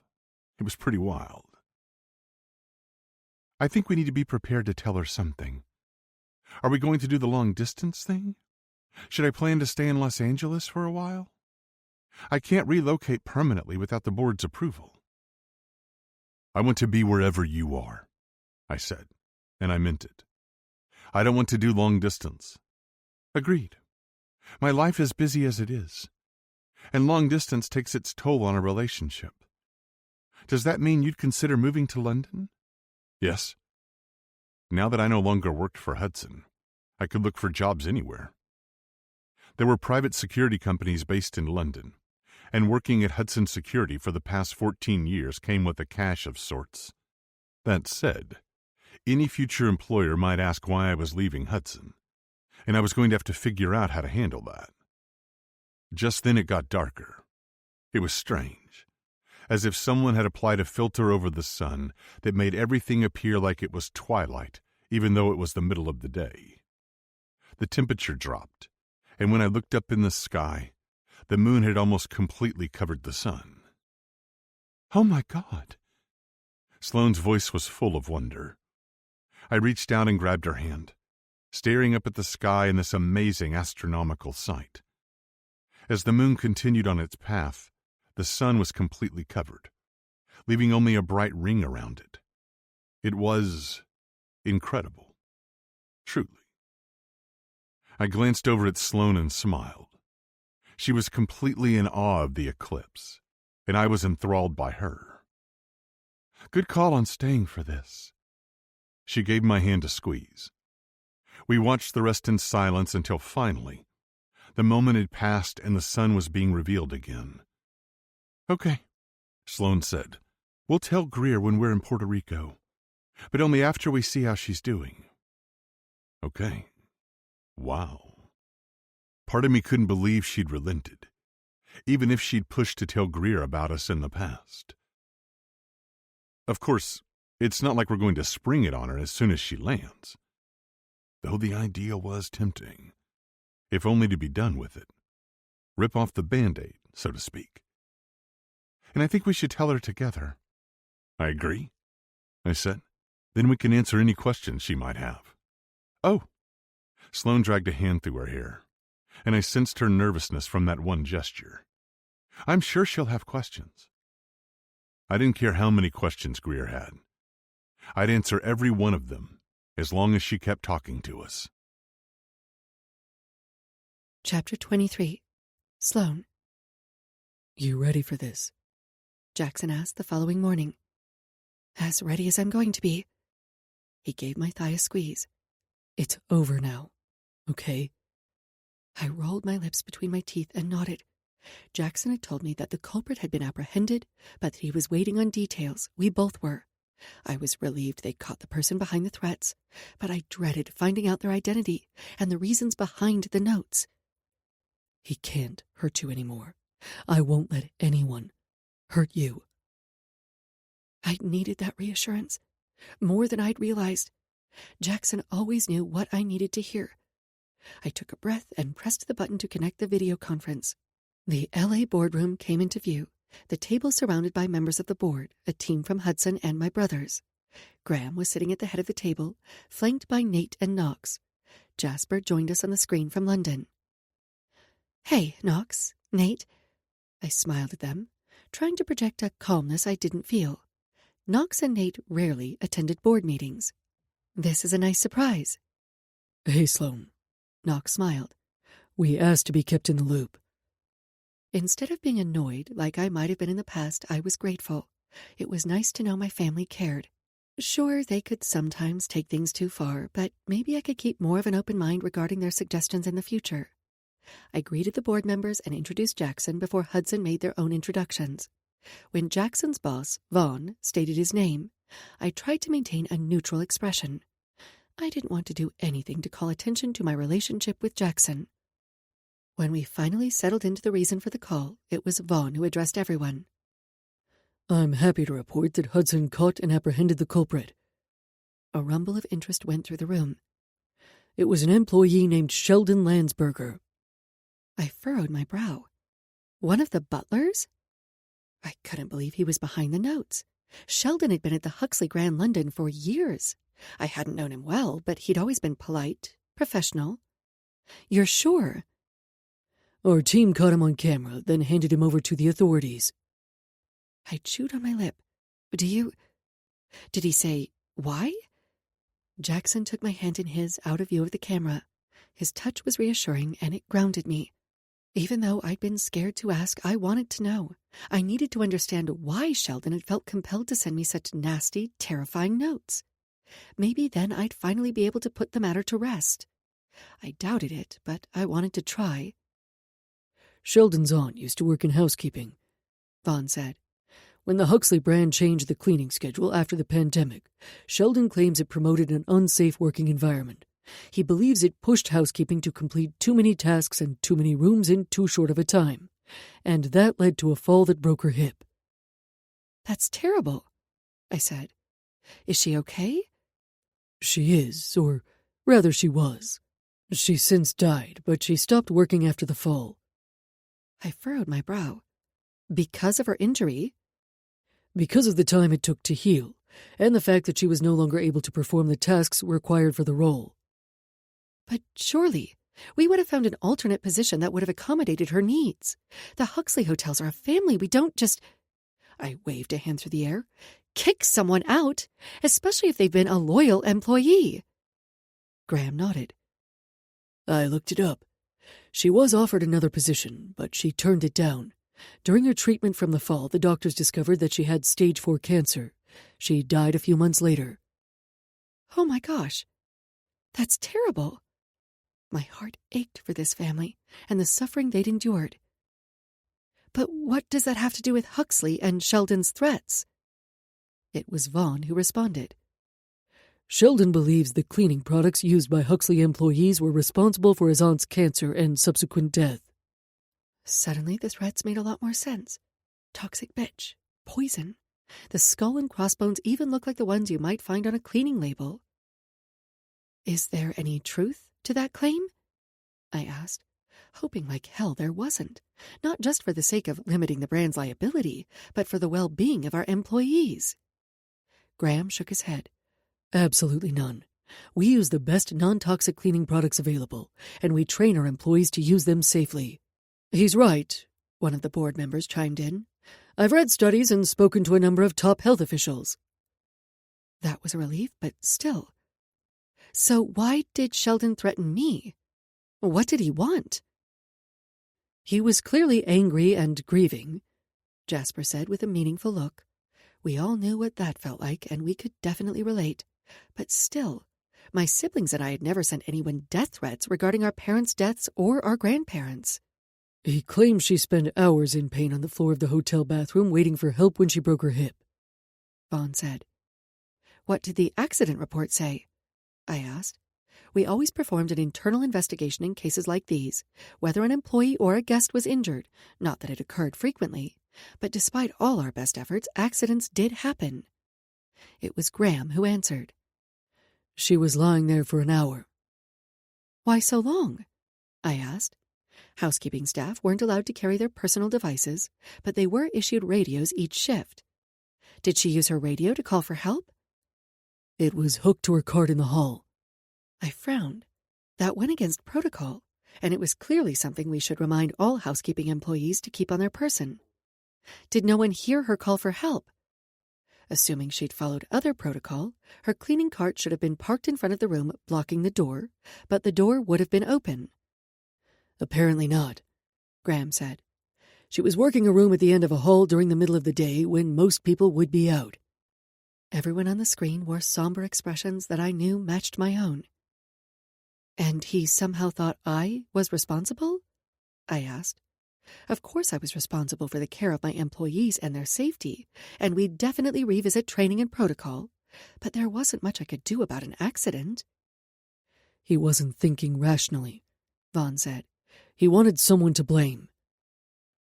I could understand that, but still it felt personal, like an attack on me specifically, because it was. I sighed, feeling heavy from all these revelations. I felt bad for Sheldon and his loss, and I felt bad for his aunt and what she'd endured. What will happen to him now? The team from Hudson handed him over to the authorities. He'll be sent to trial, and you might be asked to testify. Great. Just when I thought this nightmare was finally over. Still, it was a huge relief to know he'd been caught. And you think that's the end of it, right? I asked. Correct, Vaughn said. But we will continue to investigate. Regardless, I'd still recommend a bodyguard. The rest of the call went fairly quickly, and Graham dismissed the board and the team from Hudson. Everyone filed out of the room, leaving Jackson and me alone with Graham, Knox, Nate, and Jasper. Should I? Jackson moved as if to leave. No, stay. I placed my hand on his arm. Please? A look passed between us. Of course. When I returned my attention to the screen, Nate was watching us with a bemused smile, and Graham's lips were set in a firm line, though there was nothing new about that. It was his typical RBF, or resting brooding face, as Jasper liked to joke. How do you feel? Knox asked, breaking the silence. Conflicted, I said. Relieved that it's over, but also sad. Sad about the situation that led to the threats? Nate asked, always reading me so well. Jackson placed his hand on my back, rubbing circles in a calming motion.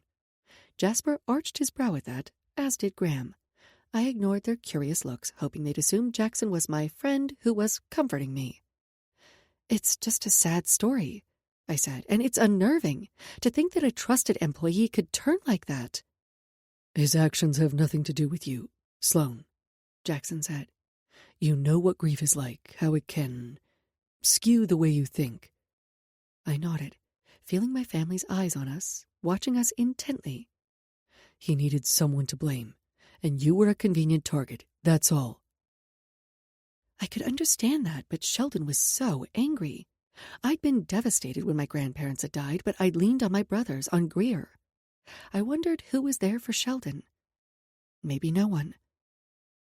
Can you give us a minute, Jackson? Graham said to him. I kept my attention on the screen. Jackson's staying. Are you? Jackson started to ask, but I squeezed his hand. He fell silent. Graham and I had a wordless staring contest in which he told me to get rid of Jackson, and I told him that Jackson wasn't going anywhere. Normally, Graham would have dug in his heels, and eventually I might have let it go, backed down, but perhaps Graham sensed that I wasn't going to budge. Fine. He pinched the bridge of his nose, then glared at Jackson. He has an NDA, and I have other ways of silencing someone. Graham! I hissed, annoyed by his threats. I took a deep breath and opened my mouth to speak. Sloane. Graham cut me off. I know you hate it when we step in, or rather when we overstep, but I'm your big brother and I love you. It's my job to protect you. I gaped at him. I couldn't remember the last time he'd said those words. Sure, they were there, always beneath the surface, but it was nice to hear them all the same. And maybe I'd been a little too harsh, a little too stubborn. I was going to say thank you. I smiled, appreciating both his acknowledgement of the fact that they had a tendency to overstep, and shocked that he'd told me he loved me. And I love you too. Even Graham seemed surprised, though it barely registered on his face before it was gone. I'd still like to have HR review our sick leave policies as well as our housekeeping procedures. It was easier to focus on a path forward, on something to do. Agreed, Graham said. And Jasper, I said, when I get back, I want to sit down with you to brainstorm some ideas on how to improve the employee experience. Of course, he said. I'll let Hallie know. Thanks. We ended the call, and I stood and stretched. I turned to Jackson, wrapping my arms around his neck. You okay? He asked. I considered it a moment. Surprisingly, Yes. The situation with Sheldon was disappointing, but it reminded me how fortunate I was to have so many people in my life who loved me. I had my family and Greer, my health. I had Jackson. Those were the things that mattered. Chapter 24. Sloane. I fidgeted with my bracelets, but it did nothing to calm my nerves while Jackson and I waited at the airport for Greer to arrive. I would have sent the private jet for her, but she'd booked the tickets before telling me of her plans. She waved as she rode down the escalator to where we were waiting, her eyes hidden behind her sunglasses. "Oh, my God! Look at you!" Greer pushed her glasses back on her head and gave me a hug. She pulled back, grinning at my flowy and colorful caftan. "You look so tan and relaxed and happy." "I am." Hudson caught the person behind the threats. "They did?" When I nodded, she sagged with relief. "Finally! Oh, I'm so glad. I knew my brother would keep you safe. I'm so sorry you had to deal with that." She gave me another hug, then turned to Jackson and smiled. "Hey, Jackson." She hugged him, and then he took her bag. "So, who was it?" I gave her a quick rundown. "I'm so glad it's over, and this is so great." She hooked an arm around each of our waists. "All of us together." I smiled brightly at Jackson, and he gave a subtle shake of his head. We'd agreed to tell Greer during our visit, and I was already dreading the conversation. "What do you want to do first?" I asked. "Settle in, go to the beach, tour the old fort?" "I hear they have good rum here." She waggled her brows. Jackson and I shared a look. "Isn't it a little early for alcohol?" I asked. "Not if it's part of a rum distillery tour. Come on." She linked our arms. "We're on island time now." A muscle twitched in Jackson's forehead. "We can't just—" "Oh, it's fine." Greer pulled me along with her. "We'll be safe. You'll be with us." I glanced at Jackson over my shoulder as Greer dragged me through the airport. Greer had always liked to party and have fun, but this seemed out of character, even for her. She seemed desperate for a distraction or something, not simply eager to have a good time. "It's your call, Sloane," Jackson said, deferring to me. "You don't want to go back to the hotel and freshen up first?" I asked Greer. "Maybe visit the spa or hang out by the pool?" "If we go to the spa, what will he do?" She hooked her thumb at Jackson. I lifted a shoulder. "I don't know. That's new territory for me. Jackson?" His mouth was set in a line, and I knew he was scanning the airport for any threats. Even if it hadn't been part of his job, it was a skill that was deeply ingrained in him after so many years. And I wondered if he ever relaxed. Truly relaxed. Apart from our time on the Athena with no one else in sight, I doubted it. He pulled Greer's suitcase behind him. "I'll wait outside the treatment room." Greer laughed as we headed out to the parking garage. "He really is all up in your business, huh?" I laughed, though there was a nervous edge to it. "You have no idea." "It must be annoying," she said while he loaded her bag into the trunk. "Honestly, it's been nice having Jackson around." "Good. I know this is a dream trip for him, and I'm glad you got to experience it together." I smiled. "Me too." She leaned in and lowered her voice. "Do you know if my brother's dating anyone?" I swallowed hard, glancing away. Was this a trick question? Did Greer know? "Why do you ask?" I tried to evade the question. Jackson and I had planned to tell Greer about us while we were all together, but this wasn't how I'd imagined the conversation going. "Because he never brings anyone home to meet us. So I'm wondering if he told you about anyone, or if he's just as much of a player as he ever was." "You ready?" Jackson called. "Yep," I chirped, grateful for the interruption. While Jackson drove us back to the hotel, I texted the staff about spa treatments and responded to a quick email from Hallie. Despite Greer's cheerful demeanor, I could feel the stress radiating off her in waves. I hoped the spa would be more relaxing and restorative than a rum tasting. I would have asked Jackson if he wanted me to schedule him a massage, but I knew he would never agree. We'd enjoyed a couples massage in Turks and Caicos, but he'd only relented because we'd been together. When we reached the hotel, Jackson pulled into the VIP entrance.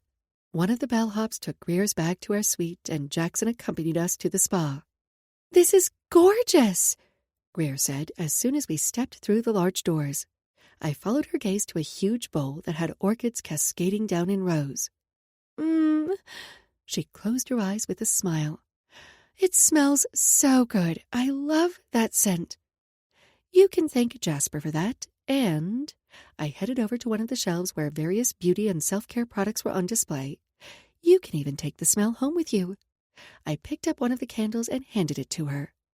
Greer removed the lid and inhaled deeply, closing her eyes with another smile. She already seemed more relaxed, and for that, I was grateful. That's divine! What is it? She scanned the candle for information. It's our own custom scent. I leaned in and whispered, It's oud wood, bourbon, and vanilla. We pump it through the public spaces in the hotel. For all the times Graham razzed Jasper, he had good ideas. The intimacy kits provided in every room, the allergy-friendly menus, and the signature scent that created a sensory moment and an olfactory trigger of good memories. He was good at creating an experience, at making people feel welcome and at ease despite the opulent surroundings, just like Gran had always been. He was also passionate about sustainability. We all were, but Jasper especially. Damn, that's clever, right? I turned to the front desk employee. I scanned her name tag. Alondra, can you please add several of the candles to my tab? Sloane, no, Greer said. You know I'm paying for my portion of the spa, right? She stepped up to the counter and opened her purse. Greer. I placed my hand on hers. I've got it. You sure? She asked. Of course. She smiled. Thank you. Please add them to my bill, Alondra, I said, to avoid any confusion, and anything else my guest would like. Greer narrowed her eyes at me and opened her mouth as if to protest. I mouthed, I've got it. Of course, Miss Mackenzie. Alondra typed something on the computer. I love your name, I said, leaning on the counter. So beautiful. She smiled, her shoulders relaxing a little. Thank you, ma'am. It means lark, but my mom heard it on a Spanish show and fell in love. That's lovely. There's actually an Alondra Valley in California. It's quite beautiful, and the Huxley Grand AV is nestled in among the mountains and the vineyards. Greer sighed. I love that location. My husband and I had our honeymoon there. And then her expression darkened, and she clamped her mouth shut. If her reaction was anything to go by, her stressed-out state had something to do with Logan. I just love name meanings, Alondra said. They're so interesting. For instance, your first name, Miss Mackenzie, means warrior. Thank you, I said. I think my gran told me that at some point. She was a lovely woman, Alondra said. Very business-savvy, but also just kind. I smiled, hoping that someday I could live up to my grandmother's legacy. Even now, years after her death, people still talked of her and Pops with love and reverence. She was. I agreed. Alondra glanced at her computer. Let me take you through. When Jackson moved to follow us, Alondra frowned. I'm sorry, sir. The spa is for patrons only. I leaned in, lowering my voice. He's my executive protection agent. When she furrowed her brow, I added, my bodyguard, so he's going to have to come with us. Oh! Alondra's eyes widened. Of course, I apologize for the misunderstanding. Not a problem. I smiled, hoping to reassure her that it was no big deal. Please, follow me. Jackson waited outside the changing area. Gentle nature music played softly through hidden speakers, and the dim lighting added to the relaxed atmosphere. How was your trip? I asked Greer as we changed into our robes. Good. Not nearly as exciting as sailing here, I'm sure. She smiled at one of the employees, accepting a cup of our signature herbal tea with gratitude. I sipped my tea, the flavors coating my throat in warmth. It's been quite the adventure, in every sense of the word. Jackson's not going to want to go to New York after this. Perhaps not, I said, smiling, but I know he's looking forward to visiting you and your mom. Visit? She laughed. Jackson's not coming to visit. He's moving to New York. My hand stilled, my tea hovering midair. What? What was Greer talking about? Jackson didn't know where he was headed after this assignment. Yeah. Greer set her tea on a nearby table. I don't know all the details, but Mom said something about him moving to New York for a promotion. Hudson asked Jackson to run the office there. Oh, that's... I swallowed, feeling as if the words were made of glass. That's great. My stomach dropped. How could he possibly pass up an opportunity like that? She tilted her head, considering. I'm not surprised he didn't mention it. You know how Jackson is. As my mom always says, he's a tough nut to crack. I tried not to panic, but I wondered why he'd never said anything, why he'd said he'd be willing to move to London, despite the promotion in New York. After everything Jackson had said, after everything we'd been through, surely... The room spun. Hey, Greer placed her hand on my arm. You okay? Fortunately, I was safe from responding because it was time for our first treatment. An employee led us to the massage room. Jackson followed, but I didn't dare look at him. I was afraid my emotions would be written all over my face, and I wanted to discuss this later when we were alone. He'd told me he loved me. He'd said I was his everything, but we'd been living in a bubble, and it felt as if it had just popped. What's new with you? I asked Greer after we'd disrobed and were lying on the table side by side.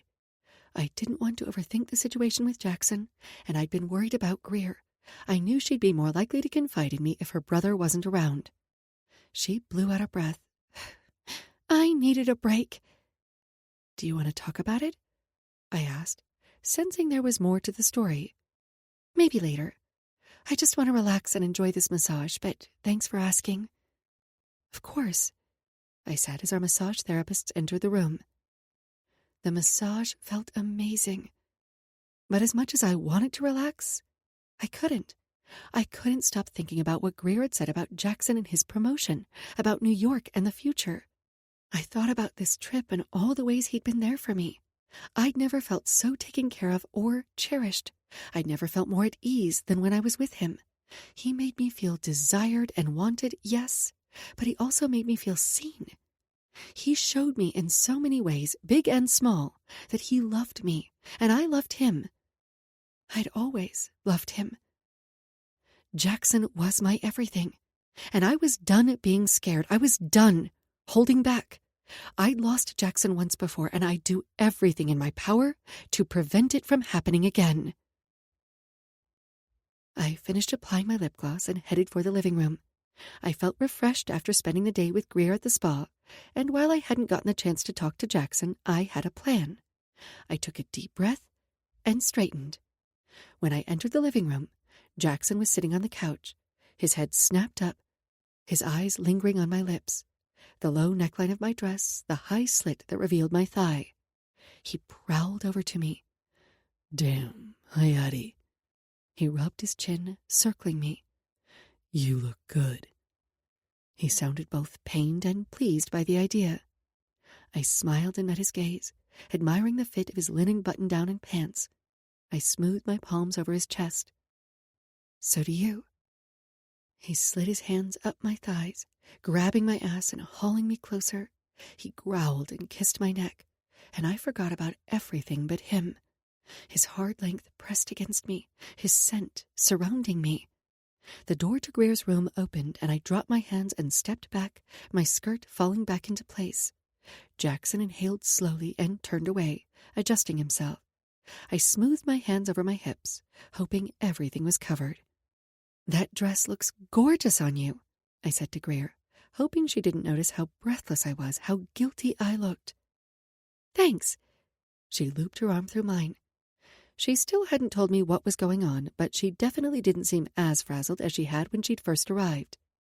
Even so, I knew her well enough to know that something was wrong, and her comments earlier about Logan had me concerned. They'd been together forever. The three of us made our way down to one of the on-site restaurants, where we were seated overlooking the beach. Jackson was scanning the exits, studying everyone around us as always. This is amazing, Greer said, marveling at the alcove that surrounded us. It was as if we had our own little orchid grotto lit by lanterns. I forgot how nice it is to travel with you. I bumped her shoulder with mine. We should do it more often. We should. Though I didn't know how enthusiastic she'd be about the idea after she found out about Jackson and me. Maybe I'd blown the situation out of proportion, but this conversation had been years in the making. My mind couldn't settle. Between the mystery situation with Greer and Logan, my secret relationship with Jackson, and Jackson's promotion, I had a lot on my mind. I needed to find out what was going on with Greer, and I knew I wouldn't be able to relax until I talked to Jackson about New York. I feel like I've barely seen you all day, Greer said to Jackson. How have you been? He slid his hand onto my thigh beneath the table. Good. Really good. What about you? How are the kids? How's Logan? The kids are good. Work is busy. And Logan? Jackson asked, pushing Greer despite the fact that she clearly didn't want to talk about her husband. Greer waved a hand through the air. I'm here to have fun and forget about Logan. Greer, Jackson chided. What's going on? She shook her head, holding back tears even as she forced a smile. It's not something I want to discuss right now, let alone with my brother. Can you please just drop it? He sighed, and I knew he was torn between respecting her wishes and dragging the truth out of her. I placed my hand over his beneath the table and gave it a reassuring squeeze. Please, Greer pleaded. Jackson relented, for now at least. Conversation turned to other matters as our meal arrived. Then more drinks, at least for Greer and me. Jackson had relaxed some, but I could still see him scanning for threats. Doesn't it get exhausting? I asked, while Greer was in the bathroom. She'd texted to say she'd gotten a call from the kids and would be back in a little bit. He placed a finger beneath my chin, tipping my gaze to his. Protecting you is an honor and my privilege. He looked as if he might kiss me, and God, how I wanted him to. Despite a few almost missteps, we'd made it through a week of forced celibacy, and I was more than ready for it to be over. You really do love your job, I mused. I love you. I smiled. I love you, too. I didn't want to ruin the moment, but the question of New York and Jackson's promotion had been weighing on me all day. Tell me about New York, I said. He smoothed his hand over his chin. It's on the East Coast. It's where Greer was married. Jackson. I narrowed my eyes at him. What? He lifted a shoulder. You asked me to tell you about New York, and I am. Yes, I huffed, trying to ignore the little voice of doubt that had started screaming in my head, the one that said he was going to leave me again. But I was hoping you'd tell me about your promotion. He stilled. Greer mentioned it earlier in passing. I toyed with my napkin. She, didn't realize. He tilted his head back, and he seemed to be warring with himself. Because he was worried how I'd react? Because he hadn't expected me to find out? What is it? I asked, trying to remain calm despite my rising panic. I couldn't. My palms were clammy. There is no promotion. My stomach plummeted at his words. I'd told myself that he'd changed, but it felt like déjà vu. I was determined to give him the benefit of the doubt, but instead I found myself blurting, You lied to your family? He scoffed. I can't believe you jumped straight to that. Can you blame me? It wouldn't be the first time you've lied to them, to me. God, that hurt to admit. This whole conversation hurt. He pinched the bridge of his nose. You still don't trust me, do you? Even after everything we've been through. I do trust you. I placed my hand on his because it felt as if the conversation was spiraling out of control. I'm just trying to understand. Greer's under the impression that you're moving to New York and going to lead the Hudson office there. Yet you've never mentioned it to me, and now you're telling me there is no promotion. He shook his head. If you trusted me, you wouldn't immediately jump to the conclusion that I lied. I took a breath. I'm sorry, I'm trying, Jackson. But can you blame me after all the things you kept from me in the past? He dragged a hand down his face. What did you honestly think would happen with my job after I slept with a client? I searched his eyes for answers, processing his words. Wait, you lost the promotion because of me? I gave it up for us, and I didn't lie about it to my family. At the time, I'd planned to take it. Jackson. I stared at the table, trying to ignore the tightness in my chest. I'm sorry. I was sorry for doubting him, for putting him in that situation, for jeopardizing his future. So am I. Part of me expected him to say that we were done, that this was never going to work. Instead, he said, I know I hurt you in the past, and I will keep doing whatever it takes to show you that you can trust me. So in the interest of full transparency, I also resigned from Hudson. I reared back. What? When? He'd taken a leap of faith for me, for us, and I'd jumped to conclusions. I'd let my fear of the past overwhelm my hope for the future. Our first morning in Turks and Caicos, but I asked that it wouldn't take effect until after this assignment ended, and my boss demanded my discretion in return, which he had every right to do. I signed an NDA with Hudson.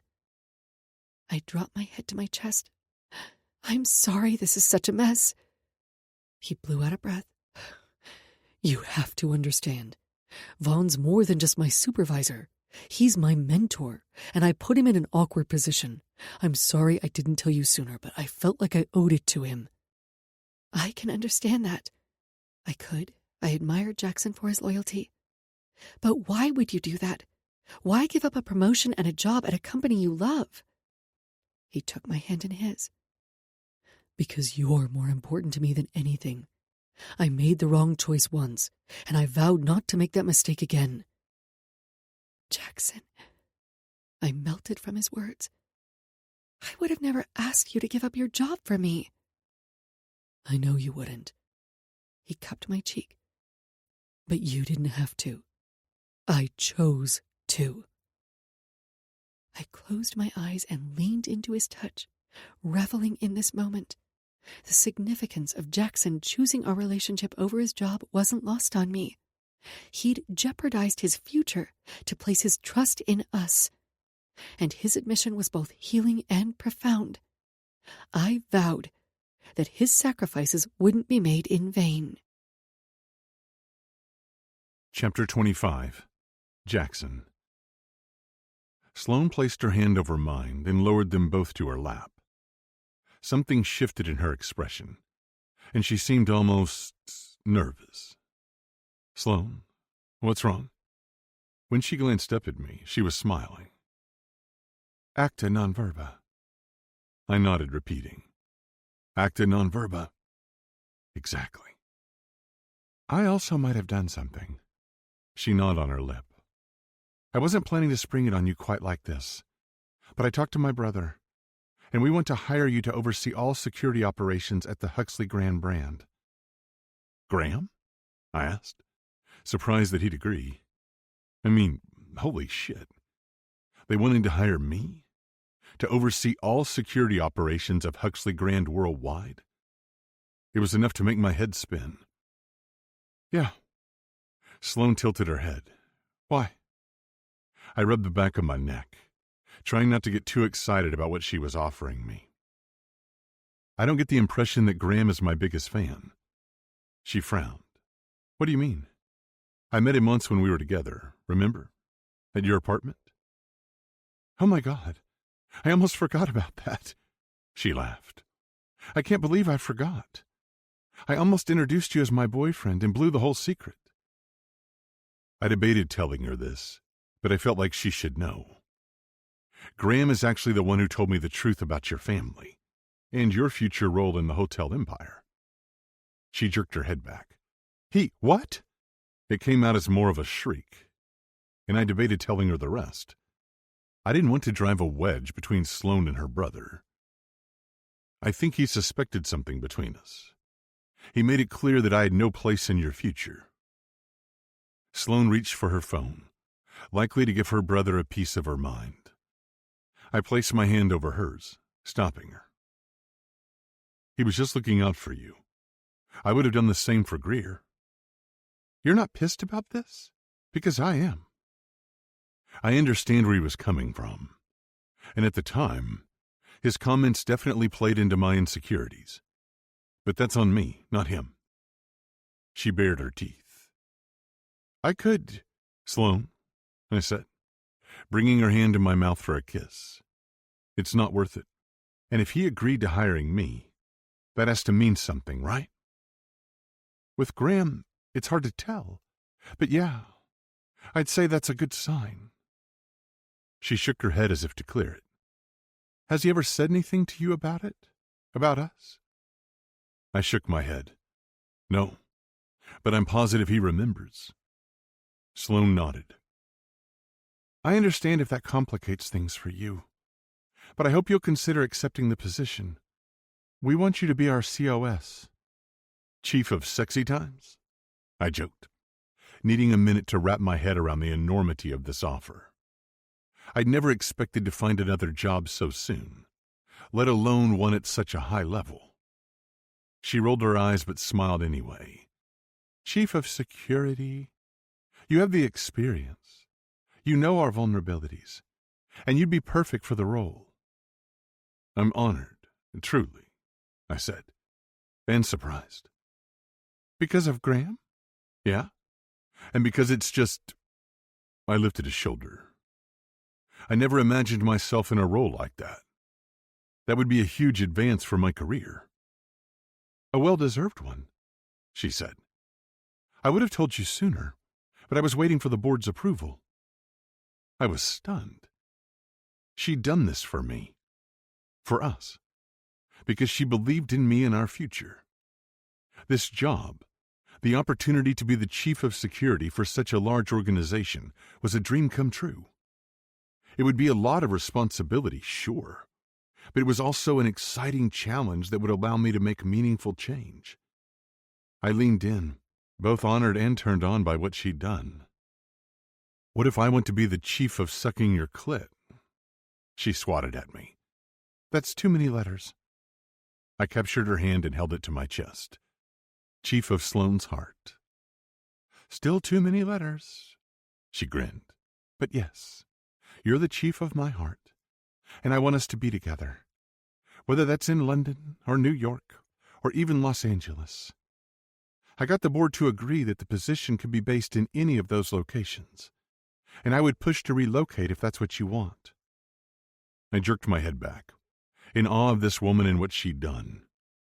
I was filled with so much happiness at that moment, I thought I might burst. To hear Sloane say those words, to know that she'd put this in place for us to be together.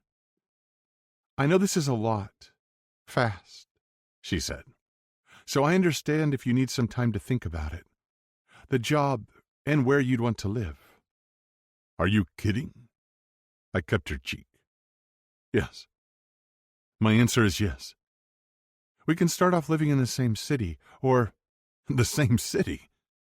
I barked out a laugh, cutting her off before she could say something even more ridiculous. Sloane, Hayati, I want to move in together. I love that you did this for us, and I absolutely want to be together, wherever that is. Don't you want to know what your salary will be? She teased. I'm sure it will be more than enough. I nuzzled her. All that matters is that we'll be together. We'll be together. Her voice was filled with wonder. Together. She grinned and then she kissed me. It felt like a promise, like a fresh start. What about your family? Our relationship? I asked. We'll have to disclose it to my family and the board, but I think they'll approve. Of us or my new role? I was anxious to hear her answer. Both, she smiled. I know one person who will be particularly happy about the news. I dragged a hand over my head, smiling at the thought. Brooklyn. She nodded. How did I get so lucky? I pulled her close. How did we get so lucky? I kissed Sloane's neck, on the verge of breaking my promise to Vaughn. But even as distracted as I was by Sloane, I kept an eye on our surroundings. Our table was in a secluded alcove that faced the ocean, but we were still in a public place. Thanks to the walls of the alcove, we were hidden from security cameras, but the wait staff could come by at any time. "Since you quit your job, does that mean we can have sex now?" she joked. I chuckled. "No. I promised my boss there wouldn't be any more infractions." I gave her a meaningful look full of heat, until after the trip had concluded. She groaned, covering her face with her hands. "I can't believe you told your boss we slept together." "It's not like I told him that you like it when I bite your nipples." I rasped against the shell of her ear, my already hard cock pressing against my zipper. "Or how you like it when I pinch your clit." "Jackson," she shuddered. I smoothed my hand up her thigh. "I bet if I slid my hand between your legs, you'd be wet for me, wouldn't you?" She gulped. "Oh, God." "Tell me, Sloan." I traced the edge of her underwear, fully intending to stop. "You used to get off on the thrill of being caught. Do you still?" Her chest rose and fell, and I knew she was barely holding on. Hell, I was right there with her. When I glanced down, her nipples were hard points against her dress. Fuck me. Unable to resist, I glided over the wet silk of her underwear, letting out a growl of satisfaction. Her body trembled beneath my touch, both of us aching for more. "Fuck, baby. You're so wet for me." I continued teasing her clit, and I thought I might explode. "Please, Jackson." "Is that what you want?" I asked, slipping my hand beneath her underwear, sliding a finger into her, sliding home. "Yes," she gasped, gripping my thigh. "Yes," she said again, this time more insistent. She was already close, so close, keyed up from a week of torture, and now this. Knowing we were in public and could get caught. "Come for me." I rasped against her neck before trailing kisses over her skin. "Come on my fingers like you want to come on my cock." Sloan gasped and buried her face in my neck, stifling her sounds of pleasure. Her pussy clenched around my finger and she bit me, sending sparks skittering down my spine. She was so sexy I almost came in my pants, and the sight of her coming apart was nearly my undoing. When she sagged, I held her to me. I kissed her forehead, then withdrew my fingers. "You're so beautiful." I brought my hand to my mouth, licking each of my fingers as she watched with a heated expression. "Jackson," she warned, "don't start something unless you're prepared to finish it." "Oh, I'm more than prepared." I placed her hand on my cock, letting her feel just how hard I was for her. She squeezed my shaft, and I groaned into her hair. "Sloan." Her phone buzzed and she pulled away to check it. "It's Greer." She frowned down at the screen. "She's going to stay in the room. I think I should go check on her." Talking about my sister effectively killed my desire. Not to mention the fact that Sloan was concerned about Greer, and so was I. I sighed. "As soon as the waiter comes back, we can go." "Yes," Sloan said, tapping out a reply to Greer. She handed me a bottle of hand sanitizer from her purse. "Always prepared." "Thanks," I said, handing it back to her after I'd cleaned my hands. She signed for the check and thanked the waiter. I placed my hand on the small of her back, standing just behind her to hide my crotch as we crossed the lobby. She smirked at me over her shoulder. We were alone in the elevator, and Sloan reapplied her lipstick and kept smoothing her hand over her hair. I was so damn tempted to crowd her against the wall and kiss her senseless, but I wouldn't. Not when our every move was being monitored by a security camera. Since Sloan was one of the owners of the hotel, it was likely that her movements were followed closely by her staff. They wanted to anticipate her every move. They wanted to make her stay as wonderful as possible. Fortunately, the cameras didn't have audio. You look perfect." I maintained a neutral expression for anyone who might be watching the CCTV. "Perfectly fucked," she muttered. "Wait until Greer sees me." "Sloan?" I waited until her eyes met mine in the reflection of the elevator doors. Yes.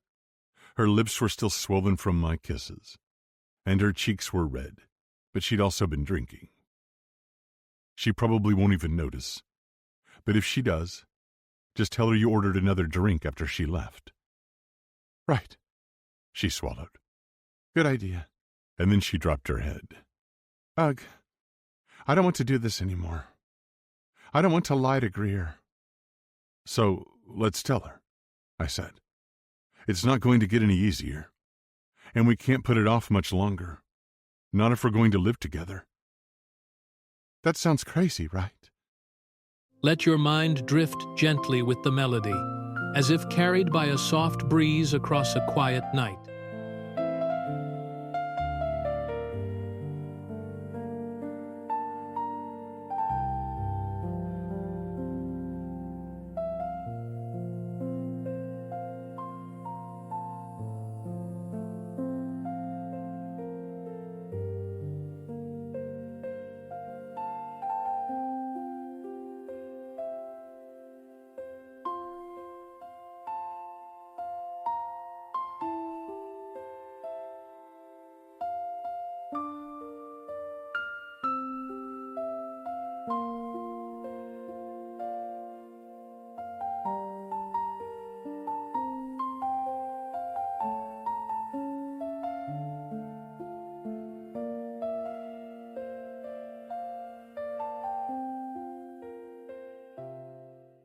But even as she said it, she was smiling. "What sounds crazy," I said, "is wasting any more time." I couldn't wait to start our new life together, to live together, to have no more secrets, to one day make her my wife. The elevator dinged, and the doors slid open. Sloan unlocked the door to our suite, and I held that open for her. She brushed against me as she walked past, the scent of wild roses and sunshine lingering in the air. Such a tease. "You're sure?" she asked, and I sensed her nerves. 100%.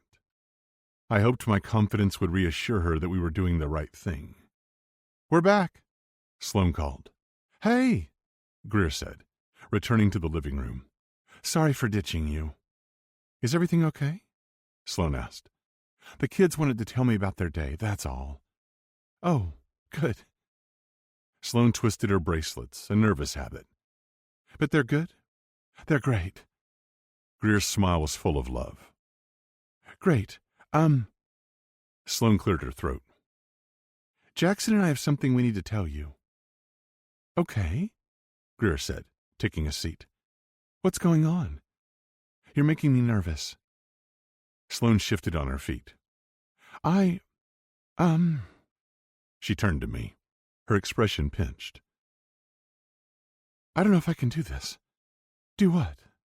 Greer glanced between us, confusion marring her features. I knew this was it, the point of no return. There'd be no going back after this. I took a deep breath. "Sloan and I are together." Greer blinked a few times. "Together, as in—" I stepped closer to Sloan, sliding my arm around her waist. She felt so right in my arms, in my life. "Oh." Greer dragged out the word. "Oh. You're... Wow. Okay." Sloan tensed, and I braced myself for something more. "Okay," I asked after a minute. "That's it?" "I'm still processing. Geez." She rolled her eyes. Sloan took a seat next to Greer. Sloan's voice shook when she spoke. "You know that my relationship with you is so important to me. You have been there for me through everything. And you've always been there for me," Greer said with a watery smile, patting Sloan's hand. "I hope—" Sloan wiped away a tear. I know you were opposed to the idea of Jackson and me in the past, but I hope—" her breath hitched. "You can be happy for us, because we're so happy together." Greer said nothing, silently considering. She hadn't lashed out, which was good, but I didn't know what to think of her reaction. She turned to me, narrowing her eyes. "You better not break her heart." I didn't blink, didn't flinch, didn't look away. "I love Sloane, and I'm not going anywhere." "Love?" Greer blinked a few times. "Love? You love her?" I nodded, and she turned to Sloane, who smiled and nodded as well. "We love each other," Sloane said. Greer's eyes looked as if they might bug out of her head. "This is a lot to take in," she said, clearly shocked by the news. "But I guess I should have realized it was serious if you decided to tell me." Sloane caught my eye, casting me an anxious glance. "But," Greer frowned, "you just got out of a relationship with Edward," she said to Sloane.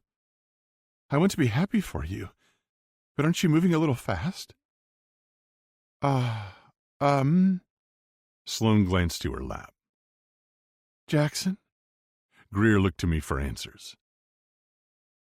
Sloane and I drew in a deep breath, hoping this wouldn't ruin everything. "Sloane and I fell in love years ago, but the timing wasn't right." "Years ago?" Greer furrowed her brow. "Just exactly how long ago are we talking?" "College," Sloane whispered. "College?" Greer reared back. "You were—" She waved her arms before her. "Wait, what?" She stood and started pacing. Her questions came out rapid fire. "When did it start? For how long? Were you together at my wedding?" I finally explained the truth behind my discharge from the SEALs. A tear trickled down Greer's cheek, and I hated that she was hurting because of me. "Jackson," she shook her head. "I wish I'd known. I wish you'd told me." I blew out of breath. "At the time, I was so ashamed. I'm your big brother. Your hero." "Leaving the SEALs wouldn't change that," she said. She gave me a hug, and I felt a wave of love and acceptance wash over me. "So after you were discharged, you came to New York?" I nodded. "I accepted a job as a bouncer. Sloane came to the club where I was working one night, and she made me tell her what was going on. After that, we started texting, but we were just friends at that point." "At first it was nothing. Jackson watched out for me. He offered to teach me self-defense." Greer listened, and I couldn't get a read on her. "Over time," I said, "we spent more time together. We fell in love." "How much time?" Greer sank back onto the couch with a pinched expression. She rubbed her brow as if to ward off a headache. "How long were you sneaking around behind my back?" Sloane winced. "I'm sorry we didn't tell you. We were going to, but then everything fell apart. Wait." Greer straightened and turned to Sloane. "Was he your mystery man? Is Jackson the one who broke your heart?" Sloane rolled her lips between her teeth and nodded. Greer gasped, covering her mouth with her hand. "And you had to—" She shook her head. "That's why you were such a wreck on my wedding day. I thought it was nerves. I hadn't seen Jackson in nearly a year at that point, and I didn't know how on earth I was going to face him.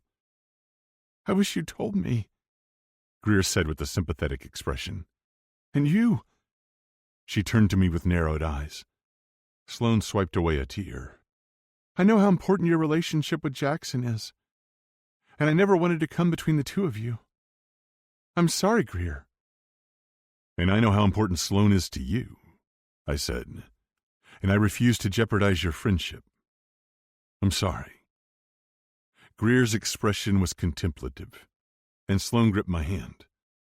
I knew she was concerned. Hell, I was worried how my sister would react. Finally, Greer sighed.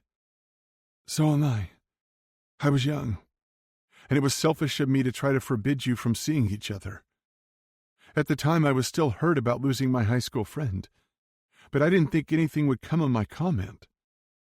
I wish you'd talked to me sooner, but I guess I can understand why you didn't." "You were justified for making that comment," I said. "I was young and selfish too, but I've matured. We all have." "I still have so many questions," Greer said on a laugh. "Like what?" Sloane asked, seeming to relax. "Does Mom know? Or did she know?" I shook my head. "No, I never told her." "I can't believe you guys were able to keep it a secret for so long. How did I never catch you?" "There were certainly a few close calls." "Way too close," I said, thinking of a few of them. "I feel like everything I ever knew is wrong," Greer said, but she was smiling. "I'm happy for you, both of you." Sloane smiled at me, clearly relieved, and then she leaned her head on Greer's shoulder. "Thanks for being so awesome." I finally relaxed, knowing that we had my sister's support. Everything was finally falling into place.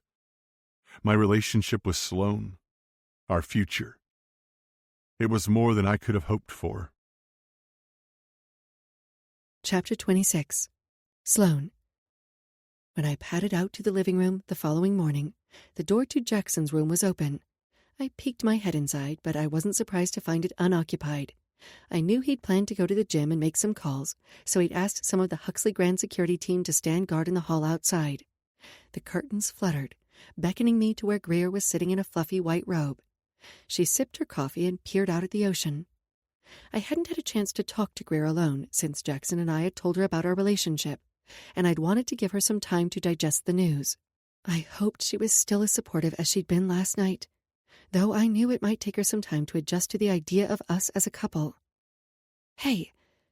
I peeked my head out onto the balcony. "Can I join you?" "Sure." She smiled. "Did you sleep okay?" "Best sleep I've had in months. The beds here are magical." I laughed. I'm glad to hear it. Jasper personally tested them out before we purchased them. "I might have to ask him for the info." "Just go on the Huxley Grand website," I said. "There's a whole store where we sell sheets, towels, the mattress. Pretty much anything you like can be purchased." That's new, right? We had so many requests for information on the pillows, the mattresses, the candles, whatever, that we decided to start selling them. Graham was opposed at first because he worried it would dilute the luxury aspect of the brand. But I thought everyone should be able to take home a little of that luxury in their ordinary life. And Jasper argued that it would remind people of their positive experience and make them want to come back. I was rambling, but I was nervous. I could definitely use a little luxury in my ordinary life. Greer wore a forlorn expression. I crossed my legs. "What's going on with you and Logan?" She stared out at the water and said nothing, but I knew Greer well enough to know that she'd feel better if she talked. "Come on." I nudged her foot with mine. "Talk to me." She took a deep breath and my heart accelerated. "Logan and I are getting a divorce." "What?" I jerked my head back. When she turned to me, her expression was full of sadness and my heart ached for my best friend. "Oh, Greer." I went over and wrapped my arms around her. Divorce? She and Logan had always been so happy together. At least, that had been my impression. Sure, they had their ups and downs. What couple didn't? But on the whole, they loved each other. They had built a life, a family, together.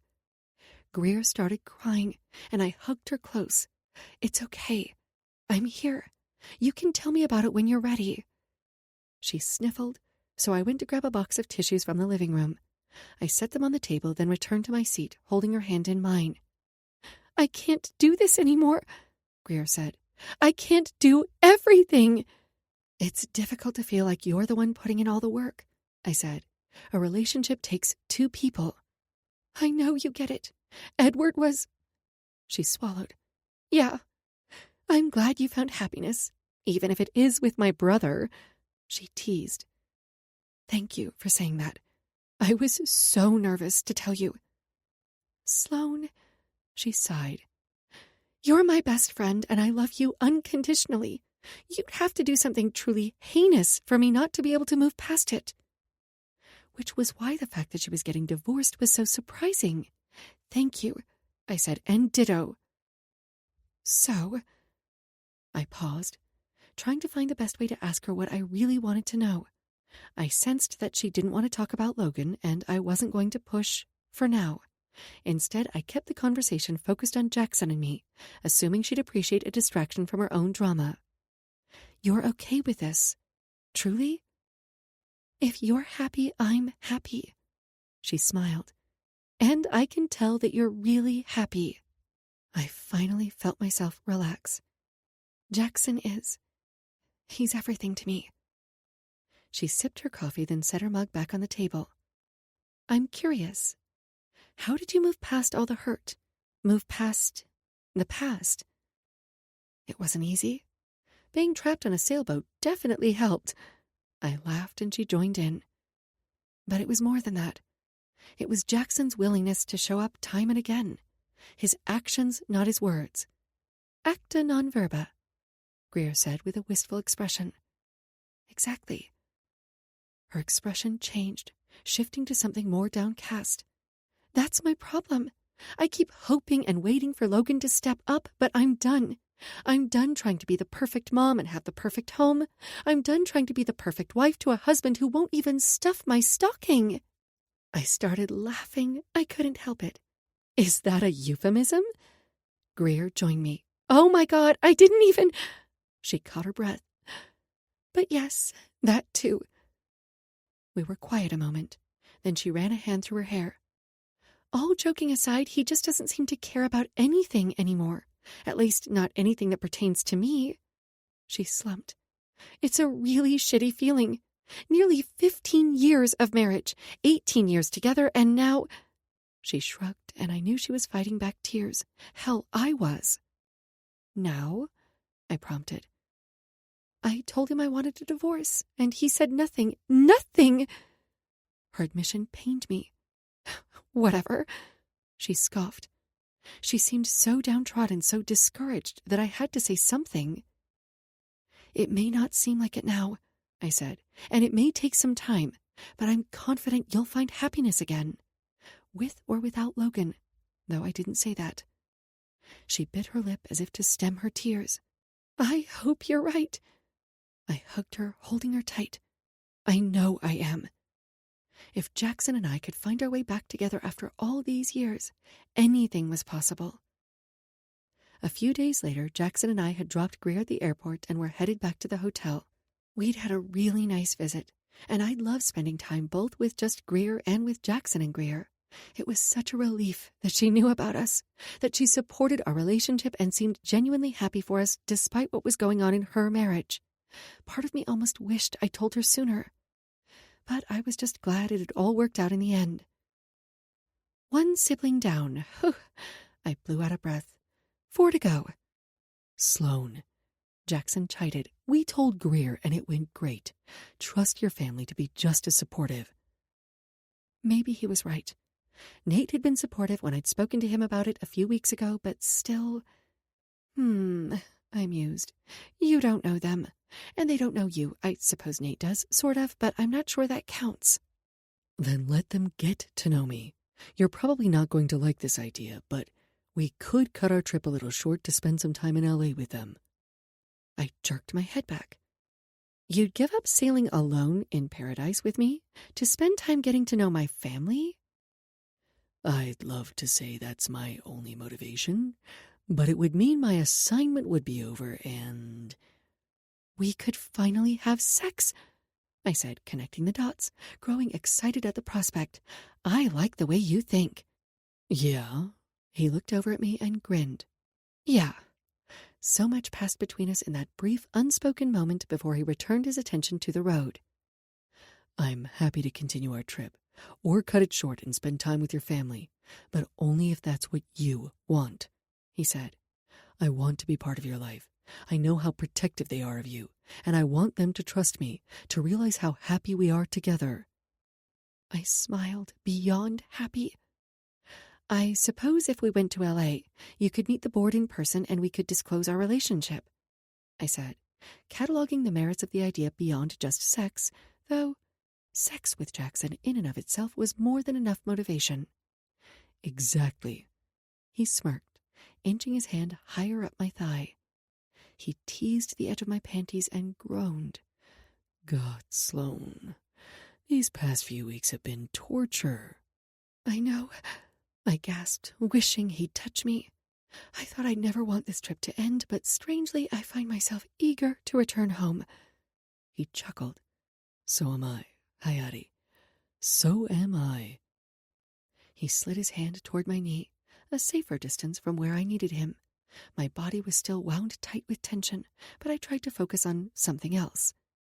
And if we went back to L.A., we could spend time with Brooklyn. Brooklyn made me think of Jackson's niece and nephew, about divorce and about Greer. I sighed and stared out the window. Do you think Greer will be okay? I hate seeing her so unhappy. I just don't get what's going on with Logan. Me either. He gave my thigh a quick squeeze before returning his hand to the steering wheel. After we returned to the Huxley Grand, Jackson went for a workout. Hotel security was stationed outside in the hall. I ordered some room service for lunch, then directed my attention to my inbox until there was a knock at the door. Room service. I was in the middle of washing my hands, so I called out, "Come in!" The door opened and a cart was rolled in, the gentle clanking of dishes accompanying it. When I entered the dining room, the woman turned. I tilted my head, studying her. She looked familiar, but I couldn't place her, at least not until she started talking. She pulled out a chair for me. "Sit down. Don't scream. Don't call for help or I will shoot." The words rang out in a posh English accent. "Amelia!" I didn't bother to hide my annoyance. "To what do I owe this pleasure?" I scanned the room for my phone, inching toward the coffee table where it was resting. "Don't even think about it." She removed a gun from beneath one of the silver domes. "And it's Lady Amelia." I sat down, considering my options. She had a gun with a silencer, and I knew she was a good shot. Hell, she had a silver medal to prove it. Hands on the table. I want to see them at all times. I did as she asked. "What now, Amelia?" I intentionally didn't use her title just to piss her off. She shoved my shoulder. "You will address me as Lady Amelia." I said nothing, adrenaline pumping through me. I wondered what she wanted, how long she'd been planning this, if Edward was in on it. Where the hell was security? "What can I do for you, Lady Amelia?" I sneered. I needed to keep her talking until I could devise a plan. "I want you to transfer $50 million into this bank account." She slid a piece of paper in front of me. It contained the number of an offshore account. I scoffed. "And why would I do that?" She moved to stand before me. "Because if you don't wire the money within the next 24 hours, I will release these." She dropped a handful of photos on the table, and a few cascaded to the floor. My eyes widened at an image of Jackson sitting on the edge of the hot tub in Turks and Caicos, naked. Another of my front, the sheer material of the swimsuit leaving nothing to the imagination. Another of us touching, kissing. What the hell? Someone had been watching us, photographing us? I clenched my fists. "You have no right—" She threw down another, a blurry photograph of us in the outdoor shower, though it was clear what we were doing. "Shall I keep going?" She tossed a few more on the table.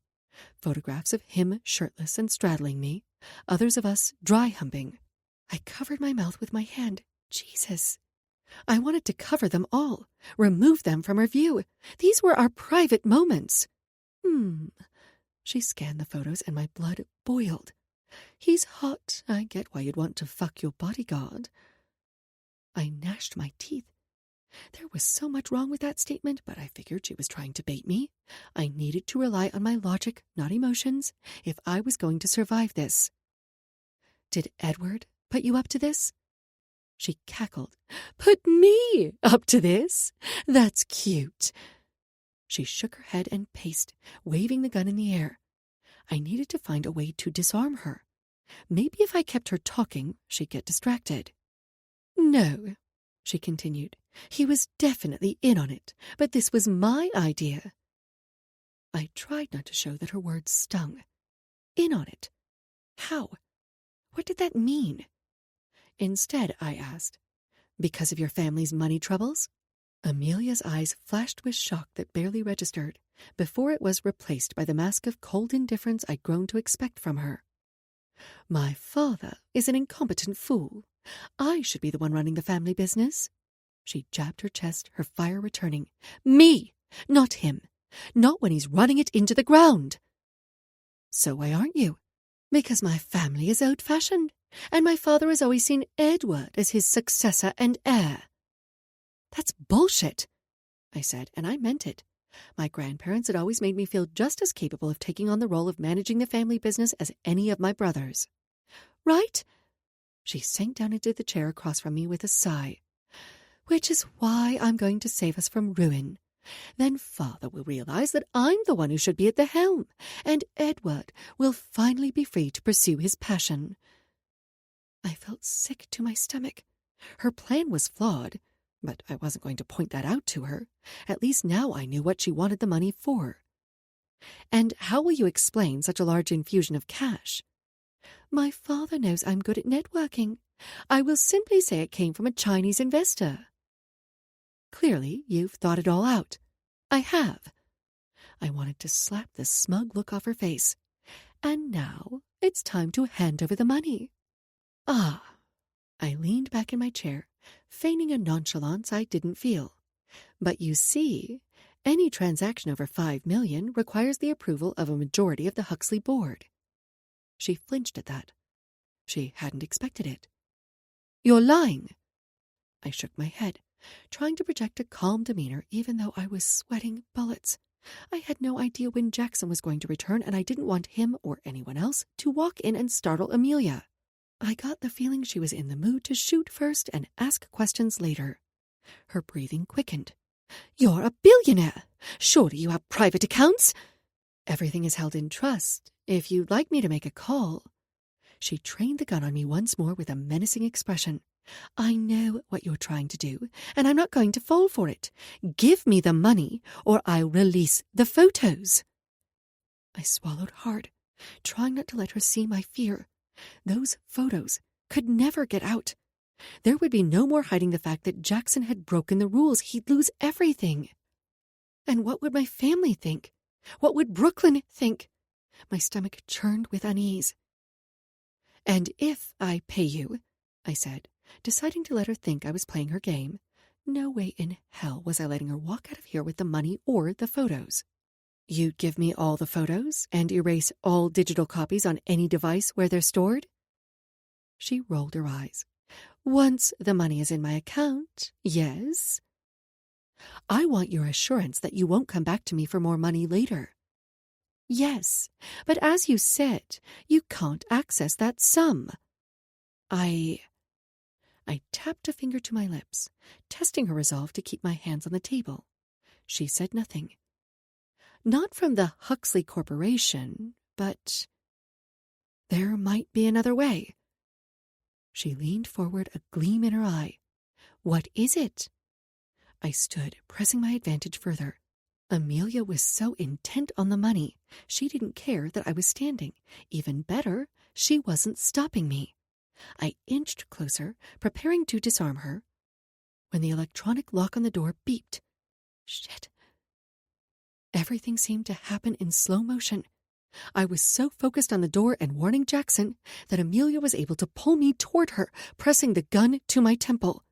The door to the suite opened. Jackson stood there, wiping sweat from his forehead. The door closed behind him.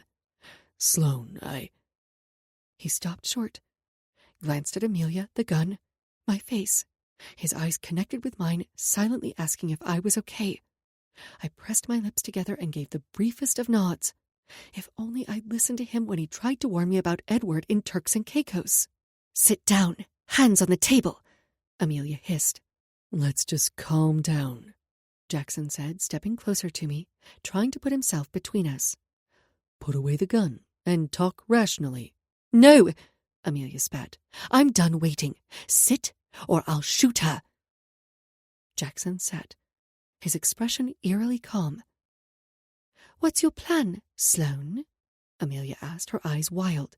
How are you going to get me my money? I needed a plan, and quick. Think fast, Sloane. I need to talk to my brother.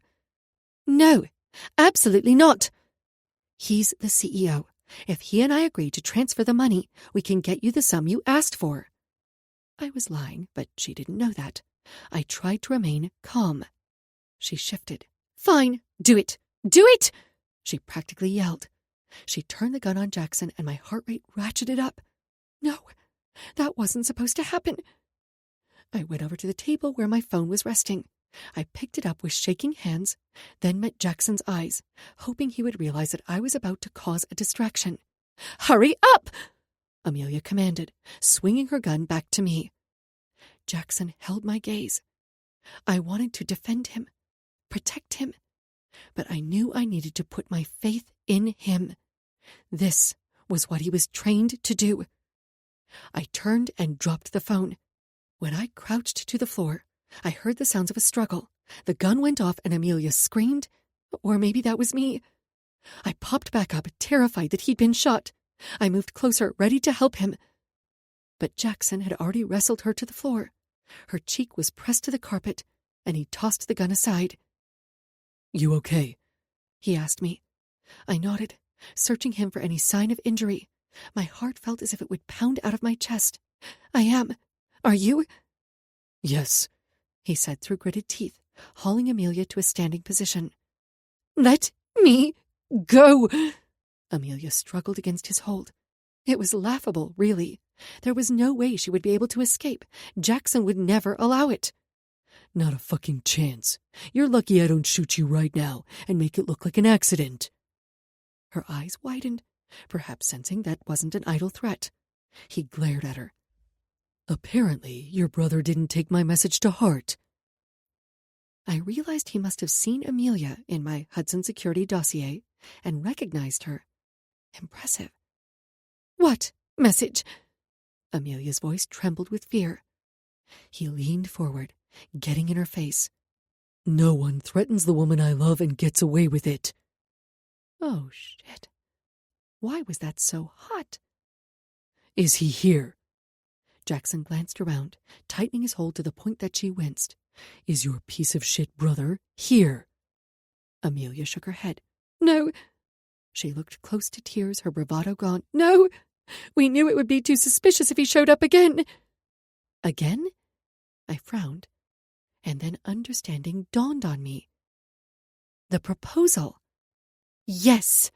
She rolled her eyes. The proposal. If you'd agreed to marry him, all of this unpleasantness could have been avoided. I blinked a few times, positive I'd misheard her. She was clearly delusional on so many levels. It made me even more grateful that I'd ended things with Edward when I had. I supposed I should have been surprised to learn that he'd never loved me. But if anything, it made sense. It was still disappointing to think that he'd only wanted me for my money, and it didn't hurt as badly as it should have, because I'd never loved him. There are some zip ties in my bag, Jackson said to me. Do you think you can grab them? I nodded. I went to his bag and pulled them out, watching as he restrained Amelia. He picked up the gun and removed the clip before collecting all the photos from the table and depositing them in his bag. We stepped into the kitchen, keeping an eye on Amelia the entire time. What are you going to do now? I asked, keeping my voice low. He pulled out his phone. I'm going to call Vaughn. He'll send in a team to handle this. Shouldn't we call the police? Not if we want everyone to see those photos. He gave me a pointed look. Neither of us wanted that. He was right. It was best to handle this matter quickly and quietly. What will happen to her? I asked. What do you want to happen? My muscles still quivered. Whether from adrenaline or rage, I wasn't sure. I want answers. He gestured toward the dining table. Ask her. While Jackson spoke to Vaughn in hushed tones, I went over to Amelia. Was Edward behind the threats? No, she scoffed. But when he told me about them, I saw an opportunity. What kind of opportunity? I told him to use the threats to motivate you to move in with him, to marry him. I thought back on my interactions with Edward. He'd been pressuring me to move in with him, arguing that I'd be safer. All the while, he'd been trying to manipulate me into doing what he and his sister had wanted, just so they could get their hands on my money. Unbelievable. Then to propose. I understood the desire to save his company, his family's legacy, but had he ever cared about me? I didn't realize I'd said the last part aloud until Amelia said, "Aw." She pouted. "You actually thought he cared about you?" She shook her head, but she didn't look at all remorseful. "I hate to break it to you, but we targeted you. He was playing you the whole time." I'd had enough. Whether it was true or not, it didn't matter. Edward was no longer part of my life. I turned my back on her, keeping an eye on her reflection in the window. Jackson went to the door and opened it, and a group of 3 men and a woman streamed in. Damn, that was fast. "Blackjack, thanks for coming so quickly. There's the trash that needs to be disposed of." He gestured toward Amelia. Her eyes went wide. "What does that mean? What are you going to do to me?" One of the guys latched onto her arm and pulled her to a standing position. "Where are you taking me?" "Come on." They tugged her toward the door. As they were leaving, one of the Huxley Grand security officers ran inside. "Is everything okay?" I crossed my arms over my chest. It is now. Yet again, my own security team had disappointed me. The problem was bigger than I'd realized, and it made me even more grateful that we'd hired Jackson as our chief of security. "I'm so sorry, Ms. Mackenzie," he said, wide-eyed. "We know that you like to get to know your employees. We just assumed—" "You assumed incorrectly." The adrenaline was fading, and I couldn't maintain this facade much longer. "I'm sorry," he said again. "I didn't recognize her, but she was wearing the uniform. I did question her, but she said she was new." "We will discuss this later," Jackson bit out, his eyes never leaving mine. "Yes, sir, of course." The security guard backed out of the room. As soon as the door closed, I sagged. It was as if everything hit me at once. The blackmail, the gun, my fear for Jackson. He caught me before I could fall to the floor. He scooped me up and carried me to the bed. "Are you hurt?" He scanned my face, my body, with fear in his eyes. "What's wrong?" I closed my eyes, but I saw an image of the bullet hitting Jackson. I opened them to block out the picture, but I started crying instead, unable to shake it. I was terrified she was going to shoot you. "Me?" He placed my hand over my heart. "Sloane, baby, you did so well. You were so brave, and you gave me the perfect opening. I'm okay." He kissed me. "We're both okay." I nodded, even as tears streamed down my cheeks. "I know." I was so choked up I could barely speak. "I know." He pulled me to him, holding me close, letting me hear the reassuring cadence of his heartbeat. He was alive. We were okay. "I'm so sorry. I should have had another bodyguard come from Hudson, but your threat level had been downgraded after Sheldon was caught." "It's not your fault, Jackson," I said to his chest, soaking his shirt with my tears. "I wish I'd listened to you and my brothers. You were right about Edward, about everything." He sighed, brushing a hand over my hair. "I don't want to be right. I just want you to be safe. And once I'm chief of security, I can assure you that shit like this will never happen again." He held me tight, giving me the time and space I needed. After a while, I calmed down and the tears had stopped. "What will happen to her?" "The team might scare her a little, give her a taste of her own medicine, but then they'll turn her into the authorities, her dickhead brother too. And we'll make sure all copies, digital or physical, of the photos are destroyed." I opened my mouth, closed it, opened it once more. I don't even know what to say. Deep down, I'd always known I didn't belong with Edward.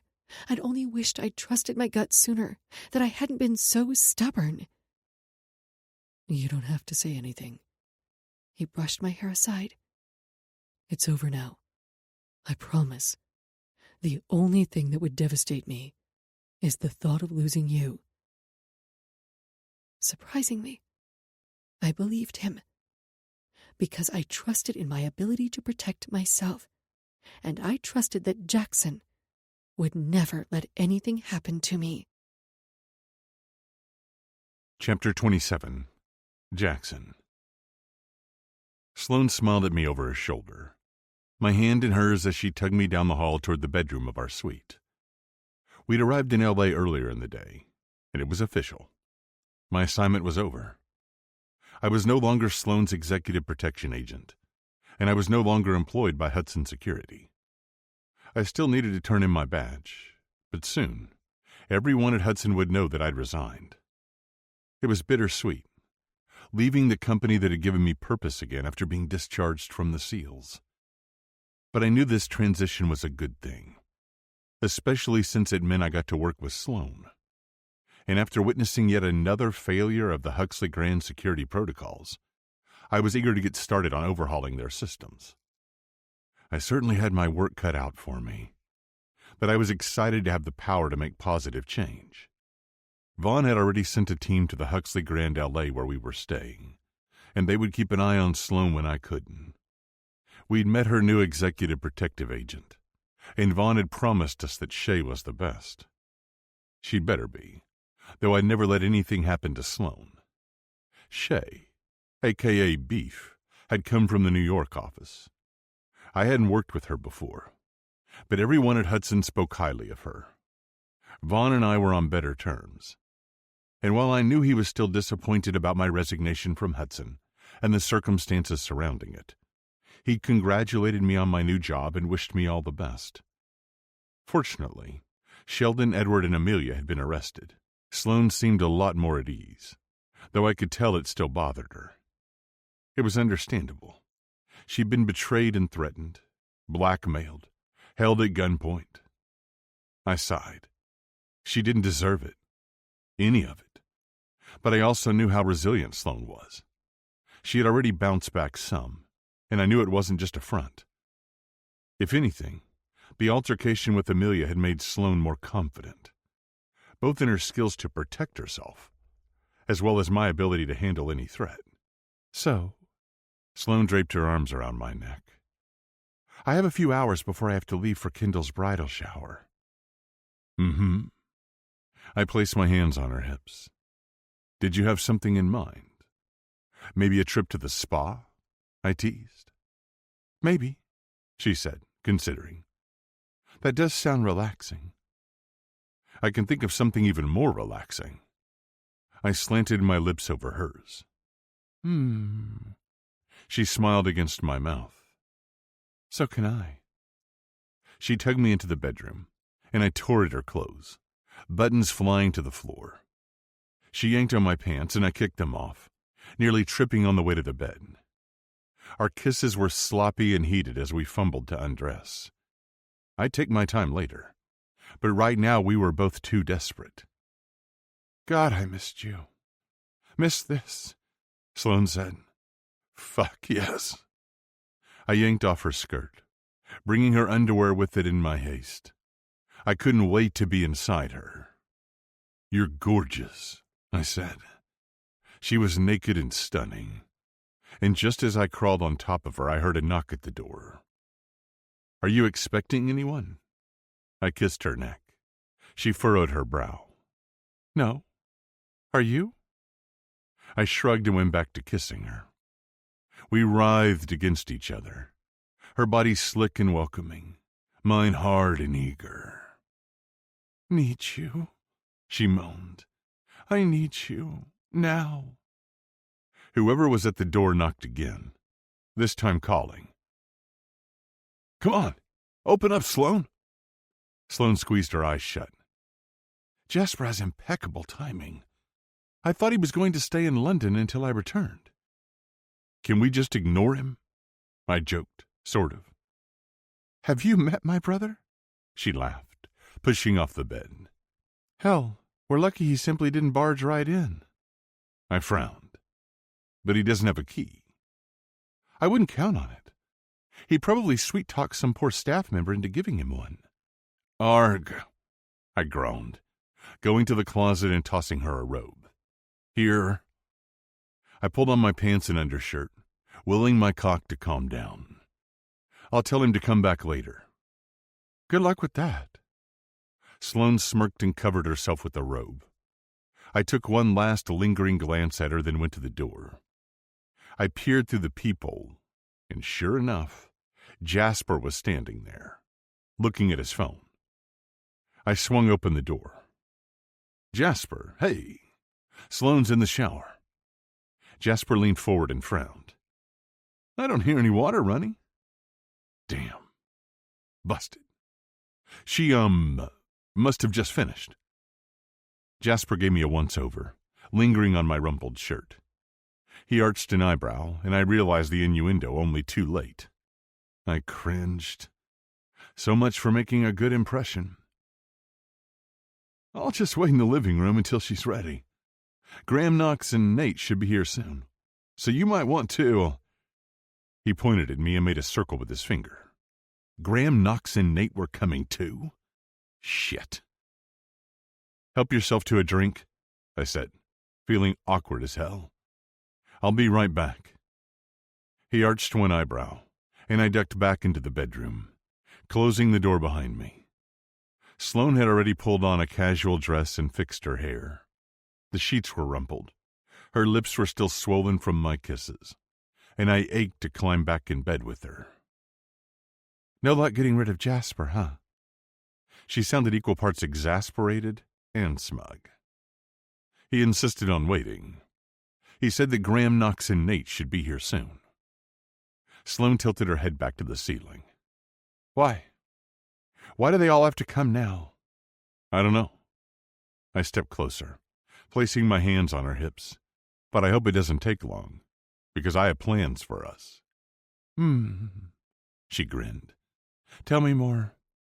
I gripped her chin, kissing her deeply and passionately. I slid my other hand up her ribs until I was cupping her breast, rolling her nipple between my fingers. How about I show you? I whispered. Yes, she moaned. More? Sloane? Jasper called. Coming, she chirped. She pulled her shoulders back. If I'm not back in 5, come out with some excuse. Okay, deal. I smacked her ass. She winked at me over her shoulder. I went over to my suitcase and pulled out a fresh shirt and a pair of pants. I changed and the door to the suite opened and closed again. I could hear more male voices join the conversation. I waited a few more minutes, checked my appearance in the mirror, then went out to the living room. Nate greeted me with a warm handshake and a smile, as did Knox. Jasper gave a polite wave, and Graham stood. Ah, and here's our new chief of security now, he said, coming over to me. Jackson. He shook my hand, his gaze assessing. Mr. Mackenzie. Oh, please. Sloane waved a hand through the air. You don't need to be so formal, Jackson. You can call him Graham. I heard there was an incident in Puerto Rico. Knox smoothed a hand over his beard. Graham? Sloane gritted out. You promised not to mention that. Sweat dripped down my back. I knew why she'd told him. She'd wanted to make sure all the photos of us were destroyed. I'd agreed. He was skilled and discreet, but that didn't mean I liked it. Hell, if our roles had been reversed, if it were Greer we were talking about, I would have wanted to kill me. What kind of incident? Jasper asked, frowning. Sloane glared at Graham. It's been taken care of. Knox regarded us with concern, but Jasper wasn't ready to let it go. As a co-owner, I'm entitled to know.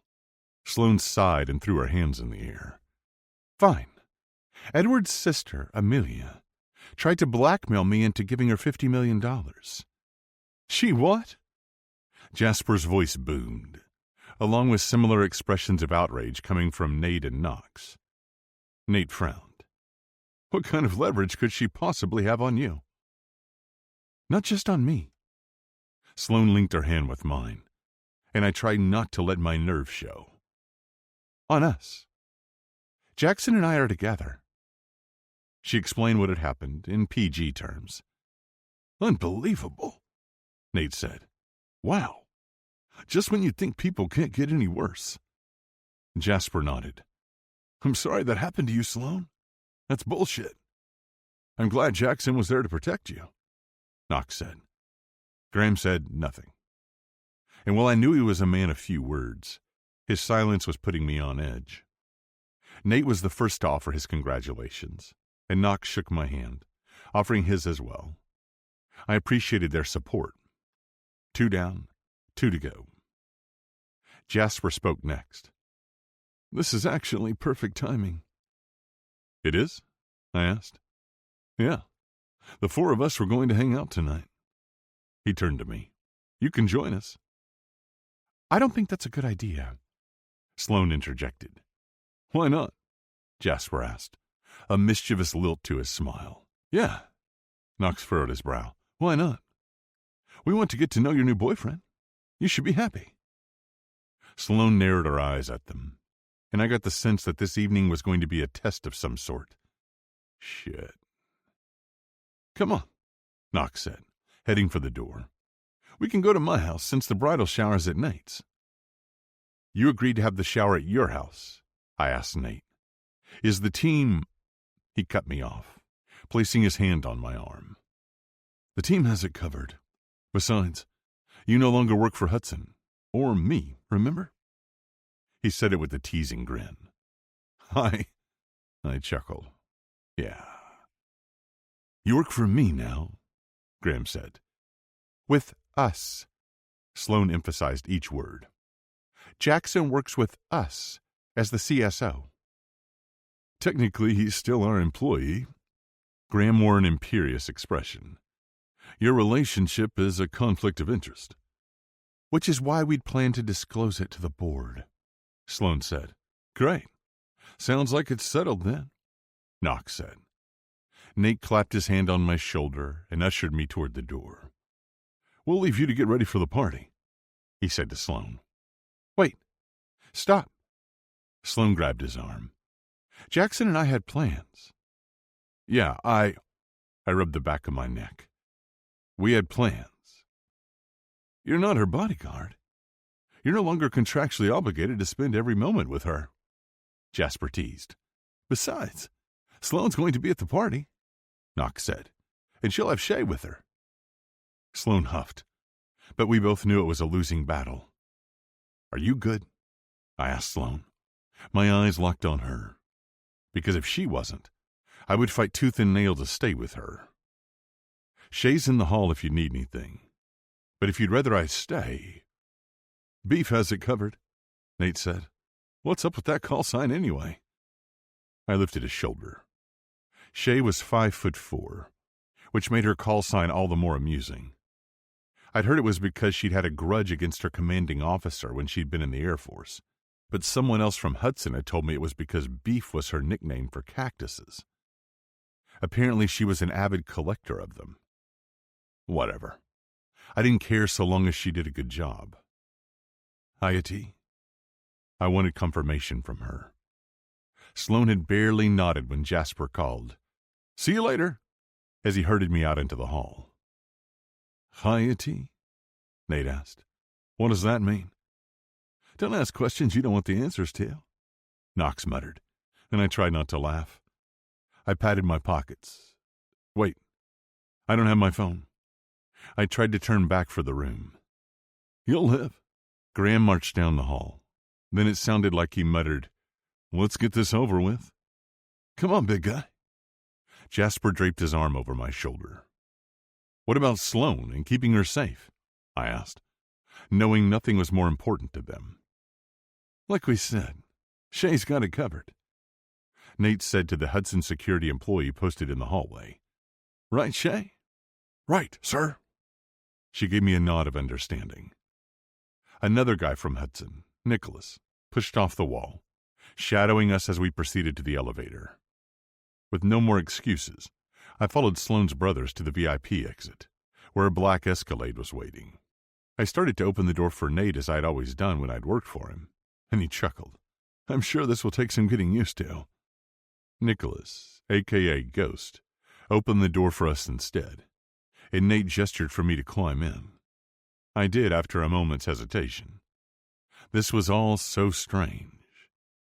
It was one thing to be with Sloane while we were sailing, or even when we went ashore. I was learning that being in a relationship with her was an entirely different thing when it came to her family, to real life. I didn't know whether to talk to Ghost or her brothers. I wasn't sure where I fit in. It was as if I was straddling two worlds, my old one and the new, the bodyguard and now the billionaire's boyfriend. Chapter 28. Jackson. When we made it to Knox's, I was already somewhat familiar with the place from the times I'd visited with Nate. I knew the staff, and it was nice to see them again, even if it was still strange to be here as a guest. "Is Jude coming?" Nate asked, referring to Knox's son. Knox shook his head. "Figured he didn't need to be a part of this." Part of what? I wanted to ask, but didn't. I had a feeling I knew. Knox's chef prepared some appetizers, while Knox poured us each a drink. "Jackson, do you know how to play poker?" "Of course." "Good." He clapped a hand on my shoulder, and the five of us sat at the table. It felt as if each of them was sizing me up, and I knew from working for Nate that they played together regularly. "What's the buy-in?" I asked Knox. "It doesn't work like that. We don't bet money."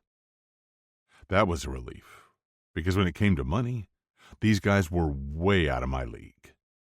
Surprisingly, though, I didn't feel intimidated. "At the beginning of each round," Jasper said, "we take turns naming the prize." I nodded slowly, wondering exactly what that looked like, but I didn't have to wait long to find out. "I'll go first," Jasper said. "A weekend at Nate's cabin in Bear Creek." "Oh, trying to impress someone with a romantic getaway?" Knox teased. "If you're going to use my cabin as your sex shack." Nate glared at Jasper.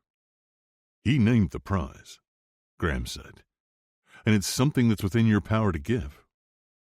"Fine," Nate sighed. "God, I hope you lose," he added to Jasper. "So, if I win the round, I get a weekend there?" I asked, trying to understand if there were any more stipulations. "You're in the game, aren't you?" Nate asked. Yeah, I guess I am." This was so strange. I felt as if I'd stepped into an alternate universe. Play proceeded, and Knox ended up winning the hand, much to Jasper's lament. I wasn't playing particularly aggressively. I was mostly using the opportunity to study my opponents and to get to know Sloane's family to find out how they felt about us. "Nate," Knox asked, "what do you want?" He glanced around the circle, taking his time to evaluate each of us before landing on Graham. "Winner gets to borrow the Monet for a year." Shit. Graham owned an original Monet? I hoped he had adequate security and insurance for that. What would that even look like? My mind started to play out the various options as Graham and Nate argued over the duration of the loan. "A month," Graham shot back, not even looking up. "6 months," Nate said. 4. 6. Nate held firm. Graham leaned back in his chair and sighed. 5. But winner pays for transport and insurance. "Of course," Nate said. I watched the 4 of them, using the game to study them and their strategy. They each took a different approach, but they were all just as competitive, even if some were more obvious about their desire to win. Nate won the round, and he seemed immensely pleased with himself. "Graham, you're up. Name your price." Graham turned to me. "Winner gets to ask Jackson 3 questions of their choosing, and he has to answer. My gut clenched with dread. Graham was out for blood, and no matter who won, I knew the questions would be probing. I'd been waiting for something like this, but still, suddenly the game had lost a lot of its appeal. "Jackson?" Nate asked. I merely grunted to indicate my assent, while I tried to prepare myself for whatever they might ask. Knox shuffled the cards, and everyone seemed a lot more focused and intent all of a sudden, despite their earlier casual demeanor. Or maybe it was just me, anxious about who would win and what they'd want to know. Still, I did my best to maintain a calm facade. Graham ultimately won the hand, and the others groaned as they pushed their cards away. I knew I was fucked the moment my eyes met Graham's. "What makes you think you're worthy of our sister?" Once upon a time, when I was younger, his words would have made me flinch. Even now, I still recoiled at them internally. But I wouldn't let Graham or anyone stand in the way of Sloane's and my happiness. "Shit, Graham." Jasper shifted in his chair. "You couldn't use just a little finesse?" Graham was silent, his eyes still focused on me like a large panther stalking its prey. They were similar to Sloane's, though a shade darker and much more intense. He watched me expectantly, waiting for my answer. "I'm not," I said, clearing my throat, "worthy of her." Jasper leaned in, whispering sotto voce. "You weren't supposed to agree with him." I glanced at each of them. I fucked up with Sloane once before. I thought I wasn't enough, but I realized that was my own insecurity talking. Ultimately, Sloane's the only person who can decide what she needs. "Damn," Nate said. "Good answer." "Thanks," I said, a little relieved now that we'd gotten one question out of the way. "When you say you fucked up with her once," Jasper asked. "They were involved," Graham said, seeming to choose his words carefully. "When Sloane was in college." "Wait," Jasper turned to me. "Are you the guy who broke her heart? The reason she was so messed up for so long?" "I believe I'm the one who's supposed to be asking the questions here," Graham said in a lofty tone. For a minute, I thought I could get by without answering Jasper's question. But then Graham added, "But yes, Jackson is that guy." 4 faces full of menace were now focused on me. Shit. "What are your intentions toward Sloane?" Graham asked. "She is my everything, and I intend to show her that every day for the rest of my life." "Marriage?" Knox asked. "If that's what she wants," I said, instead of pointing out the fact that I'd already answered Graham's question and completed all that was technically required of me by the rules. Graham nodded but said nothing more. Knox's expression softened, but Jasper said, "Wait, what? Am I the only one who's not okay with this? He screwed up. He broke her heart. Are we seriously going to let this go so easily?" "Oh, for fuck's sake," Nate muttered. "Jackson's a good guy," he said, as if I weren't sitting right there, listening. "And Sloane seems happy." "How can you know? You've seen them together for like 2 seconds, Jasper said. "I spoke with her at length about it, and I checked in during her trip. So yes, I believe I can confidently say that she's happy with him." Jasper gawked at him. "You did? Why didn't you say anything?" Nate lifted his shoulder. "It wasn't my story to tell." "We all make mistakes," Knox said, glossing over it, "and it seems like Jackson has learned from his. If Sloane is willing to trust him again, we should give him a fair chance." Jasper leaned back in his chair, still unconvinced. Graham opened his mouth and I braced myself. "Sloane is worth significantly more than you are, financially speaking," he added, when Nate shot him a dirty look.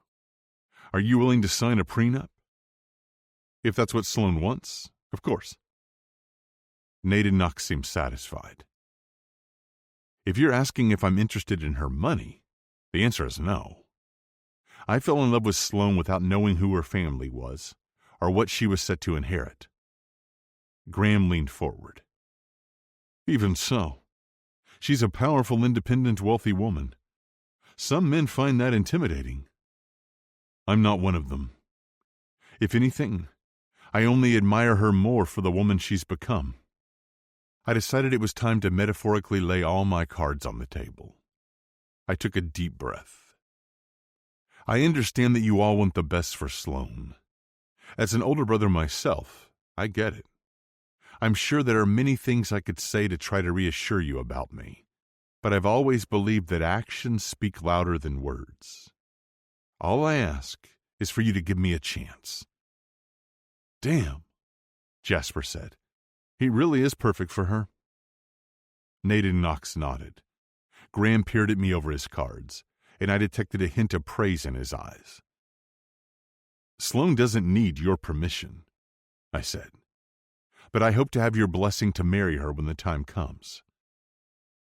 Knox seemed to consider it, but it was Nate who spoke. Yes, absolutely. I turned to him, touched by his enthusiastic vote of confidence. Thank you. Before anyone else could chime in, Graham's phone buzzed, and he scowled at it, muttering, "Fucking Lily." Fucking Lily? Who's Lily? Hey! Jasper reached for Graham's phone. No devices at the poker table. Graham muttered a curse and shoved his phone into his pocket before looking at the cards in his hand. It's my turn to decide the prize, Knox said, turning to Nate. Winner gets to borrow a piece from the vault. The vault was a highly secured hidden room in Nate's home, where his mother's jewelry collection was stored and displayed. I'd been in there once. Dark walls and dramatic lighting made the gems sparkle. Tiaras, necklaces, rare gemstones. It was incredible.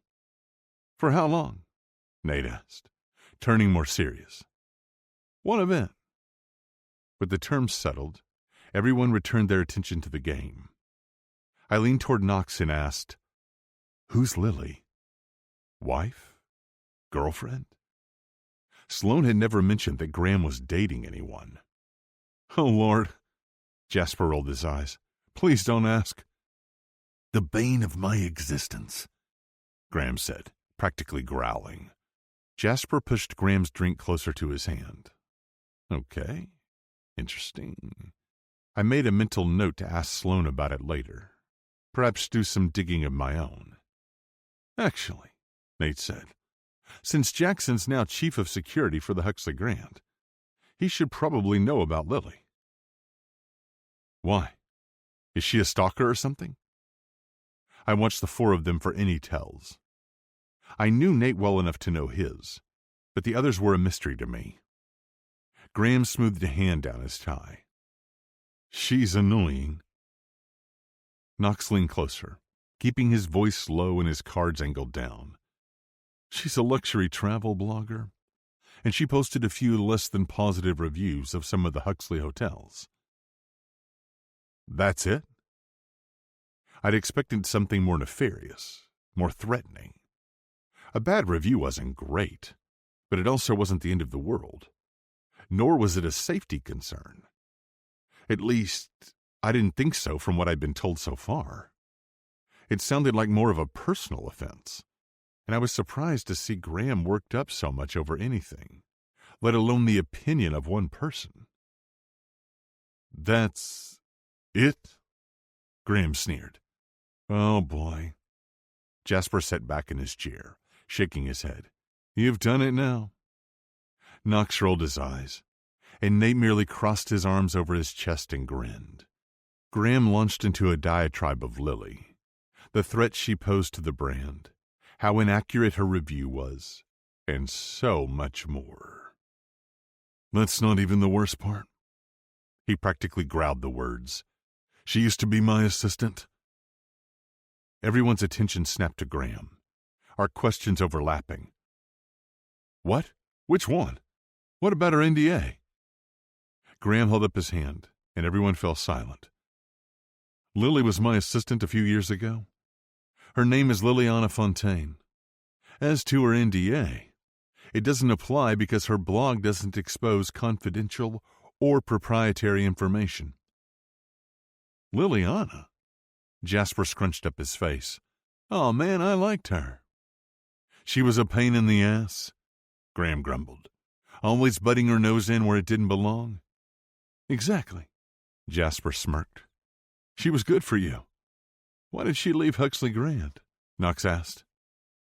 She gave some bullshit generic excuse about wanting to pursue other opportunities, Graham said. She certainly pursued other opportunities. Nate shook his head. Did you piss her off? Knox asked. Is that why she's decided to write a bad review? Probably, Jasper muttered. I gave her a generous bonus while she was working for me. Graham clenched and unclenched his fist. Money doesn't solve everything, Knox said. Agreed, I said, though it certainly caused its fair share of problems. Do you have a plan? Jasper asked. Graham's posture was even more rigid than usual. Not yet.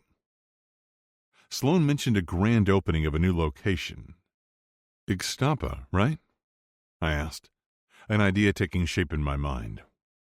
Jasper nodded. Yeah? Why? You could invite a bunch of travel bloggers, including Lily.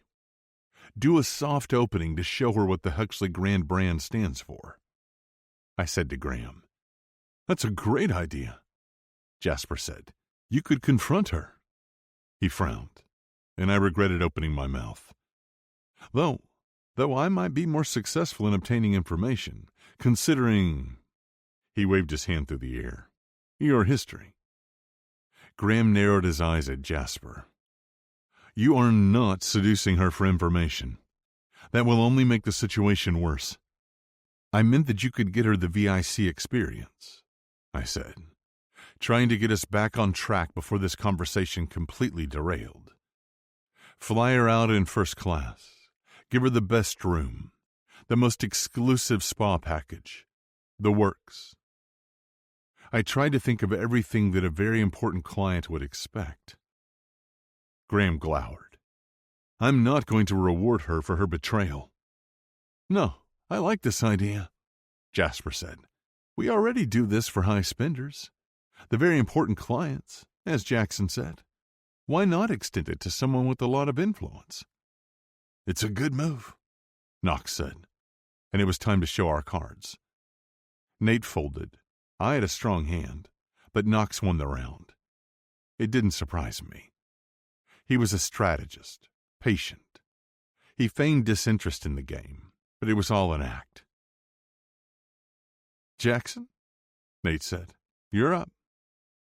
I get to name the prize, I asked, unable to keep the incredulous tone from my voice. Nate leaned back and spread his arms wide. Anything you want. I considered everything I knew about Sloane's family. Their fortune, their fame. They own luxury hotels, homes, cars, rare art, and gems. But I found myself asking for none of those things. Your company, I said. Graham scoffed.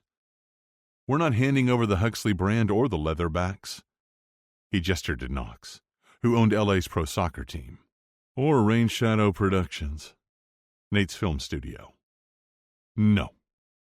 I ignored my cards, keeping them face down on the table. Winner gets to host an event where everyone has to attend. That's what you want? Jasper asked, his tone incredulous. I mean, of course we're going to attend. We're a family. But why even ask for something that's a given, when you could have season tickets in a box at the Leatherbacks games? A night in our most decadent suite in the most expensive location of the Huxley Grand Resorts. Or, I think we get the point, Knox said with a bemused grin. Good, I said. And I'm glad it's a given that you'd support your family. That's always been important to me. Nate nodded, impressed. Welcome to the family, Jackson. Let's not get ahead of ourselves, Jasper said. They're not married. Yet, I added. We aren't married yet. Now, deal. Because I'm going to win, and then you're all going to have to attend Sloane's and my wedding when the time comes. Assuming she said yes, but I had a feeling she would. Jasper choked on his drink. Nate grinned from behind his glass, but it was Graham who responded, shocking us all. Regardless of whether you win this hand, we're going to hold you to that. I would expect nothing less, I said as Knox dealt us in. As I glanced around the table at these four men, I smiled to myself. My day had certainly turned out differently than I'd planned. And while I was eager to return to Sloane and finally finish what we'd started, I was happy with how things had gone. Despite her brother's ribbing, I knew I had their support, and that was worth more than anything else I could have won. Chapter 29. Sloane. Sloane! Emerson hugged me as soon as I'd stepped through the front door. I'm so glad you made it. Me too, I said, glancing around the house where the caterers and the event planner and her team were still setting up. Sorry I'm a little early. Are you kidding? I've been looking forward to your visit. Same. Fortunately, traffic wasn't as bad as I'd expected. And since the guys kidnapped Jackson, I had more time to get ready. She arched one brow. Kidnapped? You know how they are. I laughed. I'm sure they're off trying to interrogate him about our relationship. But Jackson is a former Navy SEAL, so... I shrugged. Good luck to them. Emerson leaned her hip against the back of the couch. Nate mentioned that you were together. I'm happy for you. Thank you. I ducked my head. Though I hope that isn't weird for you. Are you kidding? She smiled, reaching out to squeeze my hand. Her red diamond engagement ring sparkled brilliantly. We all love Jackson. He's always felt like part of the family. Thanks. Let's just hope my brothers don't ruin it. I joked. After everything Jackson and I had been through, from high winds to blackmail to our own past mistakes and fears, I had faith that we could weather whatever trouble my brothers or anyone else might try to cause. I'm sure Jackson can handle himself, Emerson said. If anything, I'd be more concerned about them all banding together to hatch up ways to protect you. I blew out a breath. Ugh, good point. I didn't even think about that. Though, honestly, my brothers try to protect me, but Jackson empowers me. Emerson grinned. Girl, you're lucky. Did I tell you about that time Knox had Kendall's older car towed so he could give her a Range Rover? My eyes widened. He did not. Oh, yeah, he did, Kendall said, joining us. And we weren't even together at that point. I was still just his house sitter. I rolled my eyes. Men. Crawford men, Emerson clarified. We all rolled our eyes at that. Congratulations. I hugged Kendall. Let me see the ring. Thank you. She smiled and held out her hand. The large diamond ring was dazzling, and her accompanying smile even more so. So glad you made it. I wouldn't miss it. It's nice to add more women to the family. Especially women like Emerson and Kendall. They were both a lot younger than my brothers, sure, but it was clear how much they loved Nate and Knox, even if they'd both started as their employees. Emerson as Brooklyn's nanny, and Kendall as Knox's house-sitter and his son's ex. Nate was right. I shouldn't have been concerned. If everyone could get past all that, I had faith that they'd be just as welcoming and accepting of my relationship with Jackson. Emerson wrapped her arm around Kendall's waist, and Kendall leaned her head against Emerson's shoulder. I smiled, thinking of Greer and wishing she were here. I'd spoken with her on the phone a few times since she left Puerto Rico, and we texted daily. It was a huge relief that our friendship hadn't changed since Jackson and I had told her about our relationship. If anything, we'd grown closer. And Jackson's mom, Belinda?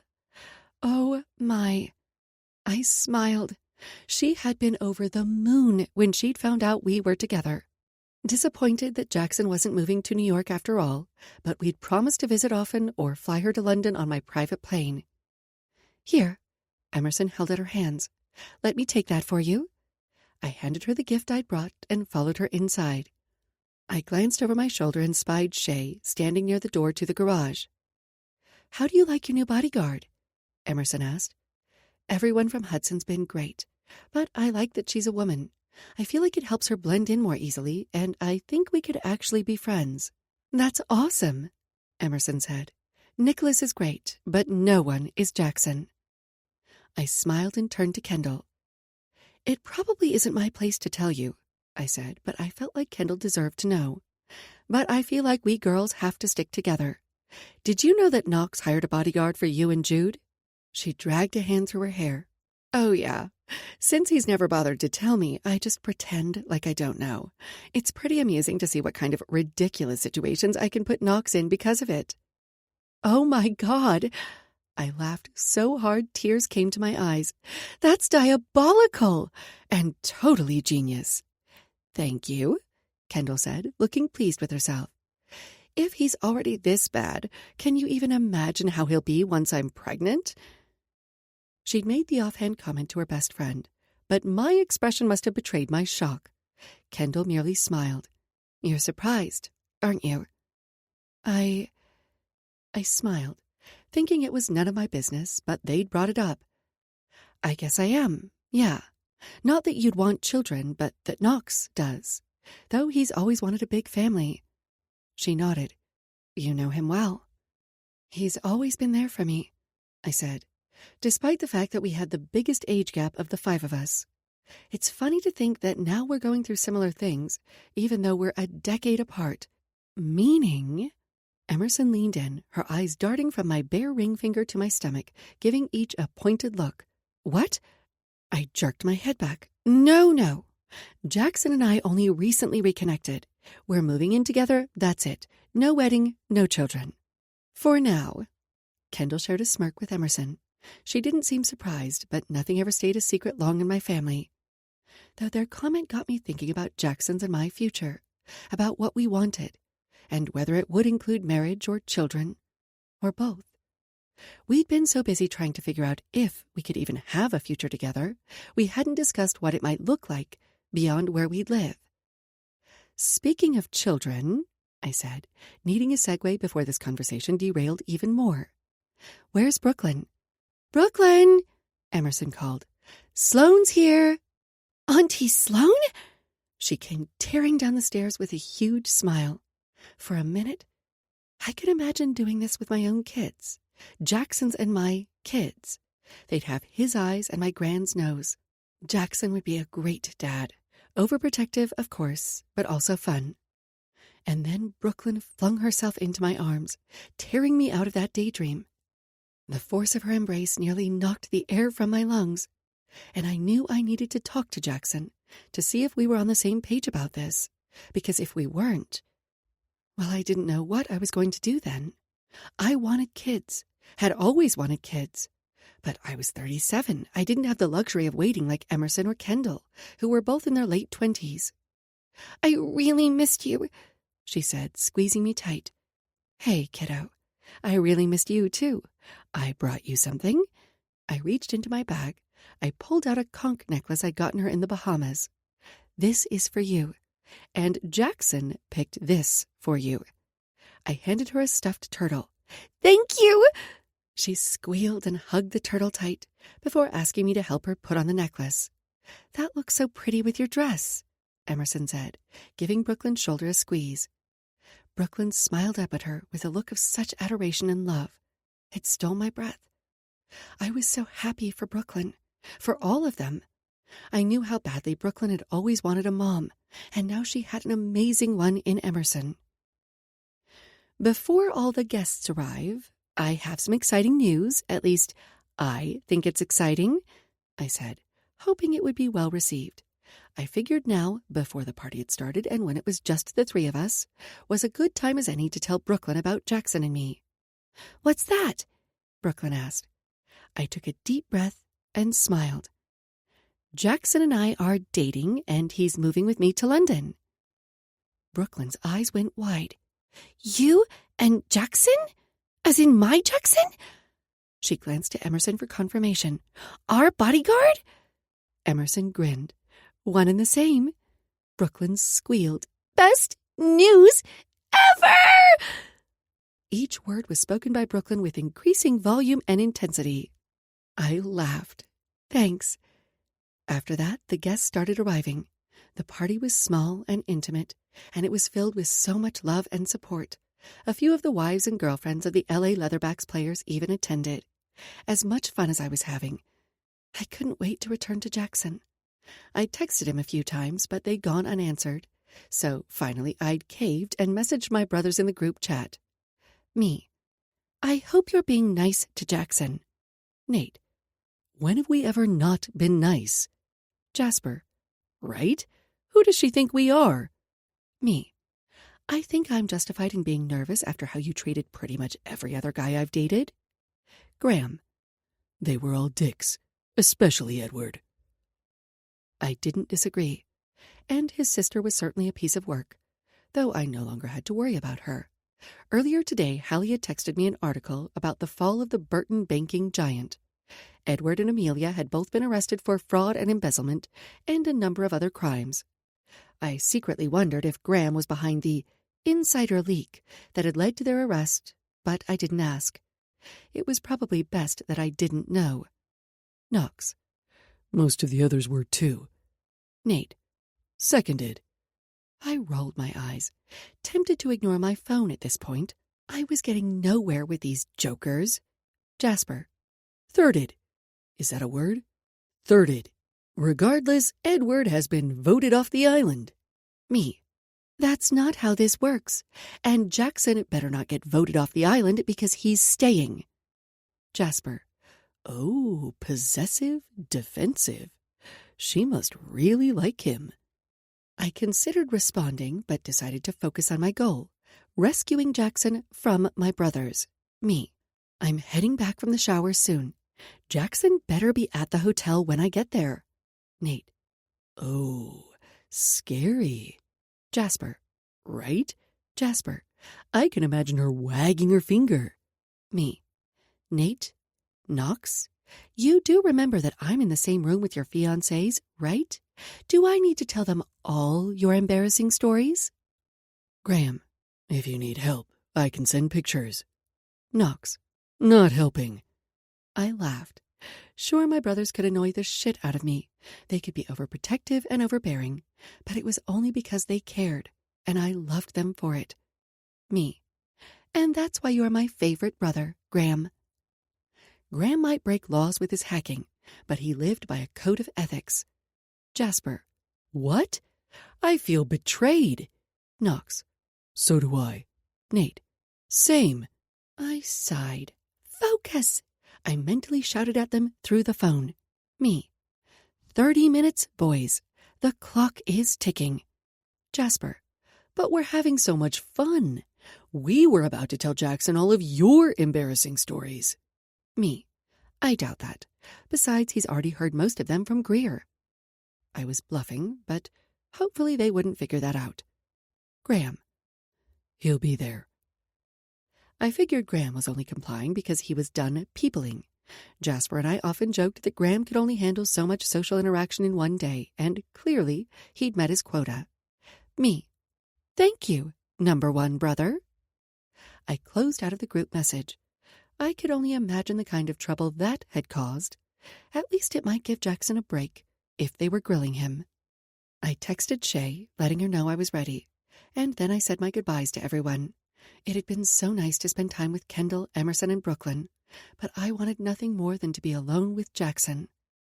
When I returned to the suite, he was sitting on the couch watching TV alone, much to my surprise. Hey! I set my purse on the counter. He turned and glanced at me over the back of the sofa, his eyes darkening the moment he saw me. Hey, hi, Audie. Have a good time? I sank down on the couch next to him, and he immediately pulled my feet into his lap and slipped off my heels. Yeah, it was nice. Did you? He started massaging my feet, and I relaxed into his touch. Surprisingly, yes. What did you guys do? Played some poker, drank some whiskey. I jerked my head back. That's it? Does that mean it went okay? Yeah, it did. Why? He chuckled. What did you think we'd do? Did they interrogate you? He lifted a shoulder, sliding his hand up to massage my calves. It was nothing I couldn't handle. So it really went okay? I asked again, needing confirmation. Yeah, I like them, and they seemed supportive of our relationship. What about Kendall and Emerson? So sweet, I said. They were happy for us, Brooklyn too.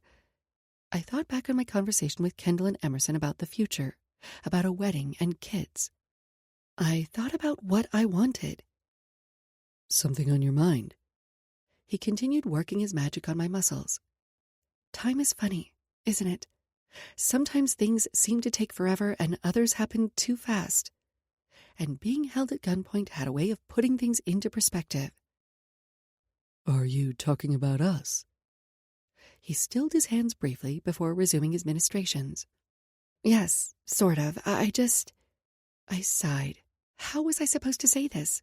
How was I supposed to bring it up? I decided to just rip off the Band-Aid and blurted, "Do you want kids?"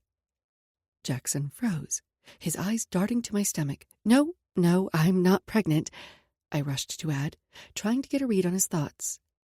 "But would you—" Yes, he said before I could even finish my sentence. Yes, absolutely. I want to have children with you if we're lucky enough that it happens. Even if it doesn't, I love you. I want to be with you. I smiled, a thrill going through me at his admission. Okay, that had gone better than I'd expected. He cupped my cheek. Hell, I'd marry you tomorrow if I thought you'd say yes. I leaned into his touch. Yes. I breathed out the word, surprising myself. It had always been a secret wish of my heart, but to think that it might come true. He stilled. Wait, what? I didn't think you'd actually agree. Jackson. I climbed onto his lap, straddling him. He rested his hands on my hips, his eyes searching mine. We've wasted enough time. I'm done waiting.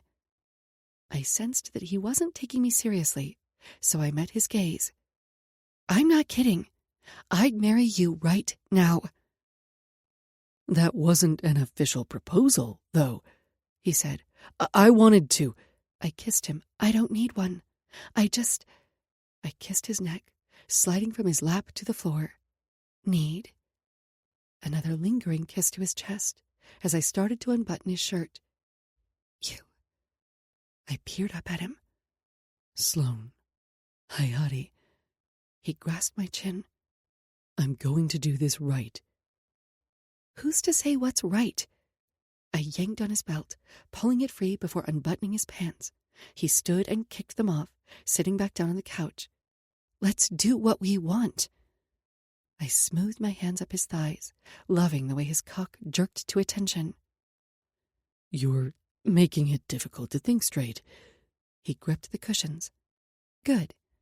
I smirked and placed a kiss to the tip of his already hard cock, closing my eyes briefly at the feel of his hands in my hair, his touch loving and possessive. I licked him from root to tip, gratified when his hips bucked. I hummed around his cock. I peered up at him, enthralled by the sight of this strong man coming undone, losing control. Because of me. Ugh, he grunted when I licked his balls, pumping his shaft at the same time. Yes. Fuck, yes. My body was on fire for him, aching for his touch. He made me feel so needy, desperate even. But that no longer scared me like it used to, because I trusted him completely and absolutely. He gathered my hair in a ponytail as I continued working him. Show me how deep you can take me. His encouragement spurred me on, and I loved the way his ab muscles contracted as he hissed. He was getting close, and I was so turned on by the sight of him. I mean, damn. Off, he rasped. Dress.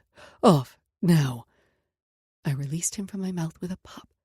He roughly pulled my dress over my head, tossing it aside. It was dark now, the only light coming from the lamp. He smacked my ass. Lie down, legs up over the back of the couch. Huh? He helped me get into position and then went to stand behind the couch. He pulled me closer to him, and the angle allowed both of us to see everything. When he put his head between my thighs and licked my clit, I nearly came undone at the sight of him looking at me.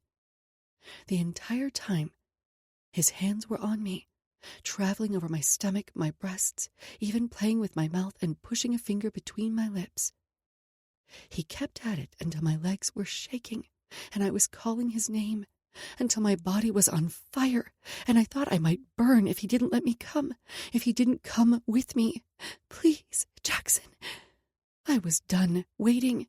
I was ready. He moved for the bedroom, presumably to retrieve a condom from the intimacy kit, but I sat up and placed my hand on his arm to stop him. Are you sure? He asked. I mean, I had my annual physical for Hudson recently and passed it with flying colors, but I have an IUD, and I've always used condoms in the past, but I don't want to anymore. Not with you. You're my forever. He cupped my face and kissed me, his cock hard against my stomach. I love you. I love you too, I said, feeling dazed from that kiss, delirious from the need I felt for this incredible man. He lined himself up with my entrance, and we both watched as he disappeared inside me. His eyes flitted to mine, and I held his gaze. I felt it to the depths of my core. His love, his devotion, his unspoken promise. He was mine and I was his. He interlaced our fingers, fusing our mouths together, sealing our connection in every way possible. I gasped when he hit a particularly sensitive spot. Oh, God.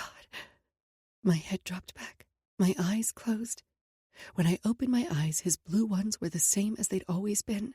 Warm, loving, endless like the ocean and full of the promise of forever. We were still us. We would always be us. And making love was like coming home. He wrapped his arm around my lower back, pulling me even closer, so close it was impossible to know where I ended and he began. Jackson claimed my mouth, his movements rough and possessive in a way that he knew I loved. His eyes burned, molten, and I loved how attentive he was, always checking in with me. It was hot. Harder, I said, needing more, though I wasn't sure what. I just needed him. I locked my legs around his hips, and his thrusts grew almost punishing in their intensity, my pleasure building and building like a gathering storm. I panted, needed. Mine, he growled, nipping at my shoulder. You're mine, Sloane. Yes, I sighed, both from his words and the sensations he provoked in my body. He was feral, and I freaking loved seeing him lose control like this. And you're mine. Always, he promised, and I was so close. Always. I sucked in a jagged breath, surrounded by his scent, his touch, his love. Our bodies moved in harmony, carrying us both toward release. Look at me, he said, slowing down, torturing me. Look at us. We glanced down to the point where our bodies were joined. He spread me wide with his fingers, adding another sensation to the mix. Fuck. Look how well you take me. He pulled out slowly, then thrust in hard. He did it again, eliciting another gasp from me, and then he increased his pace, his eyes darting between our bodies and my face. Oh, God, Jackson, that feels... I panted. So good. I'm so close. So... And then it crashed over me like a 30-foot wave, powerful, inescapable, and unrelenting. All I could feel, all I could see, all I could hear was him. He was my entire universe, and I'd been a fool to ever think otherwise. With a few more thrusts, Jackson spilled inside me, grunting, "Mine," again and again. We lay there a minute, still intertwined, our bodies sticky and sated. I smiled, full of love for this incredible man. He kissed me, then withdrew, and I felt empty without him. Fuck me. He rubbed a hand over his mouth, his eyes glued to my most intimate place. The sight of my cum dripping out of your pussy. He growled and leaned forward to lick my clit, setting off a round of shudders. Damn. My legs were shaking, and I tried to push him away, laughing as I did so. I can't take any more. He chuckled and licked me once before standing. Come on. He easily scooped me up, cradling me to him. Let's get cleaned up. I rested my head against his chest, content to listen to the cadence of his heart. When we reached the bathroom, Jackson set me down and turned on the water. As soon as it was warm, he climbed in the shower and held out his hand, waiting for me. I slid my hand into his, filled with a sense of rightness, of peace and contentedness. Jackson joined me beneath the water, wrapping his arms around me, holding me close. We just stood there, my head against his chest, his body curled protectively around mine. It was bliss. This was all I'd ever wanted. Chapter 30. Sloane. I stretched, reaching out for Jackson, but when I opened my eyes, the bed was empty. It was Saturday, and I couldn't believe we'd already been in LA a week. Jasper had gone back to London to oversee operations there until I was ready to return. I told him it wasn't necessary, but he'd said he was happy to go. Jackson and I were supposed to go out on Knox's yacht with everyone this afternoon. I wished Jasper would be here for it, but I was looking forward to seeing Jude and his girlfriend Chrissy and spending more time with my family. Between meeting with the board, catching up on what I'd missed while we'd been sailing the Caribbean, and getting Jackson up to speed as our new chief of security, my days had been busy, but full. My nights had been spent in bed with Jackson, and I loved waking up with him every morning, getting ready for work together, and knowing I'd get to see him at the end of the day. He seemed to get along well with my brothers, even Graham, and he was loving his new role. I knew Jackson would miss his coworkers from Hudson, but he didn't seem to regret his decision, which was a relief. Part of me had worried how we'd adapt to living and working together, and while I knew there might still be an adjustment period when we actually went back to London next week, I wasn't concerned. If anything, I was excited to share all my favorite places with him, to get to show him one of my favorite cities, or stay home doing nothing at all. Jackson entered the room a moment later with a breakfast tray and a smile. He was shirtless, and his gray sweatpants hung low on his waist. It was distracting, to say the least. I scanned his chest, my eyes lingering on the sextant tattoo where my initials were hidden. He smirked, setting the tray on the bed. Hungry? Definitely. I sat up, letting the sheet fall to my waist. His eyes darkened, and my nipples hardened beneath his eager gaze. Thanks for bringing me breakfast in bed. I feel so spoiled. He leaned in, capturing my lips for a lingering kiss. Good. I lifted the silver dome to reveal the plate. But the only thing on it was a small box, covered in royal blue suede. This doesn't look like breakfast, I joked. But then it hit me. Wait, was he... He talked about proposing nearly a week ago, and with everything that had happened since, I'd pushed the idea from my mind. It's not breakfast, he said, seeming nervous for the first time. But hopefully it's something better. He took my hand in his. I love you, Sloane. You've always seen me and loved me for who I am. You are my home, my everything, and I can't wait to spend our lives together. Marry me. Yes, I said without hesitation, wiping away a tear. Yes, Jackson. I smiled. He opened the box, and I gasped. My grandmother's engagement ring was nestled inside, a vintage Tiffany setting that I'd always loved for its simplicity and sentimentality. My grandparents had been partners in every sense of the word. Their love had endured the loss of their children, the challenges of starting and growing an international business, the raising of their grandchildren, and so much more. Where did you get that? I whispered. I hadn't seen her ring in years. His expression was solemn when he met my gaze. Graham gave it to me. My eyes bulged. Graham? Jackson caressed the back of my hand with his thumb. He's been saving it for you, for when you found the right man. I swiped away tears. I couldn't believe it. Jackson slid the ring on my finger, and it was a perfect fit.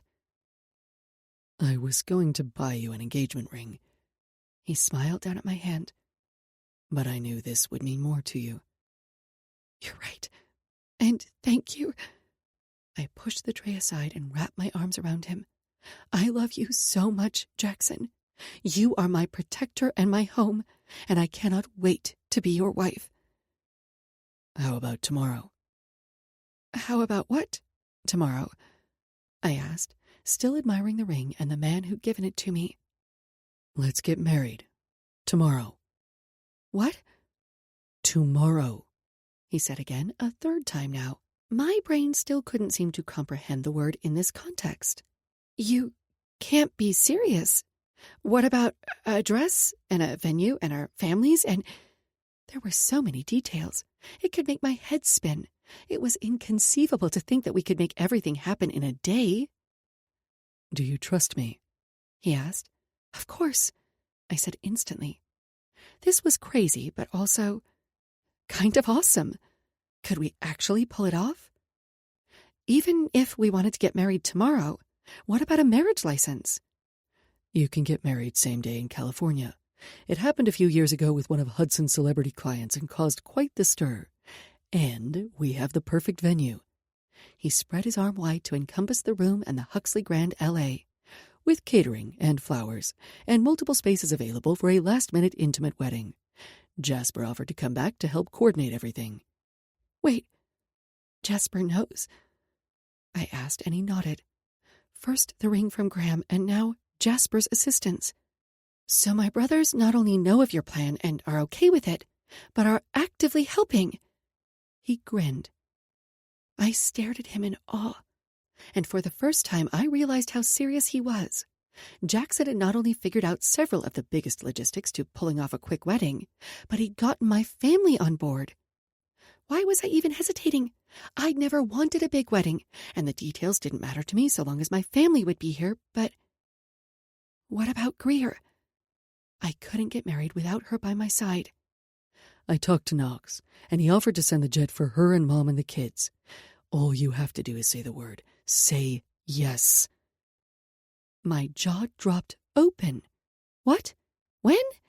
When did you have time to do all this? I may have made a few discreet inquiries the past few days. This is... I blinked a few times, still in disbelief. Crazy, wasn't it? He lifted a shoulder. I didn't think you'd want a big wedding. You're right, I don't. I can do without most of the traditions like the garter toss and a bridal party and matching outfits, but what do you want? This wasn't just about me. This was about us, and while it was one day in our lives, it was an important one.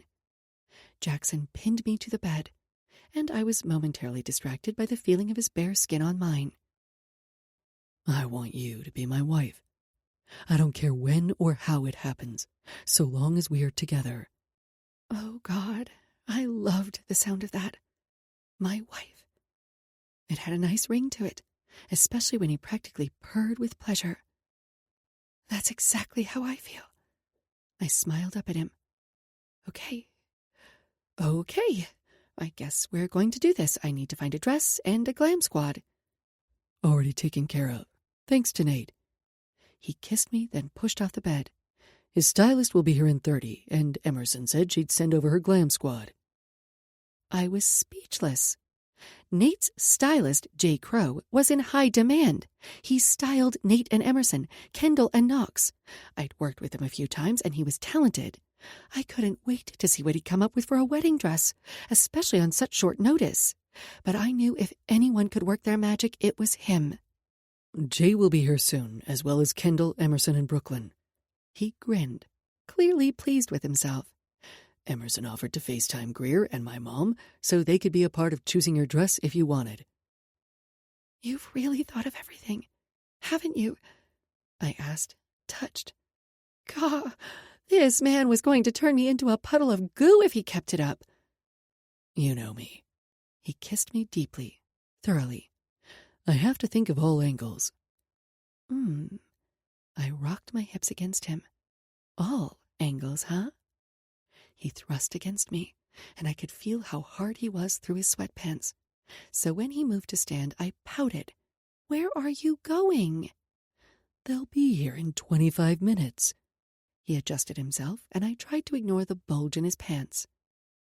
You were so sure I was going to say yes, huh? I teased. Considering how enthusiastic you were when I mentioned marriage, I figured you'd say yes to marrying me.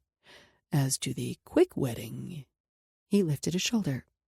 I glanced at the clock on the nightstand. Yikes! I jumped up out of the bed. I need to shower. I'll help. He flashed me a wicked grin. No! I pushed him toward the bedroom door instead. I'll never be ready on time if you join me. Later, then.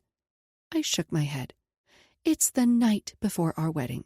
You'll have to stay somewhere else. He frowned. Oh, so we're going to observe that tradition? It's only one night, and I don't know how you feel about it, but I'd like to give you a wedding ring. Of course I'm wearing a wedding ring. He looked offended. Okay, then. I bit back a smile, loving how serious he was about this. Text me your ring size and... Wait, what else do I need to take care of? I asked, my mind still trying to catch up with everything.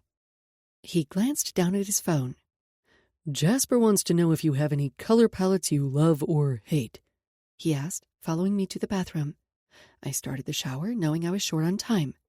Jackson got dressed while we quickly brainstormed our wedding. By the time I'd finished, we'd sorted out most of the details. He wrapped a towel around me, then kissed me. See you tomorrow, fiancé.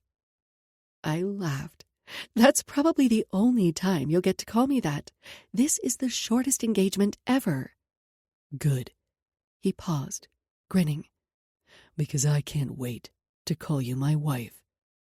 He gave me a quick peck, and then he was gone. I sat there in shock for a minute before leaping into action. I called Greer while I got dressed. I think she screamed for a minute straight because she was so excited that we were officially going to be family. I should have never doubted her. I was just finishing breakfast when there was a knock at the door. I peered through the peephole and smiled at the sight of Emerson, Brooklyn, and Kendall. "Congratulations!" they said in unison as I opened the door. Thank you. Come on in. Room service will be up shortly with some snacks and drinks, or feel free to order anything off the menu." It wasn't long before Jay and his team arrived. The rest of the day passed in a rush of fittings and wedding band shopping and pampering at the spa, and just so much fun with some of my favorite people. Brooklyn went home after lunch. She muttered something about needing time to prepare for something, and I wondered what that was about. Greer arrived late afternoon, and the moment I flung open the door, she threw her arms around me. "You're going to be my sister for real?" We laughed and cried, and I was so happy. Jackson thinks I'm marrying him, but we both know I'm actually doing this to legally be your sister. I knew it! She wiped away a tear and then stood aside. Belinda stepped forward, taking my hands in hers. "Oh, Sloane, I'm so very happy. I always suspected there was something between the two of you. Whenever you two are in a room, there's this energy, electricity." I smiled and hugged her. "Thank you for coming. Are you kidding? We wouldn't miss it, especially not after Jackson told us we'd get to fly in the private jet." Belinda joked. I laughed, giving her another hug before turning to Greer. "Where are the kids?" "Hanging out with our new cousin at her Hollywood mansion. They're with Brooklyn and Nate." "Nice," I said. "And we need to get ready," she said after a quick glance at her phone. "For what?" She grinned, pushing me toward the bedroom.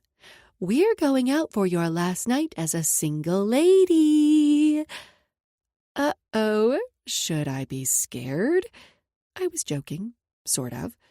"Nah," she grinned, but it was full of mischief. The rest of the day was a whirlwind of champagne and presents and friends and so much fun. We went out on Knox's yacht for my combined bridal shower and bachelorette party. Kendall, Emerson, Greer, and Belinda had spoiled me, and I never felt more surrounded by love and support. Kendall's present was a gorgeous navy silk robe with bride embroidered on it in white. Emerson had given me some incredible lingerie, which had prompted a comment from Greer that she didn't want to think about the fact that her brother was the groom. Belinda's quip had been that maybe Greer's kids would finally get some cousins. Everyone laughed. I loved the tote bag with honeymoon vibes on it from Greer. She'd filled it with fun snacks and all sorts of things, and I was touched by Belinda's gift, a silver plate that had belonged to Jackson's grandmother with Shaw engraved into it. I didn't ask Greer about Logan. I was too afraid to, and she didn't mention him, but she seemed to be enjoying herself. Before I realized it, it was time to go to bed.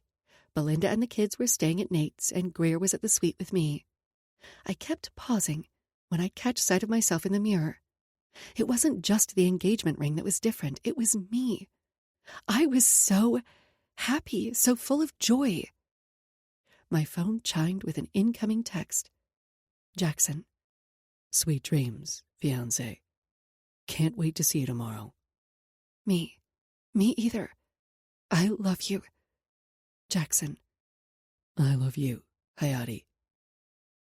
I flopped back on the bed with a huge smile. I had no idea what to expect for the venue, the flowers, anything, but I didn't care. I was marrying Jackson, and I was practically giddy. Just the idea of walking down the aisle to meet him was a dream come true. The rest of it, the details, didn't matter. The only thing that mattered was him. I knocked on Greer's door early the next morning. I hope that's coffee, she called. I laughed and flung open the door before running and diving onto her bed. I'm getting married today. She rolled onto her back. Not at all excited, are you? Not at all, I deadpanned, and then we burst out laughing. We ordered room service, and Greer checked in with her mom and the kids. I was looking forward to having the day alone with my best friend to get ready for my wedding. Shortly after breakfast, there was a knock at the door. I hopped up and went to answer it, finding Knox. Hey, I smiled, leaning against the doorframe. What are you doing here? Came to deliver your dress. He held up a large garment bag. May I come in? Sure. I stepped aside for him to enter. Thanks. He greeted Greer before she went to shower. He hung the garment bag, then leaned his hip against the kitchen counter. So, how are you feeling? I'm good. Actually, better than good. I didn't think this day would ever come, and now I'm marrying the love of my life. My cheeks ached from smiling. Thanks for bringing the dress. You're welcome. It's my gift to you on your wedding day. Your dress, shoes, veil, everything. It's your something new. I held a hand to my chest. Knox, that's... I fanned my face to hold back my tears. I'm going to cry. Thank you. I hugged him. I'm glad you and Jackson found your way back to each other. He's a good man. I nodded. The best. Also, I don't know what your plans were for the wedding night. Ew, I'm not talking about that with you. And I didn't ever want to think about the fact that Graham had seen compromising photos of Jackson and me. I shuddered. I'd done what had to be done for Graham to find and destroy those photos. Yeah, we don't ever need to discuss that. He chuckled. I meant where you planned to stay, but I know how much you and Jackson love being on the water, so I wanted to invite you both to enjoy my yacht for your honeymoon. I placed my hand on his. Knox, thank you. That's so perfect. He opened his mouth as if to speak, but we were interrupted by someone else knocking on the door. Must be the Glam Squad, I said. It wasn't the Glam Squad. It was Graham, and he wasn't alone. Graham! Jasper, hey! What was going on? And had my brothers planned this? Jasper pulled something out from behind his back, and I gaped at the gorgeous bouquet of blue and white flowers, roses and eucalyptus leaves, hydrangeas, thistles, and delphiniums. It was stunning. Jasper, that is perfect. I accepted it from him, setting it on the kitchen counter. I love it. Good. It's your something blue. Both the flowers and the scarf wrapped around it, which was Mom's.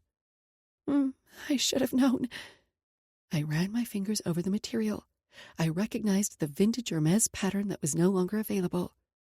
Thank you. I hugged him. It's so thoughtful and beautiful. He preened. And your engagement ring from me is your something old, Graham said. I held up my hand to admire it. Thank you. I had no idea you'd been saving it for me. Gran always meant for you to have it, and I think she and Pops would have approved of Jackson. He squeezed my arm. I'm glad you found someone who will be a worthy partner. I wiped away a tear. Thank you, Graham.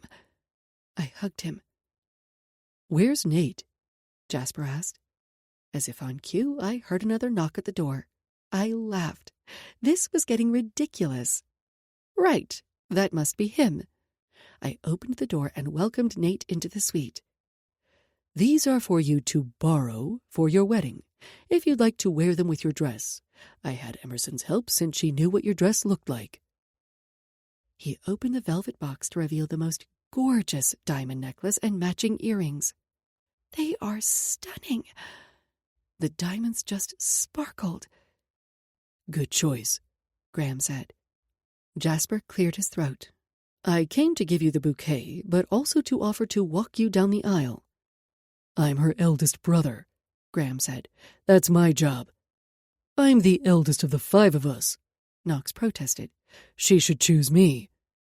I tried not to laugh at them as they argued over who would get to walk me down the aisle. It was typical, but incredibly touching. But I'm her favorite, Nate grinned, winking at me. So I should do it. She said I was her number 1 brother, Graham interrupted. I have it in writing. He pulled out his phone, and I did laugh then. Okay, I said, ready to end this discussion before it got even more out of hand. I appreciate the offer. I looked at each of them. I do. And I'm so touched by all your gifts and support. But mine was the best, right? Jasper asked. I'm the one planning the wedding. You are, and I'm so very grateful, but... I took a deep breath. Marrying Jackson was my decision, and I wanted to walk down the aisle alone. I wanted to give myself to him. Even so, I couldn't possibly choose 1 or even 2 of you, I said, cutting off that line of conversation before it could start. Oh, that's a good idea, Jasper said. Graham and I could walk you down the aisle. Why not Knox and me? Nate asked, his brow furrowed. I held up my hand. Guys, I love that you're supportive, but this is something I'm going to do on my own. Wow, it's a party out here, Greer said, joining us. It sure is. I bulged my eyes out, silently begging her to save me. She shook her head, and we shared a look as if to say, brothers. Part of me still couldn't believe it was my wedding day, not even after my brother's show of love and support, nor when the glam squad showed up and started doing Greer's in my hair and makeup. It still hadn't quite sunk in until my dress was on and the bouquet was in my hands. I stared at my reflection in the mirror, and I looked like a bride. As we rode the elevator down to the floor where the wedding would take place, all I could think was, oh my God, this is really happening. I stood outside the doors to the room where our friends and family were waiting, listening to the beautiful music being played by a string quartet. The song shifted, and the doors swung open, and the only person I saw was Jackson. He was standing beneath a floral arch, his hands clasped before him. He looked so handsome in his dress whites, his back straight and proud. The candles, the flowers, it was all so beautiful. I smiled at Jackson, filled with appreciation. I took a step toward him, proceeding down the aisle. He placed his hand over his heart, as overcome by the enormity of this moment as I was. He looked so stoic, but I knew him well enough to know that he was trying to hold it all in. My heart felt as if it might burst. This was all I'd ever wanted. Jackson wiped away a tear, and I smiled, trying not to cry myself. I couldn't believe Jackson was going to be my husband, that after all these years, after everything we'd been through, we'd made it here. Our journey hadn't always been smooth sailing, but a smooth sea never made a skilled sailor. I liked to think that our past, our heartbreak, our challenges, had made us stronger and more resilient. They'd helped shape us into the individuals we were today, strong enough to weather any storm together. Chapter 31. Jackson. I couldn't take my eyes off Sloane as she walked up the aisle toward me. Steady, calm, stunning. God, she was so beautiful. When the doors had opened to reveal her standing there, a gun weakened the knees. She wore a strapless gown that was simple and elegant. The cream fabric draped across her chest before nipping in at the waist, then flaring out again over her hips. It was sexy and classy, and I couldn't wait to take it off her. When she joined me at the altar, I offered her my hand, eager to touch her, hold her, to confirm that she wasn't a figment of my imagination as I feared. But her hand was warm in mine, and her smile was watery and full of love as she gazed up at me. "Hey," I said, keeping my voice low so that only she could hear. She grinned, her green eyes dazzling in their intensity. "Hi." Greer popped up from her seat in the front row, fluffing Sloane's train and veil before taking the bouquet from her hands. Sloane and I turned and faced each other fully, our eyes locked as the officiant welcomed everyone to the wedding. He spoke of love and loyalty, but I couldn't concentrate on anything but Sloane, on her red lips that curved into the most beautiful smile, her hair that was curled in loose waves like she'd worn when we first met, on how happy she looked. When it was time to say our vows, I took a deep breath. "Sloane." I drew in a shaky breath, trying my damnedest to hold it together. "You're my past, my future, my everything, forever. I love you, and I pledge to honor, love, and cherish you every day for the rest of my days." I smiled at her, wiping away a tear. "Today I say I do, but that means I will." "Acta non verba," she mouthed, smiling through her tears. I knew she'd understand perfectly. "I will hold your hand and stand by your side no matter what challenges come our way." I slid the infinity wedding band on her finger. I'd purchased it to go with Sloane's grandmother's engagement ring. Together, the two rings would symbolize both the past and our future. "Jackson," she said, removing a ring from her pocket. Damn. "If it is our actions that matter, our deeds that define us, then know that I have never felt more love than I do with you. You are my protector, my first mate." She laughed at that, and our guest joined in. "And now, my husband. I promise to cherish you through all of life's adventures, to trust in you and our love, and to always honor our relationship."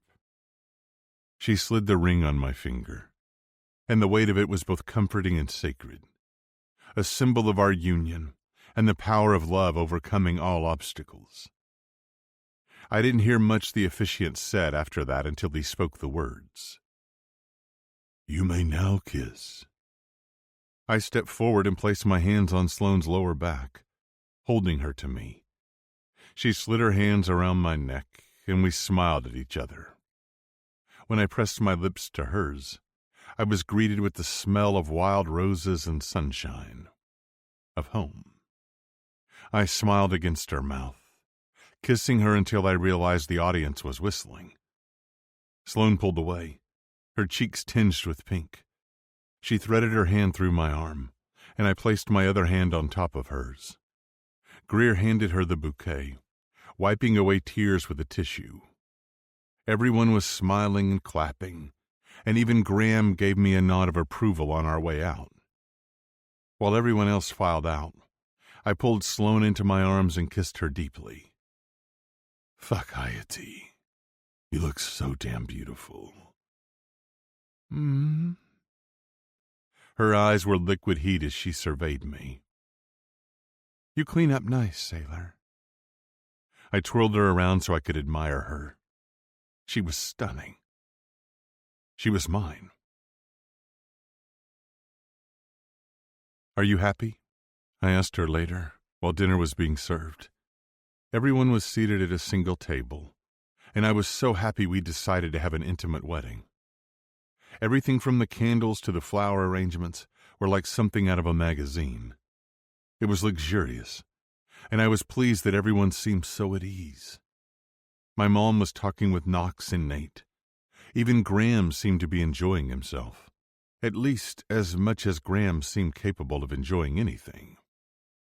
Sloane smiled at me, incandescently. "Indecently?" I teased, giving her thigh a squeeze through the layers of her dress. For not the first time, I wondered what, if anything, she had on beneath her gown. I couldn't wait to find out. Perhaps that, too. She placed her hand on my cheek and kissed me. Someone tapped me on my shoulder, and I glanced over to see Brooklyn standing beside me. "What's up?" "Now that you married Auntie Sloane, can I call you Uncle Jackson?" I grinned. "You can call me whatever you want." "How lucky am I?" she asked Sloane. "I got a mom and an uncle this year." I laughed and pulled her in for a hug. "I'm going to teach you all the important things." "Like what?" she asked. "Ooh." Her eyes widened. "Will you teach me how to punch someone?" "Absolutely." I smiled.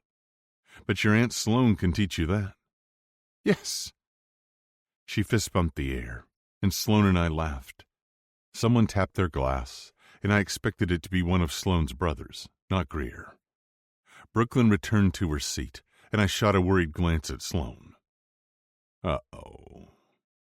She patted my thigh. "It'll be fine."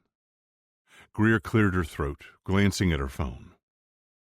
"They say that a marriage doesn't just unite two people, but two families. I guess you could say that I'm gaining a sister, but I've always considered Sloane my sister. So today merely cements that relationship." Everyone laughed.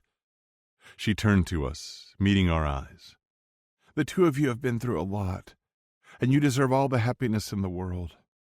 I'm so glad you found that in each other, and I wish you a lifetime of love, laughter, and adventure." She raised her glass. "To Jackson and Sloane." Everyone echoed, "To Jackson and Sloane," and then drank.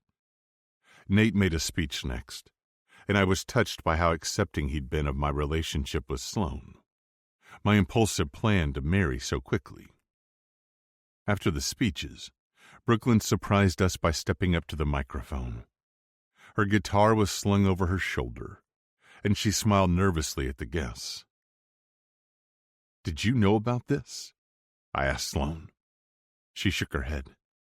"Not a clue." Brooklyn started playing, and when she sang the lyrics, her voice was pure and beautiful. The song was about love and walking through fire for someone, about adoring them. It was incredible. Everyone gave her a standing ovation when she'd finished. Her cheeks were pink and her smile was proud. After dinner, I stood and offered Sloane my hand. "Can I have this dance?" She smiled and placed her hand in mine, allowing me to lead her to the dance floor. As we swayed to the music, surrounded by the people we loved, I knew that it had all been worth it. And the fact that we'd endured so much only made this moment that much sweeter. Later, after the dinner and the dancing and the goodbyes, Sloane and I boarded Knox's yacht. I'd been on it a few times as Nate's bodyguard, never as a guest. I was still getting used to the fact that this was my life now, that I was married to a billionaire. It was strange at times. But Sloane's money was the least interesting thing about her. Sloane had removed her veil after the ceremony, but we'd stayed in our wedding attire. The crew welcomed us and opened a bottle of champagne before making themselves scarce. We were going to sail to Catalina Island, but I didn't care about our destination so long as Sloane and I were together. I handed Sloane a glass of champagne. I lifted mine to hers. To us. She smiled. To us. We sank down on the outdoor sofa, and I wrapped my arm around Sloane. This is gorgeous, I said, admiring the view, though I prefer the Athena. So do I, she grinned, but it's nice to be pampered for our honeymoon. I leaned in, grazing the shell of her ear with my teeth. Oh, I'll pamper you on your honeymoon. She hummed. And how do you intend to do that, Mr. Shaw? Actually, I said, it's Mr. Mackenzie Shaw. Is it now? She bit back a grin. I lifted a shoulder. Just an idea.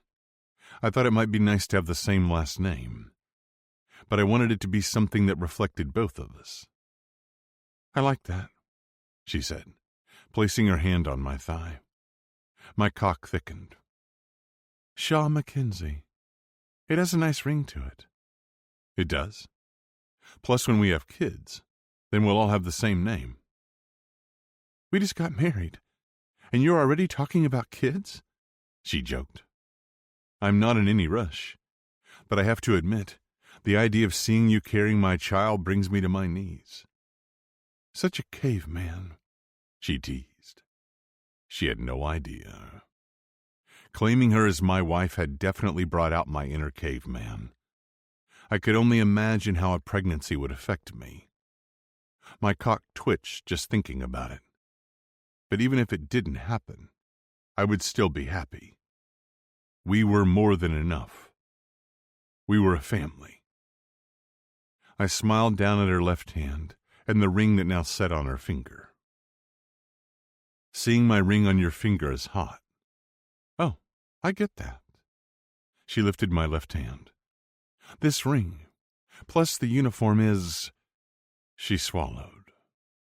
So hot. Did you bring my favorite swimsuit? I nipped her ear. The white one? She smirked. I might have. Are you suggesting a swim? Maybe tomorrow. Shall we go to bed, wife? Sloane nodded, and I stood and offered her my hand. I stepped back, once again admiring how beautiful she was. How mine. You're not going to tear this dress off me, are you? She joked. Not until we're safely in our cabin. Another reason why the Athena is better, Sloane said, leaning into me as we proceeded to go inside. No staff. I thought you wanted the staff to pamper us, I teased. And I thought you offered to pamper me. She elbowed my side. I chuckled and opened the door to the stateroom. It was definitely a lot nicer than our accommodations on the Athena. Higher ceilings, bigger bed. Hell, there was even a balcony. Sloane laughed, and when I looked at her, she was watching me with her hands in her pockets. This is fun. What's that? I asked. Watching you get used to this life? I shook my head. I'm not sure I'll ever get used to it, nor that I'd want to. It's nice to have wealth, but it's worth nothing without you. I closed the distance between us. You are priceless to me, Sloane, and all I need is you. Her expression was full of love when she pressed up on her toes to kiss me. All I need is you, Jackson. I love you. I love you. I smiled against her lips. Now, turn around so I can undress you. Barely married a few hours, and already you're trying to boss me around, she teased, even as she did what I'd asked. I thought you were supposed to love, honor, and obey me, wife. Husband, she said sweetly. Did you ever hear me promise to obey? I tugged on her zipper, only to realize there was still more fabric covering her, though it was sheer with boning. She pushed the material of the dress down her hips, and I stood there, unblinking. Holy shit. She turned to face me, and she looked fucking beautiful. I smoothed my hand over her hip, unable to believe that she was mine. This beautiful goddess was my wife. Her hair was tousled and grazed her collarbone. Her corset pushed her breasts up to the point that they were nearly spilling over the cups, then flared over her hips in generous curves. Her underwear was almost entirely sheer, and fuck me, I didn't know whether I wanted to take it off or leave it on. It was that sexy. She didn't give me time to consider, placing her hand on my chest and pushing me in the direction of the bed. Sit, now. When the mattress hit the backs of my knees, I sat. Do you know how many times I've fantasized about you in your uniform? She asked. Oh, yeah? I smirked. You like a man in uniform? If the man is you, then yes, she said, her hungry gaze raking over me. She stepped closer, still wearing her heels. I slid my hand up her leg, goosebumps forming in the wake of my touch. Good answer, I rasped against her throat, smoothing my hand higher until I reached the apex of her thighs. I stroked her through the silky material of her underwear. She closed her eyes in bliss and arched her back. Jackson, she shuddered. Oh, God. Fuck, she was sexy. Especially when I caught sight of us in the mirror, her hand on my uniform shoulder, my ring on her finger, her ass bare, apart from a thin strip of material. I pulled her bottom lip between mine, swallowing her moans as I quickly brought her to release. Her pleasured sighs were music to my ears. Her body clenched, then released. My cock strained against my zipper, needing to be inside her. I yanked at the hooks of her corset, giving up after the first few since her breasts were free. She clawed at the buttons on my uniform, and we fell onto the bed in a state of partial undress. I didn't care. I just needed to be inside her. Lie back, I said. I'm ready. I don't want to wait any longer. Sloan, I sighed. It's our wedding night. I want to make this good for you. Special. It's always good for me, she said. You know that. Now, lie down. I want to be on top. I chuckled, cupping the back of her neck and pulling her to me for a kiss. So bossy. You love it, she smirked. I do. I stripped out of my clothes and lay on the bed with my arms behind my head. Is this what you had in mind? Yes, she practically purred, unhooking the rest of her corset and then stripping off her panties. She crawled over me, and my cock strained toward her. She stopped to press a kiss to the tip, and the sight of her naked mouth open had me nearly coming on the spot. Tease, I said through gritted teeth. I gripped the sheets in my hands, twisting them as she continued to torment me. I gathered her hair, holding it in a loose ponytail. Her eyes were locked on mine the entire time, and it was fucking hot. Sloan, I groaned. Fuck me. Fuck. I squeezed my eyes shut, panting. This was happening way too fast. I was already on the verge of coming, but I was determined to make it last. She stopped, and when I opened my eyes, she was smirking at me. I grabbed her arm. Get up here. Come on. I pulled her toward me. Otherwise, I'm going to spill down your throat. Would that really be so bad?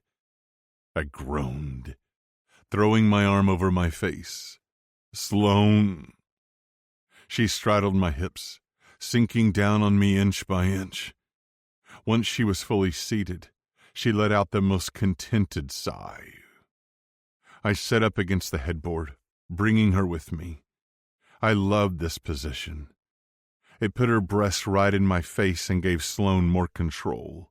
She gasped at the change of movement, then held on to my shoulders, writhing her hips. I intertwined our hands, the metal of our wedding rings rubbing against our skin a new sensation. I smiled, content in the knowledge that she was my wife, and this was now my life. Sloane cried out, clenching around me. "Come with me, Jackson. Come now." I tightened my grip on her hips, thrusting up into her until there was nothing but her and me and our love and pleasure. I'd made so many mistakes in the past, but I'd come to realize that perhaps we'd needed the time apart, painful as it was. We'd both been so young, we hadn't yet grown into the people we would become, into two strong individuals who were even better together, who each knew their worth and the value of their partner. Being together now, after spending so many years without Sloane, only made me appreciate what we had even more. And if it had brought me to this moment and this woman, then I had no regrets. Later, after we cleaned up and were cuddling in bed, I said, "I wish my dad could have met you." I'd worn his medals on my chest today, bringing a part of him with me to the wedding. "I wish my grandparents could have been there tonight, but I like to think they were all there in spirit. My parents, too. Oh, before I forget." She leaned over and removed something from the nightstand. "I have a wedding present for you." I didn't realize we were trading presents. I set up a little more and unwrapped the gift. Inside the box was a leather-bound book. "What's this?" I opened the cover, and the pages were filled with pictures from our sailing trip. Everything from me sitting on the deck drinking coffee to the two of us watching the solar eclipse. I paused when I came to an image of Sloane in the hot tub. It was one of the photos Amelia had used to try to blackmail us. "I couldn't bear to get rid of them," Sloane said. "They were hot, and I wanted to reclaim them. They're ours, our private moments, no one else's." I couldn't have been prouder of her. She'd taken something so dark and sordid and turned it into a positive. "Thank you. I love it." "You're welcome." She rested her head against my shoulder, and I wrapped my arm around her. "Any regrets about the quickie wedding?" "Absolutely none." I could hear the smile in her voice. "And I think everyone else really enjoyed themselves too." "Me too," I said. I was worried about Greer, but she seemed happy all weekend. She nodded, caressing my chest. "I know. She didn't once mention Logan, and I didn't want to ask for fear of upsetting her. But she seems so much better than when we were in Puerto Rico, even just a few weeks ago." "Maybe a divorce is what she needs," I said, though I knew it wouldn't be easy. But I didn't want to dwell on that, not tonight. "And did you see how happy my mom was?" "Everyone was." Sloane sighed happily. "I'm honestly still amazed by everything my brothers did for us." So was I. They'd handled everything from the engagement ring to the honeymoon. It was incredible, and it reassured me that they were pleased with our match. We couldn't have pulled off the wedding without their help. "I know. Whatever you did to win them over." She leaned back to peer up at me. "But for them to welcome you with open arms, it's crazy." "Is it?" I knew it was a big deal, and I was grateful. But Sloane spoke of me as if I were a unicorn or some magical creature. I was just a man who loved a woman and wasn't afraid to show it. "Yes.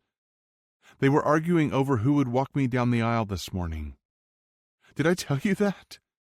She barked out a laugh. "All four of them. And they've never liked anyone I've dated." I slid my hand into her hair. "Maybe," I kissed her, "because they knew." Another kiss, this time longer, more intense. "All along that you were waiting for someone. Waiting for me." She considered it a moment, and I half expected her to brush off my comment. But then she said, "You know, maybe you're right. I think I was going through the motions of dating, but I never really gave my heart to anyone. Probably because you had it all along. I pulled her hand to my mouth, kissing her fingertips, her palm. And you had mine. This concludes Redemption by Jenna Hartley. Narrated by Lucy Rivers and Tor Tom.